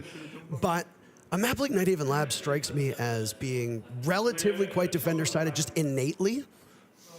Most definitely. I got the stats here for you, my friend, so I'll bring them up right now. We got 2 other maps that are less defender-sided. Consoles actually are least defender-sided at 53%. Cafe following that up with 54. Nighthaven Labs sitting at 55. Overall average right now, sitting right about 60% defensive win rate. What's going on? So I just think it's funny that Consulate is 53%, Cafe is 54%, Nighthaven is 55, and Chalet is 55. It's like 53, 54, 55, 55. But no, I mean, honestly, given what we've seen from the operators that are available, 55% for Nighthaven Labs isn't really like overwhelmingly defender-sided. That's effectively a coin flip map, and when you compare it to things like, at the time, at the end of yesterday, we had both Cafe and Clubhouse sitting at 60+% in terms of defender win rate. That's far more dominant. 45 to 55 suggests that you can get away with a 3-3-half, and it's not abnormal at all. It's not like Bleed has the advantage of starting on defense here, so we're expecting a 4-2 or even, honestly, a 5-1 half of the time. This could be relatively even. So if Bleed can add another round or 2 to start off 2 or 3 rounds up over Liquid, I honestly think that might be a challenge for Liquid to overcome that in the long run, especially given, and I hate to bring this up, the mental issues that Liquid has had before, tilting when things don't go their way against adversaries that they think they should beat. And I bet you anything, Liquid probably thinks they should beat. Most definitely. See that angle working in here for Liquid. And I'm in agreement with you as well. Something that we've seen toy with them in the past, and this might start building up on their pressure on that mental side of things, like Parker was talking about. Wolves is going to get taken down by that verticality out of Bleed. And so far, so good for Bleed. They've been able to keep Liquid at the gates, constantly sending them reeling in some of these fights. Nest looking for a little something over here on this side, but not able to find too much. He'll dip back into the conference room, just going to play these angles. You can see Bleed, once again, just trying to play this space actively, making sure that they don't have to worry too much about things later on down the line. Don't want to give Liquid too much space, especially on this top floor, especially this room that Nest is walking into now. Very important for the bomb site. That's kind of a one-man show right now, but now he turns around. You have a couple other people in the area to try and assist him. The resets will just wait out the remainder of this adrenal surge. The life persists for them. I like the staying power that Finka obviously provides on some of these chippier maps. And with a Legion on the board and a smoke in play, obviously Finka can get you back up when you have these little skirmishes. Now, it can't keep you alive when Reaps does stuff like that, because chip damage is chip damage, but a headshot is an instant death. Sorry, it is. That's a little different. Definitely need that noggin as Lagonis will find one as well. That's going to be the first kill onto Bleed. Liquid doing their damnedest to try and fight their way onto site, but this utility setup for Bleed has been going swimmingly thus far. Smoke's bound from Mentalist, gonna toss the last one in there, and Hoven still has that last Nitro cell. That's gonna be the key benefactor here for them. If they could try and stop the plant, or at least stop the timer for right now, and get them into a crunch time scenario, they could end up ending this in a pretty explosive payload. Lagonis has that diffuser and needs to walk in. It only has 30 seconds to do so, and you need cleanup on the remaining players that are stopping you from doing that. Hoven goes down, leaving just Aspie and Mentalist, and there's no smokes remaining, no impacts from Aspie, no Nitro cells. So basically you have to go in and you have to take these engagements as they find themselves vulnerable, and Mentalist can pull it off. He had a life gain yesterday. He'll need to be huge now as he's the last one standing. Engage with Palu. The time almost runs out, but Mentalist gets the kill anyway, and Bleed starts off strong with 2 rounds in a row. Very well done. If that percentage says anything about the defensive win rate, at least, this is looking very, very good for Bleed. As Parker was talking about earlier on, pretty much an even map, especially in this meta of all things where, you know, you look over towards more defensive maps like Clubhouse. 75% defensive win rate right now. With the same operators in the pool, 55 for Nighthaven does not look all that bad now, does it? Now Liquid still forced to try and solve this puzzle from the offensive side of things, and they've not been able to get the ball rolling. I've really enjoyed Bleed's setup with their utility, as well as their identification of where Liquid wants to try and push in through the map. Some early picks in the first round definitely made things a little bit easier when they were playing that basement site, but this upstairs area, mixture of kills as well as utility to keep Liquid at the gates and force them down into this 1v1 scenario. And that was handled very, very well, especially this M590 here. Did risk a little bit there with Paulo on the swing, but nevertheless, still 2 rounds going the way of the defense. Why does it seem like Bleed as a team is just constantly so surprised when they win rounds, by the way? I mean, obviously, as a team, you do not have the same prestige that a team like Liquid does, naturally, but you're here. I mean, this is 2 events in a row now where you have shown up and you have proven that you are one of the top 20 teams in the world. You got the fish buff. Stop being shocked when you win. Stop expressing like exasperation when you win and be like, I can't believe we did that. It's like when the dog invariably catches the car. It's like, I didn't know I was going to catch one. Well, guess what, Bleed? You've caught it. You're here. You won 2 rounds against Liquid on their own map. Keep it up. Absolutely. Might be one of those things where it's, you know, take it too seriously. Might start losing a little magic that you have by just playing around with the boys, you know what I mean? So definitely be something for Bleed, as we know they're a good bout of, or rather good group of memers, let me put it that way. Aspie's going to be playing things out over here on Vending. It's going to be Paulu actually to lead us off this time. Liquid with a positive note in round 3.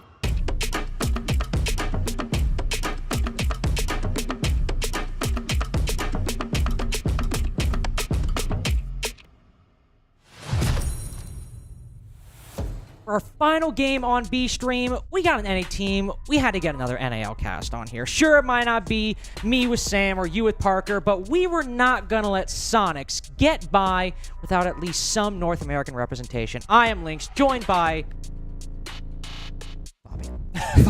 Fabian. I will say I am not Fabian, I am Pinku, but I'm wearing Sam's hoodie. It was cold in the green room, so I'm kind of like half Samuel, half Pinku. And Parker's my dad. Yes. So really everyone is on this broadcast. We have all of the NAL casters in and on the B Stream right now. To take a look at the, well, I guess the recap for today at this point, this is the final match. NA has had a good go of it, at least in this stream. 2-0 over Bliss, though my hearts do break because I do want to see Bliss doing well. Then we had 2-1 for Fury, who right now, is that 2 wins in their group, Nick? Yep, 2 wins in their group. Realizing that potential, we saw at Atlanta, almost beating Dark Zero. And then, unfortunately, you know, D+ still not doing very well. And that's where you see the standings here. This is not the outcome I think most people expected back at home before the event started. Of course, Sonics being up top kind of makes sense, right? But Lowe's a little bit further down. Scars are for right now beating out on Falcons, but that might change later on because Scars and Falcons will face one another later on in the tournament. So, exciting things here in this group. To be honest, big toss-up on who's going to make it and who's going to stay in. And I think really that Falcon-Scars match is going to decide who's going home at this point. I mean, maybe depending on what happens today, Falcons would pull out an upset. The group is more thrown into chaos, but if the expected result happens, which I think is we'll see the predictions later, look at some of these rosters, Sonics are definitely the clear favorites going into today. Assuming Falcons lose, that Scars match becomes of the utmost importance. But if Falcons are able to overcome this monstrous team in front of us, NAL Stage 2 champs, minus Ambi, the new pickup, that will certainly be the biggest upset, or one of the biggest upsets of the group stage so far. If you had to describe to viewers at home who Ambi is, what would you say, Carter? Like, very simply. Well, like, they're showing him right now, Yeah, so I don't think I need to. Who is this man? Ambi, you know? so Ambi is, I genuinely think Ambi is as close to like a kid as you could get in a new pickup. But he's got a mustache. Like a he tiny does. He does have a little bit of a mustache, a very bit of tiny fluff. bit of a mustache. But we've had 18-year-old pickups before. I mean, Bolo, big example, Yep. right? We've had Gunner as well, who was picked up. Pambazoo. Pambazoo, and I think Pamba might also very much show his age a little bit when he was picked up. But I mean, look at Ambi. He's doing like, he literally created a secret handshake with Citizen that they will sometimes do after the other makes a big kill. Like, if that does not indicate the youthful energy he's bringing, I don't know what else would. Yeah, and of course, with Ambi joining, there's been some role changes as well. Citizen now on flank watch on the attacking side, and also Citizen being the IGL, the in-game leader on defense specifically. I can see from experience back when he was on the G2 roster with me, he's a phenomenal player when it comes to understand the flow of the game, especially on the defensive side, whereas Gio can shine on support, on attack, and call from the front there. If you haven't watched Sonic since NAL Stage 2, you might be thinking, oh, you know, sometimes we'll see Citizen going on the lurk, right? You know, we'll see him kind of maybe try to flank Quibs or something. Well, in their first outing against Scars, I saw him on Courtyard Winner on Border 5 times. Okay. So, very different state of affairs. But of course, their opponents, as I hinted at, will be Falcons, who, as of yesterday's game, do have their full roster, and thankfully, still have their full roster today. Hopefully, they will be a bit more adjusted to the time zone. A long day of travel to rapidly get here between the first and the second games.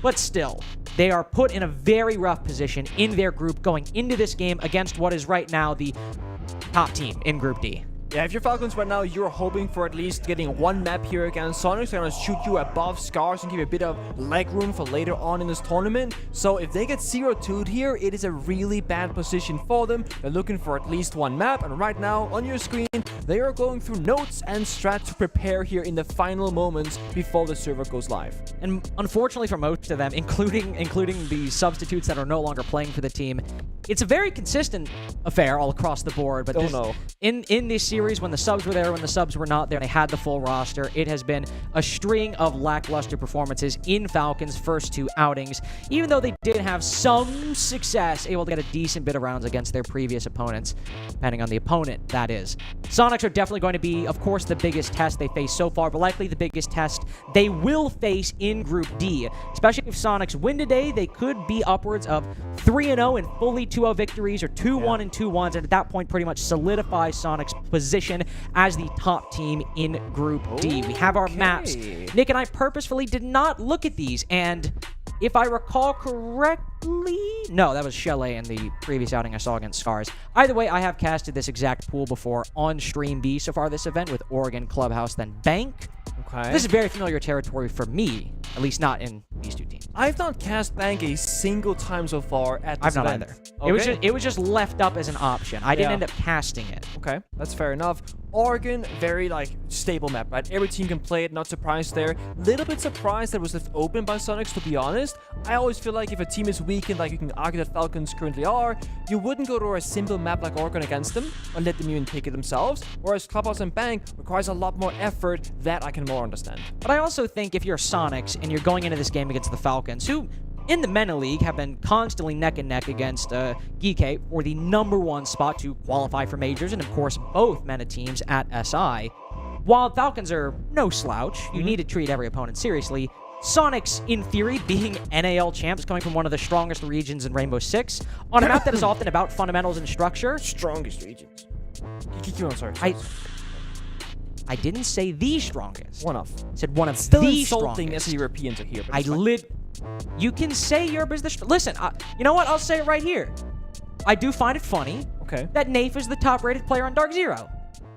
Wait, what do you mean that's funny? He's European, that's why. No, I'm not saying it's funny like he shouldn't be the highest rated. I'm agreeing with you that it's funny that the highest rated player on an NA team is the new EU pickup. I knew what you meant. You derailed the point I was going to make. I wanted you to clarify it for the comedy effect of it all, because I'm having a ton of fun with that. I'm so sorry. Fine. Well, I'm not really. It's kind of, I'm just not even going to address it. The point I was making, Nicholas. So you are addressing it. I actually completely forgot the point I was going to make. Don't remember whatsoever. I will tell you a new point. No, I remember what it was. Okay. On a map like Oregon that relies on the fundamentals and structure, Sonic should be able to beat them any given Sunday. That was very clean. There we go. I like that. 89% of the fans at home also agree that the Sonics will take it here up against Falcons, and I don't blame the vote there given Falcons' results so far at this event. Upper bands on your screen right now. Sonics, they've been Ying to start things off, and Falcons will choose their first attacker, followed by their first and only defender. Of course, Ying, one of the most banned attacking operators over the course of the entire year. I have to imagine I was going to say, all right, maybe we'll see a follow-up with like maybe a Monty or Grim on Oregon. Yeah, quite a strong attacking operator. But the Brava, you'd have to think that Falcons are maybe gambling on Fenrir staying up, because I feel like those Bravas are just automatically finding those F-Knots on every single doorway, or any of those gadgets, really, that are stuck on doorways and make crossing harder. The Kaid band to follow up, we don't have any of those big 4 or 5 defenders banned just yet. And if you want to count Valkyrie, you can, but, I mean, we got Azami, Solus, Fenrir, and Tubarao up. I can't see that last one really being used without that Kaid on the board. But you still got the other 3 left up, and that itself is insane. I was going to say, and mirror as well. I know that we can talk about how, like, Ashe and Kali now counters the mirror windows. If you use the gadgetry on a non-cracked mirror window, it'll crack it, you can't see through it. But mirror on the base and bomb side of Oregon is such a strong operator, and combined with the people that you said, like the Fenrir, the Asami, etc., it'll be very difficult to pick apart this basement defense. So we can very much expect both teams to get their first W down here. Both teams start on this bomb side. But if the attackers come out as the victor, that'll be a huge moment for them, because they're not supposed to. It'll really help them on the attacking side. Well, it'll also just be great for Falcons. A lot of us are underwriting. I mean, the community 11% in this series. If they come out with a win on basement, sure, that might be one of the only wins they get, but that shows, okay, they've come to play. They've got the skills, they've got some of that structure, and even if it comes down to individual gunfights, a win on one of the most defender-sided bomb sites in the game, Nick, I mean, that's got to say something. Oh, it does. Assuming it happens. I just want to point out here that Geo actually ran all the way to the top floor, placed down a couple of jammers, then ran back downstairs, and might make an edge rotate here as well. So even if they won't commit to this roam, Falcons have to respect it. They gotta drone it out and spend a lot of effort on that, a lot of time to figure out, okay, is Geo here, is he not? And I like the Jackal here being brought from Falcons to just quicken that process. There are a lot of operators on Falcon's side that can make any part of the round quicker. Jackal in the early round, going for that clear, can see if any roamers have been on that top floor, which, if he's on the attic side, might find Geo's footprints, but on the dorm side, not as many, and that itself will say, okay, it's clear. But when you get to the execute, you've got those Capitao smokes, of course. There were Terror drones to clear out those shields and the utility. But the Grim, as we were talking about, that's left up. One of the first places we really saw Grim start to be used almost every single attack was attacking this basement bomb site. Because of how narrow and constricted it is, those bees can propagate in the vast majority of the long haul with just a couple shots. And that gives you intel on players swinging, where somebody might be camping. Really just a great boon to the attack that's been left unbanned. It is. It just simplifies the complications of the basement attack. And right now, it's a bit of a waiting game for both teams. Falcons, they think there might be a roamer, and they were correct in that Geo was early roaming, now inside a big tower. But then it's just you know, we see, for example, Jayla just waiting outside blue double door, holding a passive angle. Grixer on Freeze's staircase, holding a passive angle. Everyone's waiting for that first move to be made, and neither team is going to make it just yet. This is Falcons doing a good old style of siege here. They're just paying their respects, taking their time, going through their ABCs, killing default camps, opening hatches, etc. They want to get fully comfortable before anybody gets into a gunfight. You can already see a couple potential avenues starting. We have Jayla, who's been sitting outside that bunker doorway the entirety of the round at this point. Used not all of his Rotera drones, but used two, got off, waited to see if anybody was rotating. Defender maybe getting caught on a rotation. No, not the case so far. Quibs now moving downstairs to join him for an inevitable seemingly bunker big tower push. For some of the attackers are starting to consolidate. There is some work to be done with operators who aren't exactly here. One thing you think about Nick that isn't present, no Hibana to deal with Geo playing in this position. Might have to be dealt with instead. Somebody walking down that tower stairs, but Geo's anticipating it. Those out of C4 to delay that push a little longer. We'll use the Grimbeast to try and find him, but Geo goes hunting with the shotgun. What? No kill goes his way. Still Sonic's holding the advantage as while Geo falls, J-Lad takes down his teammate just as Grixer takes down another. Falcons in the disadvantage. When you're going for an E-box drop, down a man, and the Sonics can just trade you out, that's a rough position to be in. J-Lad evens it out by cutting down Rexen. Now Grixer's to fall back as pillar control is in the hands of Falcons, and so is the round at this point. Sonics just barely make it back into contention. There's only one player who can cover this diffuser as Mad Skills has to do double duty. Now falling off with the case, Citizen pulls back. The secondary shot he pulled out. Oh! The pre-fire just barely going over his shoulder. He hits the deck and knocks round one barely over the line. That is way too close, and I gotta say, Falcons did a great job there to play your positions. 4 people on the backside, tower stairs, outside blue, and E-box hatch. But it was P9, the sole flanker on blue staircase, and made so much happen in that round and really opened things up. Citizen in that one-round clutch, ice in his veins, prone on the floor, secondary shotgun. Not the greatest weapon, and the pre-fire almost cost him that gunfight, but it closes things out. Citizen has been phenomenal so far here at the 16th Stage 2024. He was a top gunner yesterday up against Lowe's, and he's like found this kind of new success on Sonics with the role changes coming in.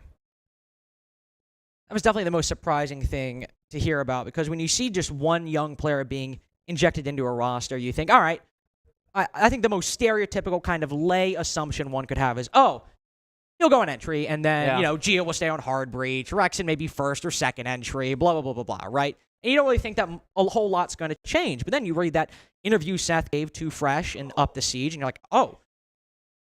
You took the introduction of one Ambi of all players to decide, you know what, let's just not necessarily rethink our overall philosophy, but think about how we all slot into that. You know, we like Geo's calling. We want to make sure that, you know, maybe on the attacking side, he still has a voice to play, but, you know, maybe we should lean into Citizen's calling a little bit on the side swap. Maybe we should let Grixer play a little bit more loose in his position, move him to a bit more of a secondary support. Give Citizen, of course, also the option to go to flank watch. Really shows that Sonics have put a lot of thought into how they want this SI to go.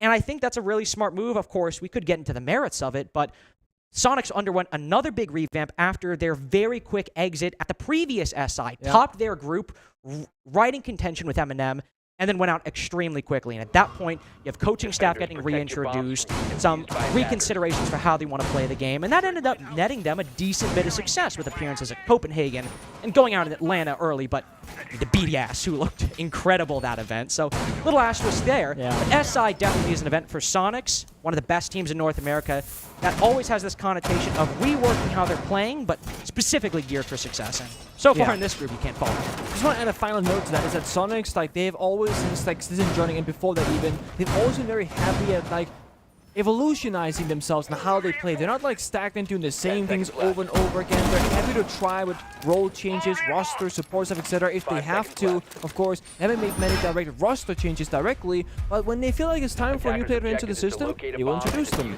And every single time, without argue, pretty good success. Ambi running out the front door, going for his favorite ranked spawn peek, I believe, in this case, and hits right back on in because Oryx is the fastest operator in all of Rainbow Six Siege, and only he can make that play. Well, here's an interesting question. Since I guess his Rima dashes do recharge, if they're only used infrequently, is he actually the fastest operator on average? He has the fastest max speed and has the same average speed as other operators. All right. So he's the fastest. So if you're using that metric, then yes, he absolutely is the fastest. I'm just raising, also some important mathematical. Are you gonna cast with Hap at some point? I believe so, yes. Okay, then I'm not gonna spoil it because he asked a question yesterday to me about a gadget name. I was gonna add the stat for him, but if you're gonna work with him, I'm not gonna go there. All right. Well, I appreciate you not spoiling it for me, I guess. Yeah, exactly, yeah. I didn't think there'd be a... It's like a knowledge test, you know? I think it'd be a See if dynamic. you're a fraud. All right, well, that was aggressive.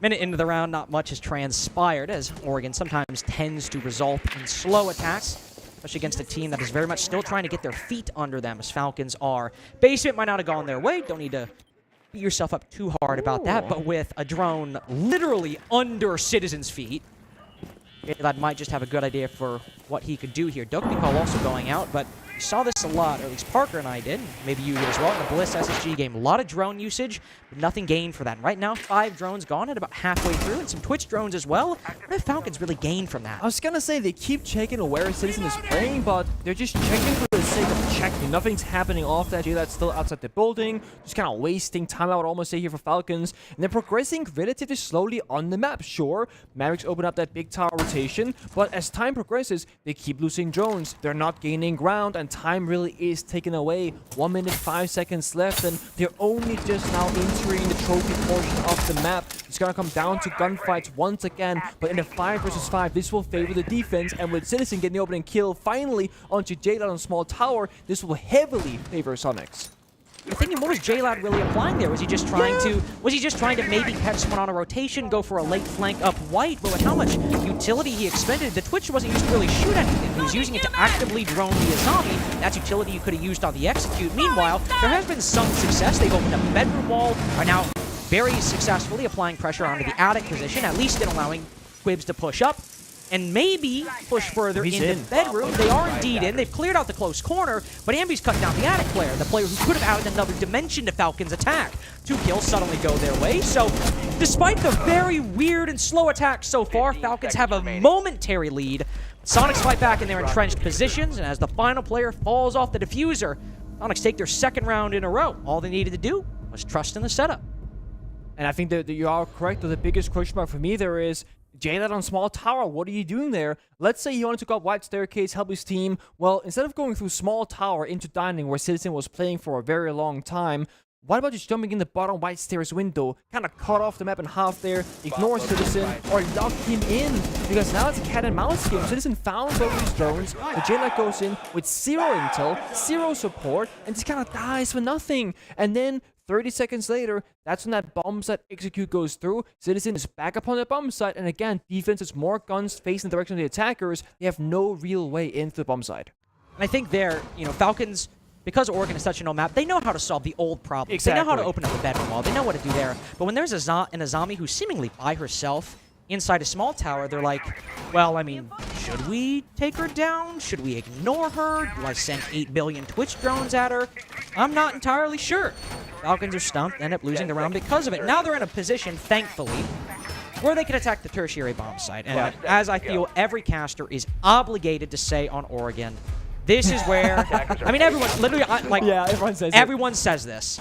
This is where they should get their first attacking round. Oh, it's not basement, it's outdoors, so you gotta win this one, right? Yeah, sure, statistically, it says so.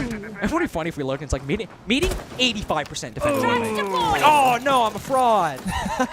I can't do my job. Oh man. But I'm sure that's not the case. And I mean, at least here, we're talking about Falcons maybe being a slave to traditional thinking. O'Kills is like, all right, well, nobody's probably small tower, so I'll just walk in there in 30 seconds. And I won't criticize him too much there because that's much more control gained far quicker than Falcons have in the past 2 rounds. Yeah, it's a pretty good pace so far. Good drone intel coming out as well. And Sonics, while they are relatively spread out across the map, they do have a system. They're playing 2 and 2 with a single person being a little bit more on the loose side of things here. But Falcons, they still struggle to find the opening kills and then build upon that. Because Sonics, they play really tight right now. They're not exposing themselves, they're not peeking aggressively. They're not like taking unneeded risks really either. So Falcons, they need to be the players in the team to force an opening kill because Sonics won't give it to them.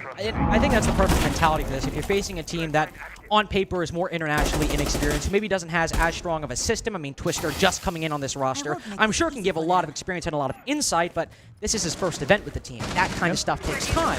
So don't give them free kills, don't give them free openings. Just basically play like 5 or 10 crossfires, and you should be okay. Rex even spots one outside the Dorm's window, takes a couple shots, and he doesn't commit to him. He kivas the window, backs up, Citizen has a fight coming to him from P9, and it results in Sonics getting a 4-2 lead by the end of it. 3v2, technically, with Ambi on the floor. 3 guns alive versus the 2 from Falcons. But considering we only have 1 above and 1 below, depending on where Ambi is, he might be safe to get. There's that Gridlock on the top floor, now the only player remaining. A triple kill for Citizen so far, certainly not watching Flames in the defense. Constantly getting in the face of Falcons, and as Ambi's finally shut down. Hard to wait to see a way back into this round for JLad. I gotta really say here, Sonics with a great understanding of what areas of the map are safe and which ones are dangerous. They are never in a bad position in these rounds. And the second that Falcons, they start moving somewhere else, turning their back, you see Citizen always striking back, putting himself in strong positions and finding so many kills. He's 7-1 right now in just the first 2 rounds. He is the main spearhead for this team. And also, as we said earlier, the in-game leader for defense, controlling those units where the players will be at. They steal below the hatch, shotgun in hand. There is no way that JLad will win that gunfight, and he won't. Now 0-3 for Falcons on their attacking side. Of course, the defenses can usually be relied on for some picks, but at this point, I'd say maybe you consider taking the time out. Twister clearly hearing something he does not like in the comms right now. And while we can of course speculate, but we don't necessarily need to. What we can look out is the performance for Falcons in these rounds so far, where round 1, remember, did come down to a 1v1. Came down very close to the wire, and Falcons have been able to knock a couple Sonics players off the board in these rounds. But aside from a couple kills, Sonics have shown remarkable composure in the late round to stay ahead in the end. Speaking of Twister, where is he? Oh! Yeah. Where hold up. Where's their coach? Oh, there he is. No. What? He came out of nowhere! Where did he come from? Did you see that? There's like a hatch in the floor. He's a magician. I genuinely didn't see him when the screen came on. Okay, he was there. He was talking. He was on his knees or on his toes, I guess. I don't know. Is it replay of this? Can we get like a replay? Blast it. We have rules forbidding wizardry, right? Like that's not fair. We don't look kindly on witchcraft. Attackers need to locate just and defuse reiterating. they can. Oh my god, that was crazy. Okay, so Twister was there. He spoke to his team. He got some words of encouragement in, and he was getting his squats in. Yeah, he really was. Get that burn. Honestly, I think for Falcons right now, I could imagine, as a former player myself, that this is more of a mental thing than anything else, right? You come in, you know, visa issues, whatever, main roster can't be here, subs they take over, first game doesn't go well, main roster gets flown in, no sleep, straight into the server basically, doesn't go well either. And now you wake up, you have a little bit of rest of course, but you're a little bit shook, right? 0-2 in groups, like this was just gonna be one of your better tournaments, hopefully, you know, big stage. We're facing the first team in this group, the first place team. And now you're 0-3 in Oregon, which is your map pick. Sure, it's Oregon attack, you know, it's difficult, whatever, but mentally speaking, your emotions don't care about what's hard. You just care about, damn, we're losing right now, this sucks. And even if that meeting round, maybe in terms of the setup, looked better than the other two, you know, now that you've lost it, now that you've gone down 0-3, you want to call this timeout, you're going back to basement. Yep, which still looked decently scattered, that in that dorm round. So now is the time to say, all right, we've gone down 0-3, let's come up with a better game plan. Twister can say, all right, we're pushing individually, let's do this. Last time Geo faked the roam, this time he's actually there, and the drone, again like last time, gets jammed. This might be a free pick for Geo if he plays this correctly. This is why he's the winningest player of all time, as Super often says. He's got these big brain ideas. Solo plays even. He put these jammers up the first round. He's got no support. He's sitting here by himself banking on the psychological effect this had. But the Jackal isn't biting just yet. They keep droning, but he knows they can't drone him out. So all he has to do is stay in that corner.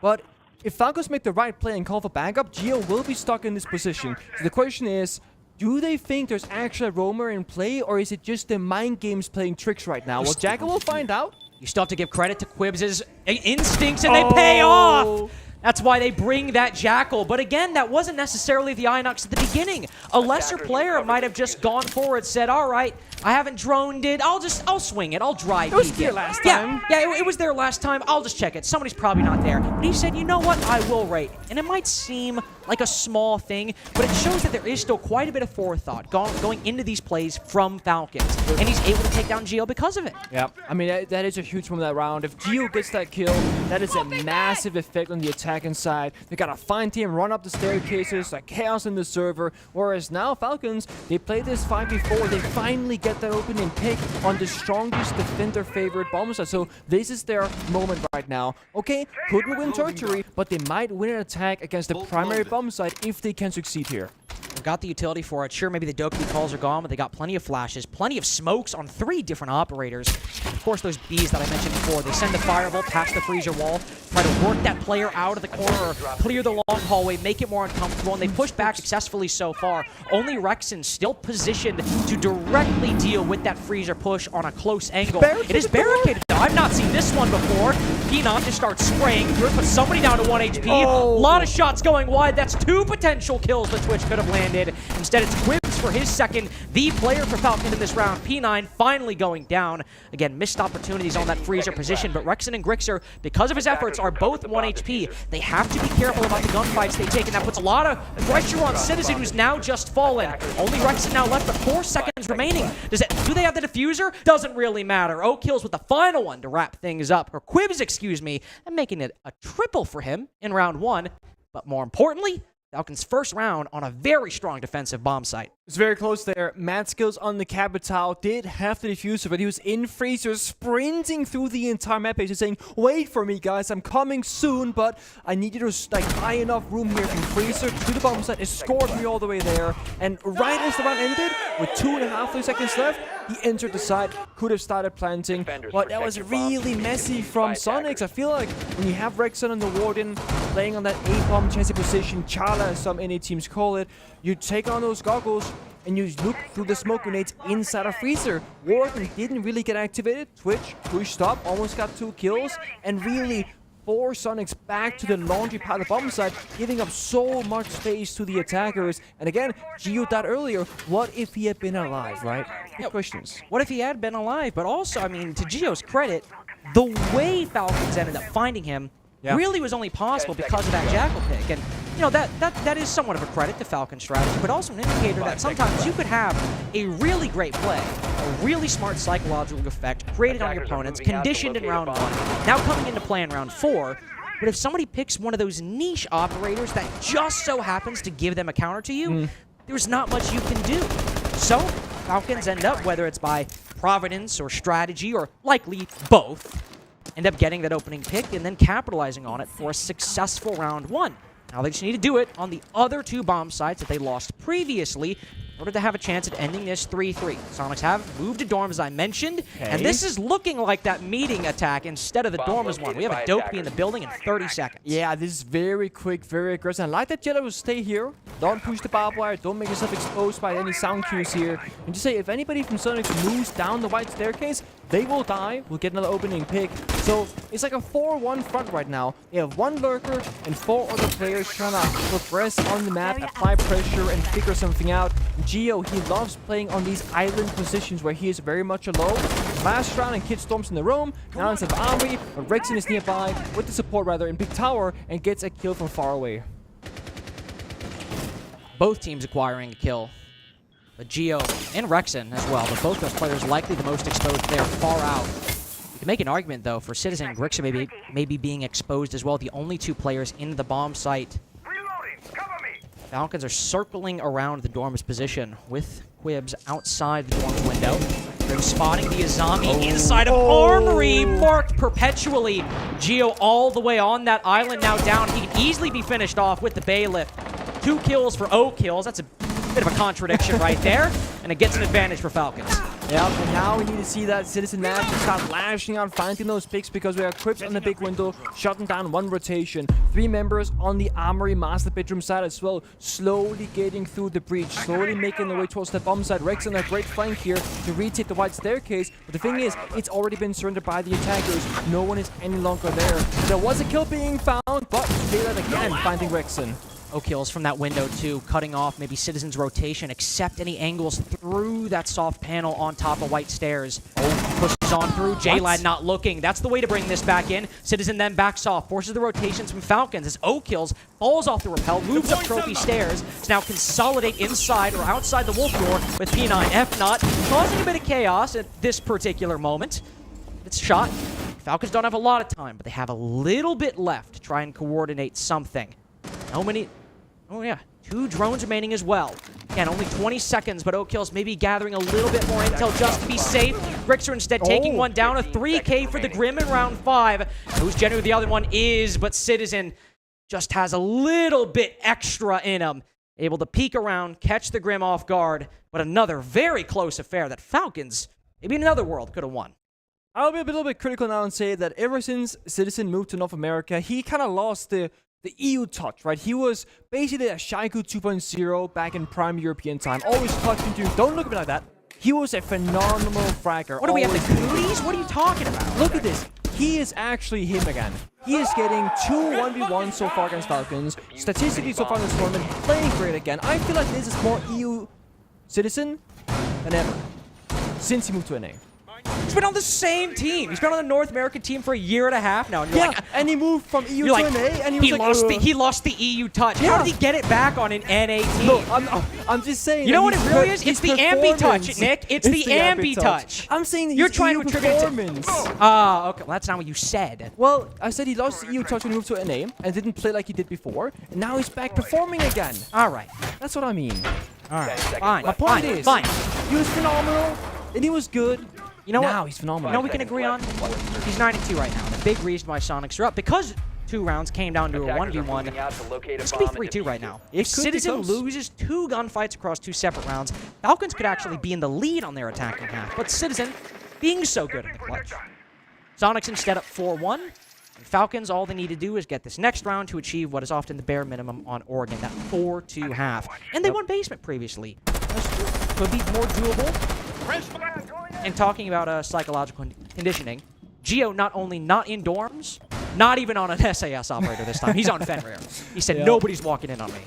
He's like, I'm not dying this time. I mean, Gio does play like a very thankless role, even going back to like TSM, where, again, he will be on an island doing his own thing for the greater good of the team. It's very selfless, not selfish, and it does work out, because even when Gio tends to die in these kind of odd positions, he'll burn a lot of time, utility, and take a lot of attention, and give the enemy team problems to solve that aren't all that common. You see it for the first time live in the server, like, hold on, what is this guy doing in this corner? How do we deal with this? Like, oh, it's like, like, you're thinking he's like, oh, you know, he's 1-4. What could he be adding? And he's like, well, if you let him, he'll give the attack sometimes a complicated mini-game to solve that even if he dies at best, could still cost the attack quite a bit of time. Now, sometimes it doesn't pay off, but when you have a career as long as Gio's, can't all be winners.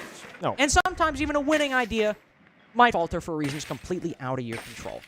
But in this case, bringing F-Knots and stacking them on doorways, that's a pretty good idea to me. Mirror windows too? Sure, they might be cracked, but it forces the attack to expend some utility, in this case Ash charges, to deny that angle for you, but also take some time out of their attack. P9, that very player, is now rotated over to the front side. A lot of utility being done, a lot of damage being done to the utility in this mid-round by Falcons. That's the first step right there. Deal with the mirror windows. Second step, you got Capital Fire and Capital Smoke, as well as smokes on Jackal. That's going to be your second step. That's going to initiate the push. So when you see smokes coming out, that's when the push will follow shortly after. Falcons still setting up 1 big tower stairs, 2 laundry, and 2 on Freeze's side. A 2-2-1 take. Capital, Mad Skills will start things off. When he says go, the team will have to follow. First consists is going to be a fire arrow or a smoke. An arrow certainly fired. Rex with the first kill on a P9. A second, cutting down the laundry push completely. If you're thinking about a 2-2-1, that's 1/3 of it gone. What is Quibs to do? Never mind, one more player laundry, but it's just fodder for Citizens. Vector. On Falcon's approach into the bomb site, they are cut down completely. A promising setup, seemingly. Utility clear, working well. They still have quite a bit for the execute. But once you start off getting 2-pieced by Rexen, it's hard to come back from that.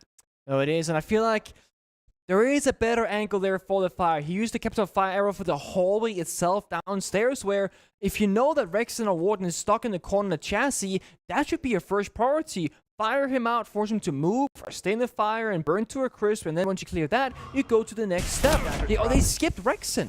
And even if you smoke things off, it's Warden. He will deal with you. And there are multiple ways, with the mirror window being opened up from Freezer, you can fire him. Even from bottom launch, if you push up a little bit further and you fire on the left-hand side, you will also cook his feet. So, small miscalculation there, but nonetheless, 5-1 for Sonics. And one of my favorite things about teams winning like this is that they can start playing some funky rounds of Rainbow Six Siege. Now, they were showing us Blitz, Glass, Kali, and I know, probably not gonna go all the way through, but when you're up 5-1, you can toss it around and just go, you know what, let's have some fun. Let's try rush, one-off strat, you know. I really appreciate that you said that, and then they picked like an extremely standard lineup. I know.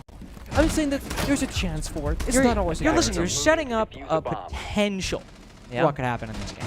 And you know what? I love this because sometimes they come true and it feels good. Well, and Rexon was sticking the Cali for a little too long. He was. I was like, what are you cooking on Dorm? I mean, you know, I get the Lance part of it. You know, you throw it on the bedroom wall, throw it on the attic wall, but try and op through the bedroom wall? Like, I don't think so. Also, can we talk about how Falcons did not go for basement first? They're starting Dorms, being down 1 and 5. You gotta have some real good confidence on your upstairs hold for this decision to work.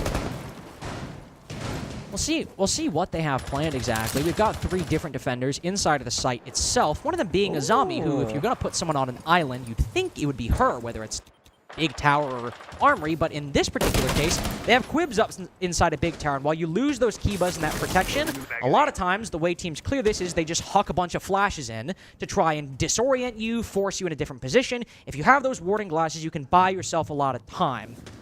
Sonics aren't really in the market, though, because they're all on the opposite side of the map. They simply do not care about Big Tower, save for Rexon holding the window because he believes somebody might be here. This is the thing. Maverick normally will go Big Tower solo to over the wall for Attic and make some pressure. By putting one person on tier 3 like Quips is right now, you deny that. It's a 1-for-1 trade. Rexon is now quote-unquote useless. He has to rotate elsewhere, wasting time. But Crips too, being inside a big tower, he will also be in a bad position when that bomb site HQ comes through, so he'll have to rotate eventually as well. It's essentially a 4v4 right now on the master pitching portion of the map. Depending on what happens, is that inadvertently forcing Sonic's hands. They could open up the bedroom wall, but there's also a rotate hole for Falcons in that very position. They're trying to stall time in this particular area, but Jalen and P9 both down, thanks to Grixer just walking, I believe, down either up white or below white somewhere over in the white stairs area, finding 3 kills at this point as Mad Skills is put on the floor. And who's the last player alive? Mr. T3, who's got to climb down the ladder, walk through Attic into a spray from Ambi, who gets the final 2 kills and sends Sonics to map point. I mean, Grixer, I don't know what you're doing that round, but that was phenomenal. You get 3 kills, and I mean, hey. So, we didn't see what happened. He was bottom white. Yeah. There was a Fenrir inside of cafeteria.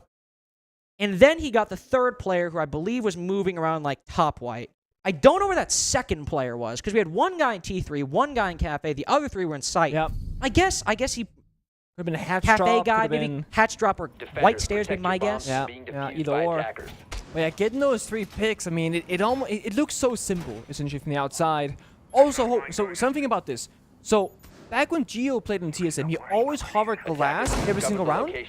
And now we see Geo, Rexon, and Grixer hovering like Blitz, Kali, glass. And I think I know why, because Geo said to me, the reason why I did that in TSM was because people want to attack a repeat to other operators. So you lock in the least likely operator to be played so that other people can pick theirs first. You talk about things, then you lock in your actual operators. Because let's say he goes Sledge.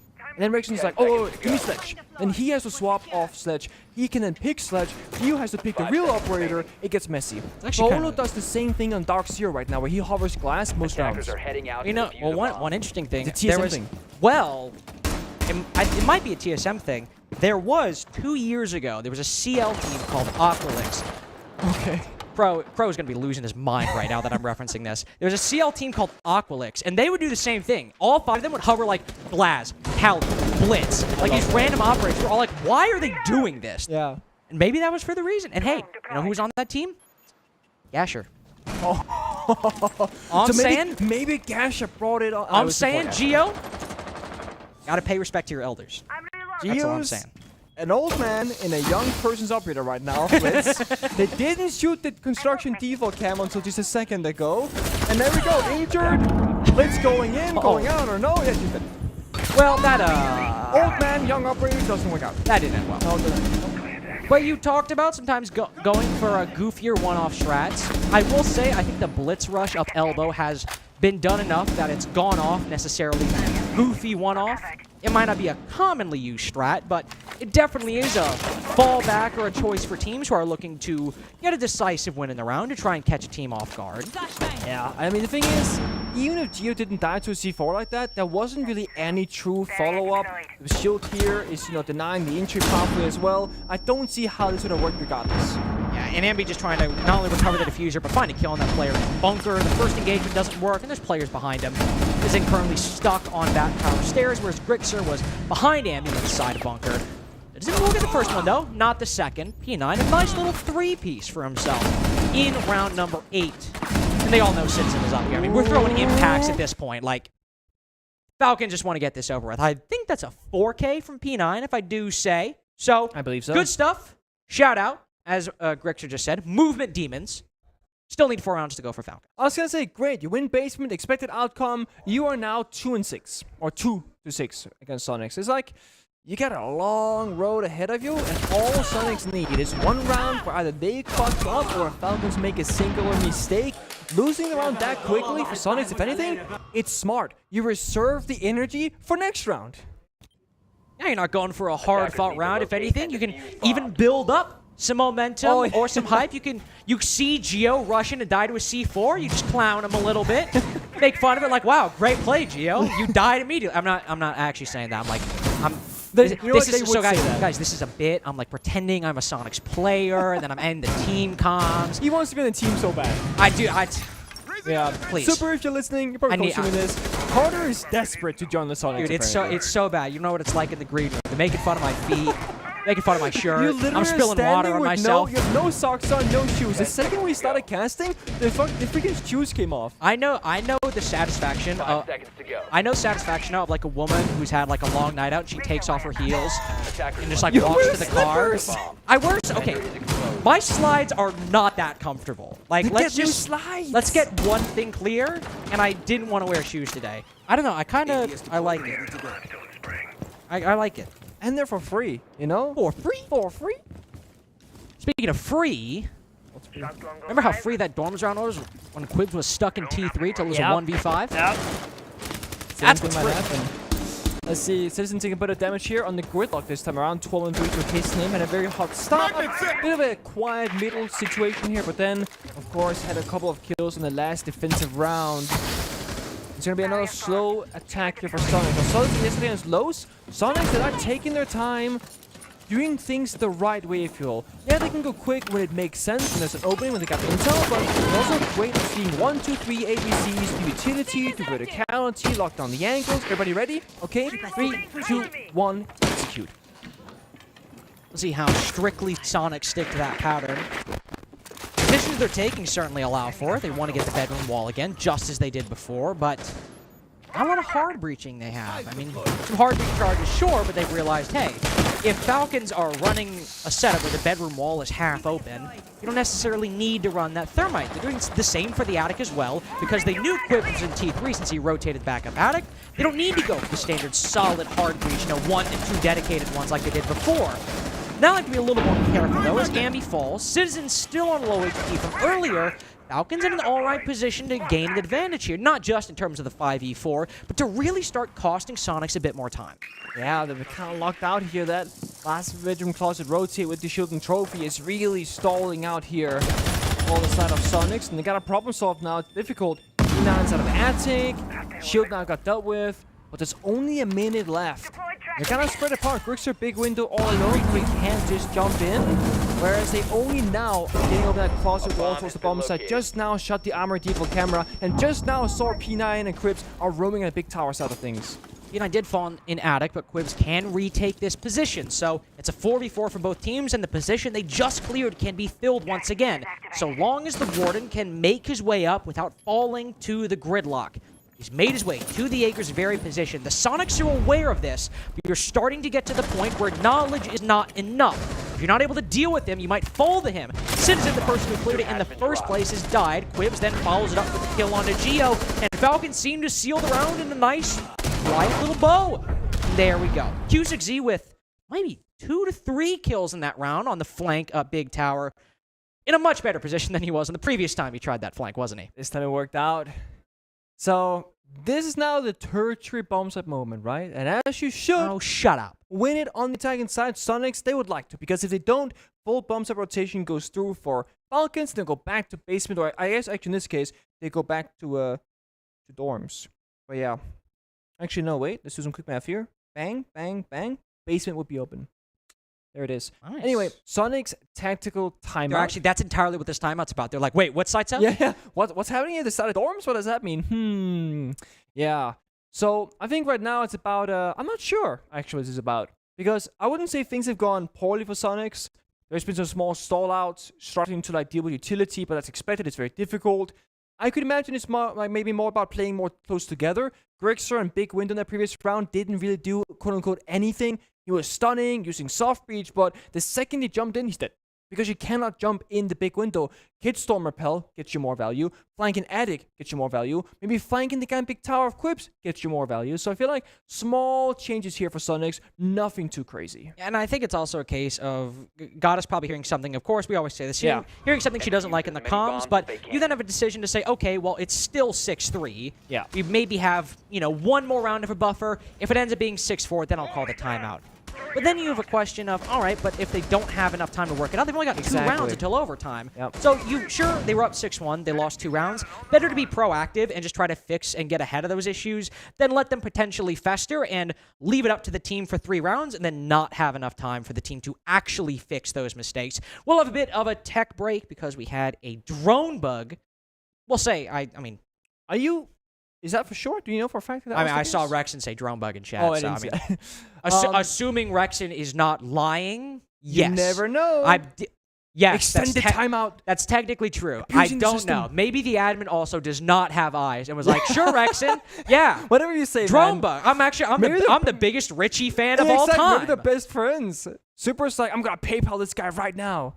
So let's talk about this for a bit then, Carter. If you could be a coach of any team in the NAL, just the NAL, the region that you work in, what team do you feel like you would be a part of?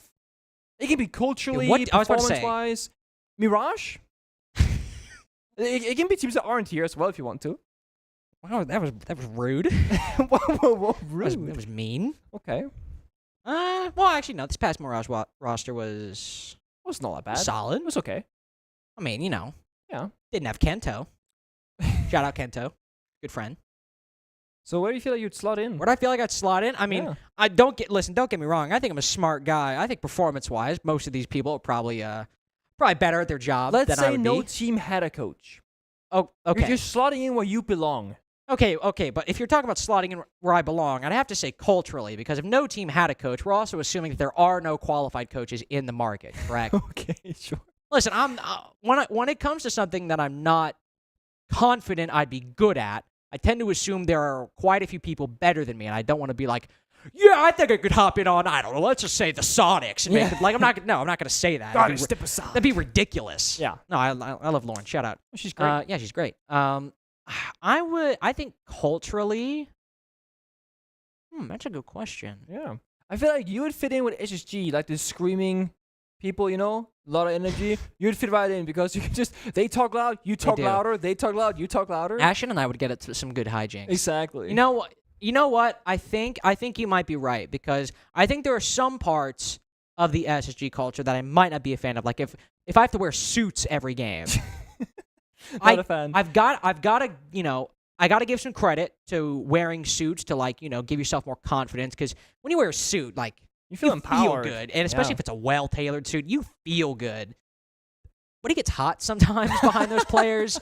And if I'm in like a barn burner map 3 of a series, and you're sweating. Yeah, and I'm in is it black or white that gets hotter? Which one is it? Or black. Is it black? Yeah, that's what I thought. So if I'm in a black shirt or something like that, and it's starting to get hot, I'm in the quarterfinal of the 6 Invitational 2025. I would not want to do that. I'd like to wear something more comfortable. But I would enjoy, the team workouts, the yelling, specifically with, Ashen. I think that'd be a good time. I like how you said, and I don't know if this is one or the other, but I like how you're like, barn burner of a match. I'm in the quarterfinals of Invite. It's like, that can be a barn burner. Did you not watch any Astralis game from last year? Either you don't think SSG are capable of making it further than quarters, or you don't think you yourself are capable of making it past the quarters. I'm glad we're good enough friends that you decided to interpret what I said in the most bad faith way possible. You were like, how could I interpret what you just said and make fun of you the most? It's about confidence. You just said finals, man. I really appreciate it. This is like young Pengu hater arc again. Whoa, just like throwing shots left and right. When I was that young. is true. Well, how old were you in like 2019? 14. How old were you in 2019? I would have been like early 20s. I was when I watched SI 2019. Like 21. I was. How old was I? I mean, just do the math, right? 24, Shut 24, up! 19. I'm thinking. Minus 5. I was 18. Wait, no, SI 2019. I was 17.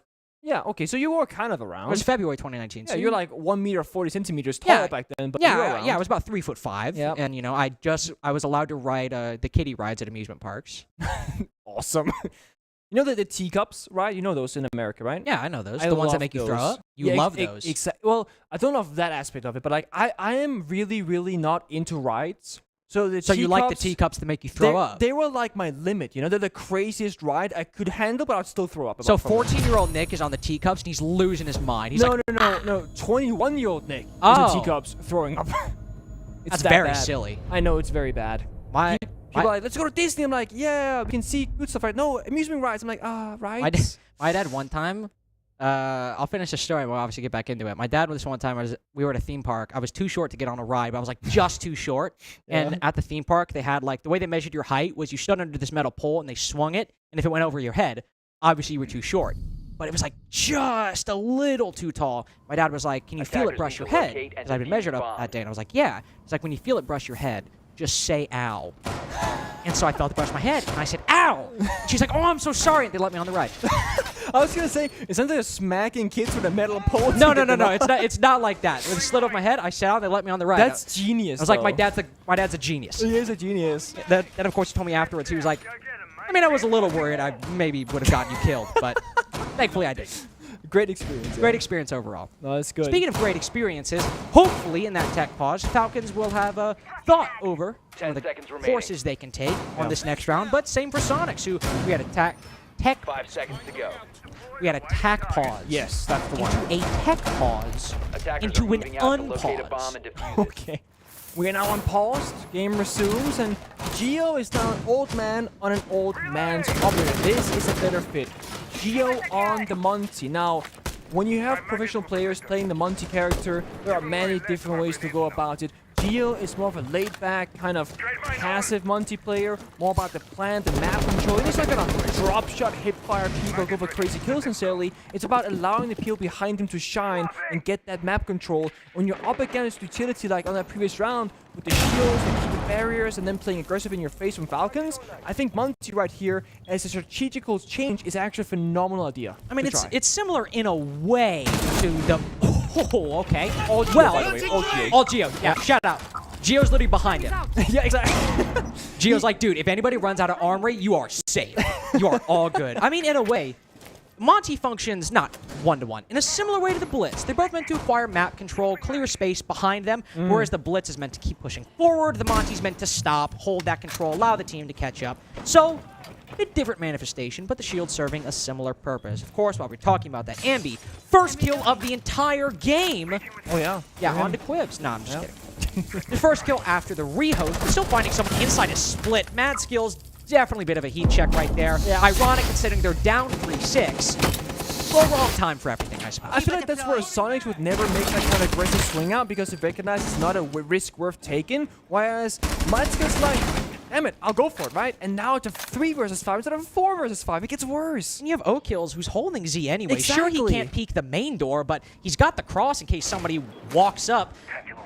The most charitable interpretation is maybe there's somebody classroom, we have P9 watching the same angle. Well, this is a very anticlimactic end to map 1, if I do say so myself. Geo might be blind walking into the site because the F0, but regains vision on that Fenrir. We've seen Geo fall in similar positions where someone's just trying to juke around it very quickly, but there we go. Map 1 done and dusted. One drone bug intact, pause later. Sonics find it in them to close out Oregon at a 7-3 scoreline with Clubhouse next up. It's looking like a very solid day for the Sonics, given that map's history. That does, and I feel like Rexon could have just not called the drone bug. He just played that round probably right. That would have been more effective use of time at least, but either way, Oregon is done and dusted. It went the way that I wouldn't say we expected. I did expect a bit closer of a game, but as you mentioned, Citizen did clutch out in 2 individual 1v1s. That was a 7-3 victory. It could have been a 5-5 scoreline instead. Could have been a lot worse for the Sonics to be sure. So if you're the Falcons and you're thinking, all right, 7-3, come on, guys, we've been losing so much. Think to yourself, all right, could have been a 5-7 against the Sonics. Sure, still a regulation loss, but still a better showing. A lot of potential for the Falcons. We'll just have to see what happens after this break. We have Clubhouse coming up next.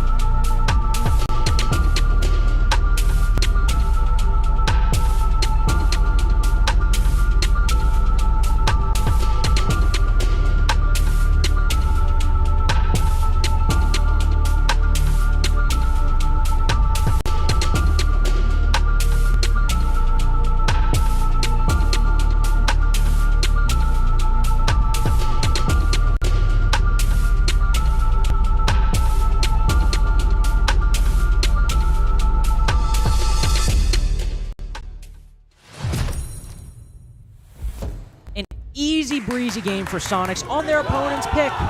Falcons certainly seemingly in good spirits at the beginning, but how will they be feeling going into map number 2, which is Sonic's choice? I am Lynx, joined by Hangu and Nick. I'm gonna keep it real with you. Okay. 6-1, could have been closer, sure, for Falcons, but 6-1 going into a 7-3 victory for Sonics. Clubhouse firmly in Sonic's territory. This isn't looking great. No, but I will say the issue with picking Oregon as your map is that you will not get a good starting site. You'll always be on attack. It's a very defender-sided meta. So now the Falcons go on Sonic's map pick, Falcons will start on defense. So maybe that will be enough to sway it or make it a very close game at least, because that was the big problem here. Sonic's defense is equal solid. And to your point about getting the benefit of the starting side, when you think, oh great, I get to pick Clubhouse defense first. Woo! Well, actually, this tournament, Clubhouse is, and I actually told Nick this, and he did not believe me. Clubhouse is the most defender-sided map at the tournament. It is not the most played as of today. It is 8 plays compared to Border, which is not the most played map, thanks to, I believe, the series on the other stream. I might be wrong. But Clubhouse has a 74% defensive win rate. Every single site is at least 70% defensive win rate. We have the stats, by the way, we'll say. Don't want to distract too much. 199 from Citizen, 16-4, 2 opening kills, 100% cost. I mean, all the cool guys have a 200 EPS. That's all No one has 200 EPS. No, excellent show from Citizen, who got the majority of his kills on defense, but with 16-4 by the end, was really approaching even impact on both halves. But then 100% cost, he had impact in every single round. So not much you can really complain for Citizen's gameplay. But what can you complain overall? Well, Falcons, we got to see a bit more. We got to see a bit more on that attacking side. Really got to see a bit more overall, really, unfortunately. And if you're starting on Clubhouse defense, that's got to be the place for it to happen. A wise man once said that Prime Citizen played in EU, went to an 8, played worse, and now back in Prime performance. Didn't drop 16 kills and 4 deaths? That cannot be a coincidence. It was me. I said that. Yeah, I was about to say, he just called himself the wise man in a saying he made up 30 minutes ago. You know, I used to be on a team with Ben. I call him Ben because we're close like that, because, you know, we're on a team together. What team was that? It was the G2 version that sucks. You weren't. Oh my god, look at this. 94. Oh, is that the first prediction? Is that the first prediction we've had over 90%? Exactly. I think that's the most one-sided prediction that I've seen so far. I've seen a ridiculous amount of 89% and 11%. I thought it was like, maybe the graph is just maxed out at that. And it just gives the other 11% no to be one kind. accounted for like 90 plus. Oh boy. Well, to be honest, Sonics are building, I feel like, a bigger and bigger fan base as time goes on. They're a hard team not to love. I'm a fan. Yeah, I know. In the green room, you're like jumping to the side of, oh, we're doing Sonics, Nick. We're doing Sonics. Like, have I casted every Sonics game? Nah, there's no way. No, wait. Wait, no, actually, I didn't cast Los yesterday. I'm an idiot. you did. I casted Sonic Scars. Yeah. So I've not casted every Sonics game. No. And not like Geek at the last major, where up until I genuinely think up until their second to last game in Swiss, I casted every single one of their games. Big fan. I was a big fan. I was talking to Shom, talking to Key, having a good time, chatting it up with the lads. And then what did you know? First man to team to make main stage. I think that's a sign there. Okay. You feel free to disagree, no, but you would be don't. wrong. Fanface has gone and transpired. I don't believe we had a tuber out ban. We did not. Falcons spent Finver and Hibana. Sonic spent Asami and Monty, despite the fact that Gio picked up that operator himself just for a single round, and they won that with ease, thanks to his teammates getting a lot of kills. But yeah, the big talking point here is that Sonic's now on the attacking starting side, Falcons start defense.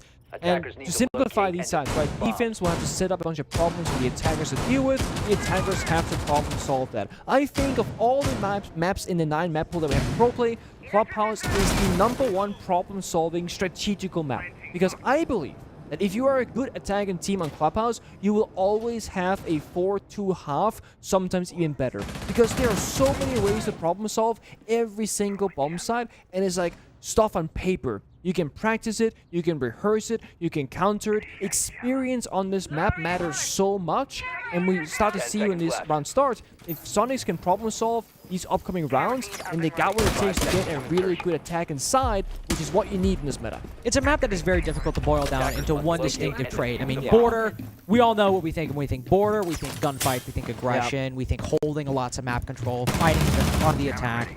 You think of Oregon, you think of slow play, you think of utility burn, you think of a lot slower style of Siege. But on Clubhouse, you can have that aggression. You can have a roam where, sure, people think of Mute Mozzie when they think of extended roams, but one thing we've seen in the past couple years is a bandit roam, where you reinforce the flat wall, electrify those, sometimes even the jacuzzi wall, and hold the majority of the map that way. You can have somebody getting aggressive on secret stairs, like we saw SSG do. Yep. In this particular case, on a basement defense, we do have some roamers, O-Kills, playing on main stairs with that Solus, and I believe one other person on that second floor as well. So not a lot of full utility dedicated to that top floor, but a lot of different players holding soft portions of the map by themselves. J-Lad has put himself in a really difficult spot, and if O-Kills had not just gotten that buzzer beater kill onto Ambi, very easily would have been the opening pick. But down goes the Ying, and if you're going to get any kill first, that one has got to be very happy to get. Certainly a high pick one. You know, you get the Canada winners off the board, Cadella is away from the table as well, and all of a sudden, trading 1-for-1 just means success. You don't put Jayla in a bad position and then nothing comes out of it. No, you put him in a bad position, 2 people support, 1 office, 1 main stairs window, and you make something happen. Now Sonics, again, problem solving. They gotta do it. Right now it's Dio, I believe, or someone inside a third tunnel. Yeah, it's Dio holding down an angle, waiting patiently, but there is a shotgun at the other end. It's P9, not to be confused with P4, who plays for Wolves. Very weird, though. Yeah, right? Small coincidences. Small. Coincidences. Speaking of quibs, there he goes.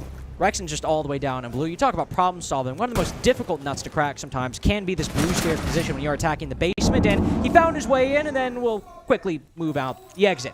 P9 takes him down, and Maskill's going for the flank. Here's an air jab on top of the secret stairs, so can't accomplish that flank. Citizen will push down in response, as P9 is too busy tangling with Geo inside of dirt, and he gets backstabbed by the Nomad. Position Ben, I'm sure, is very happy to be in. Oh, yeah. Able to catch up, or catch that freebie now. 40 seconds remaining. Matskill's up above, O-Kill's down below. With that, Specchio can actually spot Geo once he's putting the diffuser on the floor. Here's the sound cue as well, but the pre-fire's not quite landing. No intel going the way of Falcons right now that allows them to stop Sonics from entering into the post plant. Matskill's moving down main stairs. Basically dies the moment his feet actually touch the bottom floor. And O-Kill's position is known, given he pre-fired Geo earlier. Richter swings a little bit, flashbang goes out. O-Kills actually dodges it and manages to find the kill onto Geo. Not winnable just yet, but you can see maybe a 1v1 finding its way into the round. There's 1 player in dirt, 1 player in sight. It's doable, it's possible, depending on the move Sonics makes. But once they enter that post plant, so long as the dirt player survives, the round would surely follow. I love the fact that Sonics, they have the Ying, the Ram, which is pretty usual for like a kitchen hatch take, where you drop down and just take the side that way. And then within 20 seconds, okay, blue take with dirt, bang, just like that, problem-solving skills. Rexing, great intrigue, but also there has to be a big oversight and miscommunication here from Falcons, because Matskills was on the top blue staircase, fighting Citizen on the Nomad, getting flashbang, the air jab going for the impact, and then somehow P9 gets surprised by the fact that Citizen walks down the blue staircase and shoots him from behind. But if one teammate from Falcons is fighting a guy blue stairs on the upper area, and a guy dies to a surprise in the bottom of the staircase 5 seconds later, that's not communicated. That's a kill that's easy for Ben to pick up because they have no idea, but they should have an idea where he was playing at. So I'm not sure what the issue is there for Falcons, but they gotta tighten things up here because it should have been there around. Great opening, but they fell apart in the later half. And if it's an issue that ends up festering, that lack of communication resulting in free kills for Sonics, it's frustrating. Of course it's frustrating. The players might start getting frustrated with each other, but more importantly, if Falcons start losing 2-3 rounds again, like at the start of Oregon, Twister will very likely have to call the timeout button, because that's something that can be very difficult to solve in a round, because if you have bad communication, the way to solve it is by communicating the problem and then figuring out ways to solve it. It's a bit of a contradictory situation, so Falcons will have to make sure to try and keep that to a 1-round occurrence. Opening picks, at least the first time, is Sonics. Ambi with the question mark. J-Lad looking to get aggressive outside the strip doorway.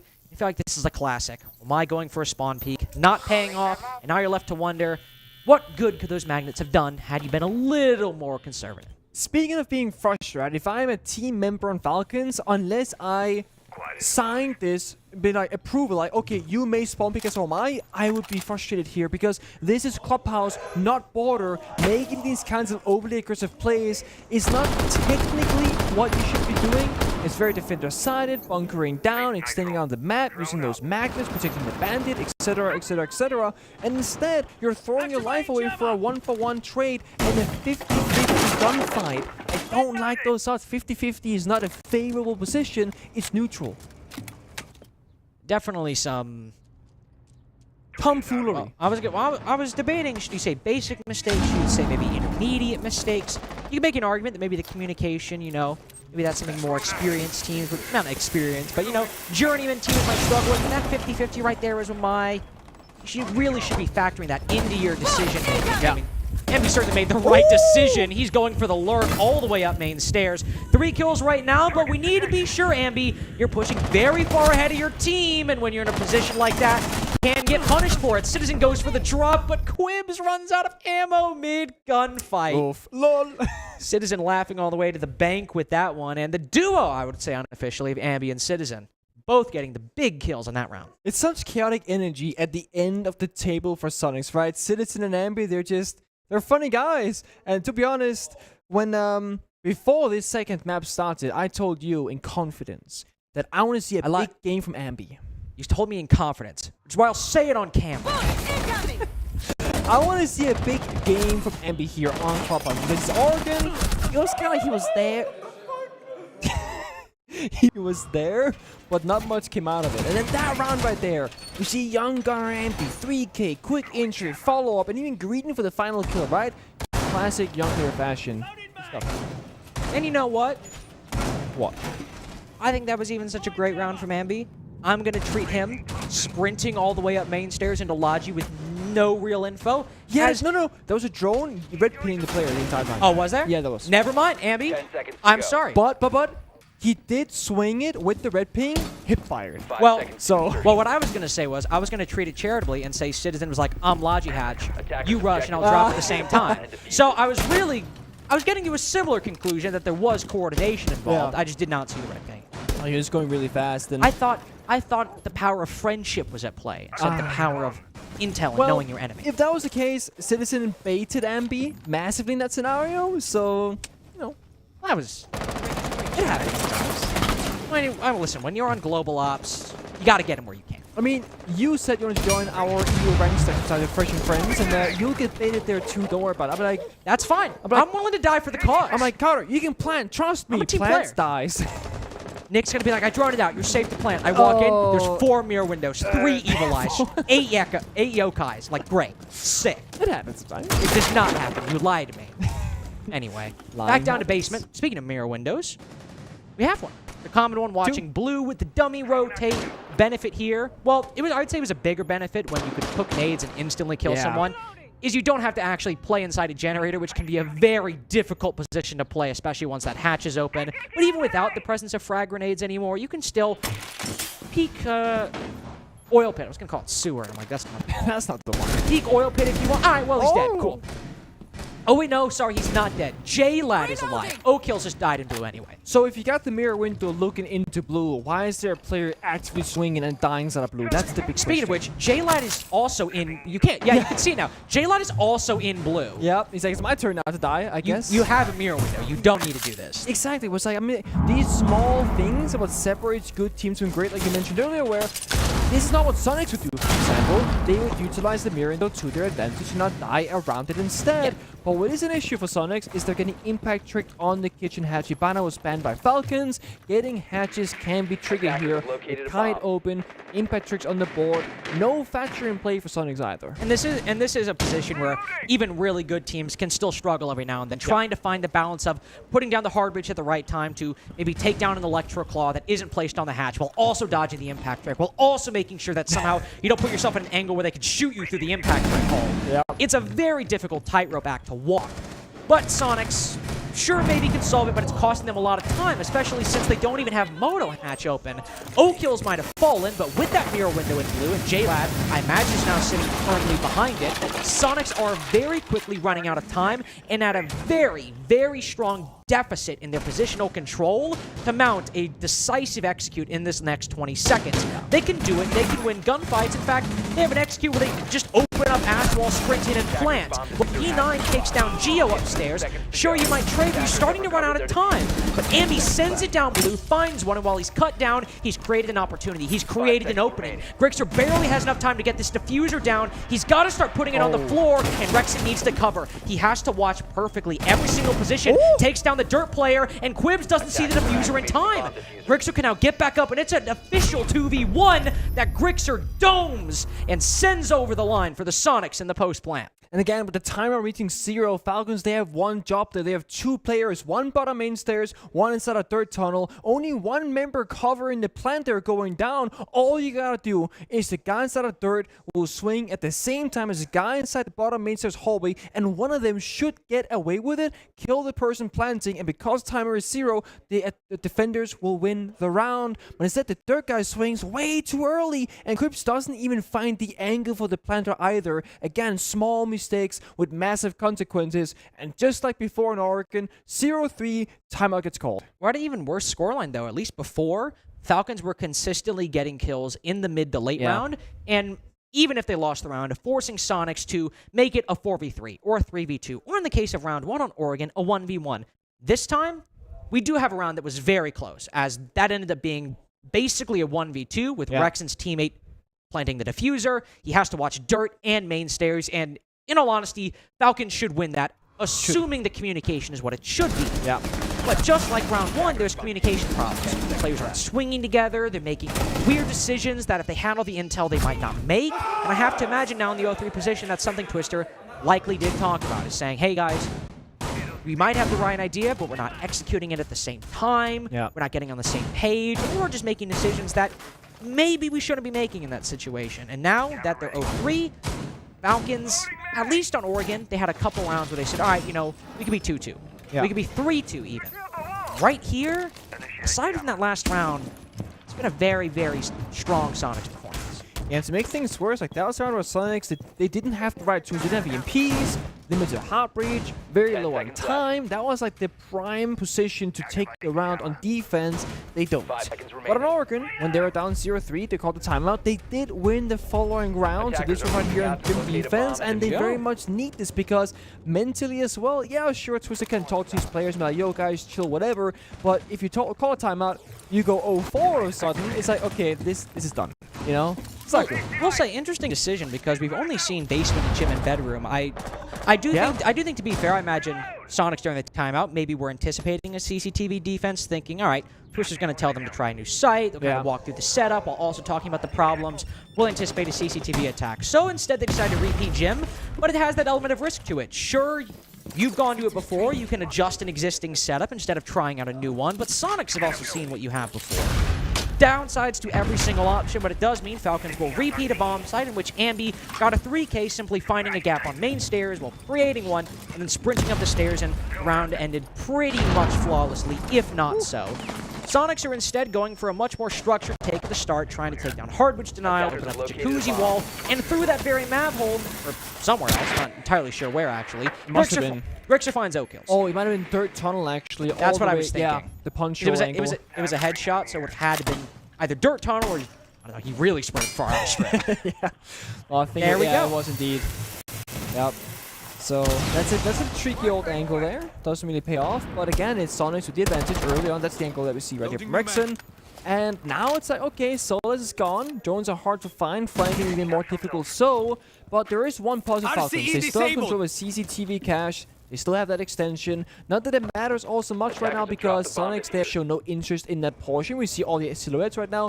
2 on Jacuzzi, 1 on the gym window, and 1, I believe, also office hatch. So they are ready for a direct side take with all 5 members actually. 4 breach in here and 1 office hatch. And here we go. The flood in from Jacuzzi. Ambi hops at gym window as well. Cuts down P9. Quibs does find one, but Sonic so firmly in the lead. Matskill's forced to retreat and help his teammates on the bomb site. 4-0 now for Sonics.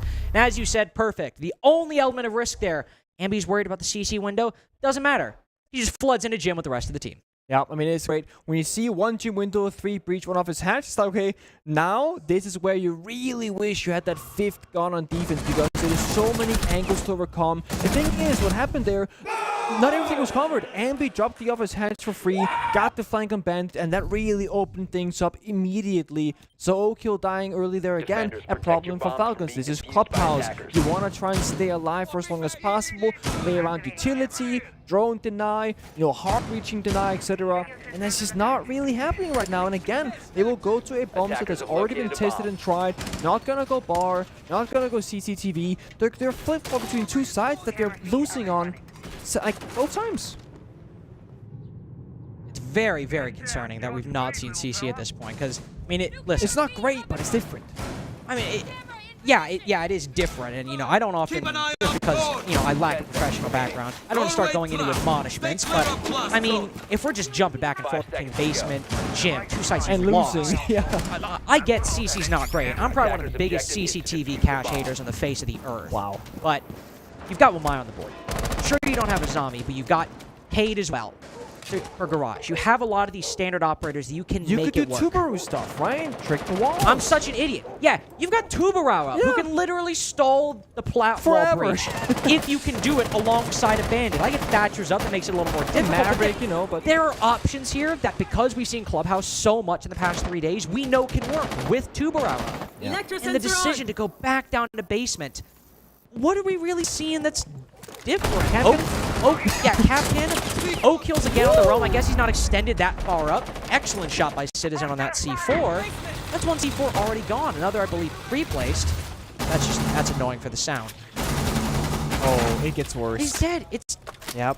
Again, you swing out aggressively, solo, no backup, shoot the body there, and be 7-4 to his name. Now Ying alive for basement execute. And the thing is, Falcons need 2 guns to take down one Sonic's member, but they keep doing it individually and just falling in those gunfights. It's frustrating to watch here. They need to listen to Twister. They gotta relax things down right now and start playing together like a team. Which is why he's gonna run out of strip. I swear. I'm telling you, man. They're pushing dirt. It's gonna work this time. I've got it in the bag. Now, okay. Let's hear him out, okay? We have Brixel on drone in that position. We got some players around the kitchen, too.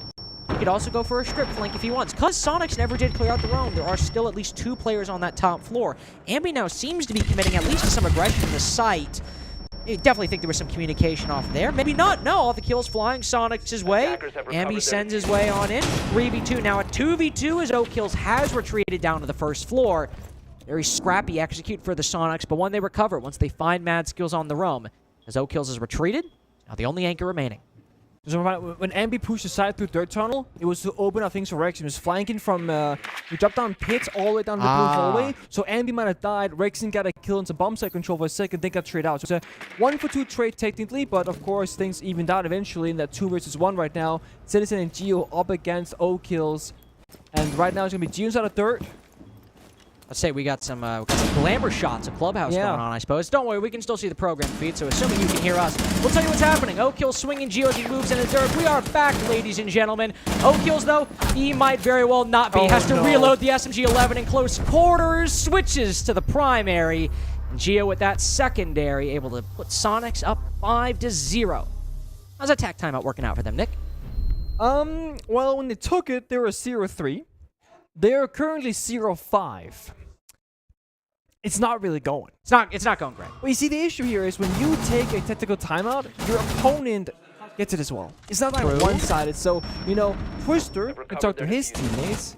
Lauren, Goddess, can talk to her teammates. So, it's always difficult. You gotta kind of like this mind game of like, okay, when should we take a timeout where it benefits us more than our opponent? Well, this one wasn't it. But then again, is this on Twister, on Goddess? Is it their fault that things are going the way they are? No, right now it's very simple. Falcons are making some silly, fundamental mistakes that are not allowed to happen at this level of play. The 6 Invitationals, the 20 best teams in the world. And I will give them excuses because I think it's justified. They had sub-players come in due to visa issues. Main roster fired in like yesterday or like the day before that evening. Didn't sleep, played a game, got a little bit of sleep last night, playing again. They are playing under less than ideal circumstances. But even then, these kinds of mistakes, the lack of team play, it shouldn't be happening. This looks like it's the sub players playing, not the main roster. Yeah, and I think it's perfectly valid. In fact, we should contextualize the situation that they are playing under in ideal circumstances. Yeah. Subs on day 1, jet lag on day 2, likely still jet lag on day 3 if the very, very quick turnaround is to be believed, which I do obviously because I'm here. I saw them fly in.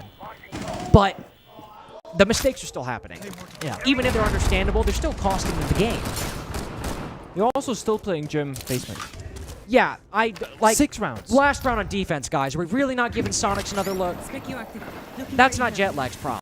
The good thing is, if they play Clubhouse in the future, they've hit 2 bomb sites. Okay? Yeah, that's true. Long term, this is a big win. It's funny you mention that. The Streets were saying they've got the greatest bar stage setup of all time.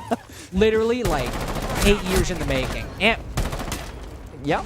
Ambi is having a live game right now, winning every single gunfight you put in front of him. O'Kills has 50 bullets. 50 bullets. He pre-fires Ambi. Ambi is mid-rappel up onto the balcony. He still gets the kill. We are in bad shape, fellas. Oh, the first opportunity misses. Ambi gets it anyway. Well, maybe this is divine intervention is what this is for Ambi. Yeah, great sentence ashore. Gets down to one, finished off with the green box will save his life, and with that, Falcons, they fall off the surrender bomb site, or sorry, the extensive control that they had. Cash surrendered. Yeah, it's not the bomb site because they never go to cash. No, they don't. Flank around. I think they got the read on it. Lock is down there. Oh, they got the read on it. No, Ambi's not thinking. Ambi's wired in. He's falling to the floor. Ambi. Oh, almost the triple there. Actually, almost the quad. E9's back into it. Oh, Geo's down too. We are so bad. Falcons put Citizen in the 1v3. How did we get here?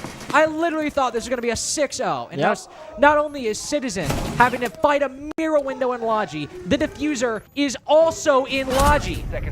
Falcons get their first round. They don't need to go to CCTV, Nick.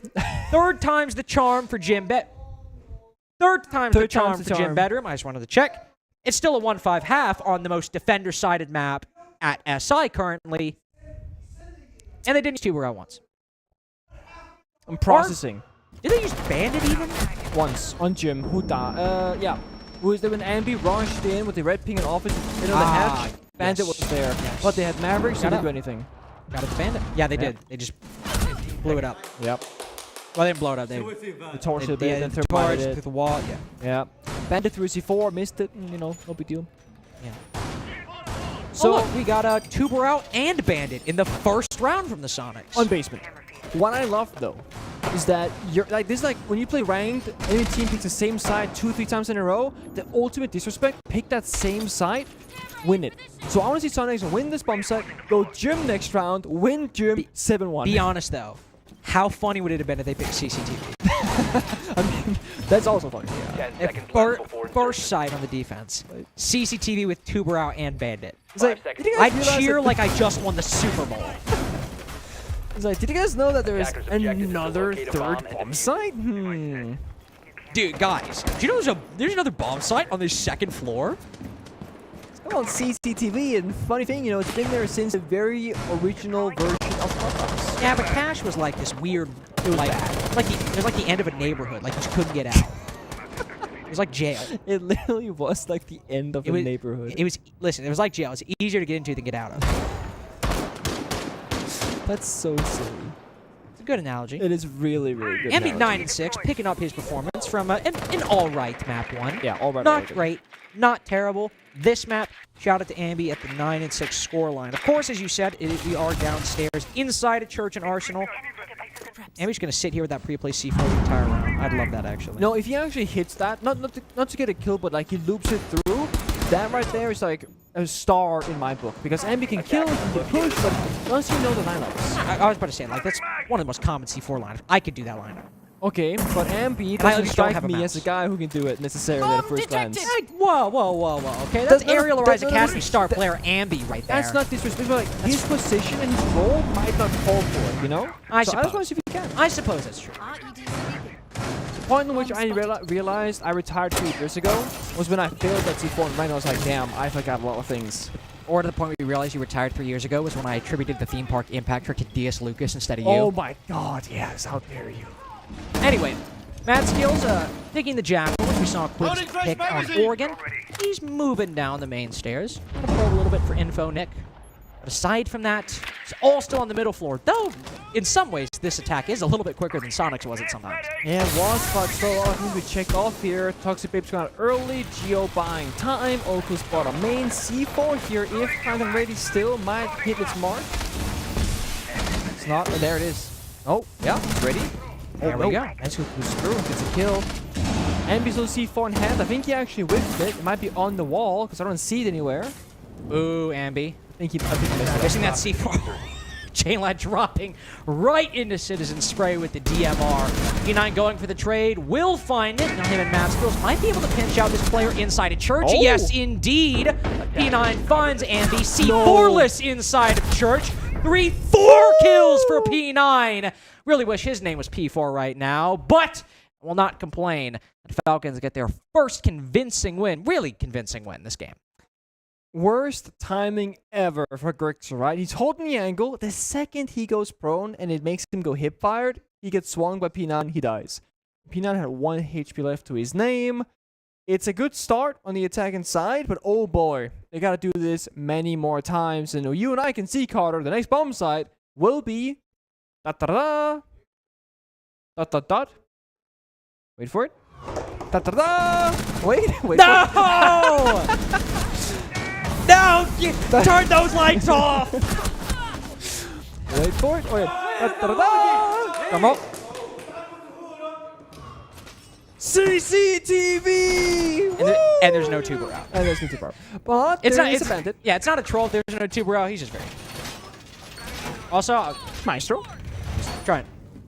I was trying to point out the drones. It was 1 drone last round. Oh, okay. And I was like, oh, there's 2 drones left. Surely Falcons don't have any information to get these remaining kills. Oh, P9 got all of them. Well, he's just better. He is... I mean, in that case, he was just better. Yeah. He very much was. For this particular defensive setup for Sonics, I will say, some of the usual suspects missing. Sometimes, if you really want to protect that garage position, you bring a Cade, put the electric claws in those garage walls, but there are none. Instead, they're really focusing on the bandit and, in all likelihood, the bandit trick for Grixer. Okay. Also, no tuber out, as I mentioned earlier, and a zombie ban. So a lot of the stuff that really makes CCTV Cash super playable is surprisingly absent from this lineup. Yeah, at least in what I think. No, you're not wrong. And the thing is, Maverick is the counter to Tuber and Bandit. So just a good recognition here from Falcons. Hey, CCTV, you play Maverick, we're comfy on it. And the thing is, Sonics, they don't really have any of the usual answers to the map. There's no mirror windows, no like 6 impacts flying at the Maverick, etc. So I feel like maybe an oversight here from Sonics. They're surrendering the main breach very early. Now we also see Falcons. They've chosen to go for the roam clear master bedroom side as well. So likely going to be a construction side push. And it makes sense. There's no capital. Grenades can suck. There's none of those either. You kind of need to go master bedroom here, realistically, if you're Falcons. I can't believe we actually saw a genuine grenade kill earlier. Yeah? Not on a DBNO player in the SSG game. I casted. It's true. Shout out to me. What do you mean? Oh, I saw it. J-Lad down to 50 HP, trying to tangle with the players inside of the site. To Falcons' credit, they opened that plat wall extremely quickly. By the first minute, it was already soft and already had a hole in it. And honestly, I've seen teams that with slightly better reputations than Falcons really struggle with that Maverick trick at times. So, good for them. That's a genuinely good point. Now, as you said, they need to start splitting and go for that construction push, which you have presence on that side. With Ambi down below, he very well could flank them up main stairs, and Falcons are aware of it, but if it comes late, Falcons might be too focused on the front side. Yeah, the thing is, Ambi is technically buying a fair bit of time here. He's got 2 players' attention as a kicking door and on the main staircase. So if Ambi reaches the situation correctly, he might get something going for him. But there is a flank watch on the main stairs.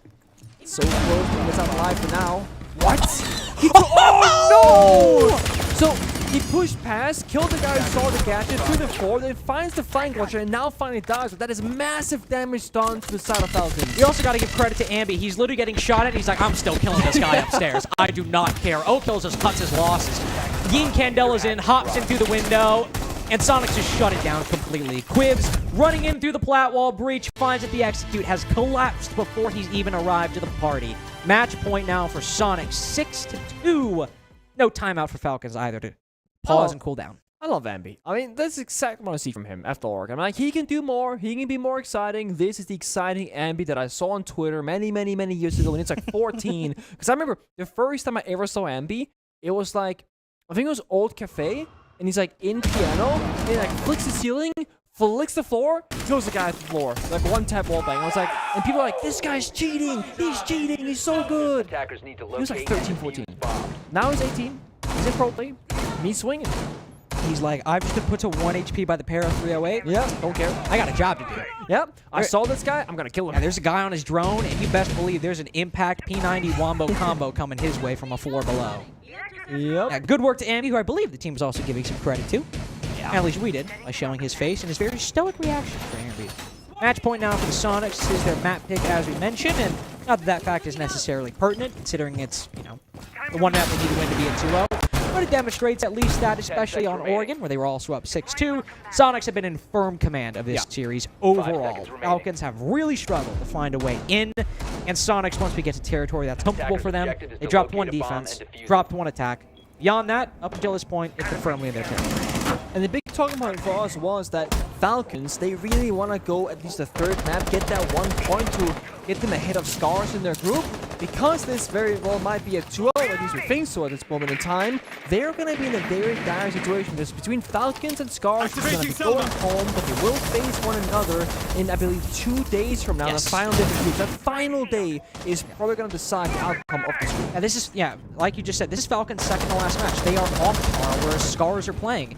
Scars are playing Los, who are likely going to be the 2nd best team in this group, of course, depending on what happens in the tomorrow in the Los Fury game, because that is a contest for 2 and 3 with Fury getting 2 wins. But if Scars lose tomorrow, and that last game really does become important, Scars has a leg up on them because of the map they took off of Fury. So Falcons losing this, especially at such a dominant scoreline, is really going to hurt them, not only in the actual placements, but even some of our tiebreaker categories. So running up the scoreboard, even if in a loss, is an absolute imperative. Falcons... He baited the C4 when his teammate died! Like, J-Rod, massive brain, baits it, runs out, but Okyo's like, I'm gonna get in there, and he dies. I have to say, it's moments like that where I really love being a cash. Oh, Ambi! The snapshot outside on the plat wall. Good night. P9 and Quibs again in positions they have to recover. P9 actually 11-6 right now, putting up a pretty decent performance. Best performance in the lobby behind Ambi in terms of kills. So there is that, which is a positive, but it doesn't matter. Yeah, everything else so far for Falcons this round and in this series overall has really been a struggle to match against SQ. At least before, when it was 6-2, they forced a timeout out of Sonics after they won a couple rounds to make it 6-3. Here, 2v4, Nick. The match point round on Oregon where Sonics they won was very convincingly on their side, and this looks like a similar story for so many reasons. And again, you are out at the bottom side, locked out, they find one, P9, 12 kills now tied with Ambi, but they need a couple more kills like that to have a chance in this round. I don't know, dropping the GG after Ambi just died is necessary, but Citizen finds P9, the top performing player in the lobby, and they know Clips is outside on the metal balcony window. I'm not calling GG, but it's GG. 7-2 victory for the Sonics in their pick, following a 7-3 victory, and at this point, barring a major upset by Fury, Sonics have very likely confirmed their first place position in this group, but we can say they're sure as hell top 2. You know, the crazy thing is that, you know, JC did the fantasy group, you're in it, I'm in it, JC's in it, Super's also in it. He's got 4 Sonics players on his fantasy league team, and he might actually be like top 3 at this point. I will say, picking almost entirely the Sonics was a very smart early game strategy, assuming Sonics win a lot of their games, I will say. And they did. They're now 3-0 in the group so far, 3-0 in terms of their record, but 6-0 in terms of maps, which going into the final day was, I believe, they were actually in the exact same position last SI. They just had to see who would win, M&M or Sonics. I don't have the exact timeline, but if last year Sonics were at least had a competitor in this group, now that they beat Los, who so far, definitely in terms of history, seems to be one of the biggest challengers they have, all they have left is Fury, who, even with their victory, still has a lot. A lot of kills, by the way, like that. the Oregon highlight reel alone was like a full game. Like there were so many kills, so much chaos, so much back and forth, and the thing is, the scoreline was pretty one-sided, but at least in Oregon, there were so many close moments. Citizen, 2 individual 1v1s, most rounds down to a 2v2 and a 3v3, etc. Whereas Clubhouse, that was definitely a bit more one-sided. Yeah, it was a couple 1v1s, like you said, could have been a 7-5. If Falcons were not in the lead or did not win the round, well, this is with benefit of hindsight, of course, but if Falcons were not winning the round, they were absolutely losing it on Clubhouse. It was not a particularly close contest in a lot of these occasions, and even with some maybe over-aggression by the Sonics, it wasn't punished nearly enough by Falcons. The Sonics were allowed to get away with quite a lot. So again, Sonics now 6-0 in the maps, and Falcons, who have the day off tomorrow, they only have 1 game left in this group, and it will be against Scars, where their immediate competitors in the position above them might very well come down to that. And if the jet lag was still a problem, they have a day to cool off. But we need to see them show up if we want at least one MENA representative. Yeah. I mean, it's completely in their hands. They are still in a good position because it's not like they rely on a tiebreaker from other teams' impact. So no, if they beat Scars outright, as soon as Scars, lose to those, they're gonna be fine. So it's up to them.